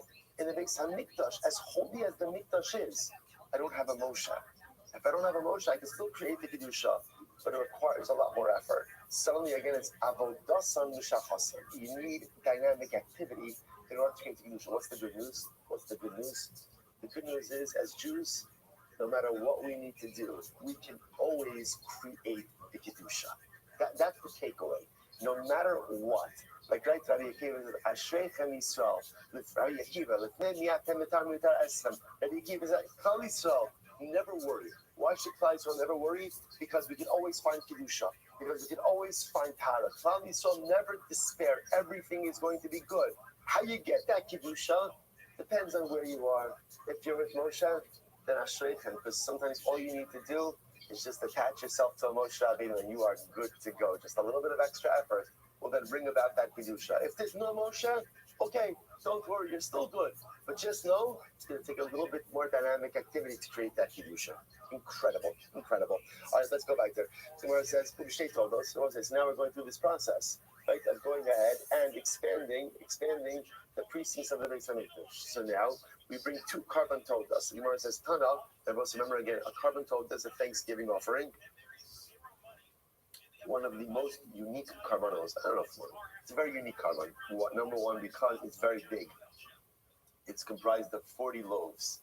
Now, by definition, it's very big. Why? Because Baruch Hu wanted you to have to share it with others. no one person can finish up a carbon toda by themselves, right? No, you can't. You can't. There's not enough time to eat all of that. So what do you have to do by definition? If you're bringing carbon toda, you gotta make a suda soda. You have to invite your chevra, because again, it's the only way, and that's the whole point. Because remember, again, when you bring your carbon toda, usually when you've been saved from some type of dramatic life event, that's when you're bringing a carbon toda. So you got to share the difference. The Gemara says part of this consecration process with the newly expanded precincts of the Beis Hamikdash is you bring two todos. So Tana, shtei todos shamar b'lachman v'lo b'vsaran. So by the way, when we speak about this idea, it's supposed to say, so like, it seems like almost like the process is, I mean, Mishnah doesn't say it explicitly. What it sounds like is you're taking the loaves, or so you're taking the carbon toda, and you're walking like the perimeter of this area that you want to expand for the Beis Hamikdash. So now the Gemara says, by the way, what are you walking around with? You're walking around with the loaves, but not the meat. Right? You're not taking the meat of the carbon toda, you're taking the loaves of the carbon toda. So the pasuk says, "Va'amida shtei todos gedolos, v'taluchos b'yom al l'choma." Dog. Like the pasuk says over here, quoting from Nehemiah. So it says, so amazingly enough, this is actually taken out of how they reconsecrated the area for the second Beis Hamikdash. Like they wanted to reconsecrate and expand. So the pasuk in Nehemiah explicitly says what they did. Va'amida shtei todos gedolos. I took the two large todos.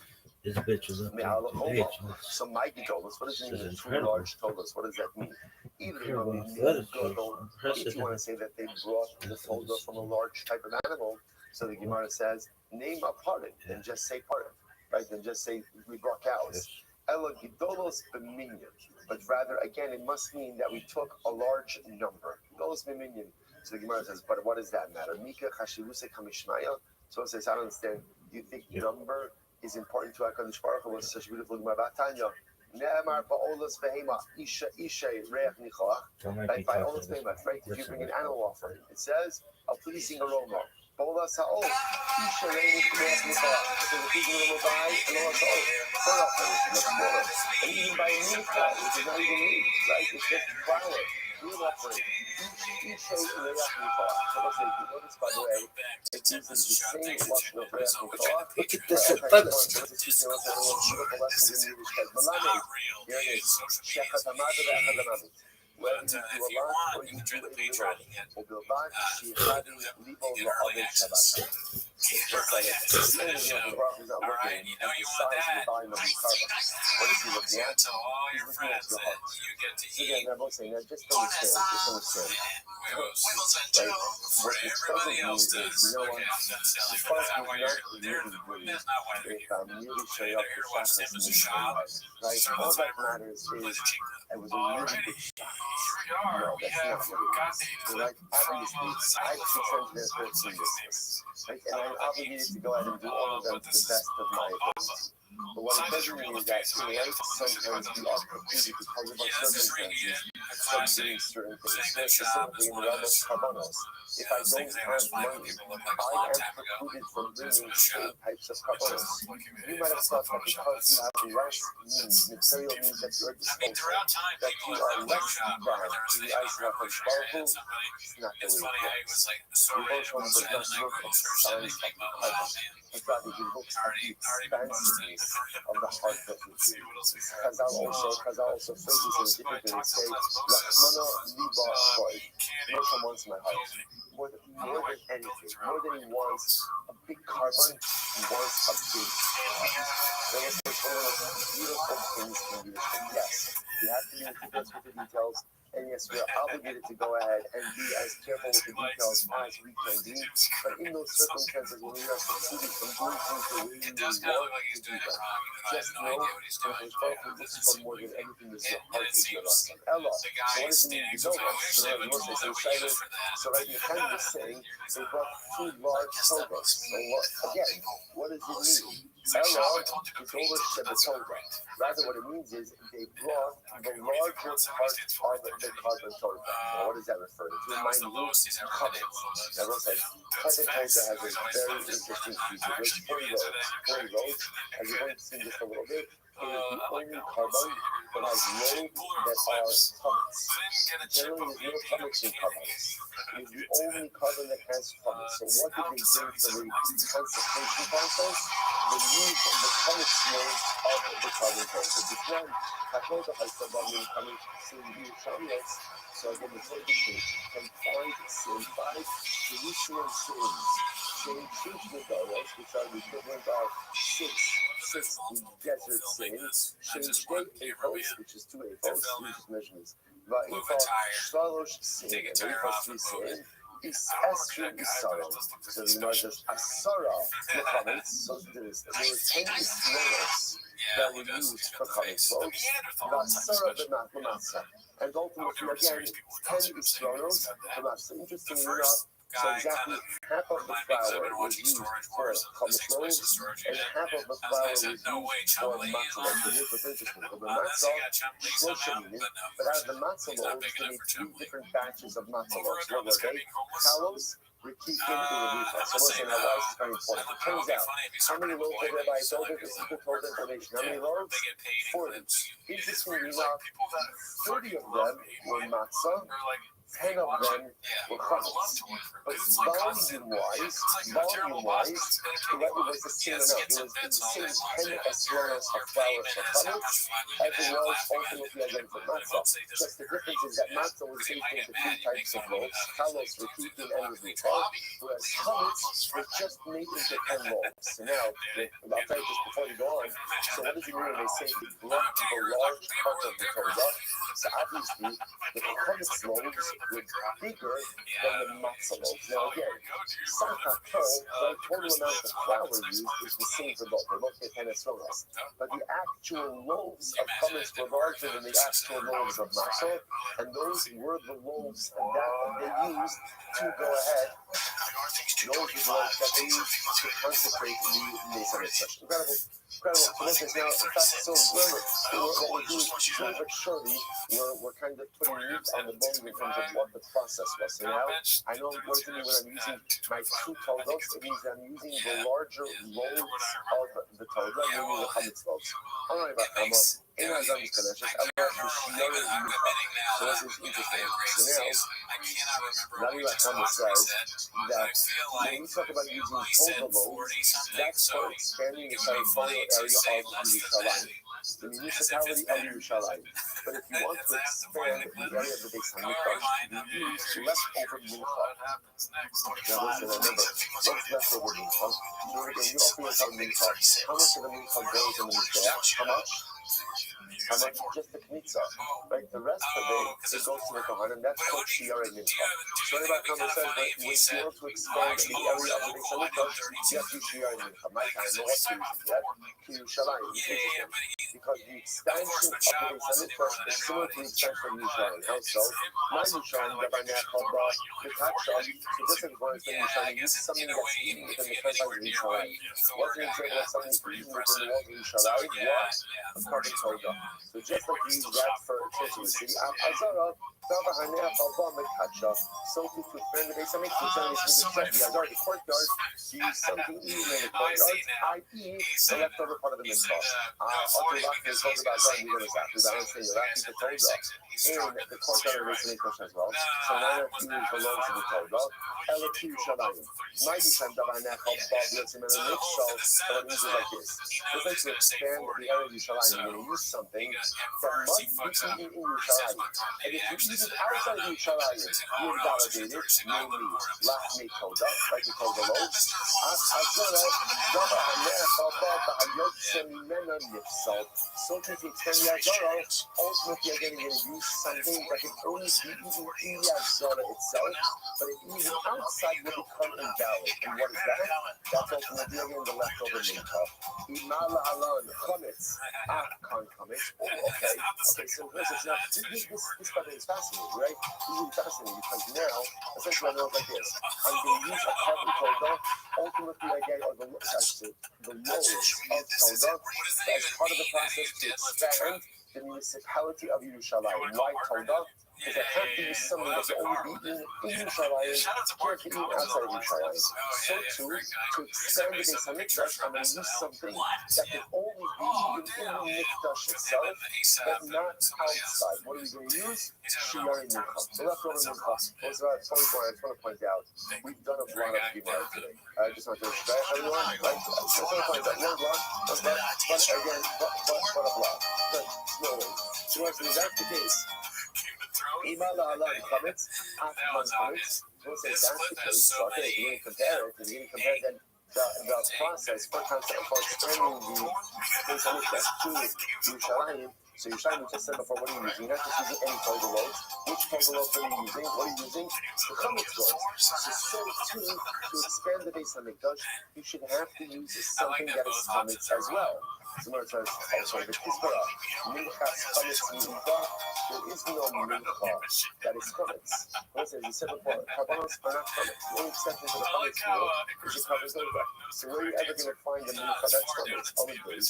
The Itima, the Machmetz rule is Shirai Mechadish rule, or maybe you say this, maybe take the leftover mincha, allow it to become chametz, and then use that to go ahead and consecrate or expand the area of the Beis HaMikdash. The hard city, you can't do that. The most special is 15 second or down. You practice it. Say, okay, chametz, they'll come. And then after it, you make the chametz. So that's not going to work. Amr Shakish, people can come, we'll say after chametz. Shakish says, we'll say number again. You might have thought that after the kmitza is offered up and the Kohen gets the leftovers of the mincha, maybe the Kohen should be allowed to do with the mincha whatever he wants. Hamash Malon, no, you can't. Halacha l'maisa, you can only go ahead and eat the shiyad mincha, but you can't allow it to become chametz. So the Gemara says, Allah no, why not? Efshar. So it says, you just understand what we're trying to do here. We're trying to figure out, is there some way to utilize chametz to expand the area of the Beis HaMikdash, to use it as the consecration process for Beis HaMikdash expansion? So it's Allah, listen to this. Efshar, to mekadik tishtei alechem ba'aseres. Listen to this. There is another carbon that is chametz, which is what? The tishtei alechem on Shavuos. Which is just more and it's going to bring down that the avoda, ultimately for food preparation for the Shavuos, as much as all of Sfira is a preparation for Shavuos, but the preparation for Shavuos begins on Lag BaOmer. So incredible again, we just had a Shavuos festival on Lag BaOmer, incredible. So what actually was, what about Shtelechem? That is chametz. Extra to the kind of Shtelechem. But the Shiva extra, so you can't do it. Why not? Let's see now. Watch this. So let's say, now again, here's what we're doing, right? You want to explaining. We're going to use the chametz loaves of Toda. We go ahead and expand the area of Yerushalayim. So now we're saying also we're going to use a couple of mincha. We go ahead and expand the area of this. It doesn't have to be the mincha. It just has to be anything that needs to be eaten within the confines of the Beis HaMikdash. But I was trying to find something chametz. This way, again, the processes could align. So the Gemara says, I'll tell you this, let's use the Shtelechem, which is the unique Kabbanic offering for Shavuos, which was chametz. Use that. The Gemara says it's not going to work. I'll tell you why. What should we do? Use me in the Esmo, in the Kashmir Esmo, super shayla. So let's build the base, let's say video, which means let's expand the Beis HaMikdash on Erev Shavuos, on Erev Yom Tov, and therefore consecrate the loaves of the Shtei Alechem on Erev Shavuos as well. That's not going to work. Why? Shtei Alechem, the Shtei doesn't need to touch you. Because remember again, when do the two loaves become consecrated? Only when what? Only when you shepherd the carbon. When is the carbon shepherded? When is it shepherded? On Yom Tov itself. And if you shepherd earlier than Yom Tov, ultimately again the carbon is invalid. So you might say, leave me in the Esmo, when it catch that, so maybe build it right when we say build, we need expand the Beis HaMikdash land on Erev Yom Tov and consecrate it now, consecrate the loaves now on Yom Tov. Right? Kiddush b'shas hameinu. That's not going to work. Why? Because you need whatever, I need the consecration of the expanded area to take place at the time that the new area is actively being expanded. In other words, you can't build now and consecrate later. You have to consecrate that he has for some purpose. Usually the Yom Tov and attach to the Yom Tov. Okay. So let's expand the area of the Beis Hamikdash on Yom Tov itself. Expand it on Yom Tov, and then you'll have the actual loaves of the Shtei Halacha, and use it to consecrate the area. What's the area this? Anything in the Mikdash built for Yom Tov. As important as expanding and building the Beis Hamikdash is, it's not built for Yom Tov. It doesn't set aside the halachas of Yom Tov. Yeshapki lebasar achi v'nivniye v'nikadshe. So let's go ahead. So okay, fine. Leave over. So offer up the Shtei Halacha on Shavuos, and then leave over the loaves until after Shavuos, and then after Shavuos, go ahead and build out the Beis Hamikdash and use the loaves for that. Which the Gemara says, if literally believe it, it's not going to work. Why? Because let's remember again, then the loaves themselves will become disqualified for being left over. Okay. Nivni Yimali Yoma. So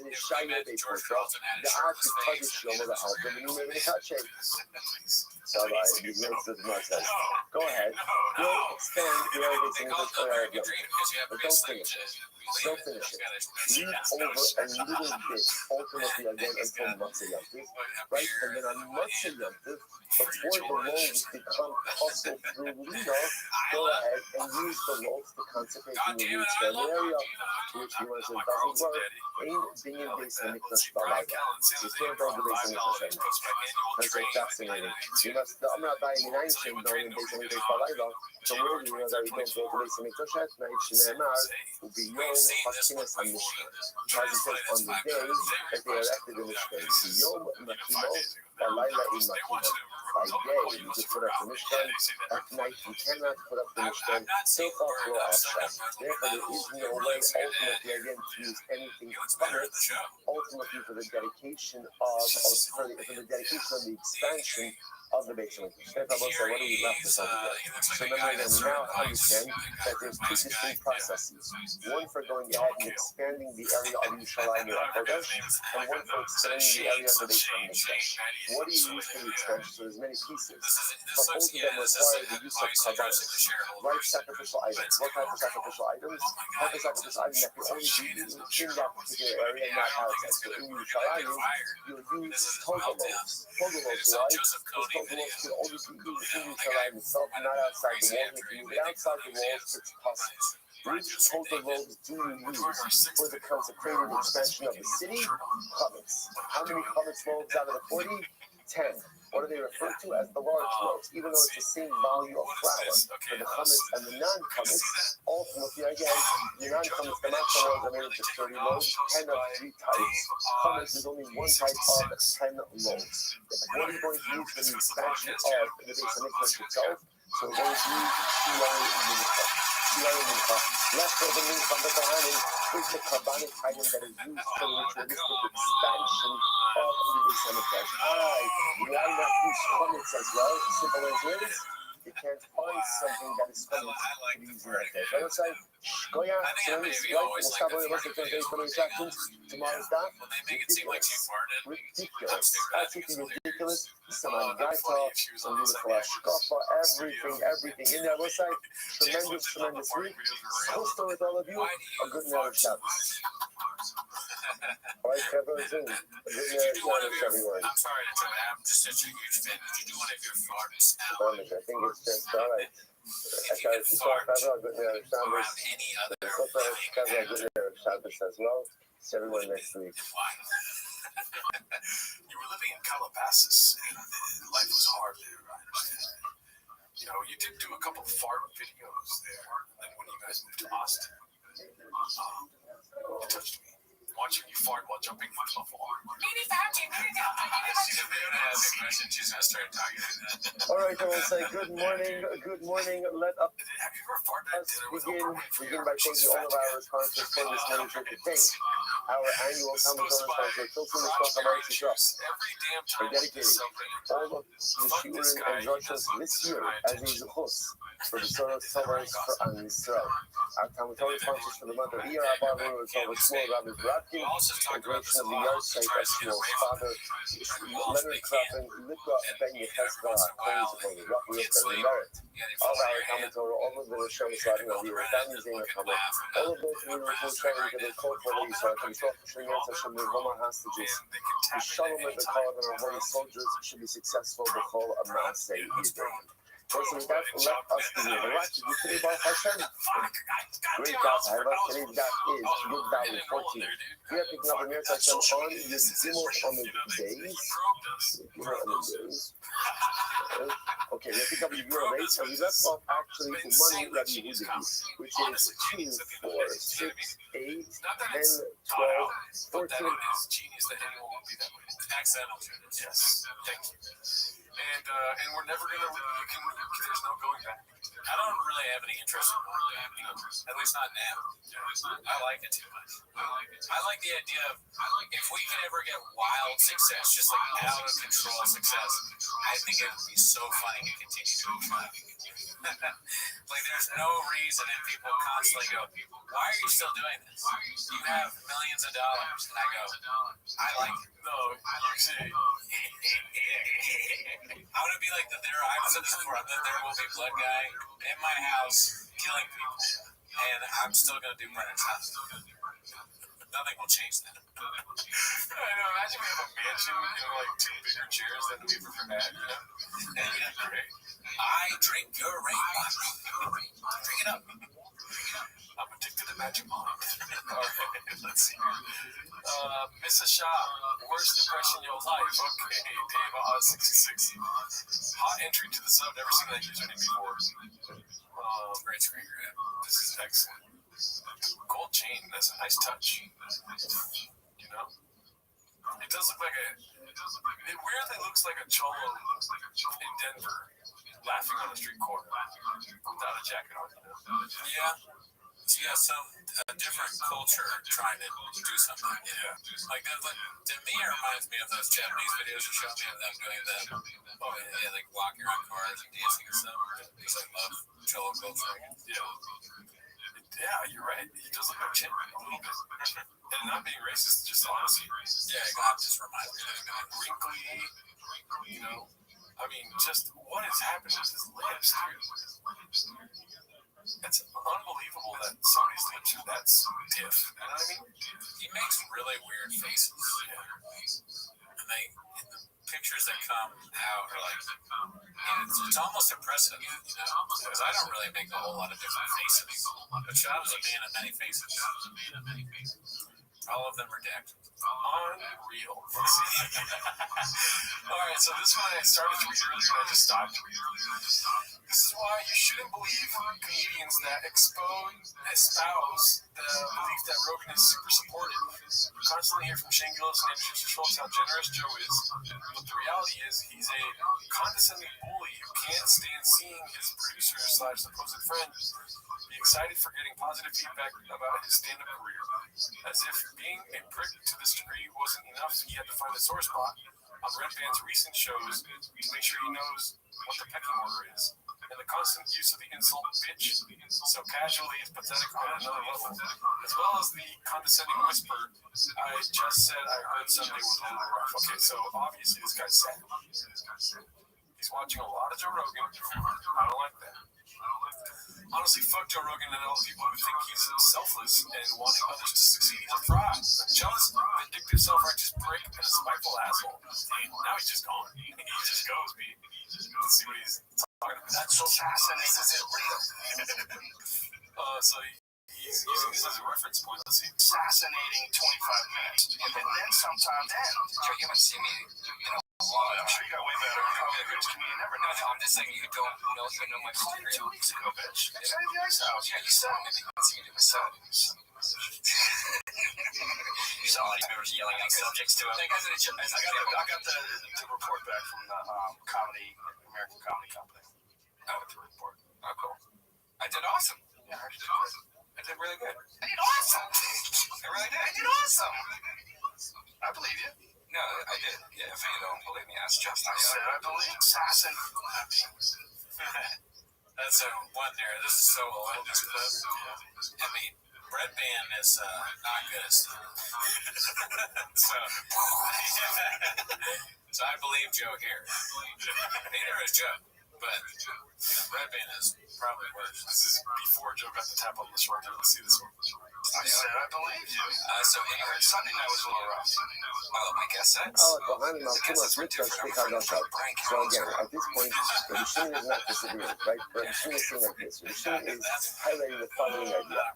He's saying in the same way that when it comes to Tumas, Mitzvahs, and Kadosha, ultimately there's two different mechanisms of kapara, right? Let's go back to the interior. So what's Tumas, Mitzvahs, and Kadosha? I enter into the infectious state of Tumah without realizing it. Right? Or I go ahead and I consume Kodesh in a state of Tumah without realizing it. How do you achieve kapara for that? How do you achieve kapara for that?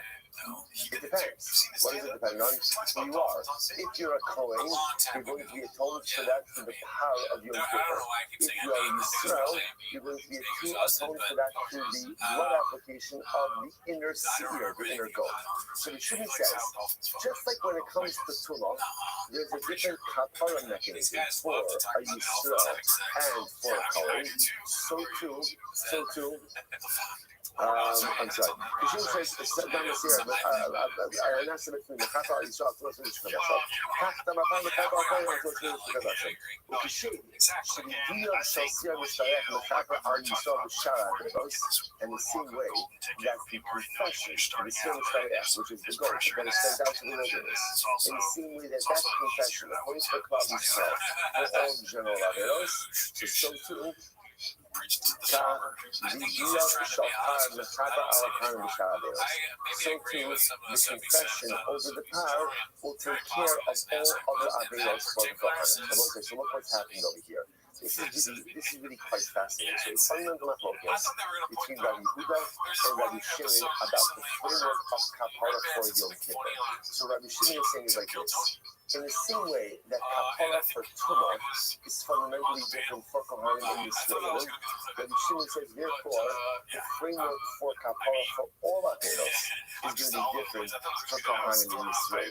So what is that? So let's go through this. So Rabbi Shimon's model, so for Tumah, the Yisraelim are atoned through the inner seer and Kohanim through the power. So too for Shar Averos, the Yisraelim are atoned for through the video, through the confession of the Siyah Mishkaleh, and ultimately Kohanim are atoned for through the confession on the power. That's the Shimon's model. So therefore, the Shimon of Kohanim and Yisraelim have two different avenues of kapara on Yom Kippur for everything. Now again, let's go back. Rabbi Yehuda disagrees. Rabbi Yehuda says the only distinction between Kohanim and Yisraelim is in the realm of Tumah. Right? Everybody's agreeing on the Tumah piece. Right? That Kohanim will be atoned for through the power and Yisraelim through the inner seer. But for all other averos, according to Rabbi Yehuda, everyone, Kohanim and Yisraelim are atoned for through the Siyah Mishkaleh. It's a fundamental mathematics in the framework of kapara. Incredible. Well, Rabbi Shimon, so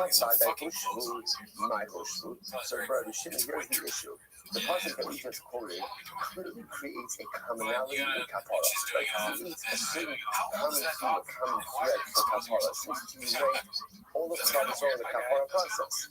But according to Rabbi Shimon, there's two distinct avenues of kapara that are unfolding like they're parallel cells for Kohanim and for Yisrael. What's going on over here?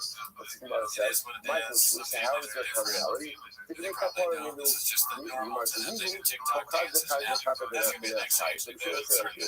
but the pasuk is saying is as follows: there's kapara for everyone. That's a beautiful thing, right?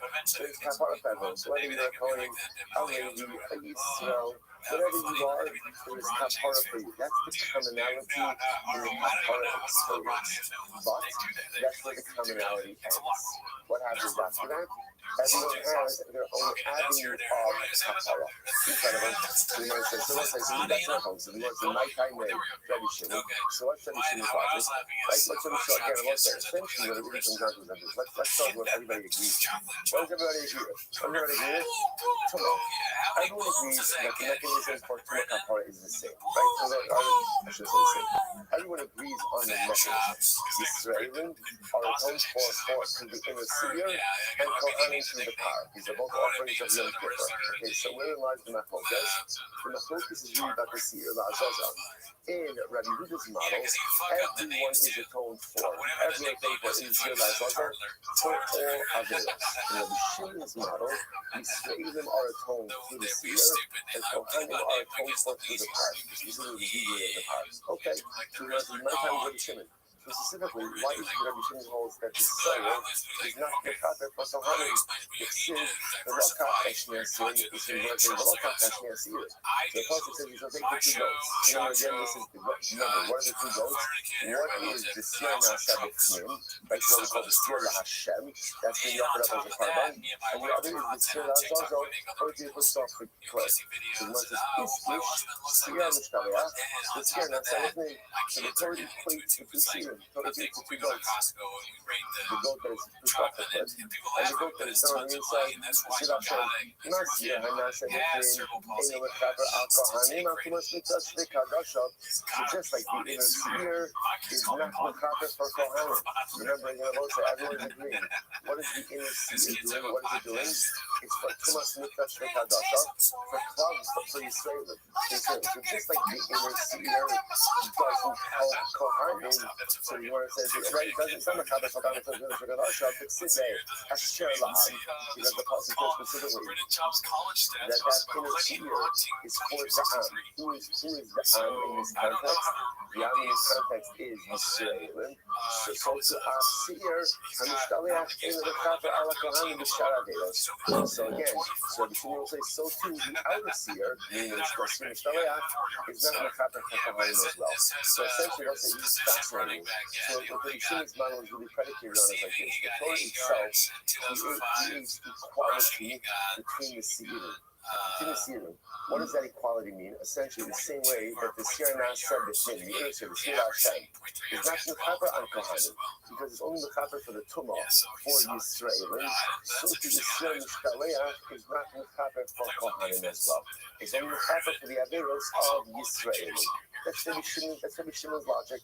So the Gemara says, Rabbi Yehuda. So what does Rabbi Yehuda? Now again, on both sides, what does Rabbi Yehuda do with this comparison between the 2 seers? What does he do with that? Rabbi Yehuda, I'll tell you why the 2 seers are compared.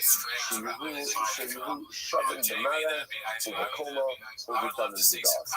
The passage is going to create an equality between the seers, saying that they have to be the same in their appearance, in their height, and in their value. That's what it means. But it does not mean that they are the same in terms of their ability to affect Kabbalah. So it's really fascinating fundamental focus. And again, what's incredible about this is, here's the beauty.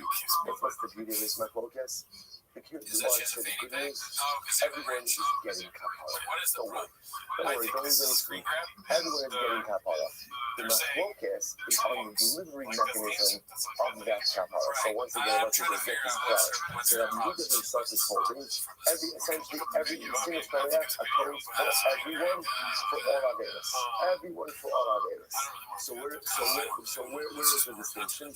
Point of view, the distinction is only one limited area, namely Tumah. For Yisraelim, they're going to be atoned for through the inner seer. For Kohanim, they're going to be atoned for through the power. Rabbi Shimon essentially says no. The same way that Kohanim are distinct from Yisrael for Tumah, so too Rabbi Shimon just says they're distinct for everything. Distinct for everything. And therefore, halacha l'maisa, they're not included in the Shin Shalach. Rather, they get their kapara for Shar Averos from the deeply on the path. Incredible. So what we might find is who's the author of the following idea. Shachat Asiyah Chatat Asher La'am. So the prophet says, Kol, L'shach Yisiyah Chatos, that is for the nation. This is the inner seer now. The inner seer. She'ena Kohanim is kapran. Kohanim do not achieve kapara through this seer. So the Gemara says, "Ubamam is kapran." So how do they achieve kapara? And I will say specifically what kind of kapara we're talking about. Every practice is kapara for Tumah. So we must say the paro shel Aaron. Raise their atonement through the car of Aaron. Okay. So we must say Yahol lo yiskatu the paro shel Aaron. You might have thought that Kohanim, other Kohanim, cannot get kapara through the car of Aaron. After all, Shari Kvar Nemar, because the pasuk already says Asher lo. So interestingly enough, when it comes to the car of Aaron, what does the pasuk say? Asher lo. What does Asher lo mean? What does Asher lo mean? It's his. So I might have thought that literally again the car of Aaron only works for Aaron. Only works for Aaron. To which the Gemara says, Miata, straight out by Asher lo, Miata, even kapara. But if that's the case, so Kohanim don't get kapara through the seer Hanasa Litnin, the inner seer, and they don't get kapara through the power of Aaron. So we have a problem. What's the problem? Where do Kohanim get kapara from? So the Gemara says, Kishu Omer, Yichaper ala Kohanim, and the pasuk ultimately says, speaking about the power. Speaking about the power of Aaron, kapara Kohanim, Masina lahen kapara. I'm sorry, I should get I can't myself. But the pasuk says the kapara Kohanim. The pasuk says that there is kapara for the Kohanim. So Masina lahen kapara. You see that Kohanim do get kapara.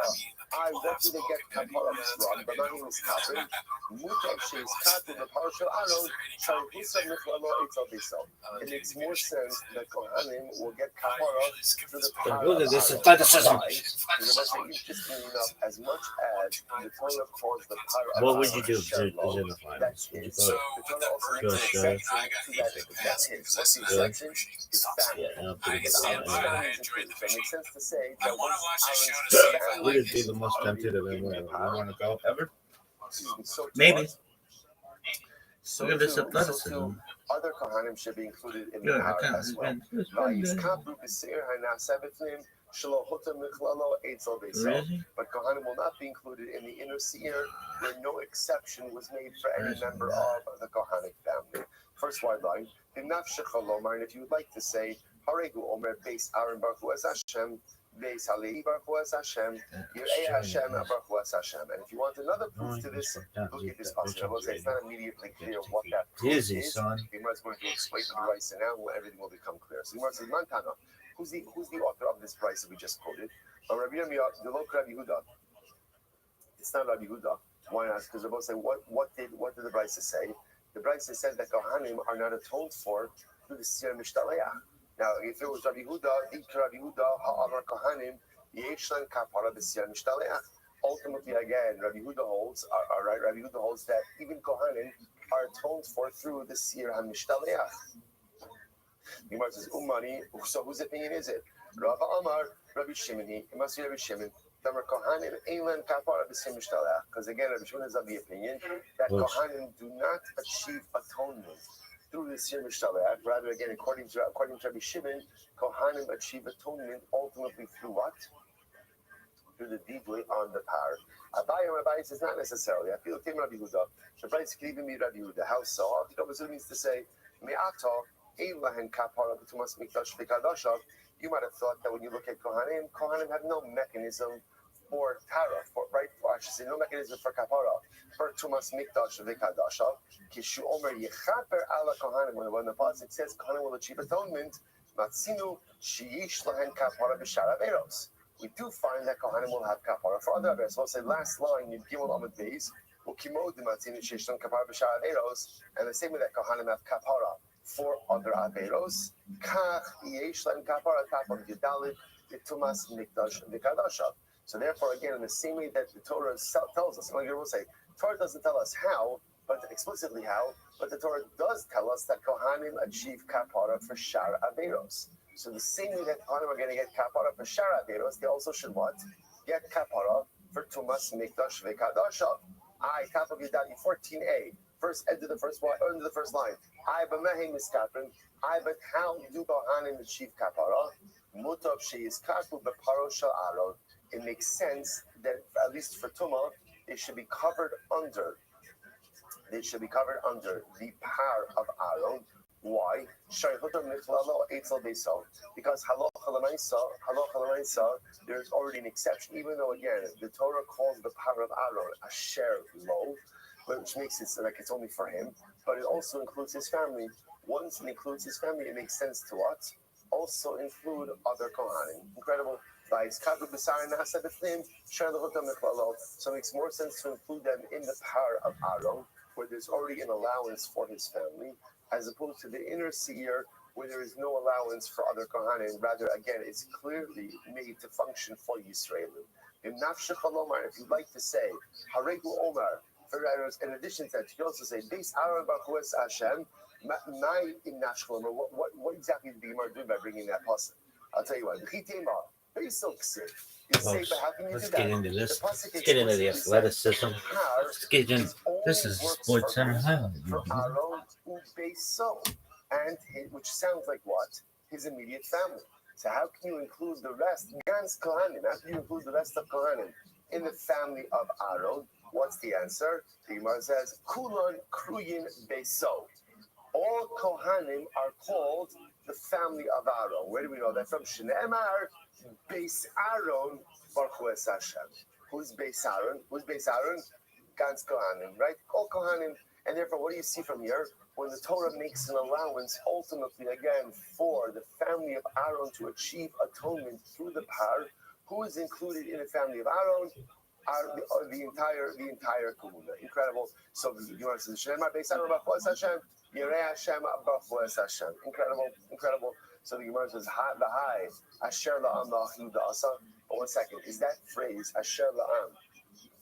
And I will say, now the Gemara wanted to suggest beforehand that the pasuk by the Siyar Nasa Lefnim, the pasuk by the inner seer says Asher la'am. Asher la'am, the Gemara interprets to mean it only works for atonement for Yisraelim, but not for Kohanim. Interesting. It's coming to exclude Kohanim. It's a very interesting drasha about it, because generally the way these types of drashas work are generally Yisraelim are excluded from Kohanim. Here it's fascinating to see a drasha where Kohanim are excluded from Yisraelim, and Kohanim are excluded from that phrase called Am, which is fascinating in and of itself. That is, I just want to point out something incredible. That as much as there is Kedushas Kahuna, there's something better than Kedushas Kahuna. I'm sorry, Kohanim. But you know what's better than Kedushas Kahuna? Kedushas Am. Kedushas Am is the most powerful. Now, again, it doesn't mean Kohanim aren't part of Kedushas Am, but there is something ultimately, again, to the Kedusha of the masses that the Kohanim don't have, and there's something powerful about the Kedusha of the Kahuna that the masses don't have. Everyone has their own unique Kedusha. Incredible. So the Gemara goes back to Asher la'am. So the Gemara says, Asher la'am la'achim da'asa. 1 second, is that what that phrase comes from? Is that phrase used to teach us that Kohanim are excluded from the Siyar Nasa Lefnim? So the Gemara says, Hani be'elei dekam rachmana mid'am lehavi. That pasuk is answering for something else. That the money for the Siyar Nasa Lefnim, has to come from the communal coffers.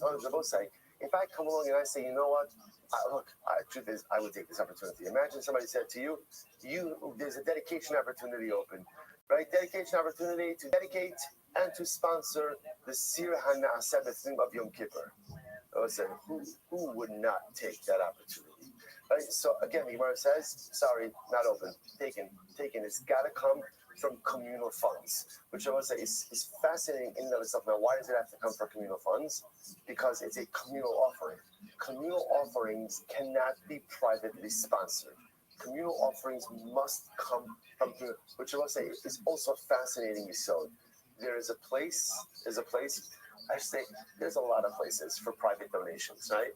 But then there are certain things that have to come from the tzibur, certain things that all of us need to get involved in and cannot be carried by any one individual. So the Gemara says, when it says that the carbon comes from the Am, that means that the carbon has to come from communal funds. That's what it's teaching us, not to exclude Kohanim. And the Gemara says, the Gemara says, no, that's learned that from a different source. So the Gemara says, no, we learn out the fact that has to come from communal funds from that phrase of Me'es Adas B'nei Yisrael, that the carbon has to come from Adas B'nei Yisrael. I, V'hai, Asher Lo, L'Hachi Huda Asa. I will say, but does that phrase Asher Lo come to teach me that Halacha L'Maisa? Only the Kohen, right? Only the Kohen achieves kapara through his power. Someone says, "Hi, mi boile, we need to ask Shalom for something else." Chedasanya, Mishalohu maybe, Leino maybe Mishal Sibor. I will say this is interesting. In the same way that the Sir Na'aseh B'fnim, the inner seer of Yom Kippur, has to come from communal funds, cannot be privately sponsored. The power of the Kohen Gadol must come from his own money and cannot come from communal funds. So the Gemara says, "Yachol lo yavi mishal tzibor shina tzim miskaven bo aval yavi mishal achav hakohanim she'achav hakohanim miskaven bo." Now you might have thought, okay, so the Kohen Gadol, he can't bring his power from communal funds. You know why? Because the power of the Kohen Gadol does not affect communal power, does not affect communal kapara. But I might have thought that perhaps he could make a collection amongst his fellow Kohanim and go ahead and bring the power from that money, because since Kohanim he gets kapara from the Talmud Rambam, Asher Lo. Therefore the pasuk says no. Even as we've established that the power will atone for other Kohanim, it must be paid for by the Kohen Gadol himself. Yachol Lo Yavi in Maybe Custer. See, when I thought, okay, ideally the Kohen Gadol should not bring a power that is not paid for by his own money. But if he brought that kind of power, it would still be kosher. Talmud Lama Shul Asher Lo. So therefore the pasuk says the second part that the power has to belong to the Kohen Gadol, saying Shana Alav HaKosav La'achim. When somebody in the Torah says something twice, is to teach you what? That it's Rikuva, that you have to have, that this is an indispensable piece of information. And therefore, again, it's not just that the power should be bought with the Kohen Gadol's money, but if it's not, it's okay. No, it's got to be bought with this money, and if it's not, the part of the heart itself is going to be kosher. This is what Talmud Baba said. My shema, the law of the law is what is the ultimate again. Why is it that ultimately the Am is not now? What my shema is the Am the law of why is it that Halacha L'Maisa that the Am is not included in the kapara? You must say the road kapara is being mamone the ksiv asher la'am. It's incredible. You cannot achieve kapara on something you did not spend money on. Isn't that incredible? You cannot achieve kapara with something you did not spend money on. Kapara requires sacrifice. If you're not willing to give up something, kapara is not achievable. We'll say, we see this concept in many different ways. Sometimes what stands in our way of becoming true Bali Shema, let's be honest, right? It's too early not to be honest, right? What stands in the way of not becoming true Bali Shema is we're really not willing to give up certain things, and we're not willing to stop doing certain things that stand in our way. In other words, I have a sincere desire to be a better person, and I have a sincere desire to change my life. I'm just unwilling to let go of certain things that are holding me back. Because I'll have a term for this. What is it called? It's called Tobel Misharetz B'Yada. All of us have our shruts in the life that we hold on to. Right?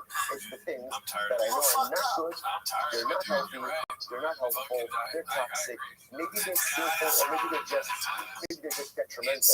Right? And I know it. But here I am, right? I'm sweating off to the mikvah, right? Doing my thing, ready to achieve Tara, and I'm dunking and dunking and dunking. And again, the mikvah represents all the beautiful things that I'm doing in life, and it's all incredible.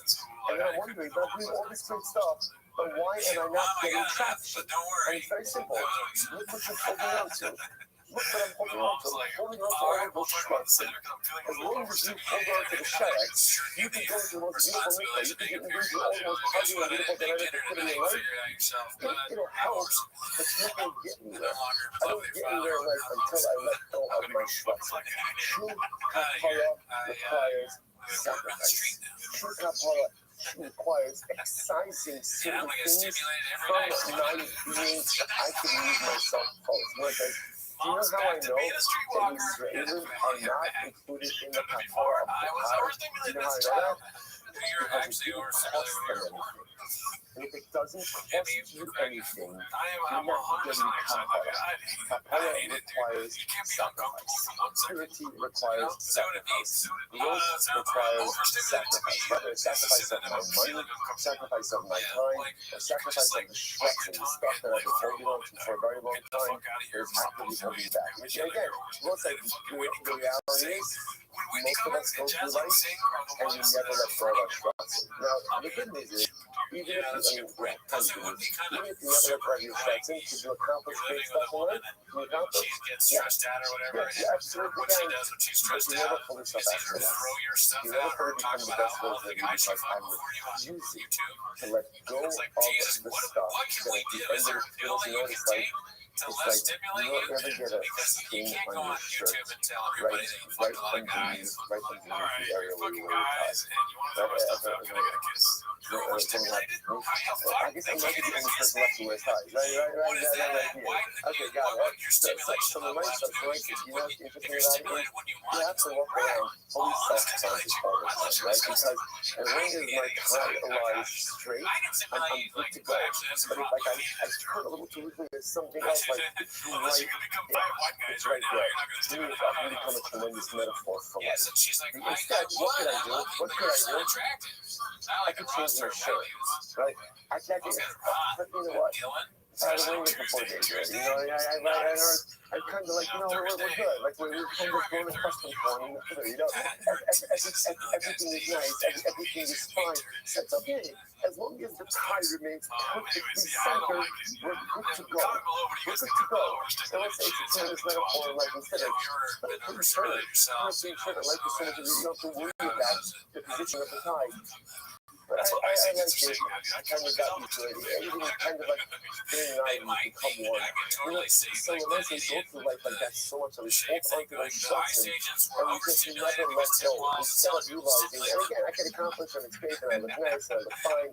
Instead of finding the courage to let go of the stuff and make the sacrifice. Make the sacrifice. Let go of the stuff and move yourself forward. So that's why I don't know about the young. Too much because I don't know me. Look up possibly no more, no? Because I'm on Korean base, so I bought a second, but that doesn't make any sense. Because you just said before that it's a honey, you achieve kapara, you achieve kapara through the power, and yet they do not spend any money on it. So what's going on? You know, so because one should be in so first of all, I should have very good shady duties. The Dallas resolution makes sense. That's why it says again 2 degrees, right? There's 2 degrees right there, so the blood application of the power. God can make it see now 17. So one corresponds to the inner seer. The crowd can make it sign now 7 foot, and one corresponds to the outer. See, don't let the liable one, don't let the liable one, and she was told me for the one who was liable. In other words, it was like, the Kohen Gadol is the architect for kapara for everyone, for himself, for his fellow Kohanim, and for God's cloud Israel. Therefore, it only makes sense that the architect of kapara, the quarterback, not the architect, the quarterback of kapara should first what?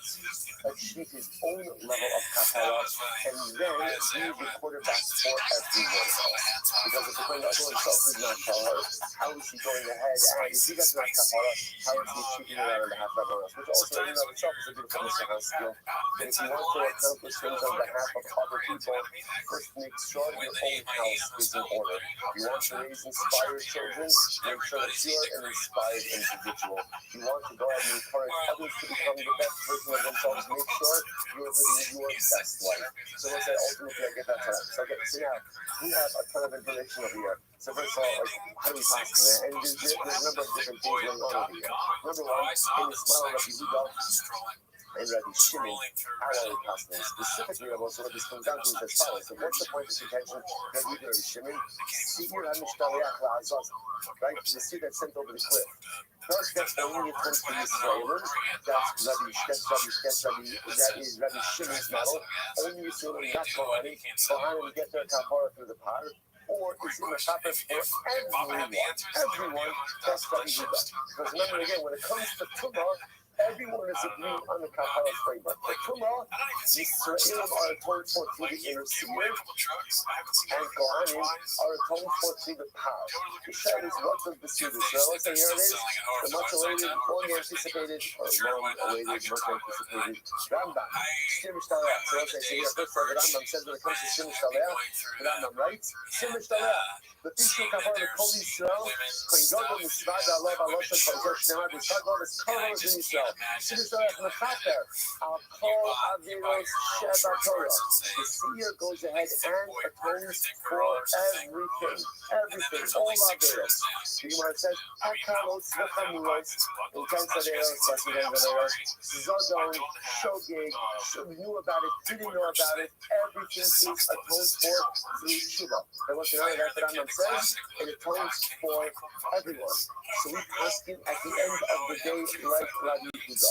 The Sir Mishtaleach atones for everyone, for all Averos. However, the Rambam adds in a very important caveat. What's the important caveat? So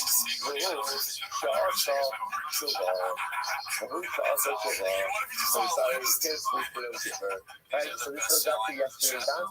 Machlokus, Rabbi, and Rabban. Right, how does Yom Kippur work? Remember again, Rabbi said, Itzimo Shel Yom Kippur. The essence of the day atones. Friends, Rabbi, even if you don't happen, even if right, the Kippur was even good, it was even better, right? Even if what? Even if you eat on Yom Kippur, right? Even if you do a walk on Yom Kippur, the day itself atones for you. The Rabbanan say, yes, the day atones for you, but you need to unlock the atonement power of the day through what? Through Shuvah. The Rambam passing like the Rabbanan. Right, the halacha likes Yom Kippur is the most powerful day in the world, but the power of the day must be unlocked through Shuvah. Rabbi say, you say to yourself, something like this is, oh, it's kind of hoping like the other one. No, so just understand, this actually works in our favor. It works in our favor. Why does it work in our favor? Because the Rambam says in Lex Halacha, he's mentioning these on such kindness. Ve'imam Mizbeach Kapara. Remember again now that unfortunately there is no base on the flesh. And now that there is no altar upon which to achieve kapara, Ein Sham Elo Tshuva, Tshuva Michaperes Akol Averos. So remember again what it says, as beautiful as it was to be Rebbe's tradition, that ultimately again it's Shimon Shayom Mekaper, that the day itself atones, even according to Rebbe, that atonement was unlocked through the Siyah, through the Siyah, which means as beautiful as Rebbe's model is, it's fantastic when the Beis Hamikdash stood. But if the Beis Hamikdash is not standing, then what do we do? The beauty that we have at Rothschild is even in the absence of the Beis Hamikdash. The Rambam says we have something more powerful than the Beis Hamikdash. Can you imagine saying that? We have some, each of us possesses something more powerful than the Beis Hamikdash. We possess something more powerful than the Mizbeach. We possess something more powerful than the Siyah Zosel. What is that called? The most powerful force in the entire universe is the power of Tshuva. And it looks like the Gemara said yesterday, and when can you access that most powerful force in the world? Any time you want. The Sir Lazal can only be Mechaper once a year on Yom Kippur. The Kohen Gadol can only go into the Kodesh HaKadoshim once a year. If you and I could access the most powerful force in the universe, daily Tshuva when? Each and every moment. Incredible. I think we'll see that Salah Chalais Hajjamah. Mazel Tov, Mazel Tov. On our first parak of the second Shavuos. What a ride. What a ride. Incredible. Okay, so we can get better. Let's go. Yes, I'll come on. Stein Shane Arba. So what's this? Now, actually, this is a repeat of yesterday's, of the first Mishnah. So back to Tumah. I know you thought we were done with Tumah. We are not. More Tumah to come. Tumah everywhere. The word says as follows. You deal with something with Stein Shane Arba. Remember again, we saw it before. There are two biblical cases that are really for. Now, again, whatever. We are experts in this already. What are the two biblical cases? Two biblical cases are, I forgot that I was coming, but I remember, so again, two cases, right? I became coming, I forgot, I entered into the Beis Hamikdash, I remembered afterwards that I was coming. I became coming, I forgot, I ate Kodesh, and then I remembered afterwards that I was coming. Okay, so those are the two biblical cases. So what we call parallel Tumah. I forgot that I was coming. two more cases. What are the two more cases? I remember that I was coming, but what? I forgot that I entered into the Beis Hamikdash. Or I remember that I was coming, but I forgot that what I'm eating is kodesh. Right? So those are the two additional cases. So those are the two that ultimately again become four. So now kind of Mishnah just elaborates on it. Nitma biyada. So again, I became coming. I knew that I was coming. Then I forgot. Now I'm going to come up.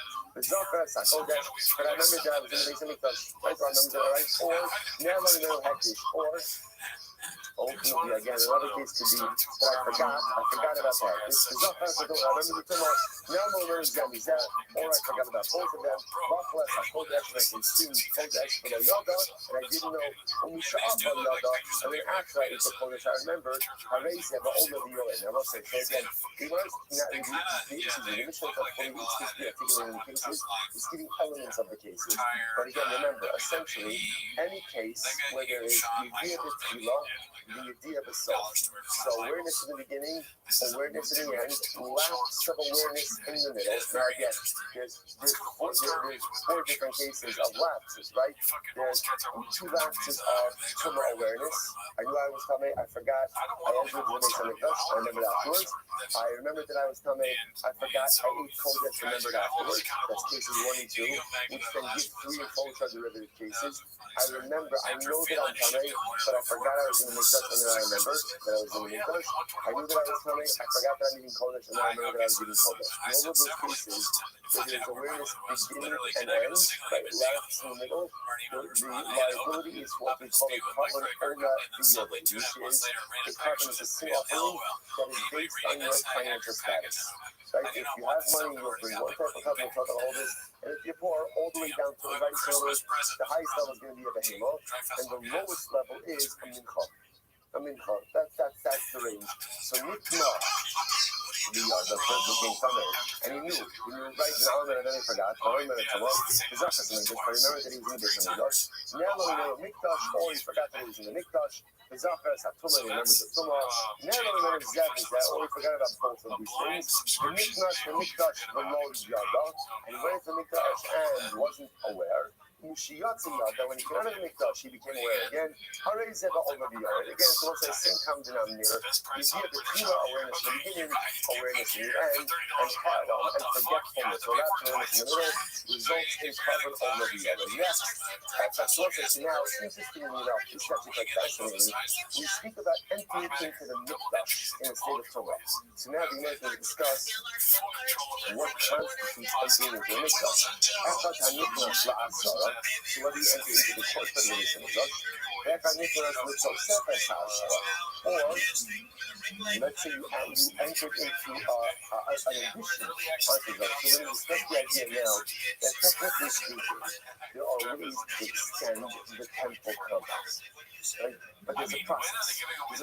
So let's say Klal Yisrael decides, the Sanhedrin decides, we want to expand the Beis Hamikdash, and expand the footprint of the Beis Hamikdash. Okay, how do you add on to the Beis Hamikdash? Okay, so first you have to stop closing stuff. Remember, you have to add, if you're going to add on, you want the additional areas to have the sanctity of the Beis Hamikdash. How does that happen? It's incredible. Well, so same way, by the way, you can expand Yerushalayim. It's incredible. If you want to expand the borders of Yerushalayim, you can do that. Now, again, if I extend Yerushalayim, I don't just want to expand municipality.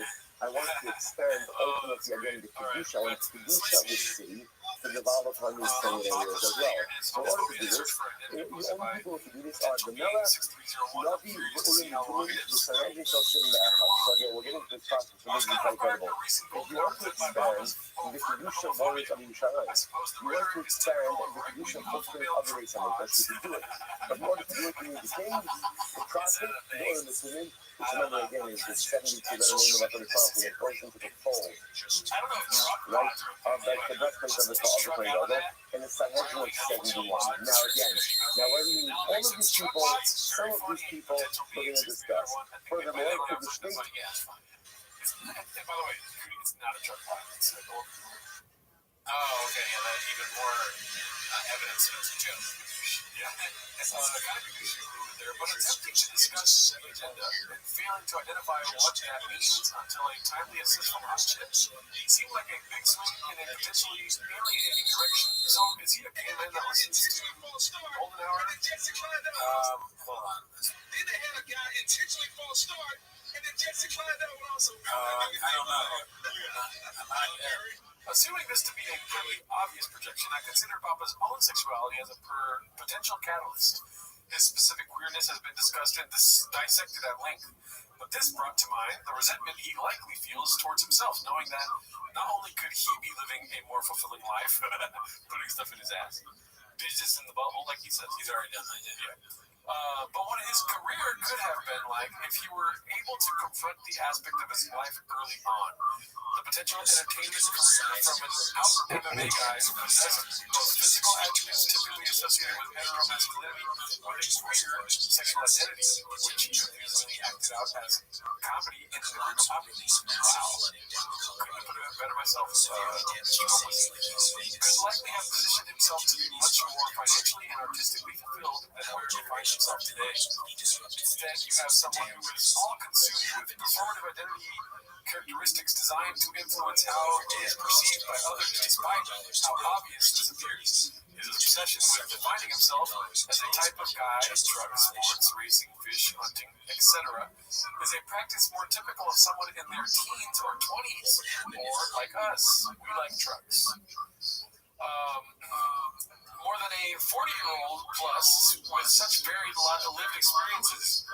Even his latest claim of a baseball dad portrays a superficial title that most fathers would take as serious as a t-shirt slogan, positions his role as a father as secondary at least. For all the clowning on him that is done, I do feel some sense of empathy towards him if this is in fact his plight. Hopefully, his public persona is just an Andy Kaufman-esque performance piece, and he's living his true life behind closed doors.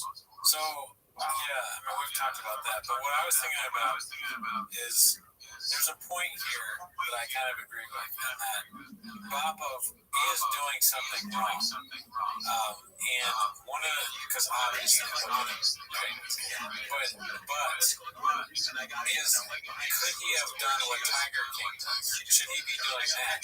Openly gay?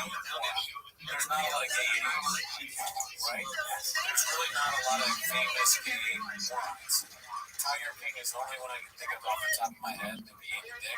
Joe Rogan, but he's not openly gay, right? Yet. Yes. So, but what I'm saying is, like, Baba is totally Tiger King.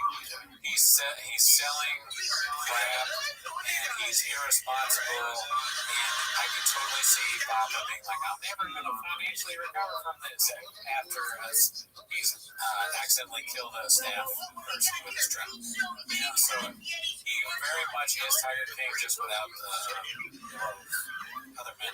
Well, Tiger King fucking chicks too. He had the kids, right? Or did he? I could be wrong. I know he was a dude. Whatever. Here's one thing I have the crazy teeth. To piggyback off your pause. I'm tired of piggyback on, but with Baba, like I said before, dude, I think like everything this guy said, he was like one of the ways. He says it in, he literally says it in that's funny. He does say, I like this Felsky as shit. Yeah, his wife's got that house. So, yeah, this is something to read and think about. But maybe, like, I mean, he takes supplements probably to get hard because he doesn't do it without their. Oh, that's right. He does take a lot of dick juice. Yeah. Why is that? That's a good question. Why do you do that, Bob? I like when my dick is hard, but if he's taking Viagra or dick juice just to have sex with women like that aren't his wife on the road, that's crazy. Just look over your true life. I mean, you know, it's probably very frowned down upon football hockey games, MMA gyms, someone who does truck places, truck stops. Well, he could go to truck stops. He mechanic, So he can just go to the mechanic shop and jumps. But the thing is, he could be, like, maybe he gets off to being closeted. We don't know about that, and that's fine too. And that's fine. Be you know. Or he's straight as hell, or just gay. Yeah, Anyway, that's facts. Comments. Anytime I see a video, it's painfully obvious how comfortable he is in his own skin. I wanted to see if he's good. Actually, okay, that's a thing. Healthy at 37, best shape of her life. Oh God, that's frightening. Yeah, it's a weird face. I mean, they're a family of. That's how they make a lot of faces. Talented at it. I mean, it's just they set themselves up for failure. Like, this could be normal, but you guys are nuts. It looks like one of those reality TV screen grabs. This week. All right, everyone say good morning. Good morning. Let us begin by thanking all of our sponsors for this morning show today. Our annual Talmud Torah sponsors, Tosin Mishpach Habar Tzisra, are dedicated all of the Shiurim and Rothschild this year as we report for Besoros Tovos for Am Yisrael. Our Talmud Torah sponsors for the month of Iyar Abba Lino Tova Shmuel Rabbi Grakin, the creation of the yard site of Shmuel's father, Leonard Kramer, Litra Ben Yecheskel, Kohen Zikor, what we have done in merit. All of our Talmud Torah, all of the Hashem Slavim Aviyah, the family Zayin Chamo, all of those who are for Shem and the Kol Kol Yisrael, from Sof to Miracles, from the Roman hostages, the Shalom and the Kol of our holy soldiers should be successful with Kol of Maaseh Yedayim. Listen to that, let us be here. The last today, Baruch Hashem, great daf ahead of us. Today's daf is Yud Dalet 14. We are picking up Amir Hashem on Yud Gimel Omid Beis. John loves you. Okay, we're picking up Yud Beis, and we left off actually Umani Rabbi Hudi, which is 2, 4, 6, 8, 10, 12, 14, about 15 lines down from the top. So just a very quick review. Remember again, we are focusing on the end of our Mishnah. And essentially, we want to point out as follows, that Rabbi Huda, who is the review reflected in our Mishnah, says as follows, that when it comes to Shemesh Taleach, it comes like that is the goat that is thrown off the tree. So halacha l'maisa, again, that goat is mechaper for everyone. All Averis, and ultimately, again, mechaper for everyone. So that's Kohanim, Yisraelim, even Kohen Gadol. So wherein lies the distinction of Haftarah, of, let's say, for example, the Kohanim and Yisraelim? That lies in one very specific area, namely, Tumas Mikdash Zikadasha. But if there's any type of infraction, let's say, regarding entering into the base of Mikdash, or consuming Kodesh in the state of Tumah, so Kohanim find Haftarah through the Par, and Yisraelim find Kapara through the inner city. So that's the distinction between the Kapara of Kohanim and the Kippur. But for everything else, everyone is covered by the Siyar La'asas. By the way, these two images were referred to the Siyar La'asas, between the goat that comes into the wilderness, and the Siyar HaMitzareh, the Siyar that is set. It's the same area, same part. Okay, beautiful. So the Gemara says, the money Rabbi would be, who's the thing that is the fact that Rabbi would be this side, here we go. The Ipa is HaKodesh. Sorry, the Ipa is Mikdash HaKodesh. Zeh l'Knei v'Yisrael. Now, what the Gemara is going to do is as follows. The Gemara is speaking in the process. By Yom Kippur, again, it's like afterwards. And going to go through it as follows. Going to the process as it is. The Ipa is Mikdash HaKodesh. That's all Moed. So we will expose from Mikdash HaKodesh into the process of entirety. Like that's all Moed. And also the all Moed, which is in the Shkol Mikdash. That's HaMizbeach and the altar. Yechaper ultimately will be redeemed. V'al Kohanim, v'al Kol Ha'am, Hakal Kohanim, v'al Kol Ha'am, Hakal Yechaper. Now the Kohanim and the entire Gila will be now the Muslim practice.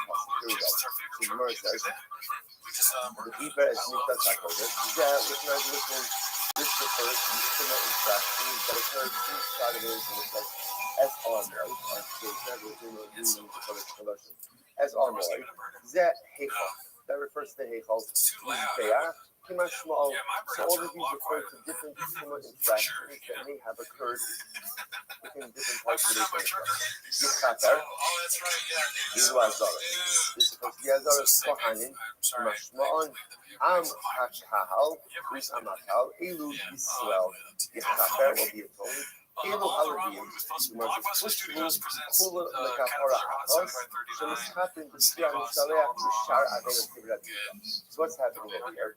The pasuk is establishing a certain what we'll call kapara commonality, meaning that all members of Klal Yisrael reach kapara in the same way. Which kapara is that referring to?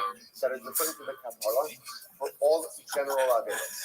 All general averos. I must remember again. All general averos is going to include everything except tumah related to that. So for all general averos, all of Klal Yisrael is atoned for in the same way. Which way is that? The severe hamishtaleh. The goat that's sent over the cliff. That's what he does. Rabbi Shimon says no. He says the king said down to Sayer and Asa B'Shmei. Mechaper al Yisrael Achumash Mikdash Mikdash. So the Shimon is like this. So again, some people are finding out the other. And this is really quite liberating. Are just three different aspects. That's really what they're talking about. So the Shimon says like this. The Shimon disagrees. He says the same way the king said down to Sayer and Asa B'Shmei. In the same way that halacha l'maisa, the seer of the dam of the seven seraphims. Remember again, that's the inner goat. In the same way that halacha l'maisa, again, the dam of the inner goat is mechaber on Klal Yisrael, on the Jews, meaning Israel. For certain related infractions, so again, at this point, the Shimon is not disagreeing, right? The Shimon is saying like this. The Shimon is highlighting the following idea. He's saying in the same way, so when it comes to Tumas, Mikdash, ultimately there's two different mechanisms of kapara, right? Let's go back to the Torah. So let's first look at the Kadasha. I enter into the base of Mikdash in a state of Tumah without realizing it, right? Or I go ahead and I consume Kodesh in a state of Tumah without realizing it. How do you achieve kapara for that? How do you achieve kapara for that? It depends. What does it depend on? Who you are. If you're a Kohen, you're going to be atoned for that to the power of Yom Kippur. If you are Yisrael, you're going to be atoned for that through the blood application of the inner seer, the inner goat. So we shouldn't say, just like when it comes to Tumah, there's a different kapara mechanism for a Yisrael and for a Kohen. So too, I'm sorry. The thing says, down the Sierra, but I answered it from the Kappa, I saw it in the Kappa.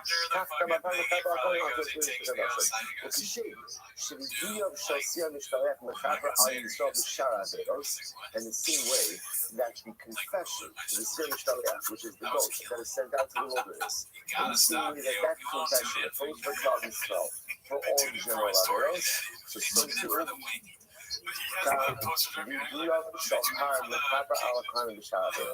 so too, the confession over the car will take care of all other averos for the Kohanim. So look what's happening over here. This is really quite fascinating. So the fundamental focus between Rabbi Yehuda and Rabbi Shimon about the framework of kapara for Yom Kippur. So Rabbi Shimon is saying like this. In the same way that kapara for Tumah is fundamentally different for Kohanim and Yisraelim, Rabbi Shimon says therefore the framework for kapara for all averos is going to be different for Kohanim and Yisrael. So what is that? So let's go through this. So Rabbi Shimon's model. So for Tumah, Yisraelim are atoned through the inner seer and Kohanim through the power. So too for Shar averos, Yisraelim are atoned for through the confession of the Sir Mishtaleach, and ultimately Kohanim are atoned for through the confession on the power. That's what the Shimon's model.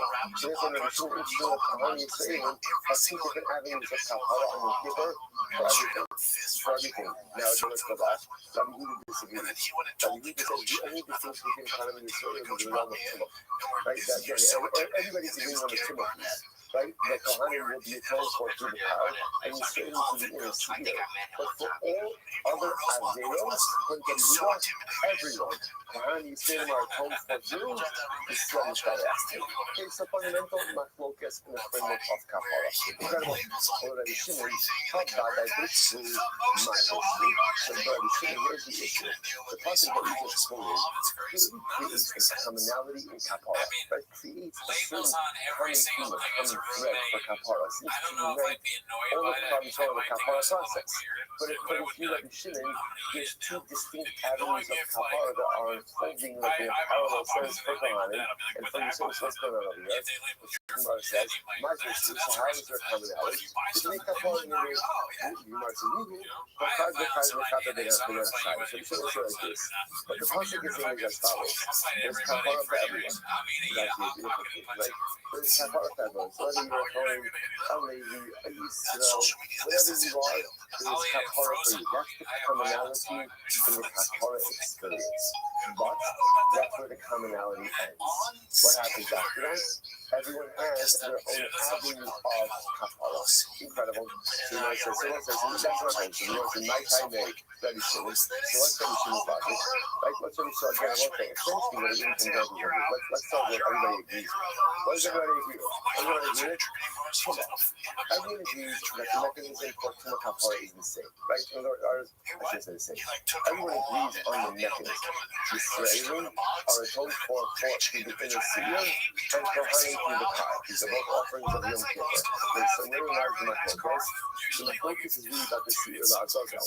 In Rabbi Yehuda's model, everyone is atoned for. Everyone is atoned for in the seer, the Azazel, for all Averos.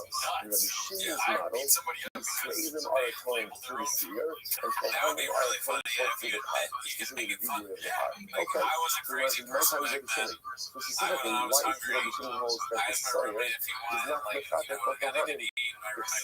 The Lokash Ashneasir is the Lokash Ashneasir. The Apostle says he's going to take the two goats. Remember again, this is the goat. Remember, one of the two goats, one is the Sir Nasabit Pnim, right? What we call the Sir LaHashem. That's going to be offered up as a Karban.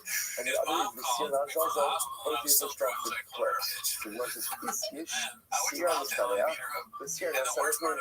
So the Torah equates the two Syrians. The Torah equates the two goats. The goat that is pushed off the cliff, and the goat that is down on the inside, the Sir LaHashem. Masir Hanasa Nifnim, Aina Makaber Aqua Hanim, Akumas Nifrash Vikadasha. So just like the inner seer is not Makaber for Kohanim. Remember, in the words that everyone's agreeing.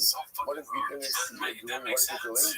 It's for Kumas Nifrash Vikadasha, for 12 for Yisrael. So just like the inner seer doesn't help Kohanim. So you want to say, well, it doesn't send the Makaber Kohanim to the inner Vikadasha, but Sidney, Asher La'am, because the Apostle says specifically that inner seer is for the Am. Who is the Am in this context? The Am in this context is Yisrael. So to us seer, so again, so the Shemir says, so too the outer seer, meaning the seer is not Makaber Kohanim as well. So essentially that's what is fascinating. So the Shemir's mind is really predicated on like this. The Torah itself creates equality between the seer. What does that equality mean? Essentially the same way that the Sir Nas said the Tim, the Sir Lach said, is not the Makaber on Kohanim, because it's only the Makaber for the Tumah or Yisraelim. So the Sir Mishtareach is not the Makaber for Kohanim as well. It's only the Makaber for the Averos of Yisraelim. That's Rabbi Shimon's logic. So the Gemara says, Rabbi Yehuda. So what does Rabbi Yehuda? Now again, I've also said, what does Rabbi Yehuda do with this comparison between the two seals? What does he do with that? Rabbi Yehuda, I'll tell you why the two seals are compared. Sheyehu shavim b'mara u'v'koma u'v'dalim v'da'asa. The pasuk is going to create an equality between the seals, saying that they have to be the same in their appearance, in their height, and in their value. That's what it means. Right? It doesn't not mean that they are the same in terms of their ability to affect Kapara. So what's this really fascinating fundamental focus, and again, I will say, what's really incredible about this is, here's the beauty. What's the beauty of this machlokes? Or so the good news, everyone is getting kapara. Don't worry. Don't even sleep. Everyone is getting kapara. The machlokes is on the delivery mechanism of that kapara. So once again, about to just get this cloud. So that Yehuda himself is holding essentially every Yisrael atones for everyone for all others. Everyone for all others. So where is the distinction? Where the distinction is only in one limited area, namely Tumah. For Yisraelis, they're going to be atoned for through the inner seer. For Kohanim, they're going to be atoned for through the power. Rabbi essentially says, no, the same way that Kohanim and Leviim, the Kohanim are distinct from the Yisrael for Tumah, so too Rabbi Shimon just said, they're distinct for everything. Distinct for everything.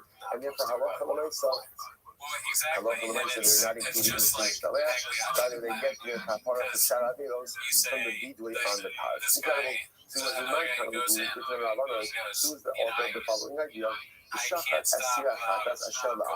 the pasuk says, Cohen will chef the seer chatas, that is ordination. This is the inner seer now. The inner seer. She'ena Kohanim is kapara. Kohanim do not achieve kapara through this seer. So the Muslims is a non-is kapara. So how do they achieve kapara? And I've also specifically what kind of kapara talks about. Every pasuk says kapara kapara. So the kapara shel Aaron. They get atonement through the power of Aaron. Okay? The Muslims lo yiskap is the power of Aaron. You might have thought that Kohanim, other Kohanim, cannot get kapara through the power of Aaron. After all, Shari Kvar Nemar, because the pasuk already says Asher Lo. So interestingly enough, when it comes to the power of Aaron, what does the pasuk say? Asher Lo. What does Asher Lo mean? What does Asher Lo mean? It's his. So I might have thought that literally again the power of Aaron only works for Aaron. Only works for Aaron. To which the Gemara says, Miata, but if that's the case, so Kohanim don't get kapara through the seer hana'asadifin, the inner seer, and they don't get kapara through the power of Aaron. So we have a problem. What's the problem? Where do Kohanim get kapara from? So the issue Omer, Yechaper ala Kohanim, and the pasuk ultimately says, speaking about the power. Speaking about the power of Aaron, Yechaper ala Kohanim, Masina lahem kapara. Like we see, I'm sorry, I should get it out. I can't myself. But the pasuk says Yechaper ala Kohanim. The pasuk says that there is kapara from the Kohanim. So Masina lahem kapara. You see that Kohanim do get kapara. What do they get kapara from? The money is covered. Mutav she's careful the power of Aaron, so it makes more sense that Kohanim will get kapara through the power of Aaron. Why? Because about to say, interestingly enough, as much as the Torah calls the power of Aaron Asher Lo, that's his, the Torah also makes an exception to that, that's his. What's the exception? His family. So Aaron's family is included. So it makes sense to say that once Aaron's family is included in the power, so too what? So too other Kohanim should be included in the power as well. Bitch, nobody gives a fuck. Not be included in the inner seer, where no exception was made for any member of the Kohanic family. First wide line, if you would like to say, and if you want another proof to this, oh, dude, hang on a minute with this fucking song. You might as well be explaining the rights now, and everything will become clear. So you must find out who's the author of this rights that we just quoted. Rabbi Yehuda. It's not Rabbi Yehuda. Why not? Because they say, what? That's the second. Now, he says that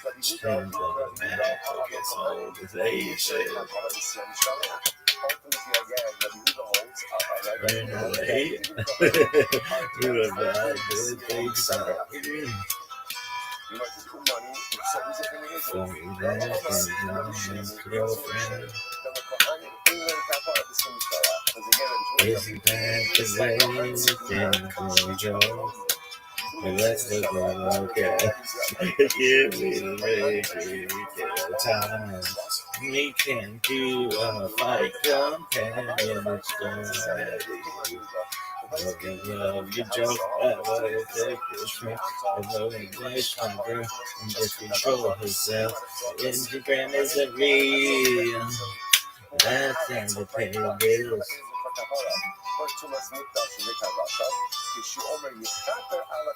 When the pasuk says Kohanim will achieve atonement, we do find that Kohanim will have kapara for other averos. So we'll say last line in Gimel Amud Beis, and the same way that Kohanim have kapara for other averos. Could you do that? So therefore, oh, dog, Jim Croce? Really? Dog, Jim Croce? But the Torah does tell us that Kohanim I have videos of myself with Cars for Kids talking about Jim Croce. Dog? Really? Yeah, it's one of my earliest fucking videos. Is it? Top of your daddy 14a. Maybe. The first line. Would you give Olivia Herman a pounding or the other chick? That at least for Torah, it should be covered under New York or Philly? That's how you have to say. Under the power of Aaron. Why? Because halacha l'maisa, really? There's only an exception. Or again, LA. Called the power of Aaron, share low. Russian manicure bitch. It's only for him, but it also includes his family. Kind of like them all. They're all funny. It makes sense to us. I like funny bitches. Why? Why not? Funny bitches are my thing. Really? Oh yeah, for sure. Along with.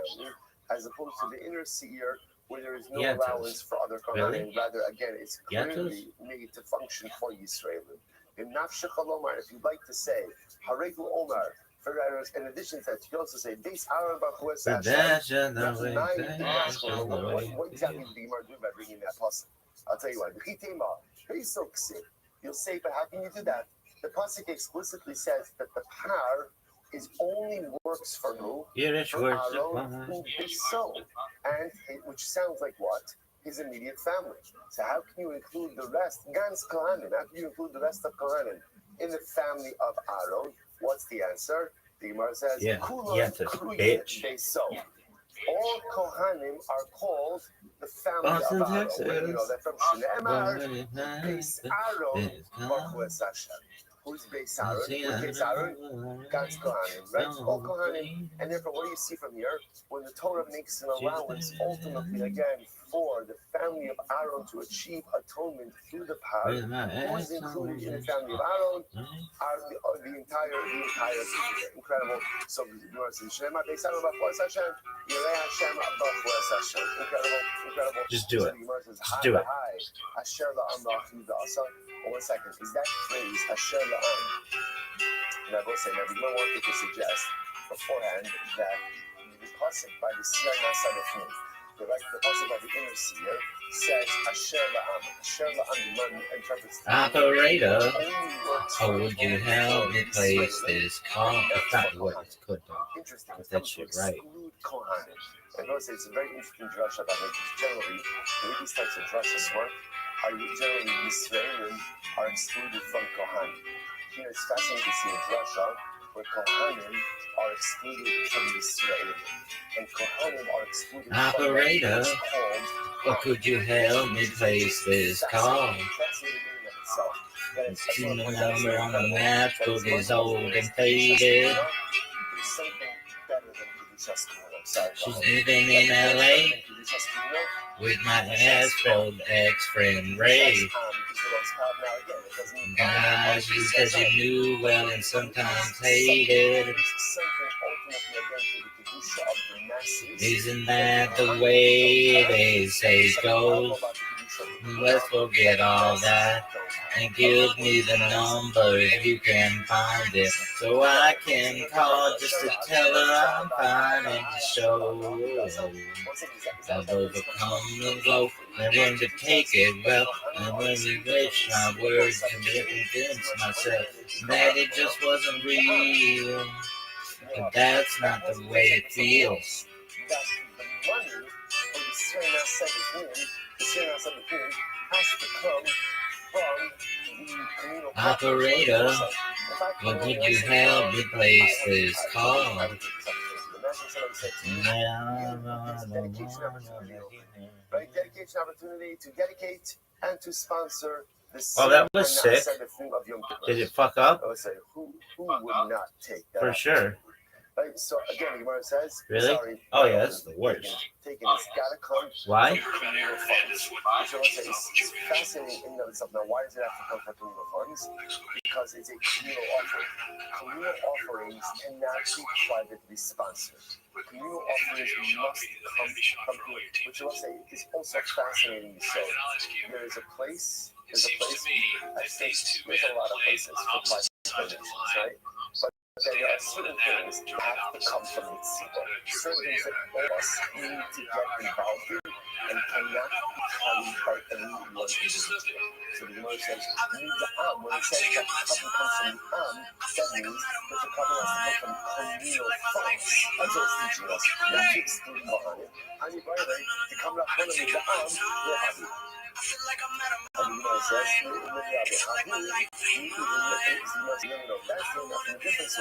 so the Gemara says, no, we learn out the fact that it has to come from communal funds from that phrase of Ne'is Adas B'nei Yisrael, that the carbon has to come from Adas B'nei Yisrael. I, V'hai, Asher Lo, Lo HaYehuda Asa. But we'll say, but does that phrase, Asher Lo, come to teach me that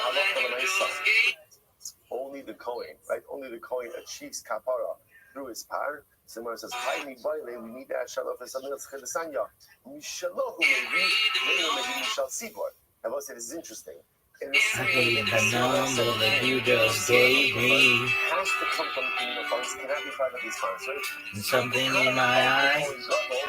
You know it happens every time. And cannot come from communal Name all the love that I'm gonna save me. Isn't that the way they say it goes? But let's forget all that and give me the number if you can find it, so I can call just to tell them I'm fine in the show. I've overcome the woe, I never played it well. I only wish my words could just convince myself that it just wasn't real. But that's not the way it feels. No, no, no, no. That's not the way it feels. Operator, don't forget about this call. Young man, I really wanted to talk to. Thank you for your time. You've been so much more than kind. You keep the dime.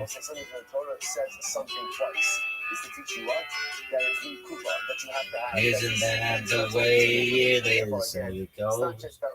But let's forget all that and give me the number if you can't find it. I can call just to say I'm fine.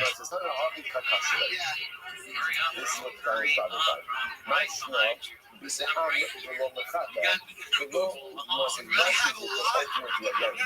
excuse me. I have a lot to talk about, and I have a lot to say. And these people to hear the laws, you talk about them, they want to hear my opinions. Excuse me. Top 3 reasons you love Shalom. Shut the fuck up. And something you did not spend money on. Incredible. You cannot achieve kapara with something you did not spend money on. Kapara requires sacrifice. If you're not willing to give up something, kapara is not achievable. So you see this concept in many different ways. Sometimes what stands in our way of becoming true about the children? Let's be honest, right? Too early not to be honest, right? What stands in our way of not becoming true about the children? Is we're not willing to give up certain things, and we're not willing to stop doing certain things that stand in our way. Look, I have this sincere desire to be a better person, and I have this sincere desire to change my life. I'm just unwilling to let go of certain things that are holding me back. Because I have a term for this. What is it called? It's called Togal Sheretz Biyada. I have it. All of us have our shruts in our life that we hold on to. Right? It's the things that I know are not good. They're not healthy. They're not helpful. They're toxic. Maybe they're sinful, or maybe they're just detrimental. Right? And I know. But here I am. Right? I'm strutting up to the mikvah, like doing my thing, ready to achieve Tara, and I'm dunking. And again, the mikvah represents all the beautiful things that I'm doing right, and it's all incredible. And then I'm wondering, I'm doing all this good stuff, but why am I not getting traction? And it's very simple. Look what you're holding on to. Look what I'm holding on to. I'm holding on to all of those shruts. As long as you hold on to the sherets, you can go to the most beautiful mikvah. You can do all the most positive and beautiful dynamic activity in life. It's going to help, but it's not going to get anywhere. I don't get anywhere in life until I let go of my shruts. True kapara requires sacrifice.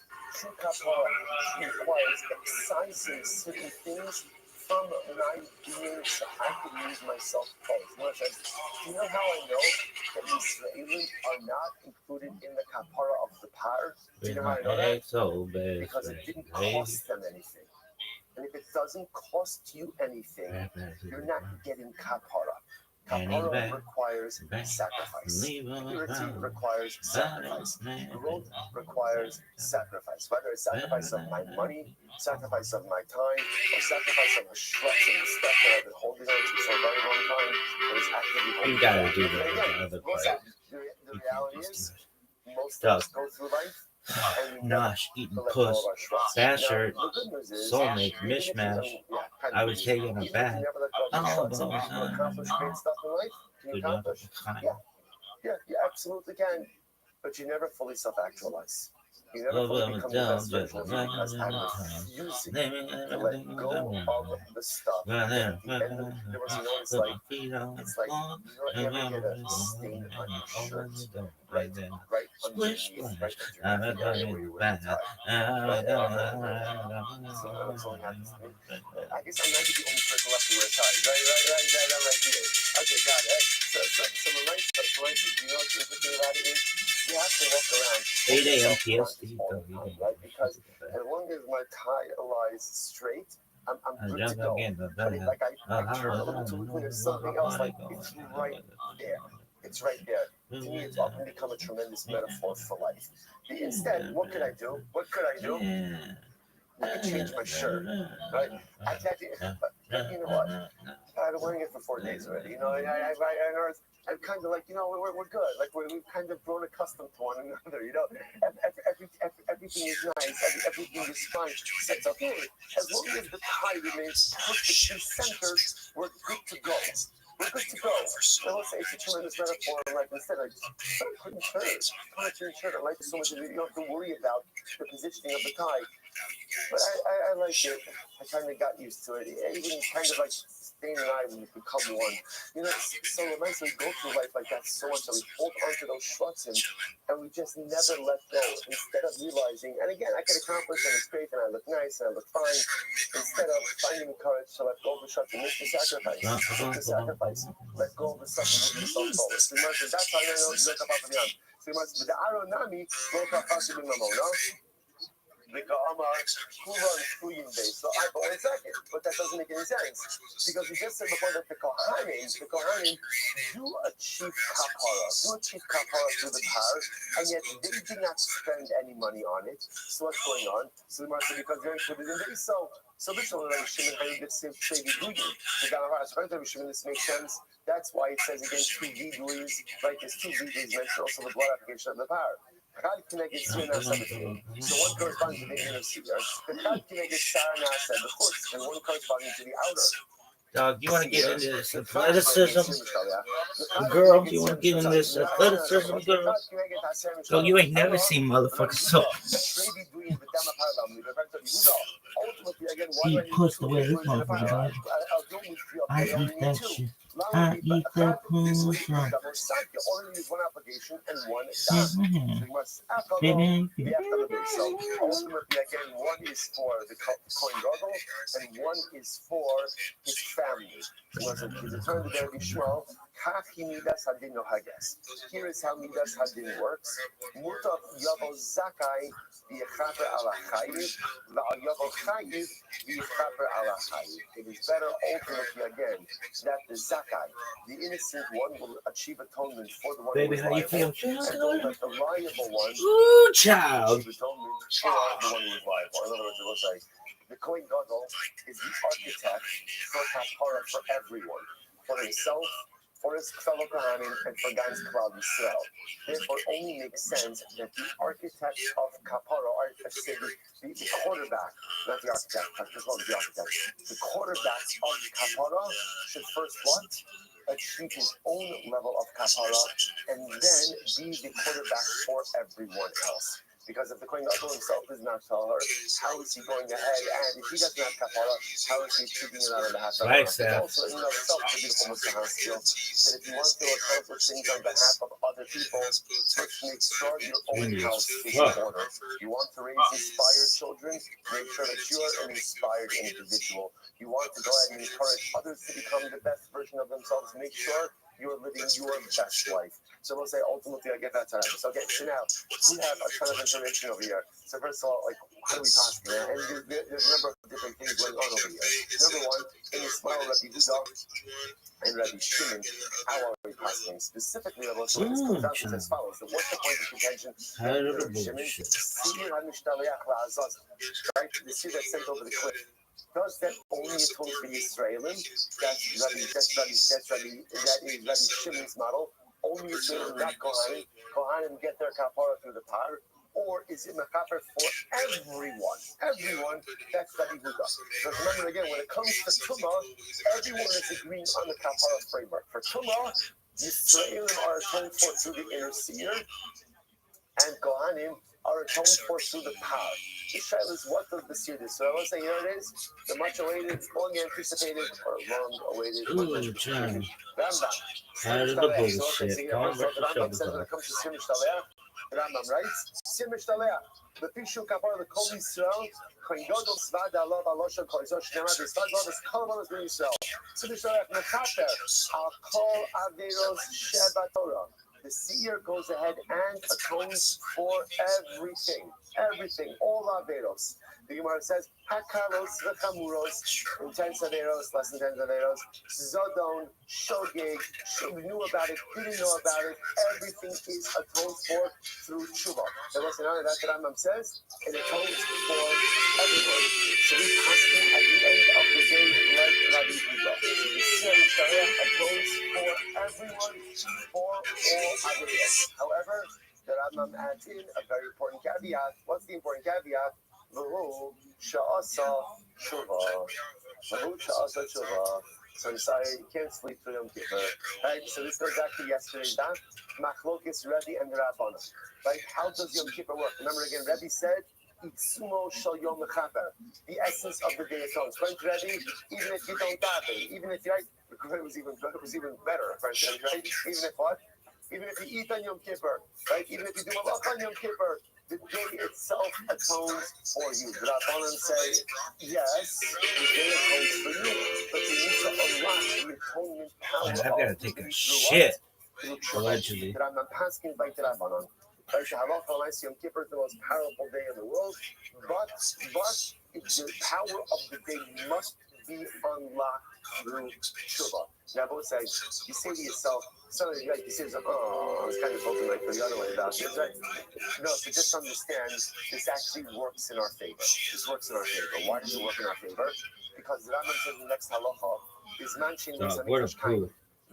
I'm about to drop. So remember again now that unfortunately there is no Beis Hamikdash, and now that there is no altar upon which to achieve kapara, ein sham elo tshuva, hatshuva mechaperes al kol averos.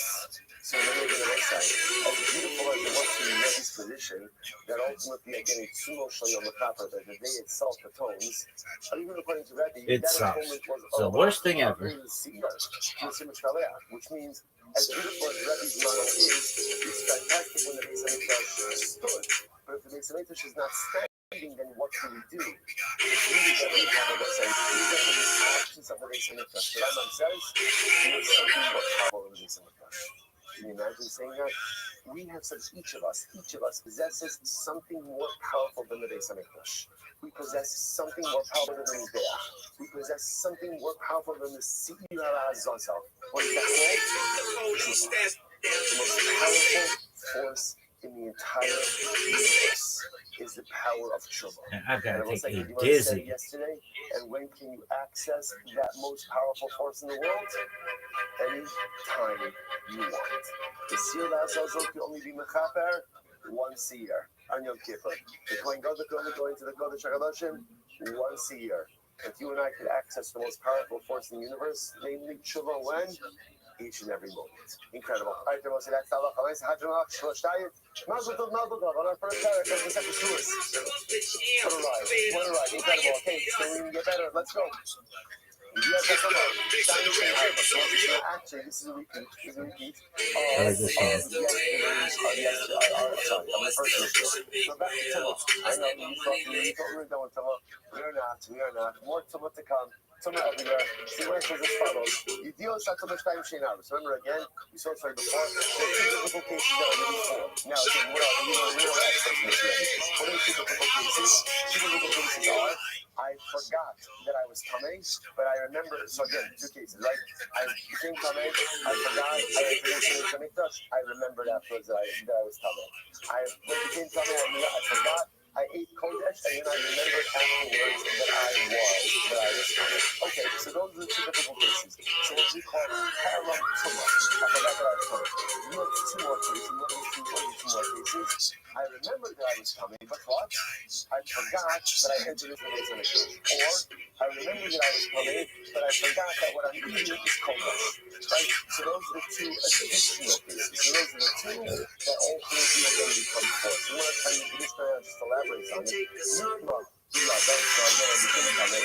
I knew that I was coming. Then I forgot. Now I'm not so much. It's not that I told that, but I remember that in the things or now that I know how to ultimately again another case could be that I forgot about that.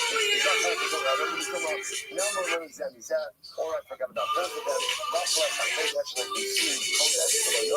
and I didn't know when we saw up on Yada, and then after I remembered Harayja, the older the older. Now let's say again, he was not really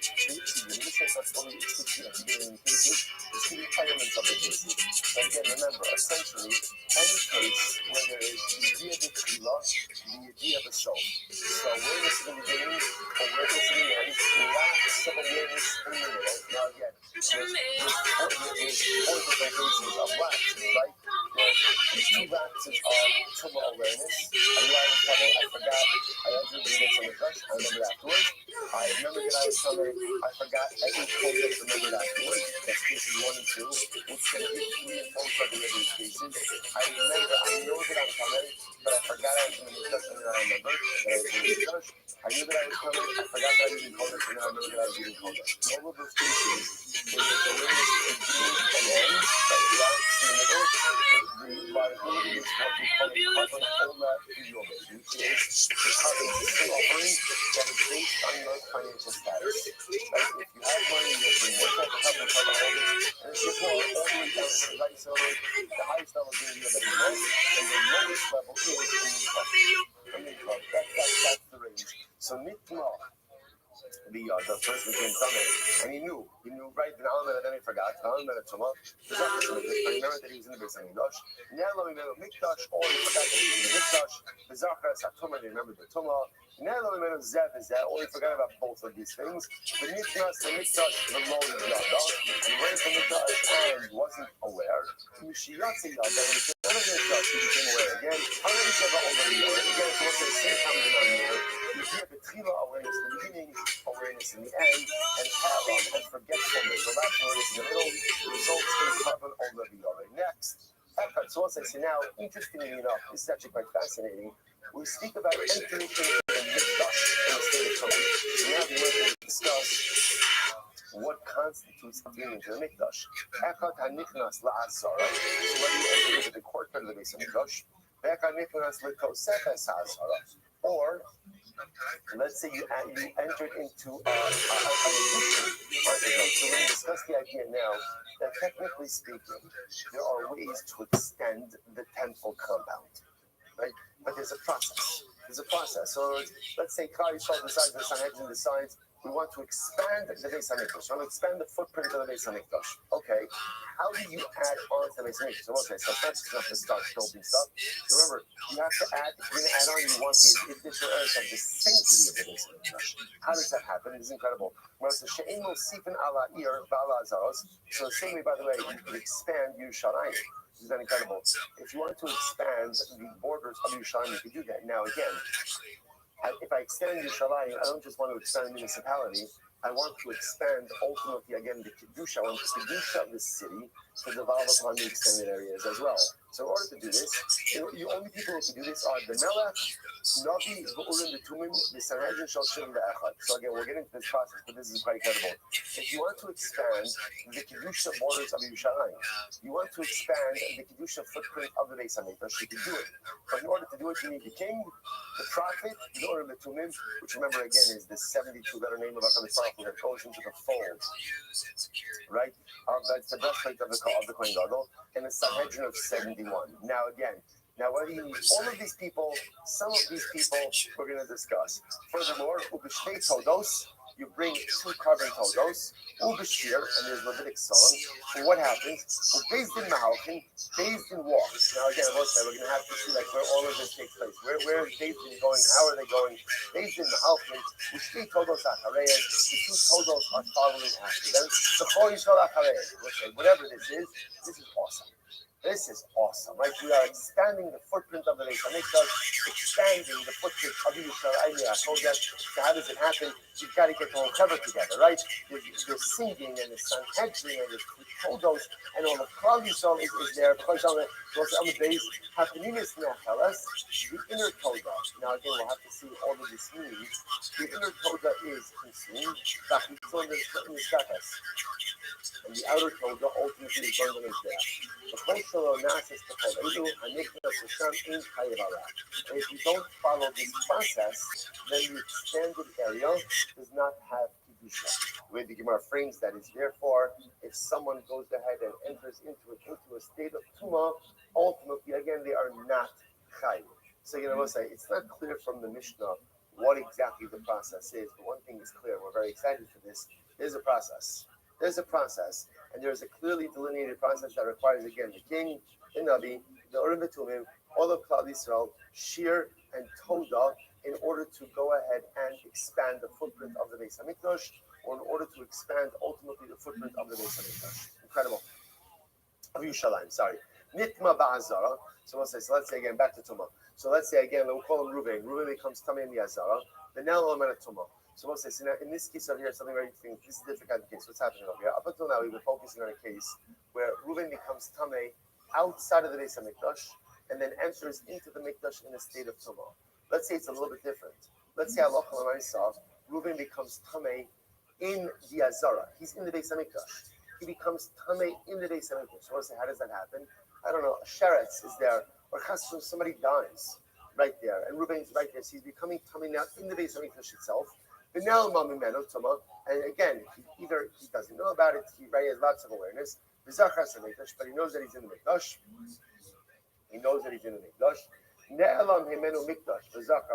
Or he forgot that he was in the Mikdash, but he knows about the Tumah. Or he goes ahead and he forgets about both of these things. And he remains in the Mikdash. So we'll say, so again, even though at some point he knew he was Tamei, right? But what? He remained in the Mikdash for a certain amount of time. How much time? Enough time to prostrate. Or he realizes that he has to leave. But what does he do? He takes the long way out instead of the shorter way out. Chayiv. He's chayiv. Now, listen, it's very interesting. What this thing is like this. If Reuven becomes Tamei in the Beis Hamikdash itself. So watch this. Now read the next line. The Ksara Potter. Interestingly enough, if somebody comes from in the Beis Hamikdash and he realizes, oh my gosh, this became something, and he gets out of there as quickly as possible, he does not have liability for being in the mikdash in a state of tumah, right? Since he didn't cause it, this happened to him. As long as he got out of there as quickly as possible, there's no liability for being coming in the mikdash. If, however, he became coming in the Beis Hamikdash, and what? Just either took his time by taking the long way out, or remained there for the amount of time it would take to prostrate, then there is liability. So the Gemara says, this ultimately, again, this represents, right? This represents a mitzvah asay in the mikdash for which there is no liability. Now, what that means is like this: if you become coming in the Beis Hamikdash, and you realize it, and you get out of there as quickly as possible, you are not liable. You're not liable, even though there's a mitzvah. What's the mitzvah asay? Rashi points out the mitzvah asay over here is the shalto min hamachal. The mitzvah asay is that if you are coming, get out of the Beis Hamikdash as quickly as possible. Right? So I should say, or if you are coming, you can't be in the mikdash. That's the mitzvah asay. So if you became coming in the mikdash and you got out of there as quickly as possible, there's no liability. Let's stop over here for today. I know we're stopping in Mishnah. We'll talk about another mitzvah asay for which there is liability. We can see tomorrow. Mazel tov on finishing the first parak. And again, I will say, tremendous hashbach on the second parak of Shuas. Shvaya. Otherwise, you're going to begin, and they're going to follow you, and they're going to make you do it. I don't want to take it, guys. Be smart, guys. Be smart about it. Don't be good. You don't even have to think about it. Just go ahead and start following people. And August, we are late. It takes 15 is a max.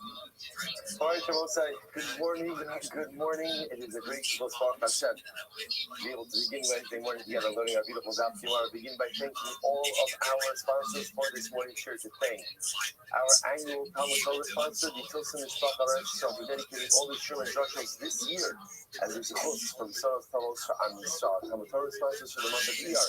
Habari the Torah Shmuel Rabbi Drakin.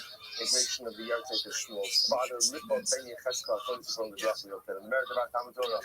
And the Shem Southern Aliyah, the families, Eden Chama, all those who need refuah traveling here, Kol Cholisa, to this Rosh Hashanah, should bring home all of our hostages, and our holy soldiers should be successful for Kol Amasei Yizeh. Once with that, let us begin.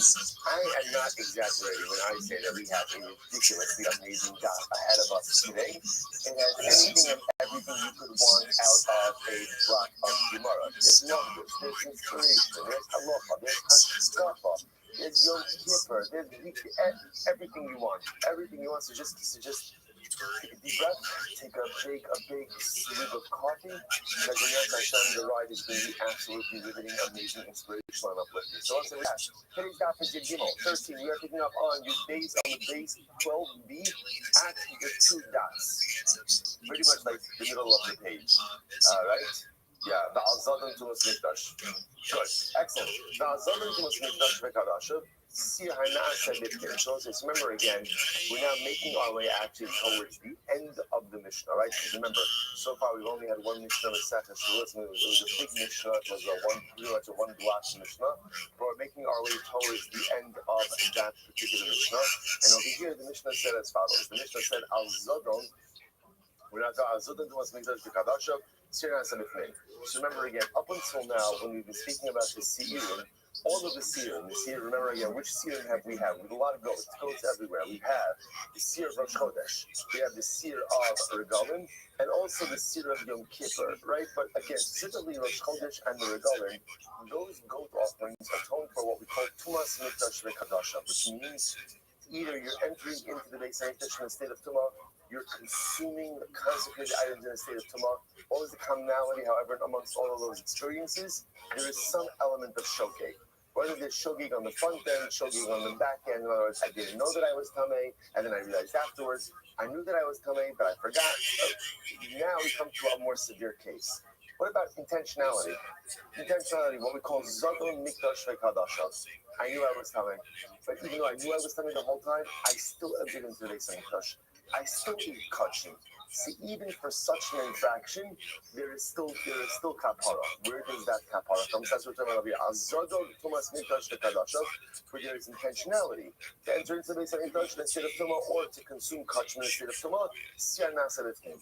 That is the goat, the inner goat of Yom Kippur. that atones. So the Gemara says, where do we know this? The Tanur Rabbanon, because the pasuk says the chiper ala kodesh mitumos b'nei Yisrael.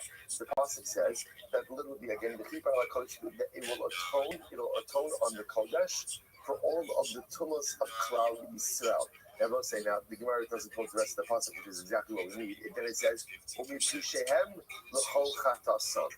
will take care of their psha'im. We're going to discuss it in just a moment.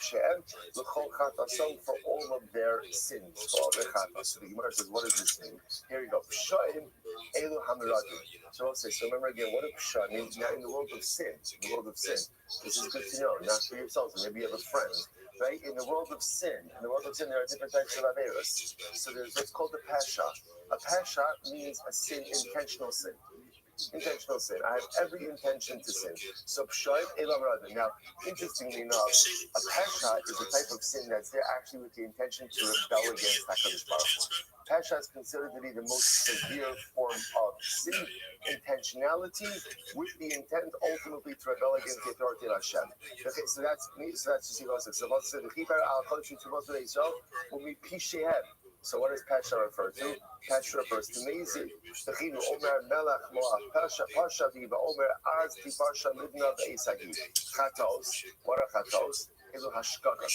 This refers to accidental averos. So Shogi Techinu Omer Nefesh Kitachata Bishkaga. So what do you see from here? You see from here that the seir, the inner goat of Yom Kippur, atones even for psha'im, even ultimately again for intentional averos.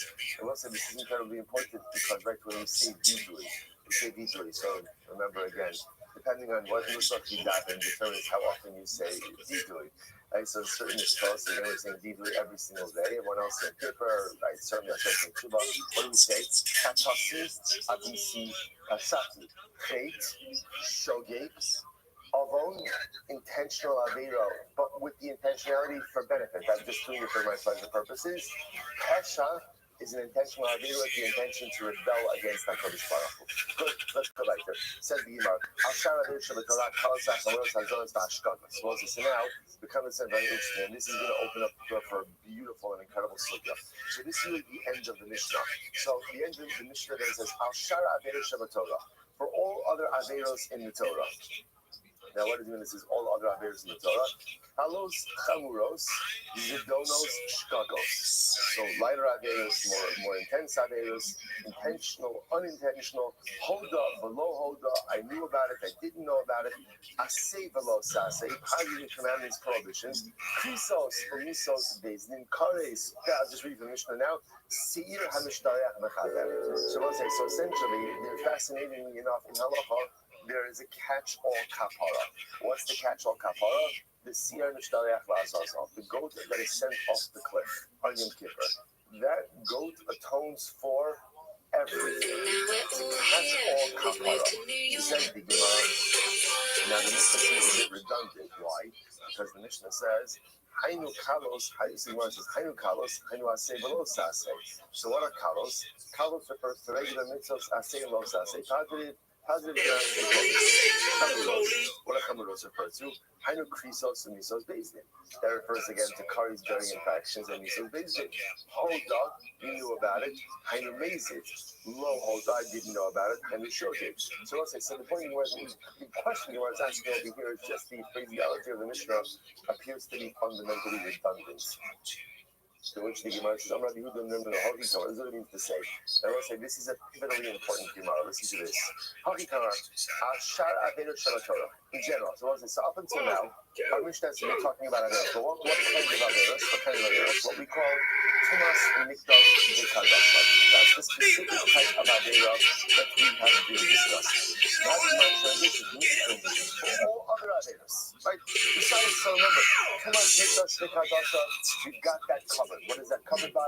Seir Kodesh, Seir V'Regalim, Seir Abitnim of Yom Kippur. Each of those atones for different types of Torah. Now, all other averos, and what is all other averos include? Literally, all other averos. What takes care of that?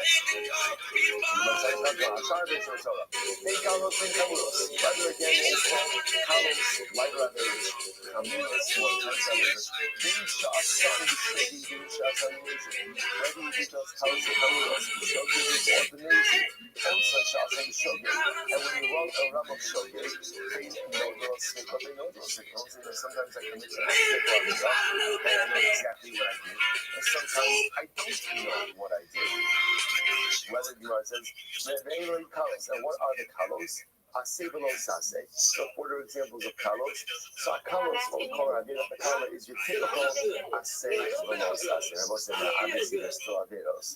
But like, I eat something non-kosher. I go ahead and I wear shabbos. I fail to put tzitzis on. Right, tzitzis on my garment. So again, there's examples of just every day asays and los asays. Furthermore, the alien kamulos, one of the more intense on right? That's Kisos and Nisas basic. That's infractions that carry the penalty of Karis and Nisas basic. So now essentially what the Mishnah just informed us, and this is really incredible, we'll have to obviously drill down into this, is that the seer and the Shariach Lazon, the seer that is sent out, right, sent over the cliff, that seer is so powerful that it atones for everything. Now what's interesting to see is, despite the fact that it atones for everything, what do you see? Tumas Mikdash Kadosha is still in its own category enough that it requires its own atonement, right? It means interesting.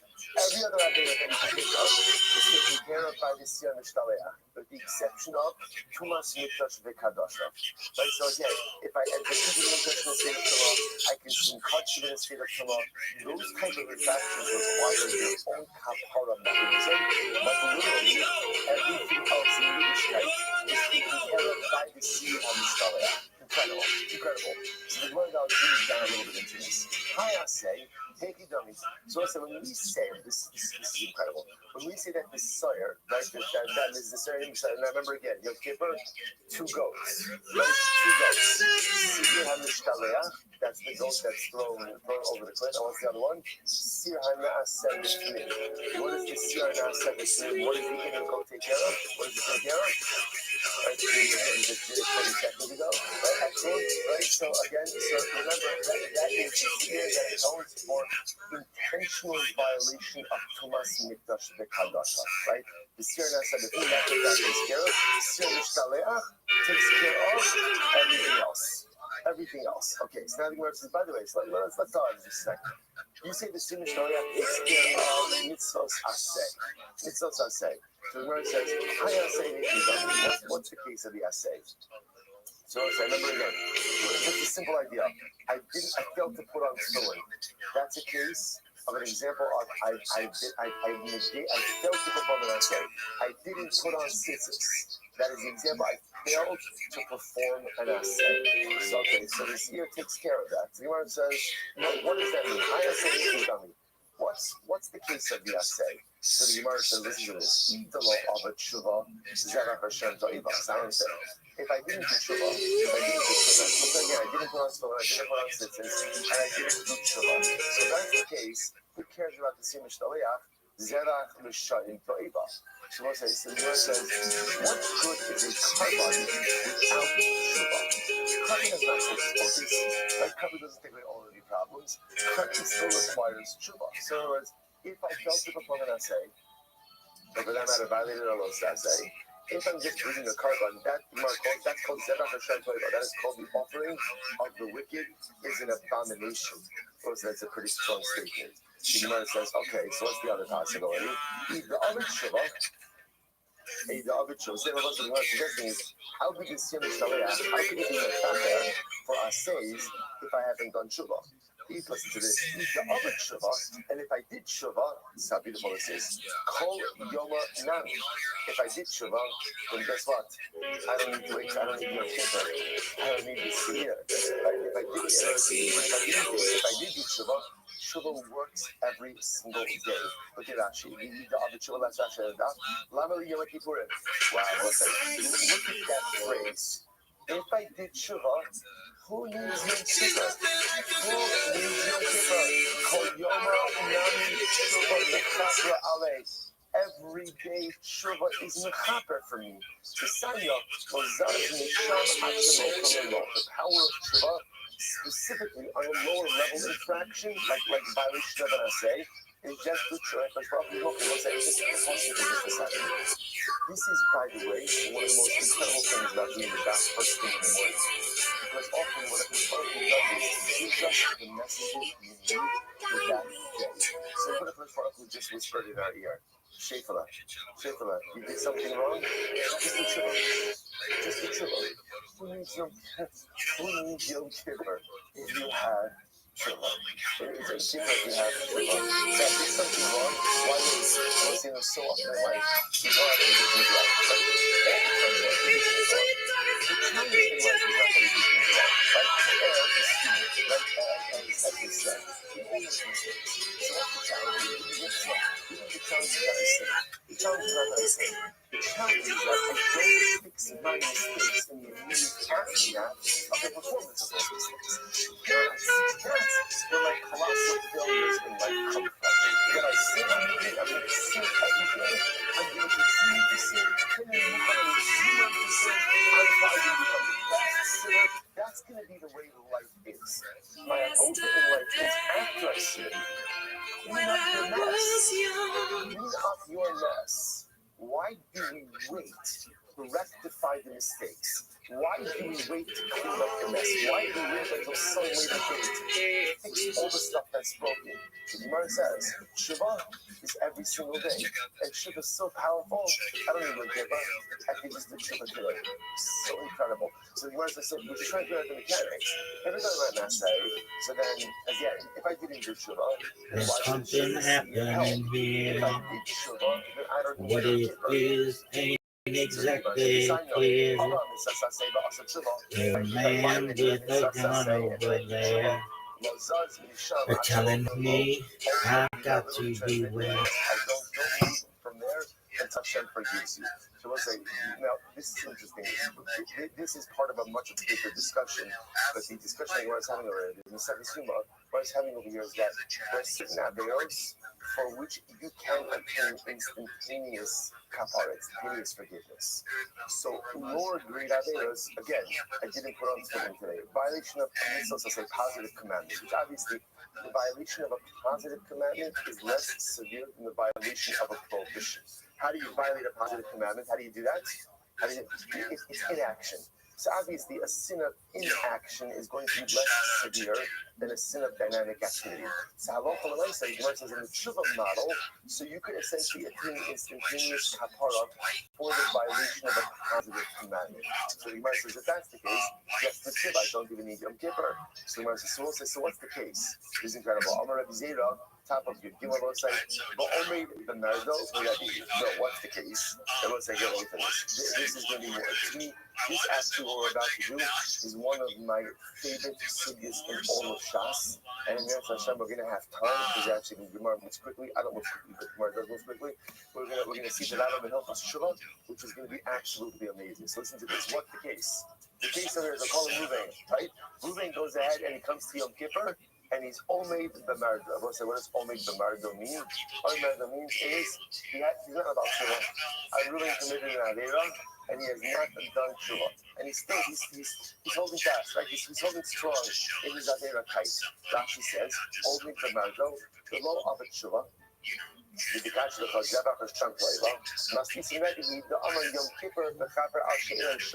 Okay, so let's say, watch this. What's the case?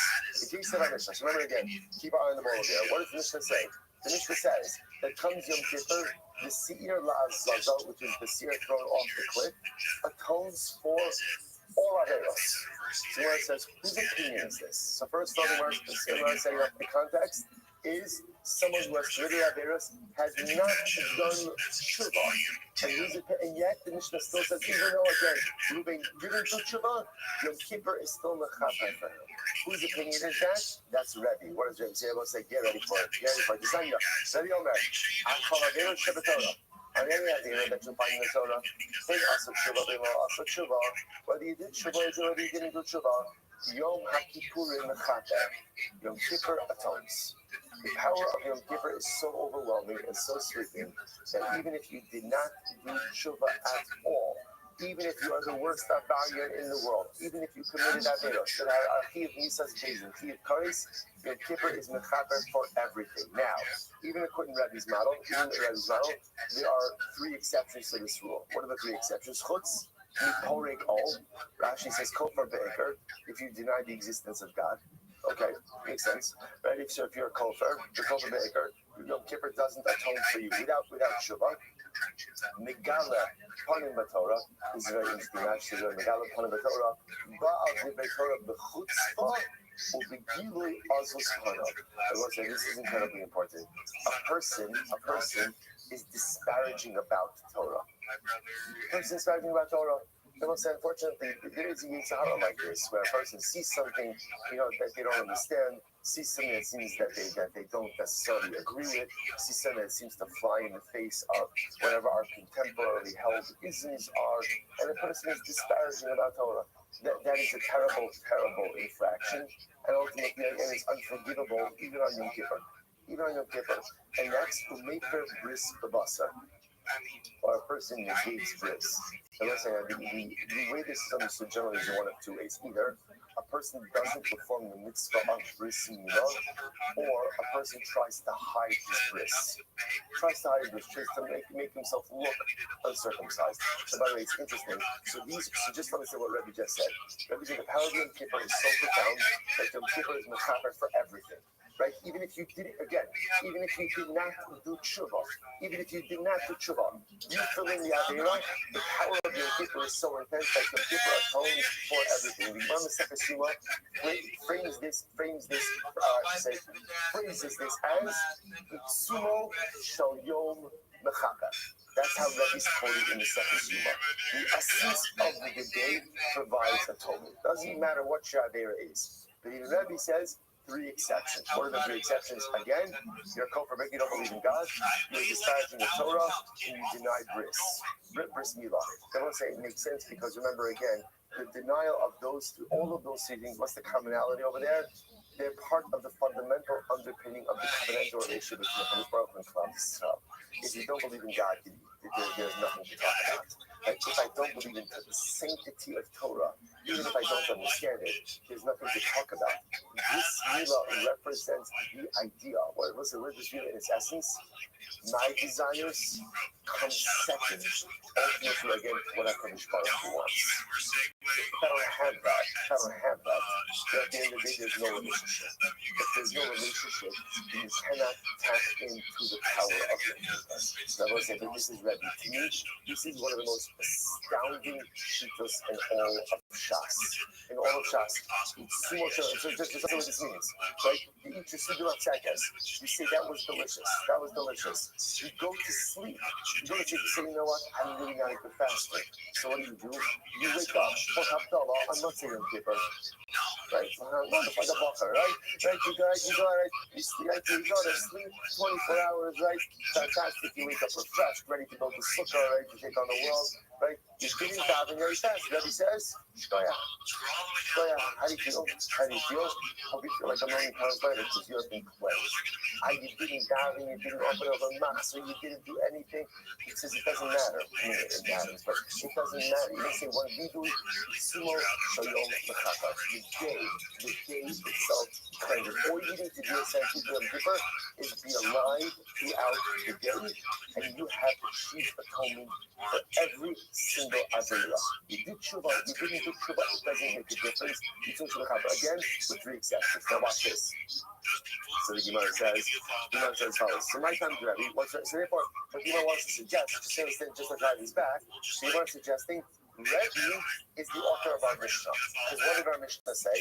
Our Mishnah says that the Seir HaMishalech, right, the goat of Yom Kippur, which essentially is the Avot of Yom Kippur, atones for everything.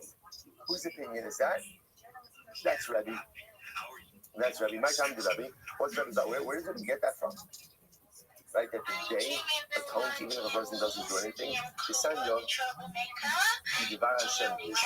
Pasuk says ultimately again that he has. He's talking about that.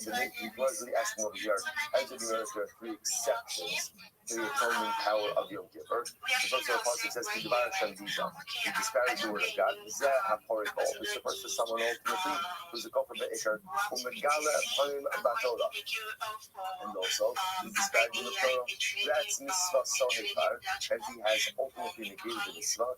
Zehameker bris b'basar. Ultimately, again, this is a person who negates bris milah. Again, either by not performing the mitzvah or by trying to hide bris milah. Tikares will be cut off. Tikares the fail Yom Kippur. Ultimately, again, you can suffer kares before Yom Kippur. Tikares la'achim Yom Kippur. And you can even get Yom Kippur, which shows that what? Shows that Yom Kippur does not atone for such an individual. In other words, Tikares before Yom Kippur, kares after Yom Kippur, because Yom Kippur does not atone for such an individual. Now remember, all of this is talking about Rebbe's model of Yom Kippur atoning without any tshuva. So now Rebbe will tell us Yom Kippur atones for every single mitzvah, every single day, even without tshuva, with these three exceptions. You might have thought that even if a person does tshuva, you still can't atone for these three averos.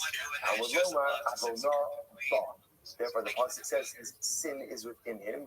No. The only time that a person chas v'shalom suffers kares is when he hasn't done tshuva. Obviously, about the power of tshuva is that tshuva could wipe out everything. Right? Tshuva could atone for everything. Sometimes you need things in addition to tshuva, but tshuva by itself can do everything. So even for these three major averos, tshuva of course helps. But again, whereas Yom Kippur itself, the day atones for everything. By all other averos, these three averos, Yom Kippur is not enough. You need tshuva. But what does Rabbanan do with this? The Rabbanan darshan is that these three averos are so severe that they have repercussions both in this world and the next. His sin is within him. What does this mean? So we'll say Rabbanan understands this part of a different type of construct, which is that there are certain averos that are so severe that tshuva by itself does not work, but rather you need tshuva and nisa and death. And those two things together ultimately atone. So that's the basic gist by these two averos of kofar be'ikar, magala b'Torah, mefer bris. That again, if you do tshuva and death, fully atone for it.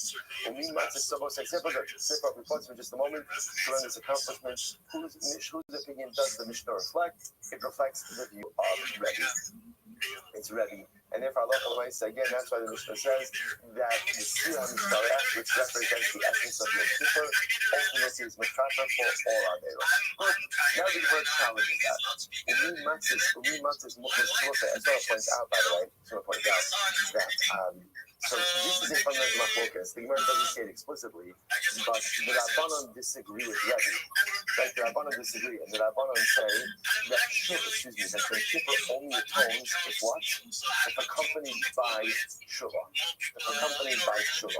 So ultimately, I guess the way this machlokas is often phrased is Rabbi holds the sumo shal yom mechaber, the day itself affects atonement without tshuva.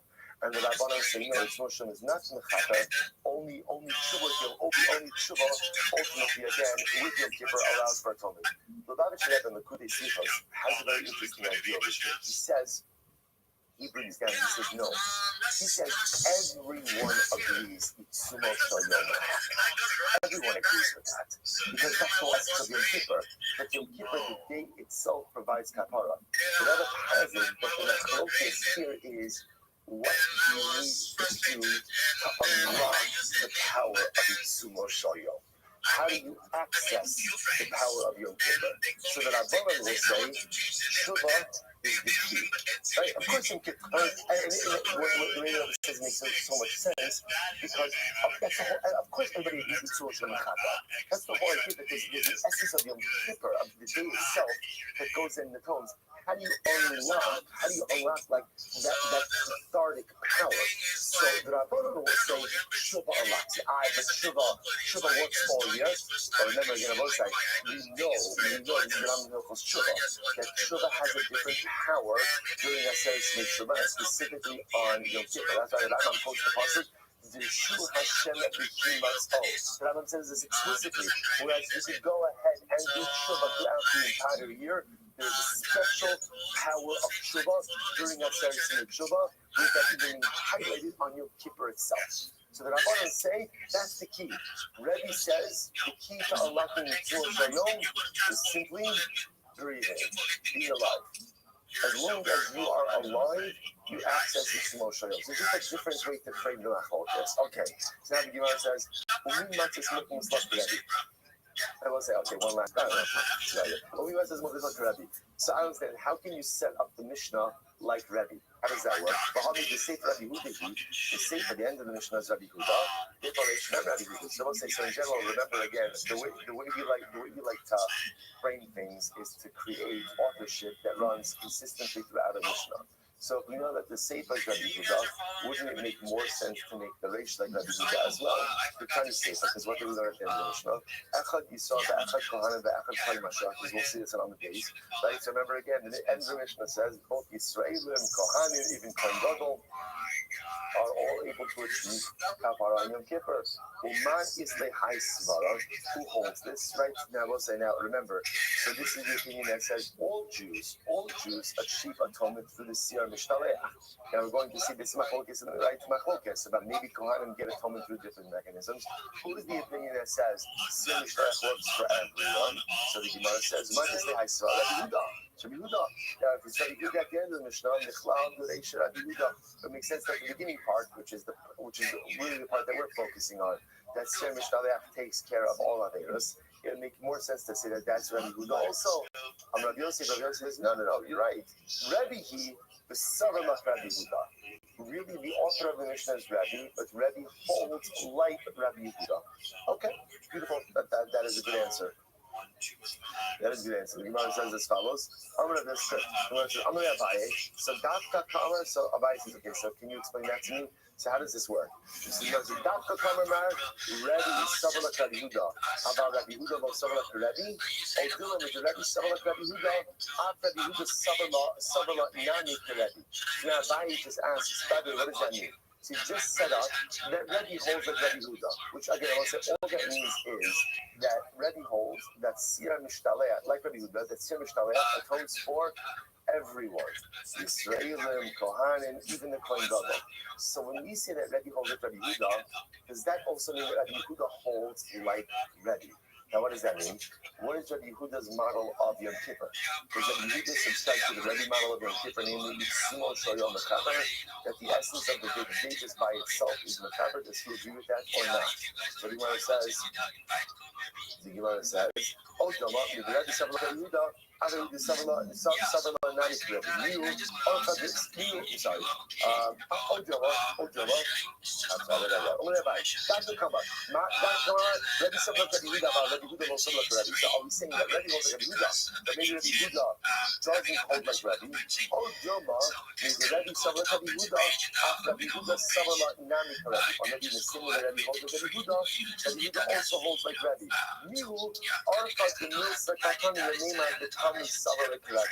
Remember again, Rabbi Yehuda is Rabbi's Rabbi. So therefore, again, just the way it's appropriate to say it is that the student holds like the Rebbe, not that the Rebbe holds like the student. But in reality, Rabbi Yehuda agrees with Rebbe's understanding of Yom Kippur as well. In Dafka Kami, no, I meant it the way I said it. Rabbi Savalak Rabbi Yehuda, about Rabbi Yehuda lo Savalak Rabbi. No. In fact, it doesn't go both ways. Rabbi holds like Rabbi Yehuda, namely that the Siyar Mishtaleach atones for all Yidden, right? Kohanim, Yisraelim, Leviim, Mamzerim, right? Whoever it is, Kohen Gadol, right? Every Jew has kapara ultimately through Siyar Mishtaleach. But Rabbi Yehuda does not hold like Rabbi, which means that Rabbi Yehuda does not hold Yitzimo Shoyom Mechaber, but rather Rabbi Yehuda is going to hold like the Rabbanan, namely that Halacha L'Maisa, you need Shuvah in order to access the power of Yom Kippur. Here we go. You might have thought that Yom Kippur should be Mechaber on a person, whether they did Shuvah or not. So I can make a kavachomer v'dinu. Now let's make a comparison. For example, chatas and asham create kapara, and Yom Kippur creates kapara. Just like Chatas, the person brings a Chatas and Asham. Let's say the person becomes an Avera, brings a carbon, but doesn't do tshuva. What's the impact of that carbon? What's the impact of the carbon? Zero. That's what we call before. Zevach Rishayim Ta'ita. The offering of Rishayim is an abomination. Is an abomination. So the Gemara says, just like Chatas and Asham only were, if accompanied by tshuva, at Yom Kippurim in Mechaper Ela Ala Shavim. So to Yom Kippur only provides atonement for those who do tshuva. So we'll say, this is the position of the Allah reminds us, and this is like Tirabanan. The power of Yom Kippur is only accessed with tshuva. Not Lachatas Va'asham, Shemechaper Al Hamizit Kishogi. So we'll say, so ultimately we could just say back, but here's the problem. Chatas and Asham only Mechaper Shogi. But remember again, there's no carbon for. That's interesting. There's no carbon for an intentional avera. Now, the truth is, it's not totally true. There is a carbon for intentional avera. What carbon is that?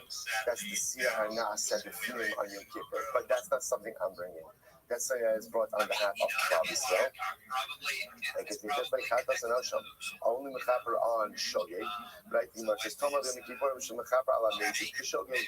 Ultimately, again, I can see that Yom Kippur, however, is different because Yom Kippur has the ability to mechaper both from meizit and Shogeg. Only mechaper ala meizit k'Shogeg.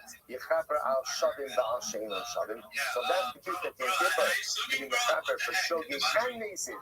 Perhaps Yom Kippur to be mechaper even whether you did tshuva or not. Talmud Lomar ach. Therefore, the pasuk says ach. Ach ba'asar lachodesh. Ach usually is a chilik, that means to distinguish, which means some things are included, some things are excluded. To teach me that what? That Yom Kippur has the ability to atone for those who do tshuva, but not for those who do not do tshuva.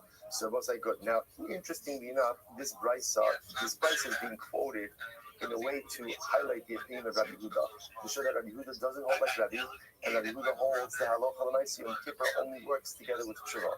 The problem is, if you look at this brisa is without attribution. Right? There's no name here. To which the Gemara says, not a problem. Stam sifra money. So I want to say this is a sifra. Sifra is a brisa, really, like a medrash, but really brisa that we call Toras Kohanim. So stam sifra and Toras Kohanim, who is it? Rabbi Huda. The Kala shavim in, lo shavim lo. Ultimately, what do you see from here? So we attribute this to Rabbi Huda. And what do we see from this brisa? What do we see from it? We see from the Yom Kippur only works if you do tshuva. But Yom Kippur does not work if you don't do tshuva. So therefore, again, to kind of bring this full circle, therefore, Rabbi holds like Rabbi Huda, namely that the Shem Mishtaliah atones for everyone, for everything. But yet Rabbi Huda does not hold like Rabbi, because whereas Rabbi holds Itzumi Rishon Mechaper, then ultimately again Yom Kippur is Mechaper for all others, even without Tshuva. Rabbi Huda holds that Yom Kippur is only Mechaper with Tshuva. Incredible. So he wants to Verani Stam Sifra a Stam Sifra, but again I can bring another Stam Sifra, right? There's another Stam, what we call Stam Sifra, which means a bryce from Toras Kohanim. This Sanya we learn Yachol Lo Yehei Yom Kippur Mechaper Ela Inkin is Anabel V'Kara Mikra Kodesh V'Lo Asaba Malacha. So listen to this. This is just wild. I might have thought that Yom Kippur can only be Mechaper. Listen to this.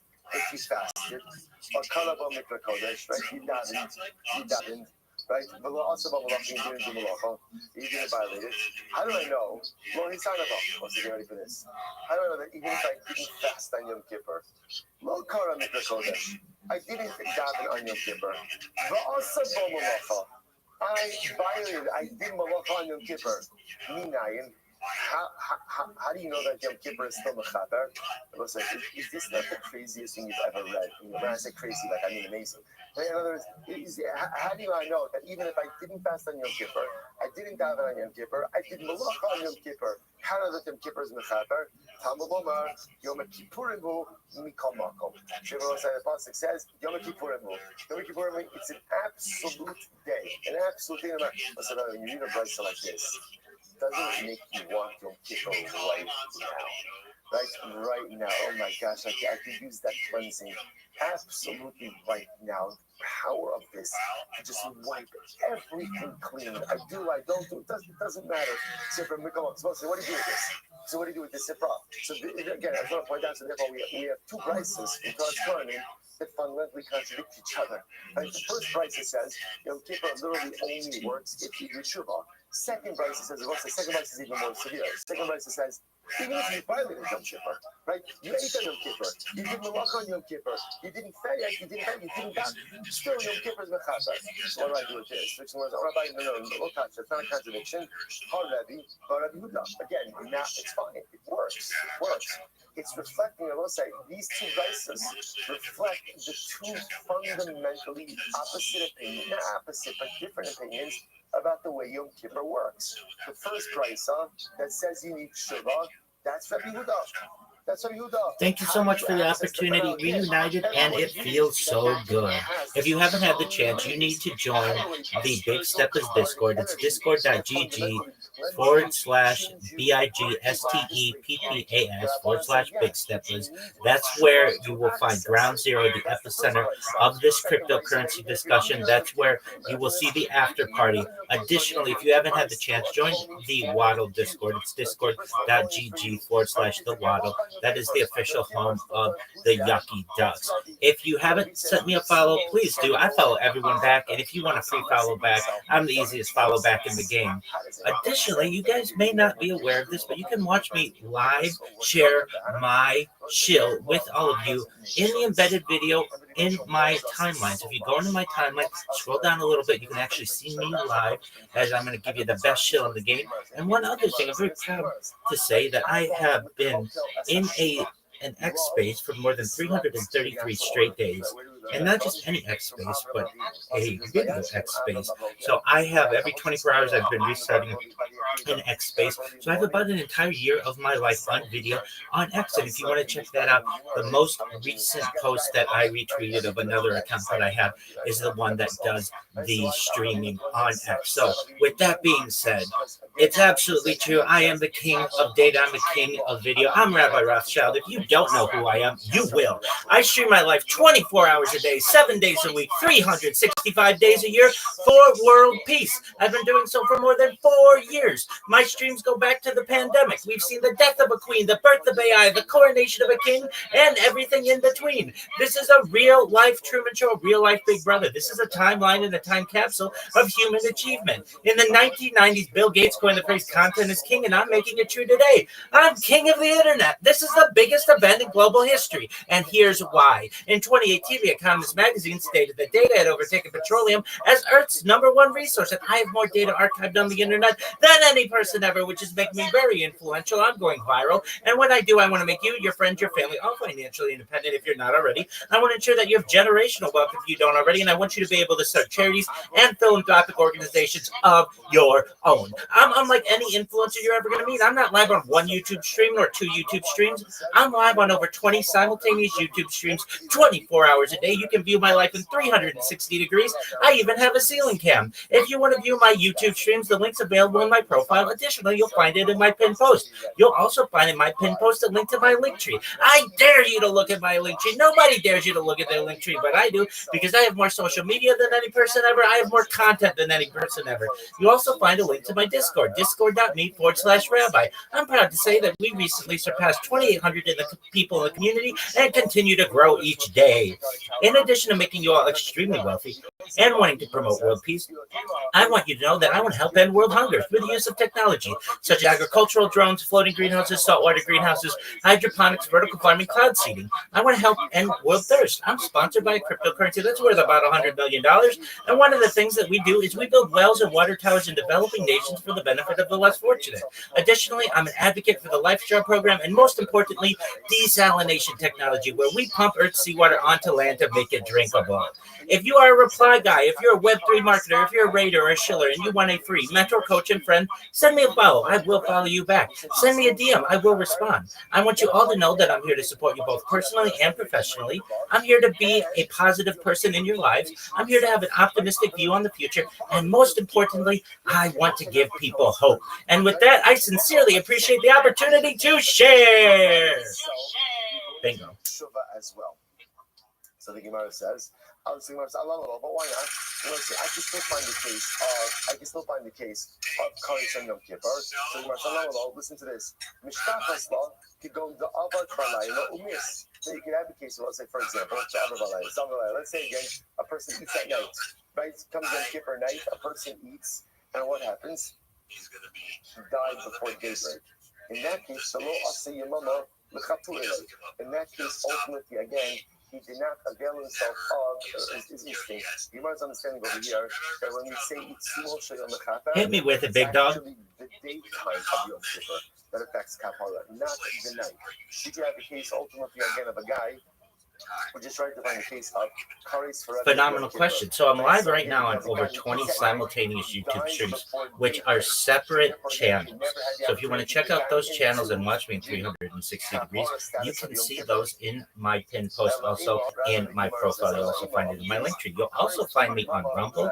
You will find me on Twitch. You will find me on YouNow. You will find me on DLive and Trovo and about another 30 different platforms. You'll also find me in quite a few different Discords, including the Big Steppers Discord, including the Socialized Discord, including the Soul Unchained Discord, and many others. Of course, you'll find me live in my own Discord. You'll also find me live in an X live video, which you can see embedded in my profile, and live in my own X space that I mentioned earlier that has been going 24/7 for now more than 333 days. On February 14th, we'll be celebrating our 1 year and 1 year of my life archived on X. And there are other places to name, but we don't have enough time to do so. But you should know, basically, if you can stream there, I am doing it. This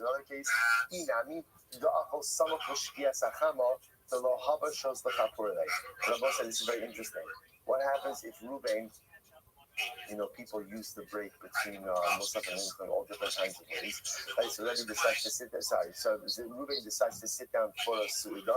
Right? He begins to eat, and he eats all the way until Motzei Yom Kippur. Right? He's all the way until Motzei Yom Kippur. So in that case, again, what's come down in all these cases? So again, halacha l'meisa, there was no moment of Yom Kippur after the act in order to. And I say, see this. He literally translated it means he starts eating by sundown of Yom Kippur, by sundown of Yom Kippur, and eats all the way until Motzei Yom Kippur. And let's say to yourself, right? Say to yourself, out of all of the averos that a person could commit, right? Really, you're at sunset of Yom Kippur. You can't just wait a little bit. So let's say, in general, just understand, one could say this about any avera. Like I commit an avera. Really, I couldn't hold out 30 seconds longer because it was like, you know this concept that so many times the way that I could try to avoid sin, it's trying to bring this down, that sometimes a person is tempted by you, don't say you're not going to sin. Rather, what's a good strategy to employ? Say, you know what, I'm not going to sin for the next minute. Put on a stopwatch, right? I'm not sinning for the next 60 seconds. So I was saying 9 out of 10 times, if a person employs that strategy, I will overcome the desire. Simply because we know this, that the way hate works is I'm so caught up in the moment that all I see and all I want is that thing. But if I'm able to catch my breath a little bit and able to make a little bit of a dispassionate decision, what often happens is the ability to resist temptation. It's an incredible strategy. Don't say you're not going to sin because you're probably going to fail, right? But say I'm going to sin. No, I'm doing this, right? I am going to sin. I'm just waiting 1 minute, 2 minutes, right? But I'm waiting. I put on the stop. I'm waiting. Let's say it has tremendous abilities to save ourselves from such incredible mistakes. So often. If we could just control ourselves for just a few more moments, we could rein in those desires that seek to derail us. But all too often, we just give in to desire with such immediacy that there's no hope. So we look at this guy who's eating literally again at sundown of Yom Kippur. We say, what a Shout out to him. What a fool. Please let me share and please come nice. Oh, we have somebody in here. Welcome, Donald. How you living, pimp? What's good? Can you hear me? I could just hold out, just give myself a little bit of that. Donald. There was no telling what type of mistakes. I see you remember the yucky guy. What's good, son? How do we pass in Allah? Actually, Thanos, big dog. Can you hear me? Right, so what's it? Something electronic cliffhanger over here. Machlokes Rabbi and Rabbi. Thanos, you just muted your microphone. How do we pass in? Unmute, baby. I want to hear you. Thanos, let's go, baby. There you are. How are you? Everyone is able to achieve atonement ultimately again through GM, how are you?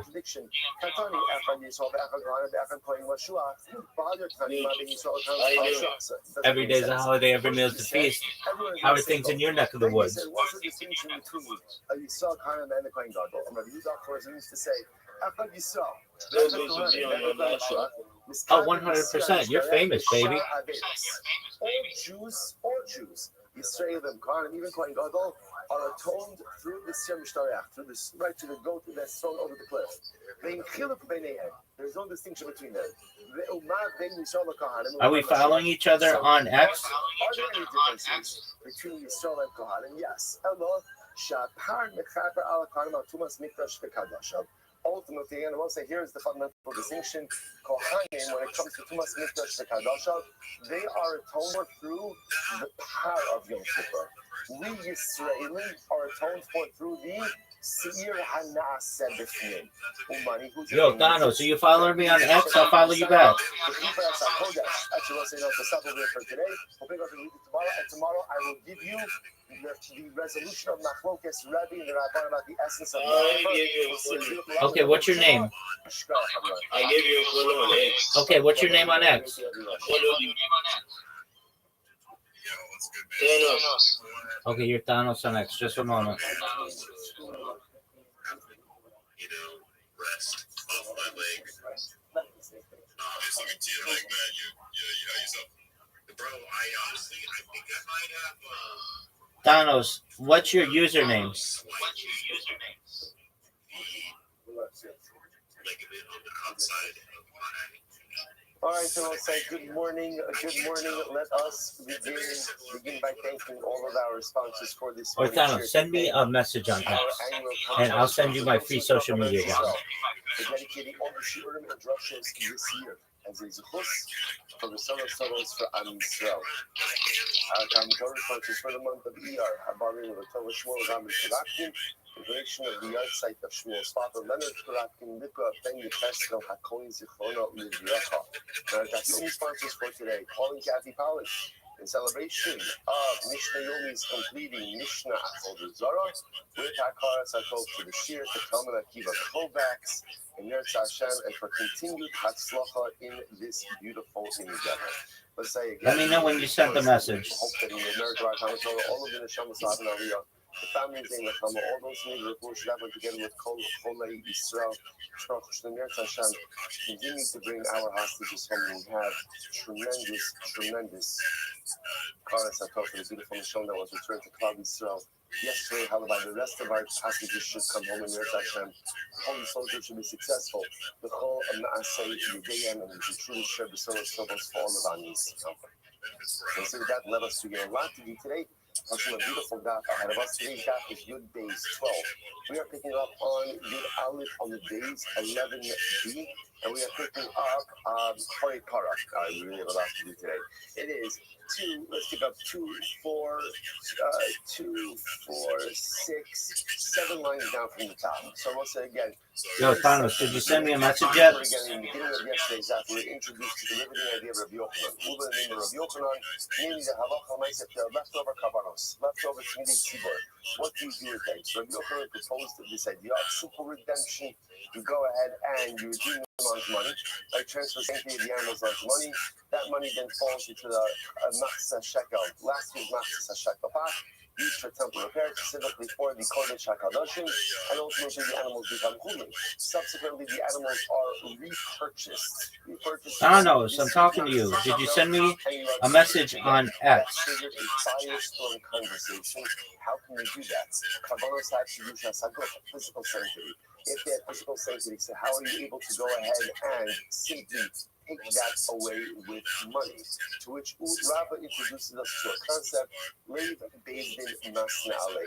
Literally translated again, essentially Bezdin stipulates, Bezdin essentially says like this, only the stuff that is used, only the kavanos, only the animals that are used actually attain the full measure of physical sanctity, right? Everything else does not. Everything else does not. And therefore, you're not really redeeming physical sanctity because the unused animals never attain physical sanctity. Now, if that's the case, then why redeem them at all? Because you can't just take an animal out of the sanctity and start using it for mundane use. Therefore, you go through this nothing is what looks like redemption, but in reality, the animals never really became vested with Kedusha Saguf because they were never used. The Gemara then raises a couple of questions to this. The Gemara then qualifies this concept and says, well, really, Leiv Bezdin Masna Alei is only used in a Shliach case, in cases that are common. And that's why again, in the cases of lost karbanos, which Baruch Hashem is good to hear, were uncommon occurrence. So the concept of Leiv Bezdin Masna Alei doesn't apply. Good, that's where it's picking up. Now the Gemara challenges this idea again. What about Paraduma? What about Paraduma? So watch this. So Paraduma is an uncommon situation, right? Again, I remember that it's the whole cop of Paraduma. It was not an everyday occurrence. So specifically what we'll call a lo shliach, and yet the time you learn Paraduma, this will be very interesting. Para niftis al kol psul sheva. A Paraduma could be redeemed for any type of disqualification that develops within it. Okay, so that's how Rashi says over here. The Rashi says it's about halfway down in the short lines of Rashi. The Chol Yimei Bayis Rishon Bayis Lo Asu Ela Sheva. So it's just a fascinating statistic. In all of the years of the first and second temples, there were only 7 paros adumos.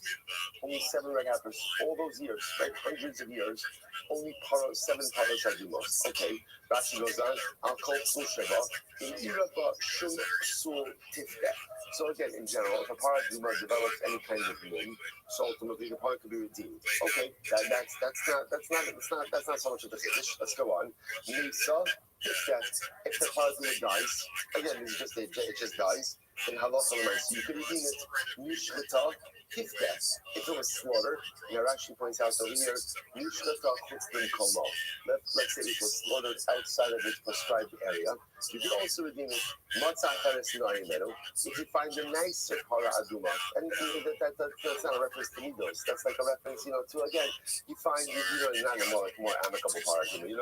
Again, you find a better para. So what's the halacha? Ultimately, you could redeem the old one and utilize the new one. Shafta gavi ma'arachta. Now, once the para aduma has been shechted, right now, once it's literally been shechted and placed on the fire, ain la pediya olamis. Ultimately, it does not have any kind of redemption. Now, let's take a look at Rashi just a moment. Rashi says, now remember, just as an aside, Paraduma was not offered up in the Beis Hamikdash. Paraduma is very unique. Where is Paraduma? Or where is it offered up? On Har HaZeisim. Right? Now again, you can go to the site. Where Paraduma was. Now, unfortunately, it's a monastery, but you can see the actual site where Paraduma was offered up, and you can see exactly how it works. They offered it. Remember again, Har HaZeisim is a mountain. Har HaBayis is a mountain.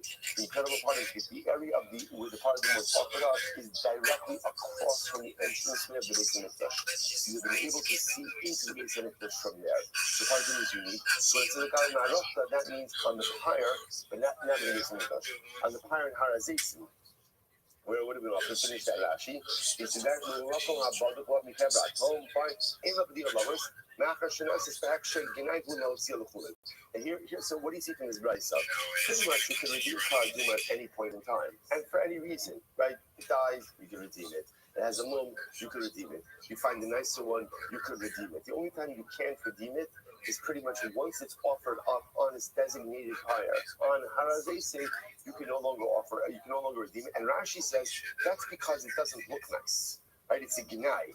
Now, actually, right? Ginai, let's see, it doesn't look nice. It's been offered up on its pyre. What are you going to do? You're going to redeem it now and use it for a barbecue? Like it doesn't make any sense. They're both saying, now what do you see from here? Now, where the assumption is paraduma has kedusha saguf, and yet again it seems to be that you could redeem it for what? For any purpose. For any purpose, even without it developing a mum. Now again, this would have troubled us much more yesterday, right? Or I should say before yesterday. Now it troubles me less because I understand how could this happen? How can you redeem something that has physical sanctity, kedusha saguf, even if it doesn't have a mum? How do you do that? Lev beis in masna lein. What's the problem? We just said lev beis in masna lein only applies when? Only applies in a situation where it's shliach, where it's common. But this is an uncommon situation, and yet we're still saying lev beis in masna. What's going on over here? Where it says no. It's fascinating. Shiny para the kache bedek habayisi. Wow, that's quite fascinating. The Gemara says no, you got it wrong. Para aduma is not kedusha saguf. It's bedek habayis. Now, both say bedek habayis is a sanctity that is associated with things that are there for temple upkeep. Temple upkeep. So first of all, what does that mean? Take a look at Rashi. Kedushas bedek habayis. Kolomar eina mekachem mizbeach lekalei kedusha saguf. I love when shit crashes. Like, one of my favorite things. Really? Fuck no. It's the worst. Sanctity. Now, by the way, it makes a lot of sense. It can't have physical sanctity. Why? Well, he's going to the Gemara. If it had physical sanctity, then what? It would have to be offered up in the Beis Hamikdash. Like the fact that it's offered up outside of the temple would seem to indicate that it's more financial sanctity, monetary sanctity. Either what we'll call kedushas lamim or kedushas bedek habayis, but not actual physical sanctity. So the Gemara says, now, what's the beauty of that? Now remember, lev beis din masna alein, that concept is only necessary for items that possess kedusha saguf. Items that possess monetary sanctity, right? Those understand that that's a lower form of kedusha. So therefore, it makes sense that those could just be redeemed, just for whatever the reason. So the Gemara says, "Ihaki." Well, that's the case. That paraduma is kache bedek habayis. Then mesa mishnata tifta. Then how could it be that if the para dies, right? Or if the para shechted, let's say outside of its prescribed area, that it can be redeemed? How could that be? The most said the general halacha is like this: anything that is kache bedek habayis, right? That was dedicated to the temple. If it needs to be redeemed, it requires ha'amada v'ha'aracha, which means it has to be brought in front of the coin, literally stand in front of the coin, and its value assessed by the coin. If that's the case, then if the paradum is dead, you can no longer bring it before the coin. If that's the case, then it has to be able to stand in front of the coin. If that's the case, then how can you redeem it? To which the Gemara says, not a problem. How money? Rabbi Shimon the Amar Kache Mizbeach Hayu Bechlal Ha'amad V'Haracha. Kache Bedek Habayis Lo Hayu Bechlal Ha'amad V'Haracha. Okay, so apparently this is subject to Machlokes as well. And Rabbi Shimon is of the opinion that Kache Bedek Habayis do not require Ha'amad V'Haracha, and therefore Halacha L'Maisa could be redeemed. Okay, so the Gemara fine. So therefore the Gemara. So I just want to point out the power of these Gemaras are also like the information that we pick up along the way over here. So I don't know, this is quite striking that para aduma doesn't have kedusha saguf. I don't know, who would have ever thought that, right? Rather para aduma, which is also, if you think about it, one of the most powerful forces we have in Yiddishkeit, the ability to go out and literally take away tumas meis, and the only way to take away tumas meis is kedushas bedek habayis.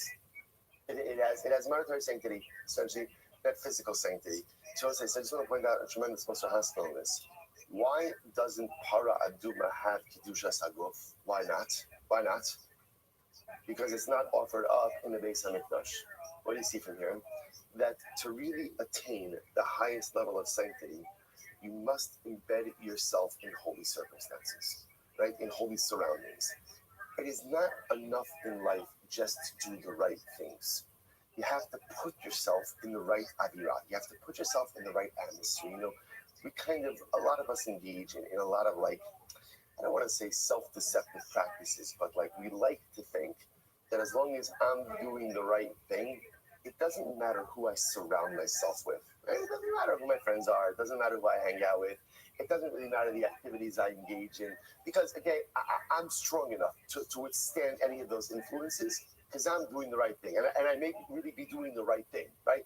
I'm davening, I'm learning, I'm giving stuck, I'm doing chesed. So what does it matter? Okay, I know these guys are not the right influence. This activity is not really the ideal for my neshama, but I can withstand those influences. And it's credible. The Gemara says that's not the way it works. It's not the way it works.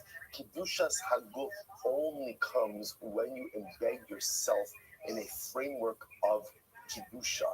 It's only if you live in the mikdash, if you operate in the mikdash, that you have real sanctity. Otherwise, again, you could have kedushas damim.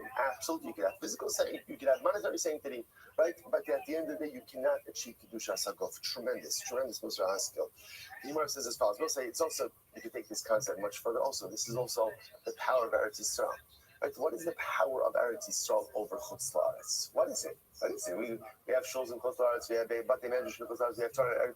The difference is that Eretz Yisrael, one is embedding themselves in an absolute atmosphere of Kedusha. You cannot replicate that outside of Eretz Yisrael. You just cannot. In Eretz Yisrael, outside Eretz Yisrael, you can find a lot of incredible pockets of holiness, but you cannot create the totality of a holy atmosphere. Incredible. Even Rabbi Shimon, where it's okay, if it's Rabbi Shimon, Ema Seifa, Shachta Agavim Ma'arachta, Ema Pediya Olamis. Okay, so now let's go back. So what did the Bride say? Paraduma can be redeemed, but there's one point of no return. What's the point of no return? Once you shecht it on top of its pyre, on top of its ma'aracha, it cannot be redeemed. I Vatanya Rabbi Shimon Omer, Para Metame Tumasochlin, Hava B'Haisla Shasa Kosher. Rabbi Shimon himself said, and this is fascinating, that Para Aduma has the ability, essentially is treated like food when it comes to Tumah. Ultimately, why? Because since at a certain point it had a time when it was permissible. If you take a look at Rashi's, this is in the wide lines of Rashi, about 5 lines in Metami Tumas Ochlin. What does this mean? So Rashi says over here, in Naga Sheretz Bibsara, V'chazar B'Naga B'Sara B'Ochlin Mitamasan, or Tim Asan, excuse me. That literally, Paraduma could convey Tumah just like food, right? A Sheretz touches the Paraduma touches another food item, can convey Tumah. And yet Reish Lakish says, Rabbi Shimon says that a para, because of it, a para can be redeemed even after it's been put on the fire. That contradicts what the Raisa said. Ella, shiny para, hoil v'dameha yikarin. Right? The Gemara says, you're right, para duma in general, ultimately, again, has a little bit of a different set of circumstances. Why? Because halacha l'maisa, it is incredibly expensive. Rashi says over here, Ella lo tokma Rabbi Shimon. Don't set up the rice like Rabbi Shimon, like we were saying before. Ella, Gemara says, "V'hai b'tani matzah nahemena tifta mishum delayed bezin masna ala apagab lo shicha." So also this we're actually reversing course, and we're saying reality. Why can you redeem paraduma? This is very important. Why are you allowed to redeem paraduma? Now, you might understand that halacha l'maisa is like the brisa, which means if the paraduma dies, you can redeem it. If you find a nice abmom, you could redeem it. You find a nicer one, you could redeem it. You shecht it outside of the prescribed area, you can redeem it. The only time you can't redeem paraduma is once it's been shechted on the pyre on harazesi. Why? Full circle, Hosai. There's something happening here. That's the reason. What it is ain't exactly clear. There's a man with a gun over there telling me I got to beware. I think it's time to stop. Children, what's that sign? Everybody look what's going down. Over the course of both that's totally uncommon. What's the answer? To which the Gemara says it's different. Because since Paraduma is so expensive and so unique, there's bad lines being wrong. Nobody's right if everybody's wrong. Swap it out for whatever you want. Young people speaking their minds, getting so much resistance. Far behind, can you stop?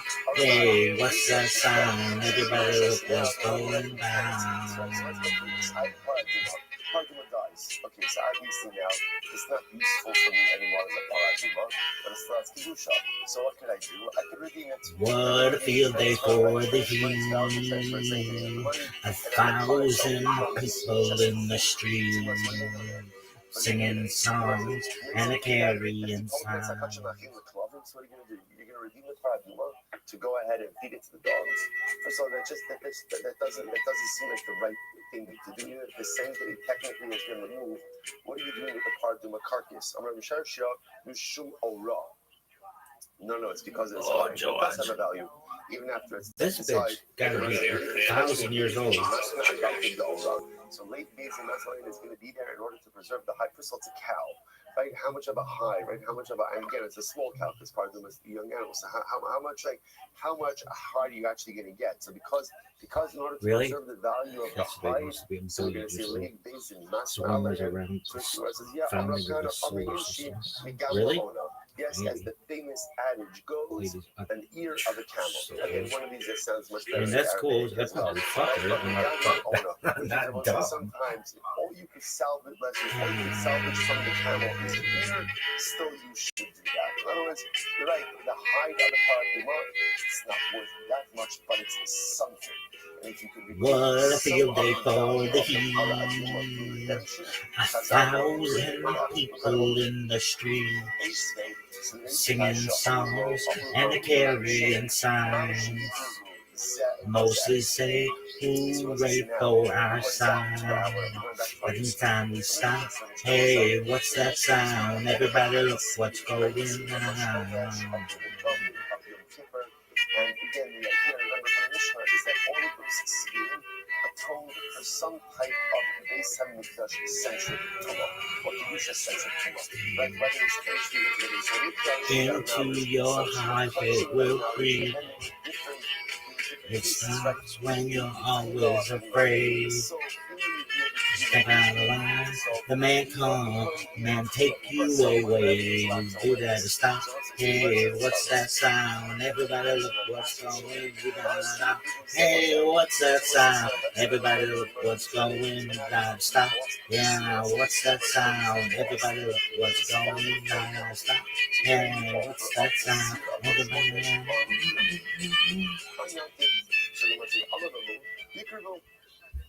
Rabbi Shimon says, yes, it's not a problem. You could offer up the seer of one.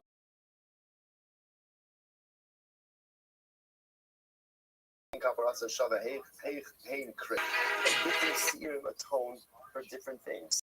How can you go and offer up the one?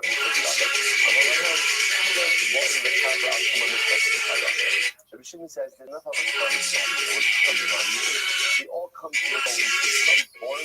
Let me show you regarding the consumption of consequent values. Because that coming out, you actually offer them up on, you can offer them up on different occasions. So you can offer the seal of Kodesh on the dollar on the paper, and so on and so forth. You want to say, why do you get respect? But on the Amai, Limot,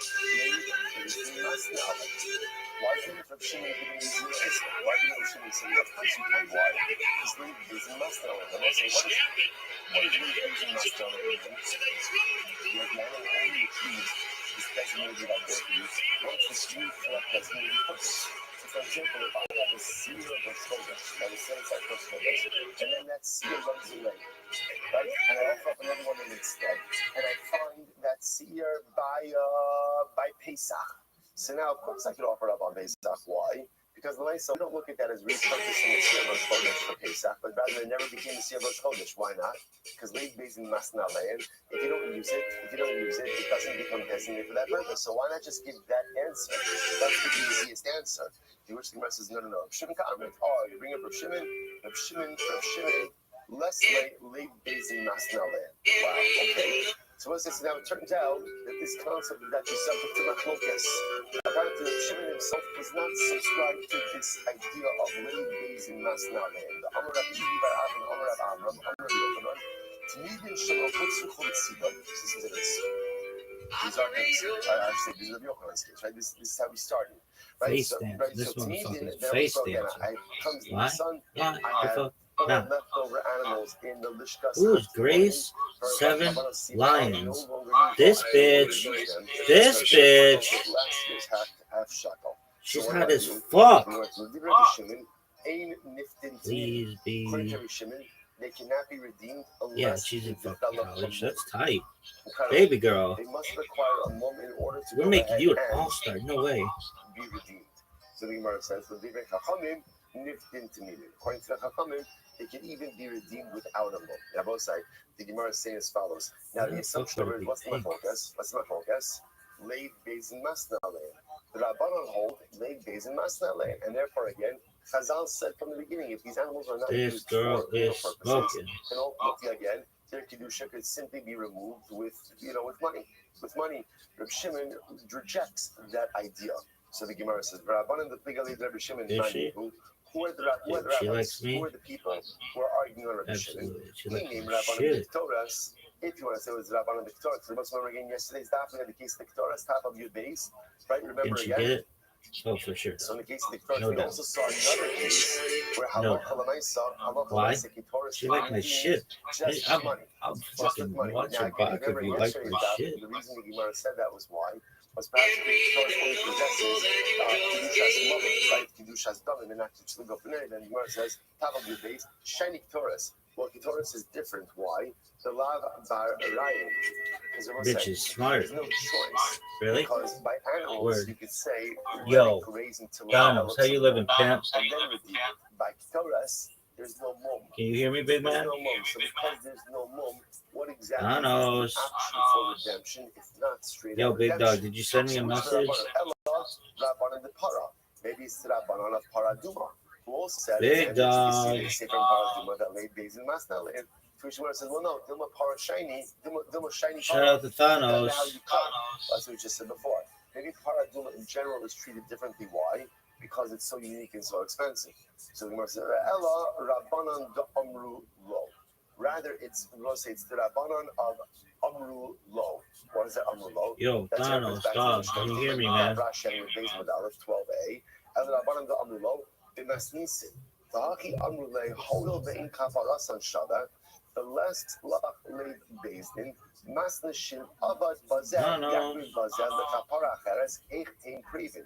So it says, remember again, the Rabbanan Mishnah, right? Let's go back to the Mishnah for just a moment. The Mishnah said, right? Let's just reestablish our facts. Multiple seasons that essentially are offered up on Rosh Chodesh, Regalim, Yom Tovim, and Yom Kippur. All of those, what's the commonality between all of those three buckets of goats? Those three buckets of sin, the commonality is they're all offered up for some type of tumah infraction regarding entry into the Beis Hamikdash or consumption of kachim. They vary, but that's what they all focus on. What happens if I have my seir designated for Rosh Chodesh? It runs away, it escapes. I end up offering another one, and then I find it. So Rabbi Shimon says, no problem. Just use it for the next Yom Tov. So the rabbis, the Rabbanan said, Rabbi Shimon, how can you do that? They're designated for different things. To which Rabbi Shimon said, since they all share the commonality of Tumas Mikdash and Mekadasham, that's enough. Now, the Rabbanan agreed that it can be offered up, but for a different reason. The Rabbanan say it can be offered up. Why? Because Leiv based in Masna. That's why it works. Because it turns out that when the Seir Rosh Chodesh was never offered up for Rosh Chodesh, it never attained that Rosh Chodesh sanctity. Therefore, once it's found, it can be used for the next Yom Tov. But you, Reb Shimon, who don't hold of late days in Masnah, why do you allow for it? To which Reb Shimon says, because Hoil, the Kaparasan Shava. Reb Shimon says they all have commonality of purpose. So because that can be offered up, that's the Rabbanan who argue Reb Shimon. So the Gemara says, "Mi Rabbi Yehudi." So how do you know that it's reflecting you, Rabbi Yehuda? The Gemara says, "V'hadi kamalei v'shtamal ledidi damina leites and masnale and amatu v'haki yikramu." So again, what conversation exactly is it that's happening over here? Now take a look at Rashi. Rashi says over here, "Mi Rabbi Yehuda ka'amalei v'islei nami in kaparasa shavek Reb Shimon mishum le based in masnu the kamosivla." So again, on one side, how do you know there's Rabbi Shimon, who again disagrees with Rabbi Shimon? Sorry, no, it's Rabbi Yehuda, who disagrees with Rabbi Shimon, but ultimately holds that it's late days in Masna. What's the conversation that's happening over here? Here's what it means to say. According to me, it works out well.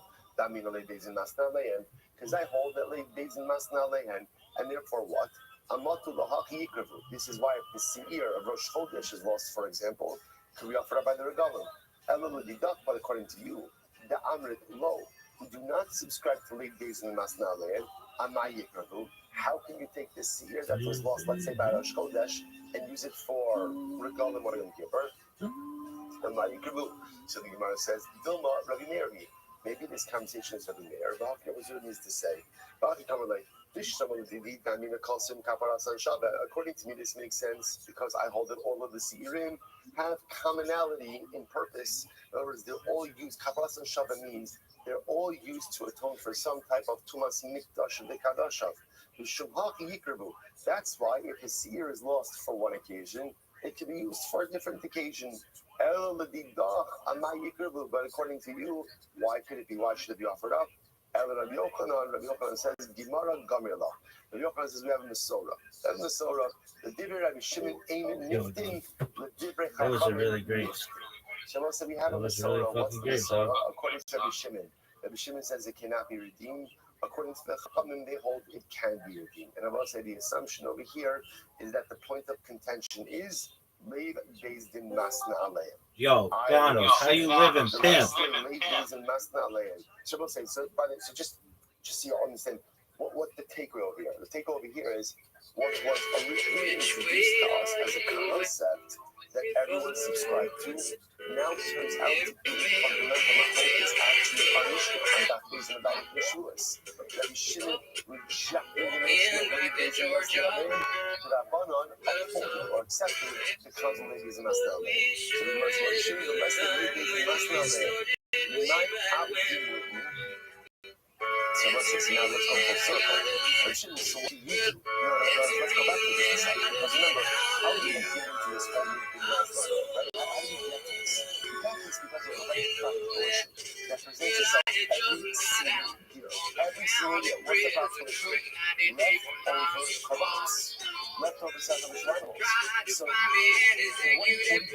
So, yes, we keep on going to the last now, right? As a real commander, right? As we got one on home, right? Very simple things. You believe with the animals, like you give something onto money, donate that money back to us as much as a shekel fund, and you purchase the animal with new months. It's like that. Look to go. Right? You do 100 chicken, you check making months now, right? So at the end of the day, what do you do with those leftover kavanos? Which the Gemara says, I'm going to be schakoriel from makitzin ba'eres hamizbeach. What do you do with it? You must have seen this phrase before. You use it for dessert for the mizbeach. What is that? Rashi's in the short lines, about 4 lines. But each one is a mizbeach. Each hamizbeach is also at a time of mizbeach is going. Let's say no one's offering up any of the kavanos to the mizbeach right now. So makitzin also hold on. Bring a tear and joy to my eyes and tell me everything is gonna be alright. What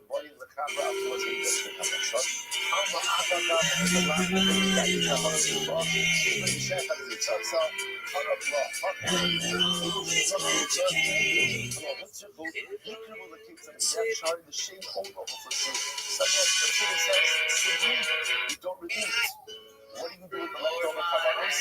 Offer them. That's it. What do you offer them? So listen, when you're holding it this more, there are things when there was nothing left really happening on this day. Now, we don't like it. We don't like it.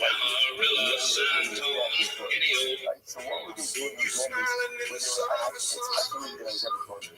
But again, what would they do in those moments when they had like a dessert funds, right? Dessert funds offer up just additional communal offerings. So those leftover animals would be used for the quote unquote pizza's bath or kaiser's bath. Dessert of the bath. And most of the finance are just for instance, why not?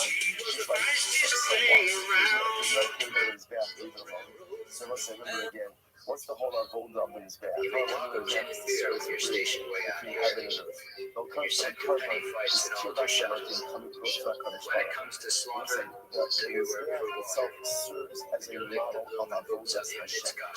What is the core principle of Avodas Hashem? The core principle? Never stop. Never stop. At the end of the day, and this always has to be active. It always has to be spiritually dynamic. There's time for rest and relaxation, but even rest and relaxation, I'm still active. I'm still doing. I'm still accomplishing. So the hands in his back with no karma, with no kirpa, with no closeness, with no dynamic activity, bridging heaven and earth, the basa. have that because again, the whole point is these is to serve as the paradigm for our avodas Hashem, and in our avodas Hashem, constant movement,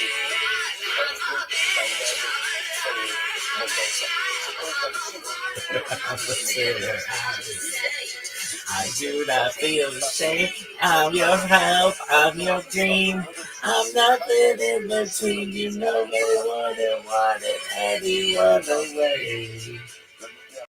Yes, I am.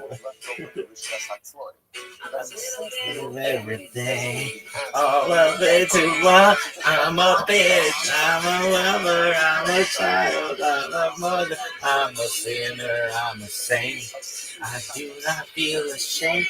I'm your help, I'm your redeem. I'm nothing in between.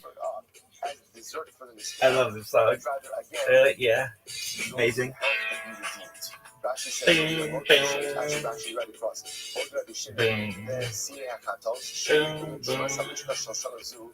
So hate to do it today.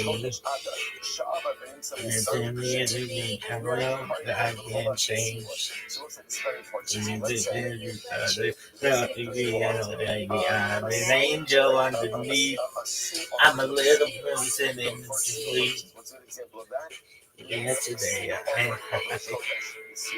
it's to be to see the softest. I'm serious, baby. That is a big deal. And I understand that you think I'm with you. I'm gonna be you. I'm a little bit of everything. I'm rolled into one. I'm a bitch. I'm a lover. I'm a child. I'm a mother. I'm a sinner. I'm a saint. I do not feel ashamed. I'm your help. I'm your dream. I'm nothing in between. You know you wouldn't want it any other way. So take me as I am. Oh, what a great song. I'm a little bit of everything. Oh,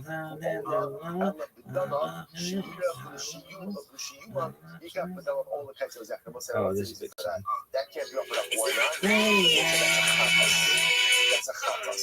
So a chatas can only be offered up for a very specific reason as a chatas. The problem is if you have this chatas from last year's Matzah Shachar and it wasn't used during that financial year, you can't use it.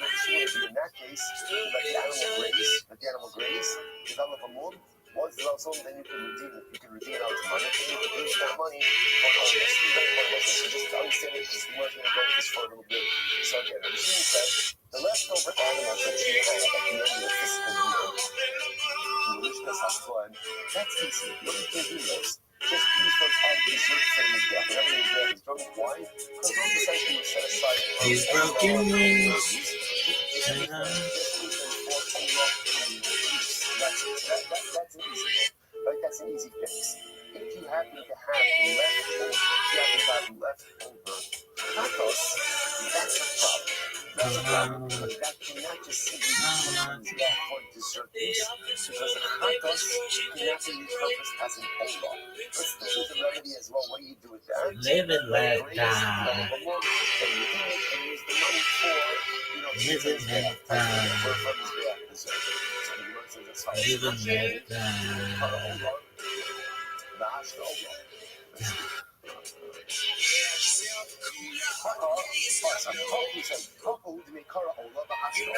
So again, in case of leftover animals, in which case I play, they are initially designated as olas, offered up as an olah, no problem. About Hassam, to make Karachatos, the Ashta Olah, the Sira la Akakapara, Aku the Nekapara. The most in the case of the Seir, where it was originally designated as a Chatos, right, you can't go ahead and offer that up as an olah. Now, really what's happening is as follows. Technically speaking, you can. Right? In other words, if I have a Seir designated as a Chatos for a Chodesh, and then what happens? The Seir gets lost. I end up offering up another one in its stead. And then I find out, technically speaking, I do offer that as an olah. What we're concerned about is if we allow that, repurpose the Chatos, and use that as an olah, even before the Chatos has been offered. That's awesome. So with that confusion, we essentially say, once the animal was designated as a chatos, you can't repurpose it for Ola. Beautiful.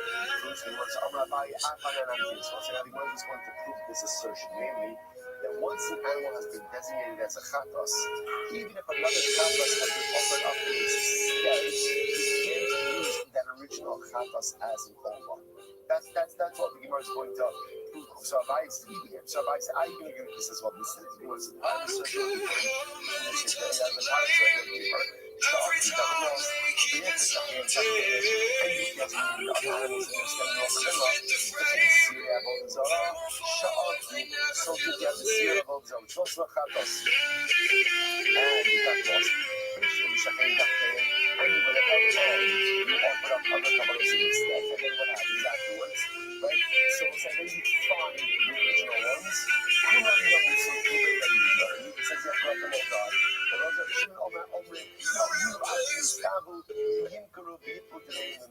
Now, let it graze, develop a small, and then you can use the money for the dollar. Why?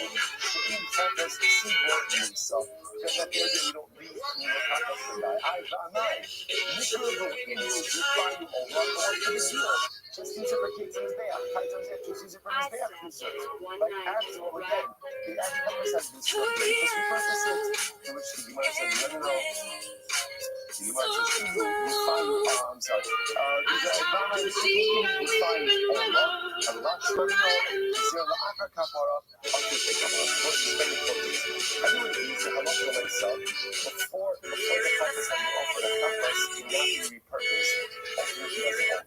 Technically speaking, if you have a chatos, it was lost, replacement was offered, and then you subsequently find the chatos, you really should be able to repurpose that chatos as an olah. Really, you should be able to, either because of late days in Masnalean, right, or just because the purpose has been served. But Lamaisa, we don't let you. Why? Because we're concerned if we let you do it after the chatas has been offered, you may come to what? Repurpose it even before. So therefore, essentially, there's a blanket halacha, no repurposing of a chatas for an olah. Good. Rabbi says, I also agree with this.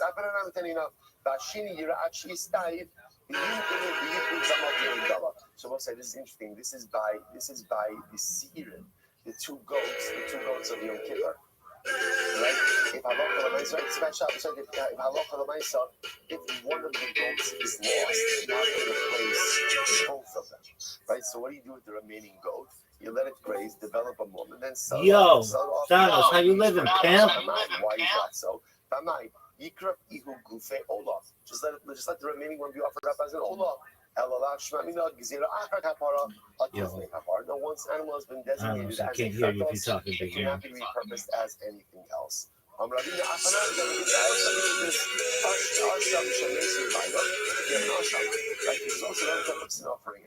Now I can hear you. What's up, pimp? Or the animal was lost.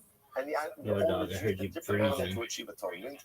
Yo, can you hear me, son? Let the animal graze, develop a mum, and then redeem it and use the money to purchase Yo, it. dog. You speak? Rabbi says ultimately just let the animal die. Big dog, Thanos, can you hear me, my man?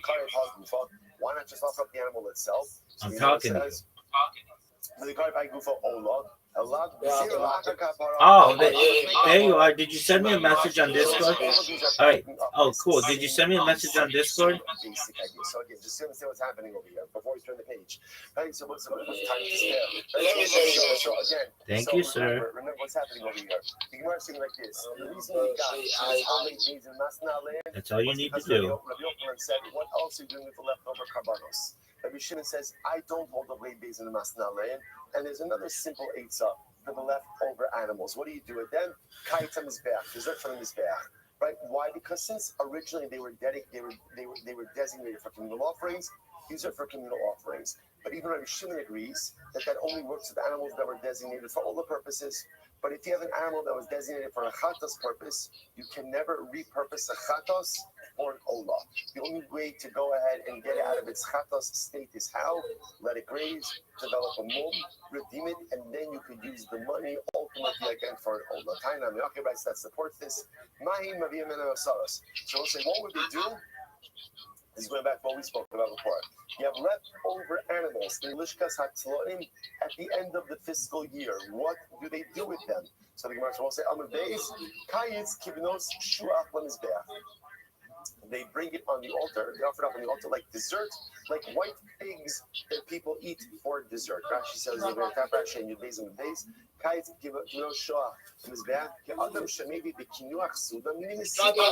a person Yo, baby. brings for dessert, right? Brings figs for dessert. So too, you bring these animals on the kabbalah on the mizbeach as dessert. One second. You're allowed to bring figs on the mizbeach. When it takes this statement quite literally, he calls Sa'ar, the Chol Devash Lo Saktiru. You're not allowed to bring honey. We'll say you can't bring leaven and you can't bring honey on the mizbeach, which Bepachos means you can't bring figs on the mizbeach. Rosh says, calm down. It's an expression. I didn't mean it literally, right? Again, it's just an expression, right? The same way that people commonly eat figs for dessert. So too, again, what do you do with leftover communal animals? Youngest Landry Kiffin and LSU linebacker with weeks, what she may not know about her boyfriend is that he gobbles down 2 cups of coffee immediately before every game. This is the result. Way is too much coffee for him. So just to understand what's happening over here. Youngest Landry Kiffin and LSU linebacker with weeks. Rabbi Yochanan says that halacha l'maisa, laid beis and masna le'en. Reb Shimon disagrees with that, rejects that concept. Let's have a great day, everybody. What do you do with the leftover animals at the end of the fiscal year? Rabbi Yochanan, just transfer the sanctity of money, give them money back for not such a from last year. When you purchase those animals, they use them for no purposes. Reb Shimon is not to do that. Just put use the funds and that's how you do it. Guys, here to fix the leak on your solid gold faucet. So we're talking about kites on his back. Is it on his back or not? He says you can only use canvas, not turrets, for kites on his back. Okay. So the Gemara says This place looks like the Liberace Museum. So for example, let's say I'm the president. When you're in my office, you treat me with respect. Use the money now. You want to use the We'll get you decorated. purchase for Saddam Hussein. only purchase animals, not I'll birds. have you know this is all very classy stuff. That dated the tiger and the woman has got me laid on numerous occasions. I didn't know gay dudes liked tiger bacon.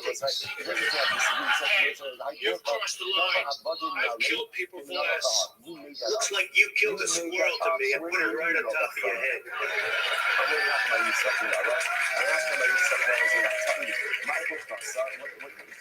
You know when to talk? Your hair looks exactly like mine. Yeah, except my hair's supposed to look like this. I'm a janitor. It's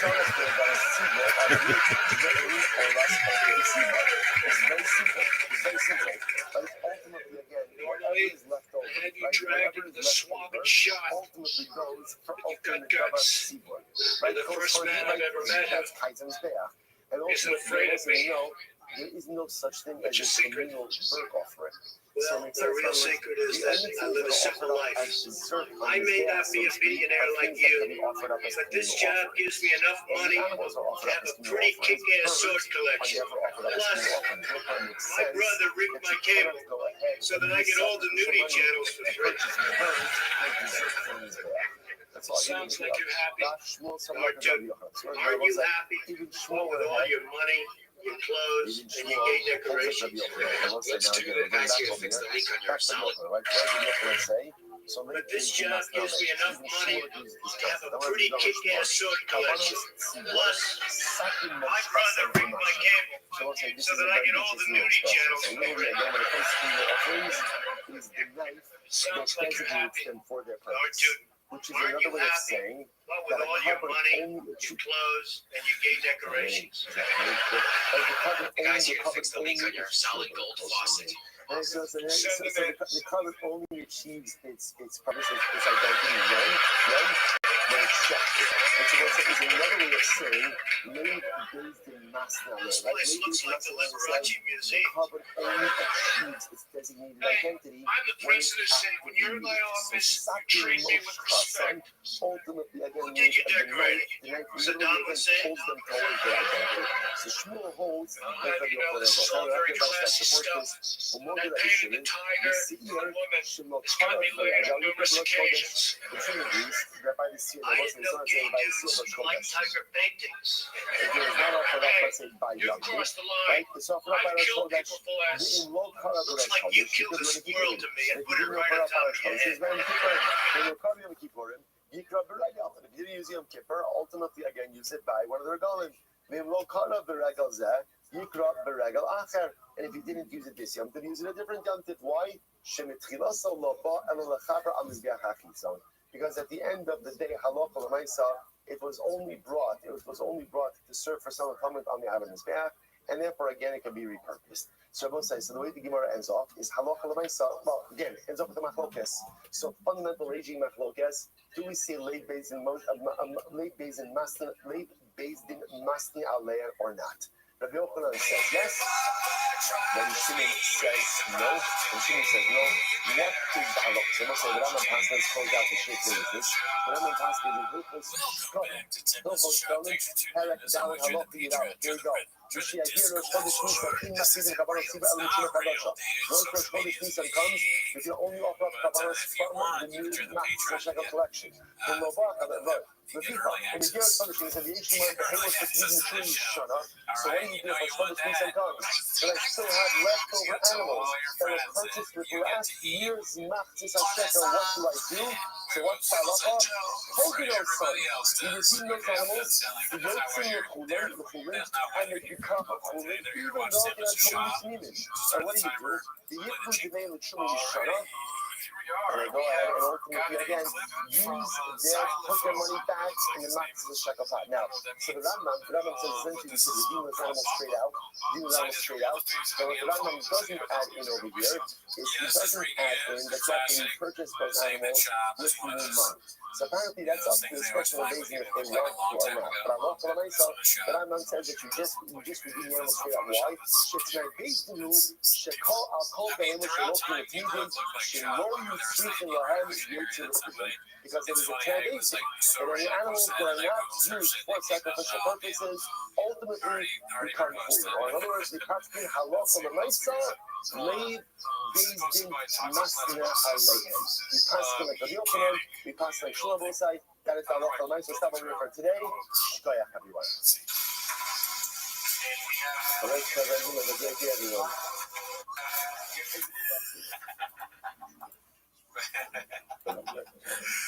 2 likes is funny. It does kind of look like he's doing it wrong. I have no idea what he's doing. Doesn't seem like the guy is standing by. We actually have a tool that we use for that. I guess that makes me a big old pussy. He's like, Shab, I told you to paint it. That's great. Yeah. Okay. What do you think the 170 stands for right there, Daddy?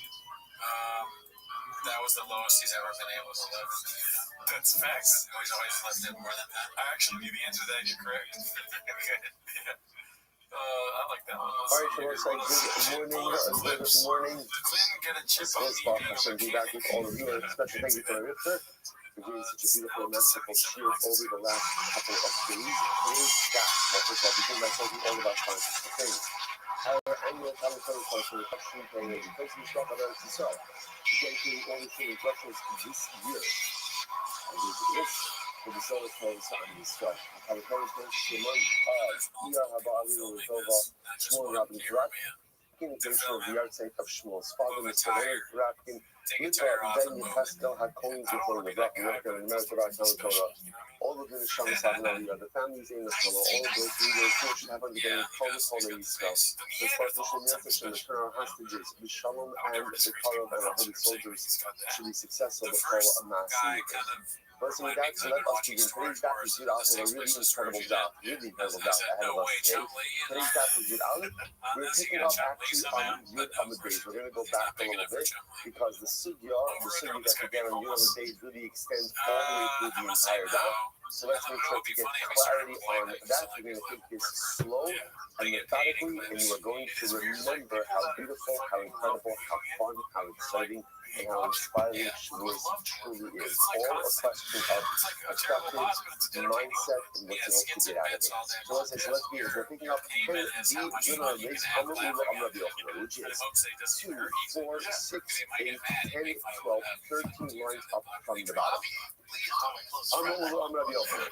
All right, look, if you feel you've mastered it already, you don't have to go back. It's fine. I'm hearing some lines. Okay, yeah, if you got it. Sure. All right, good. I need to. So you want to say this follows. So I'm Rabbi. So who's the name of Rabbi? So this is a very interesting case. The halacha is as follows. Let's take a look at Rashi. Like I said, we're going to go through this slowly and methodically so that we're able to hold up on this, because this concept of Ula, is going to be the one that is going to be subject for discussion today and tomorrow. All of today and part of tomorrow. So take a look at Rashi. Rashi is on the left-hand side, about 4 lines into the short lines. So to me, this looks like a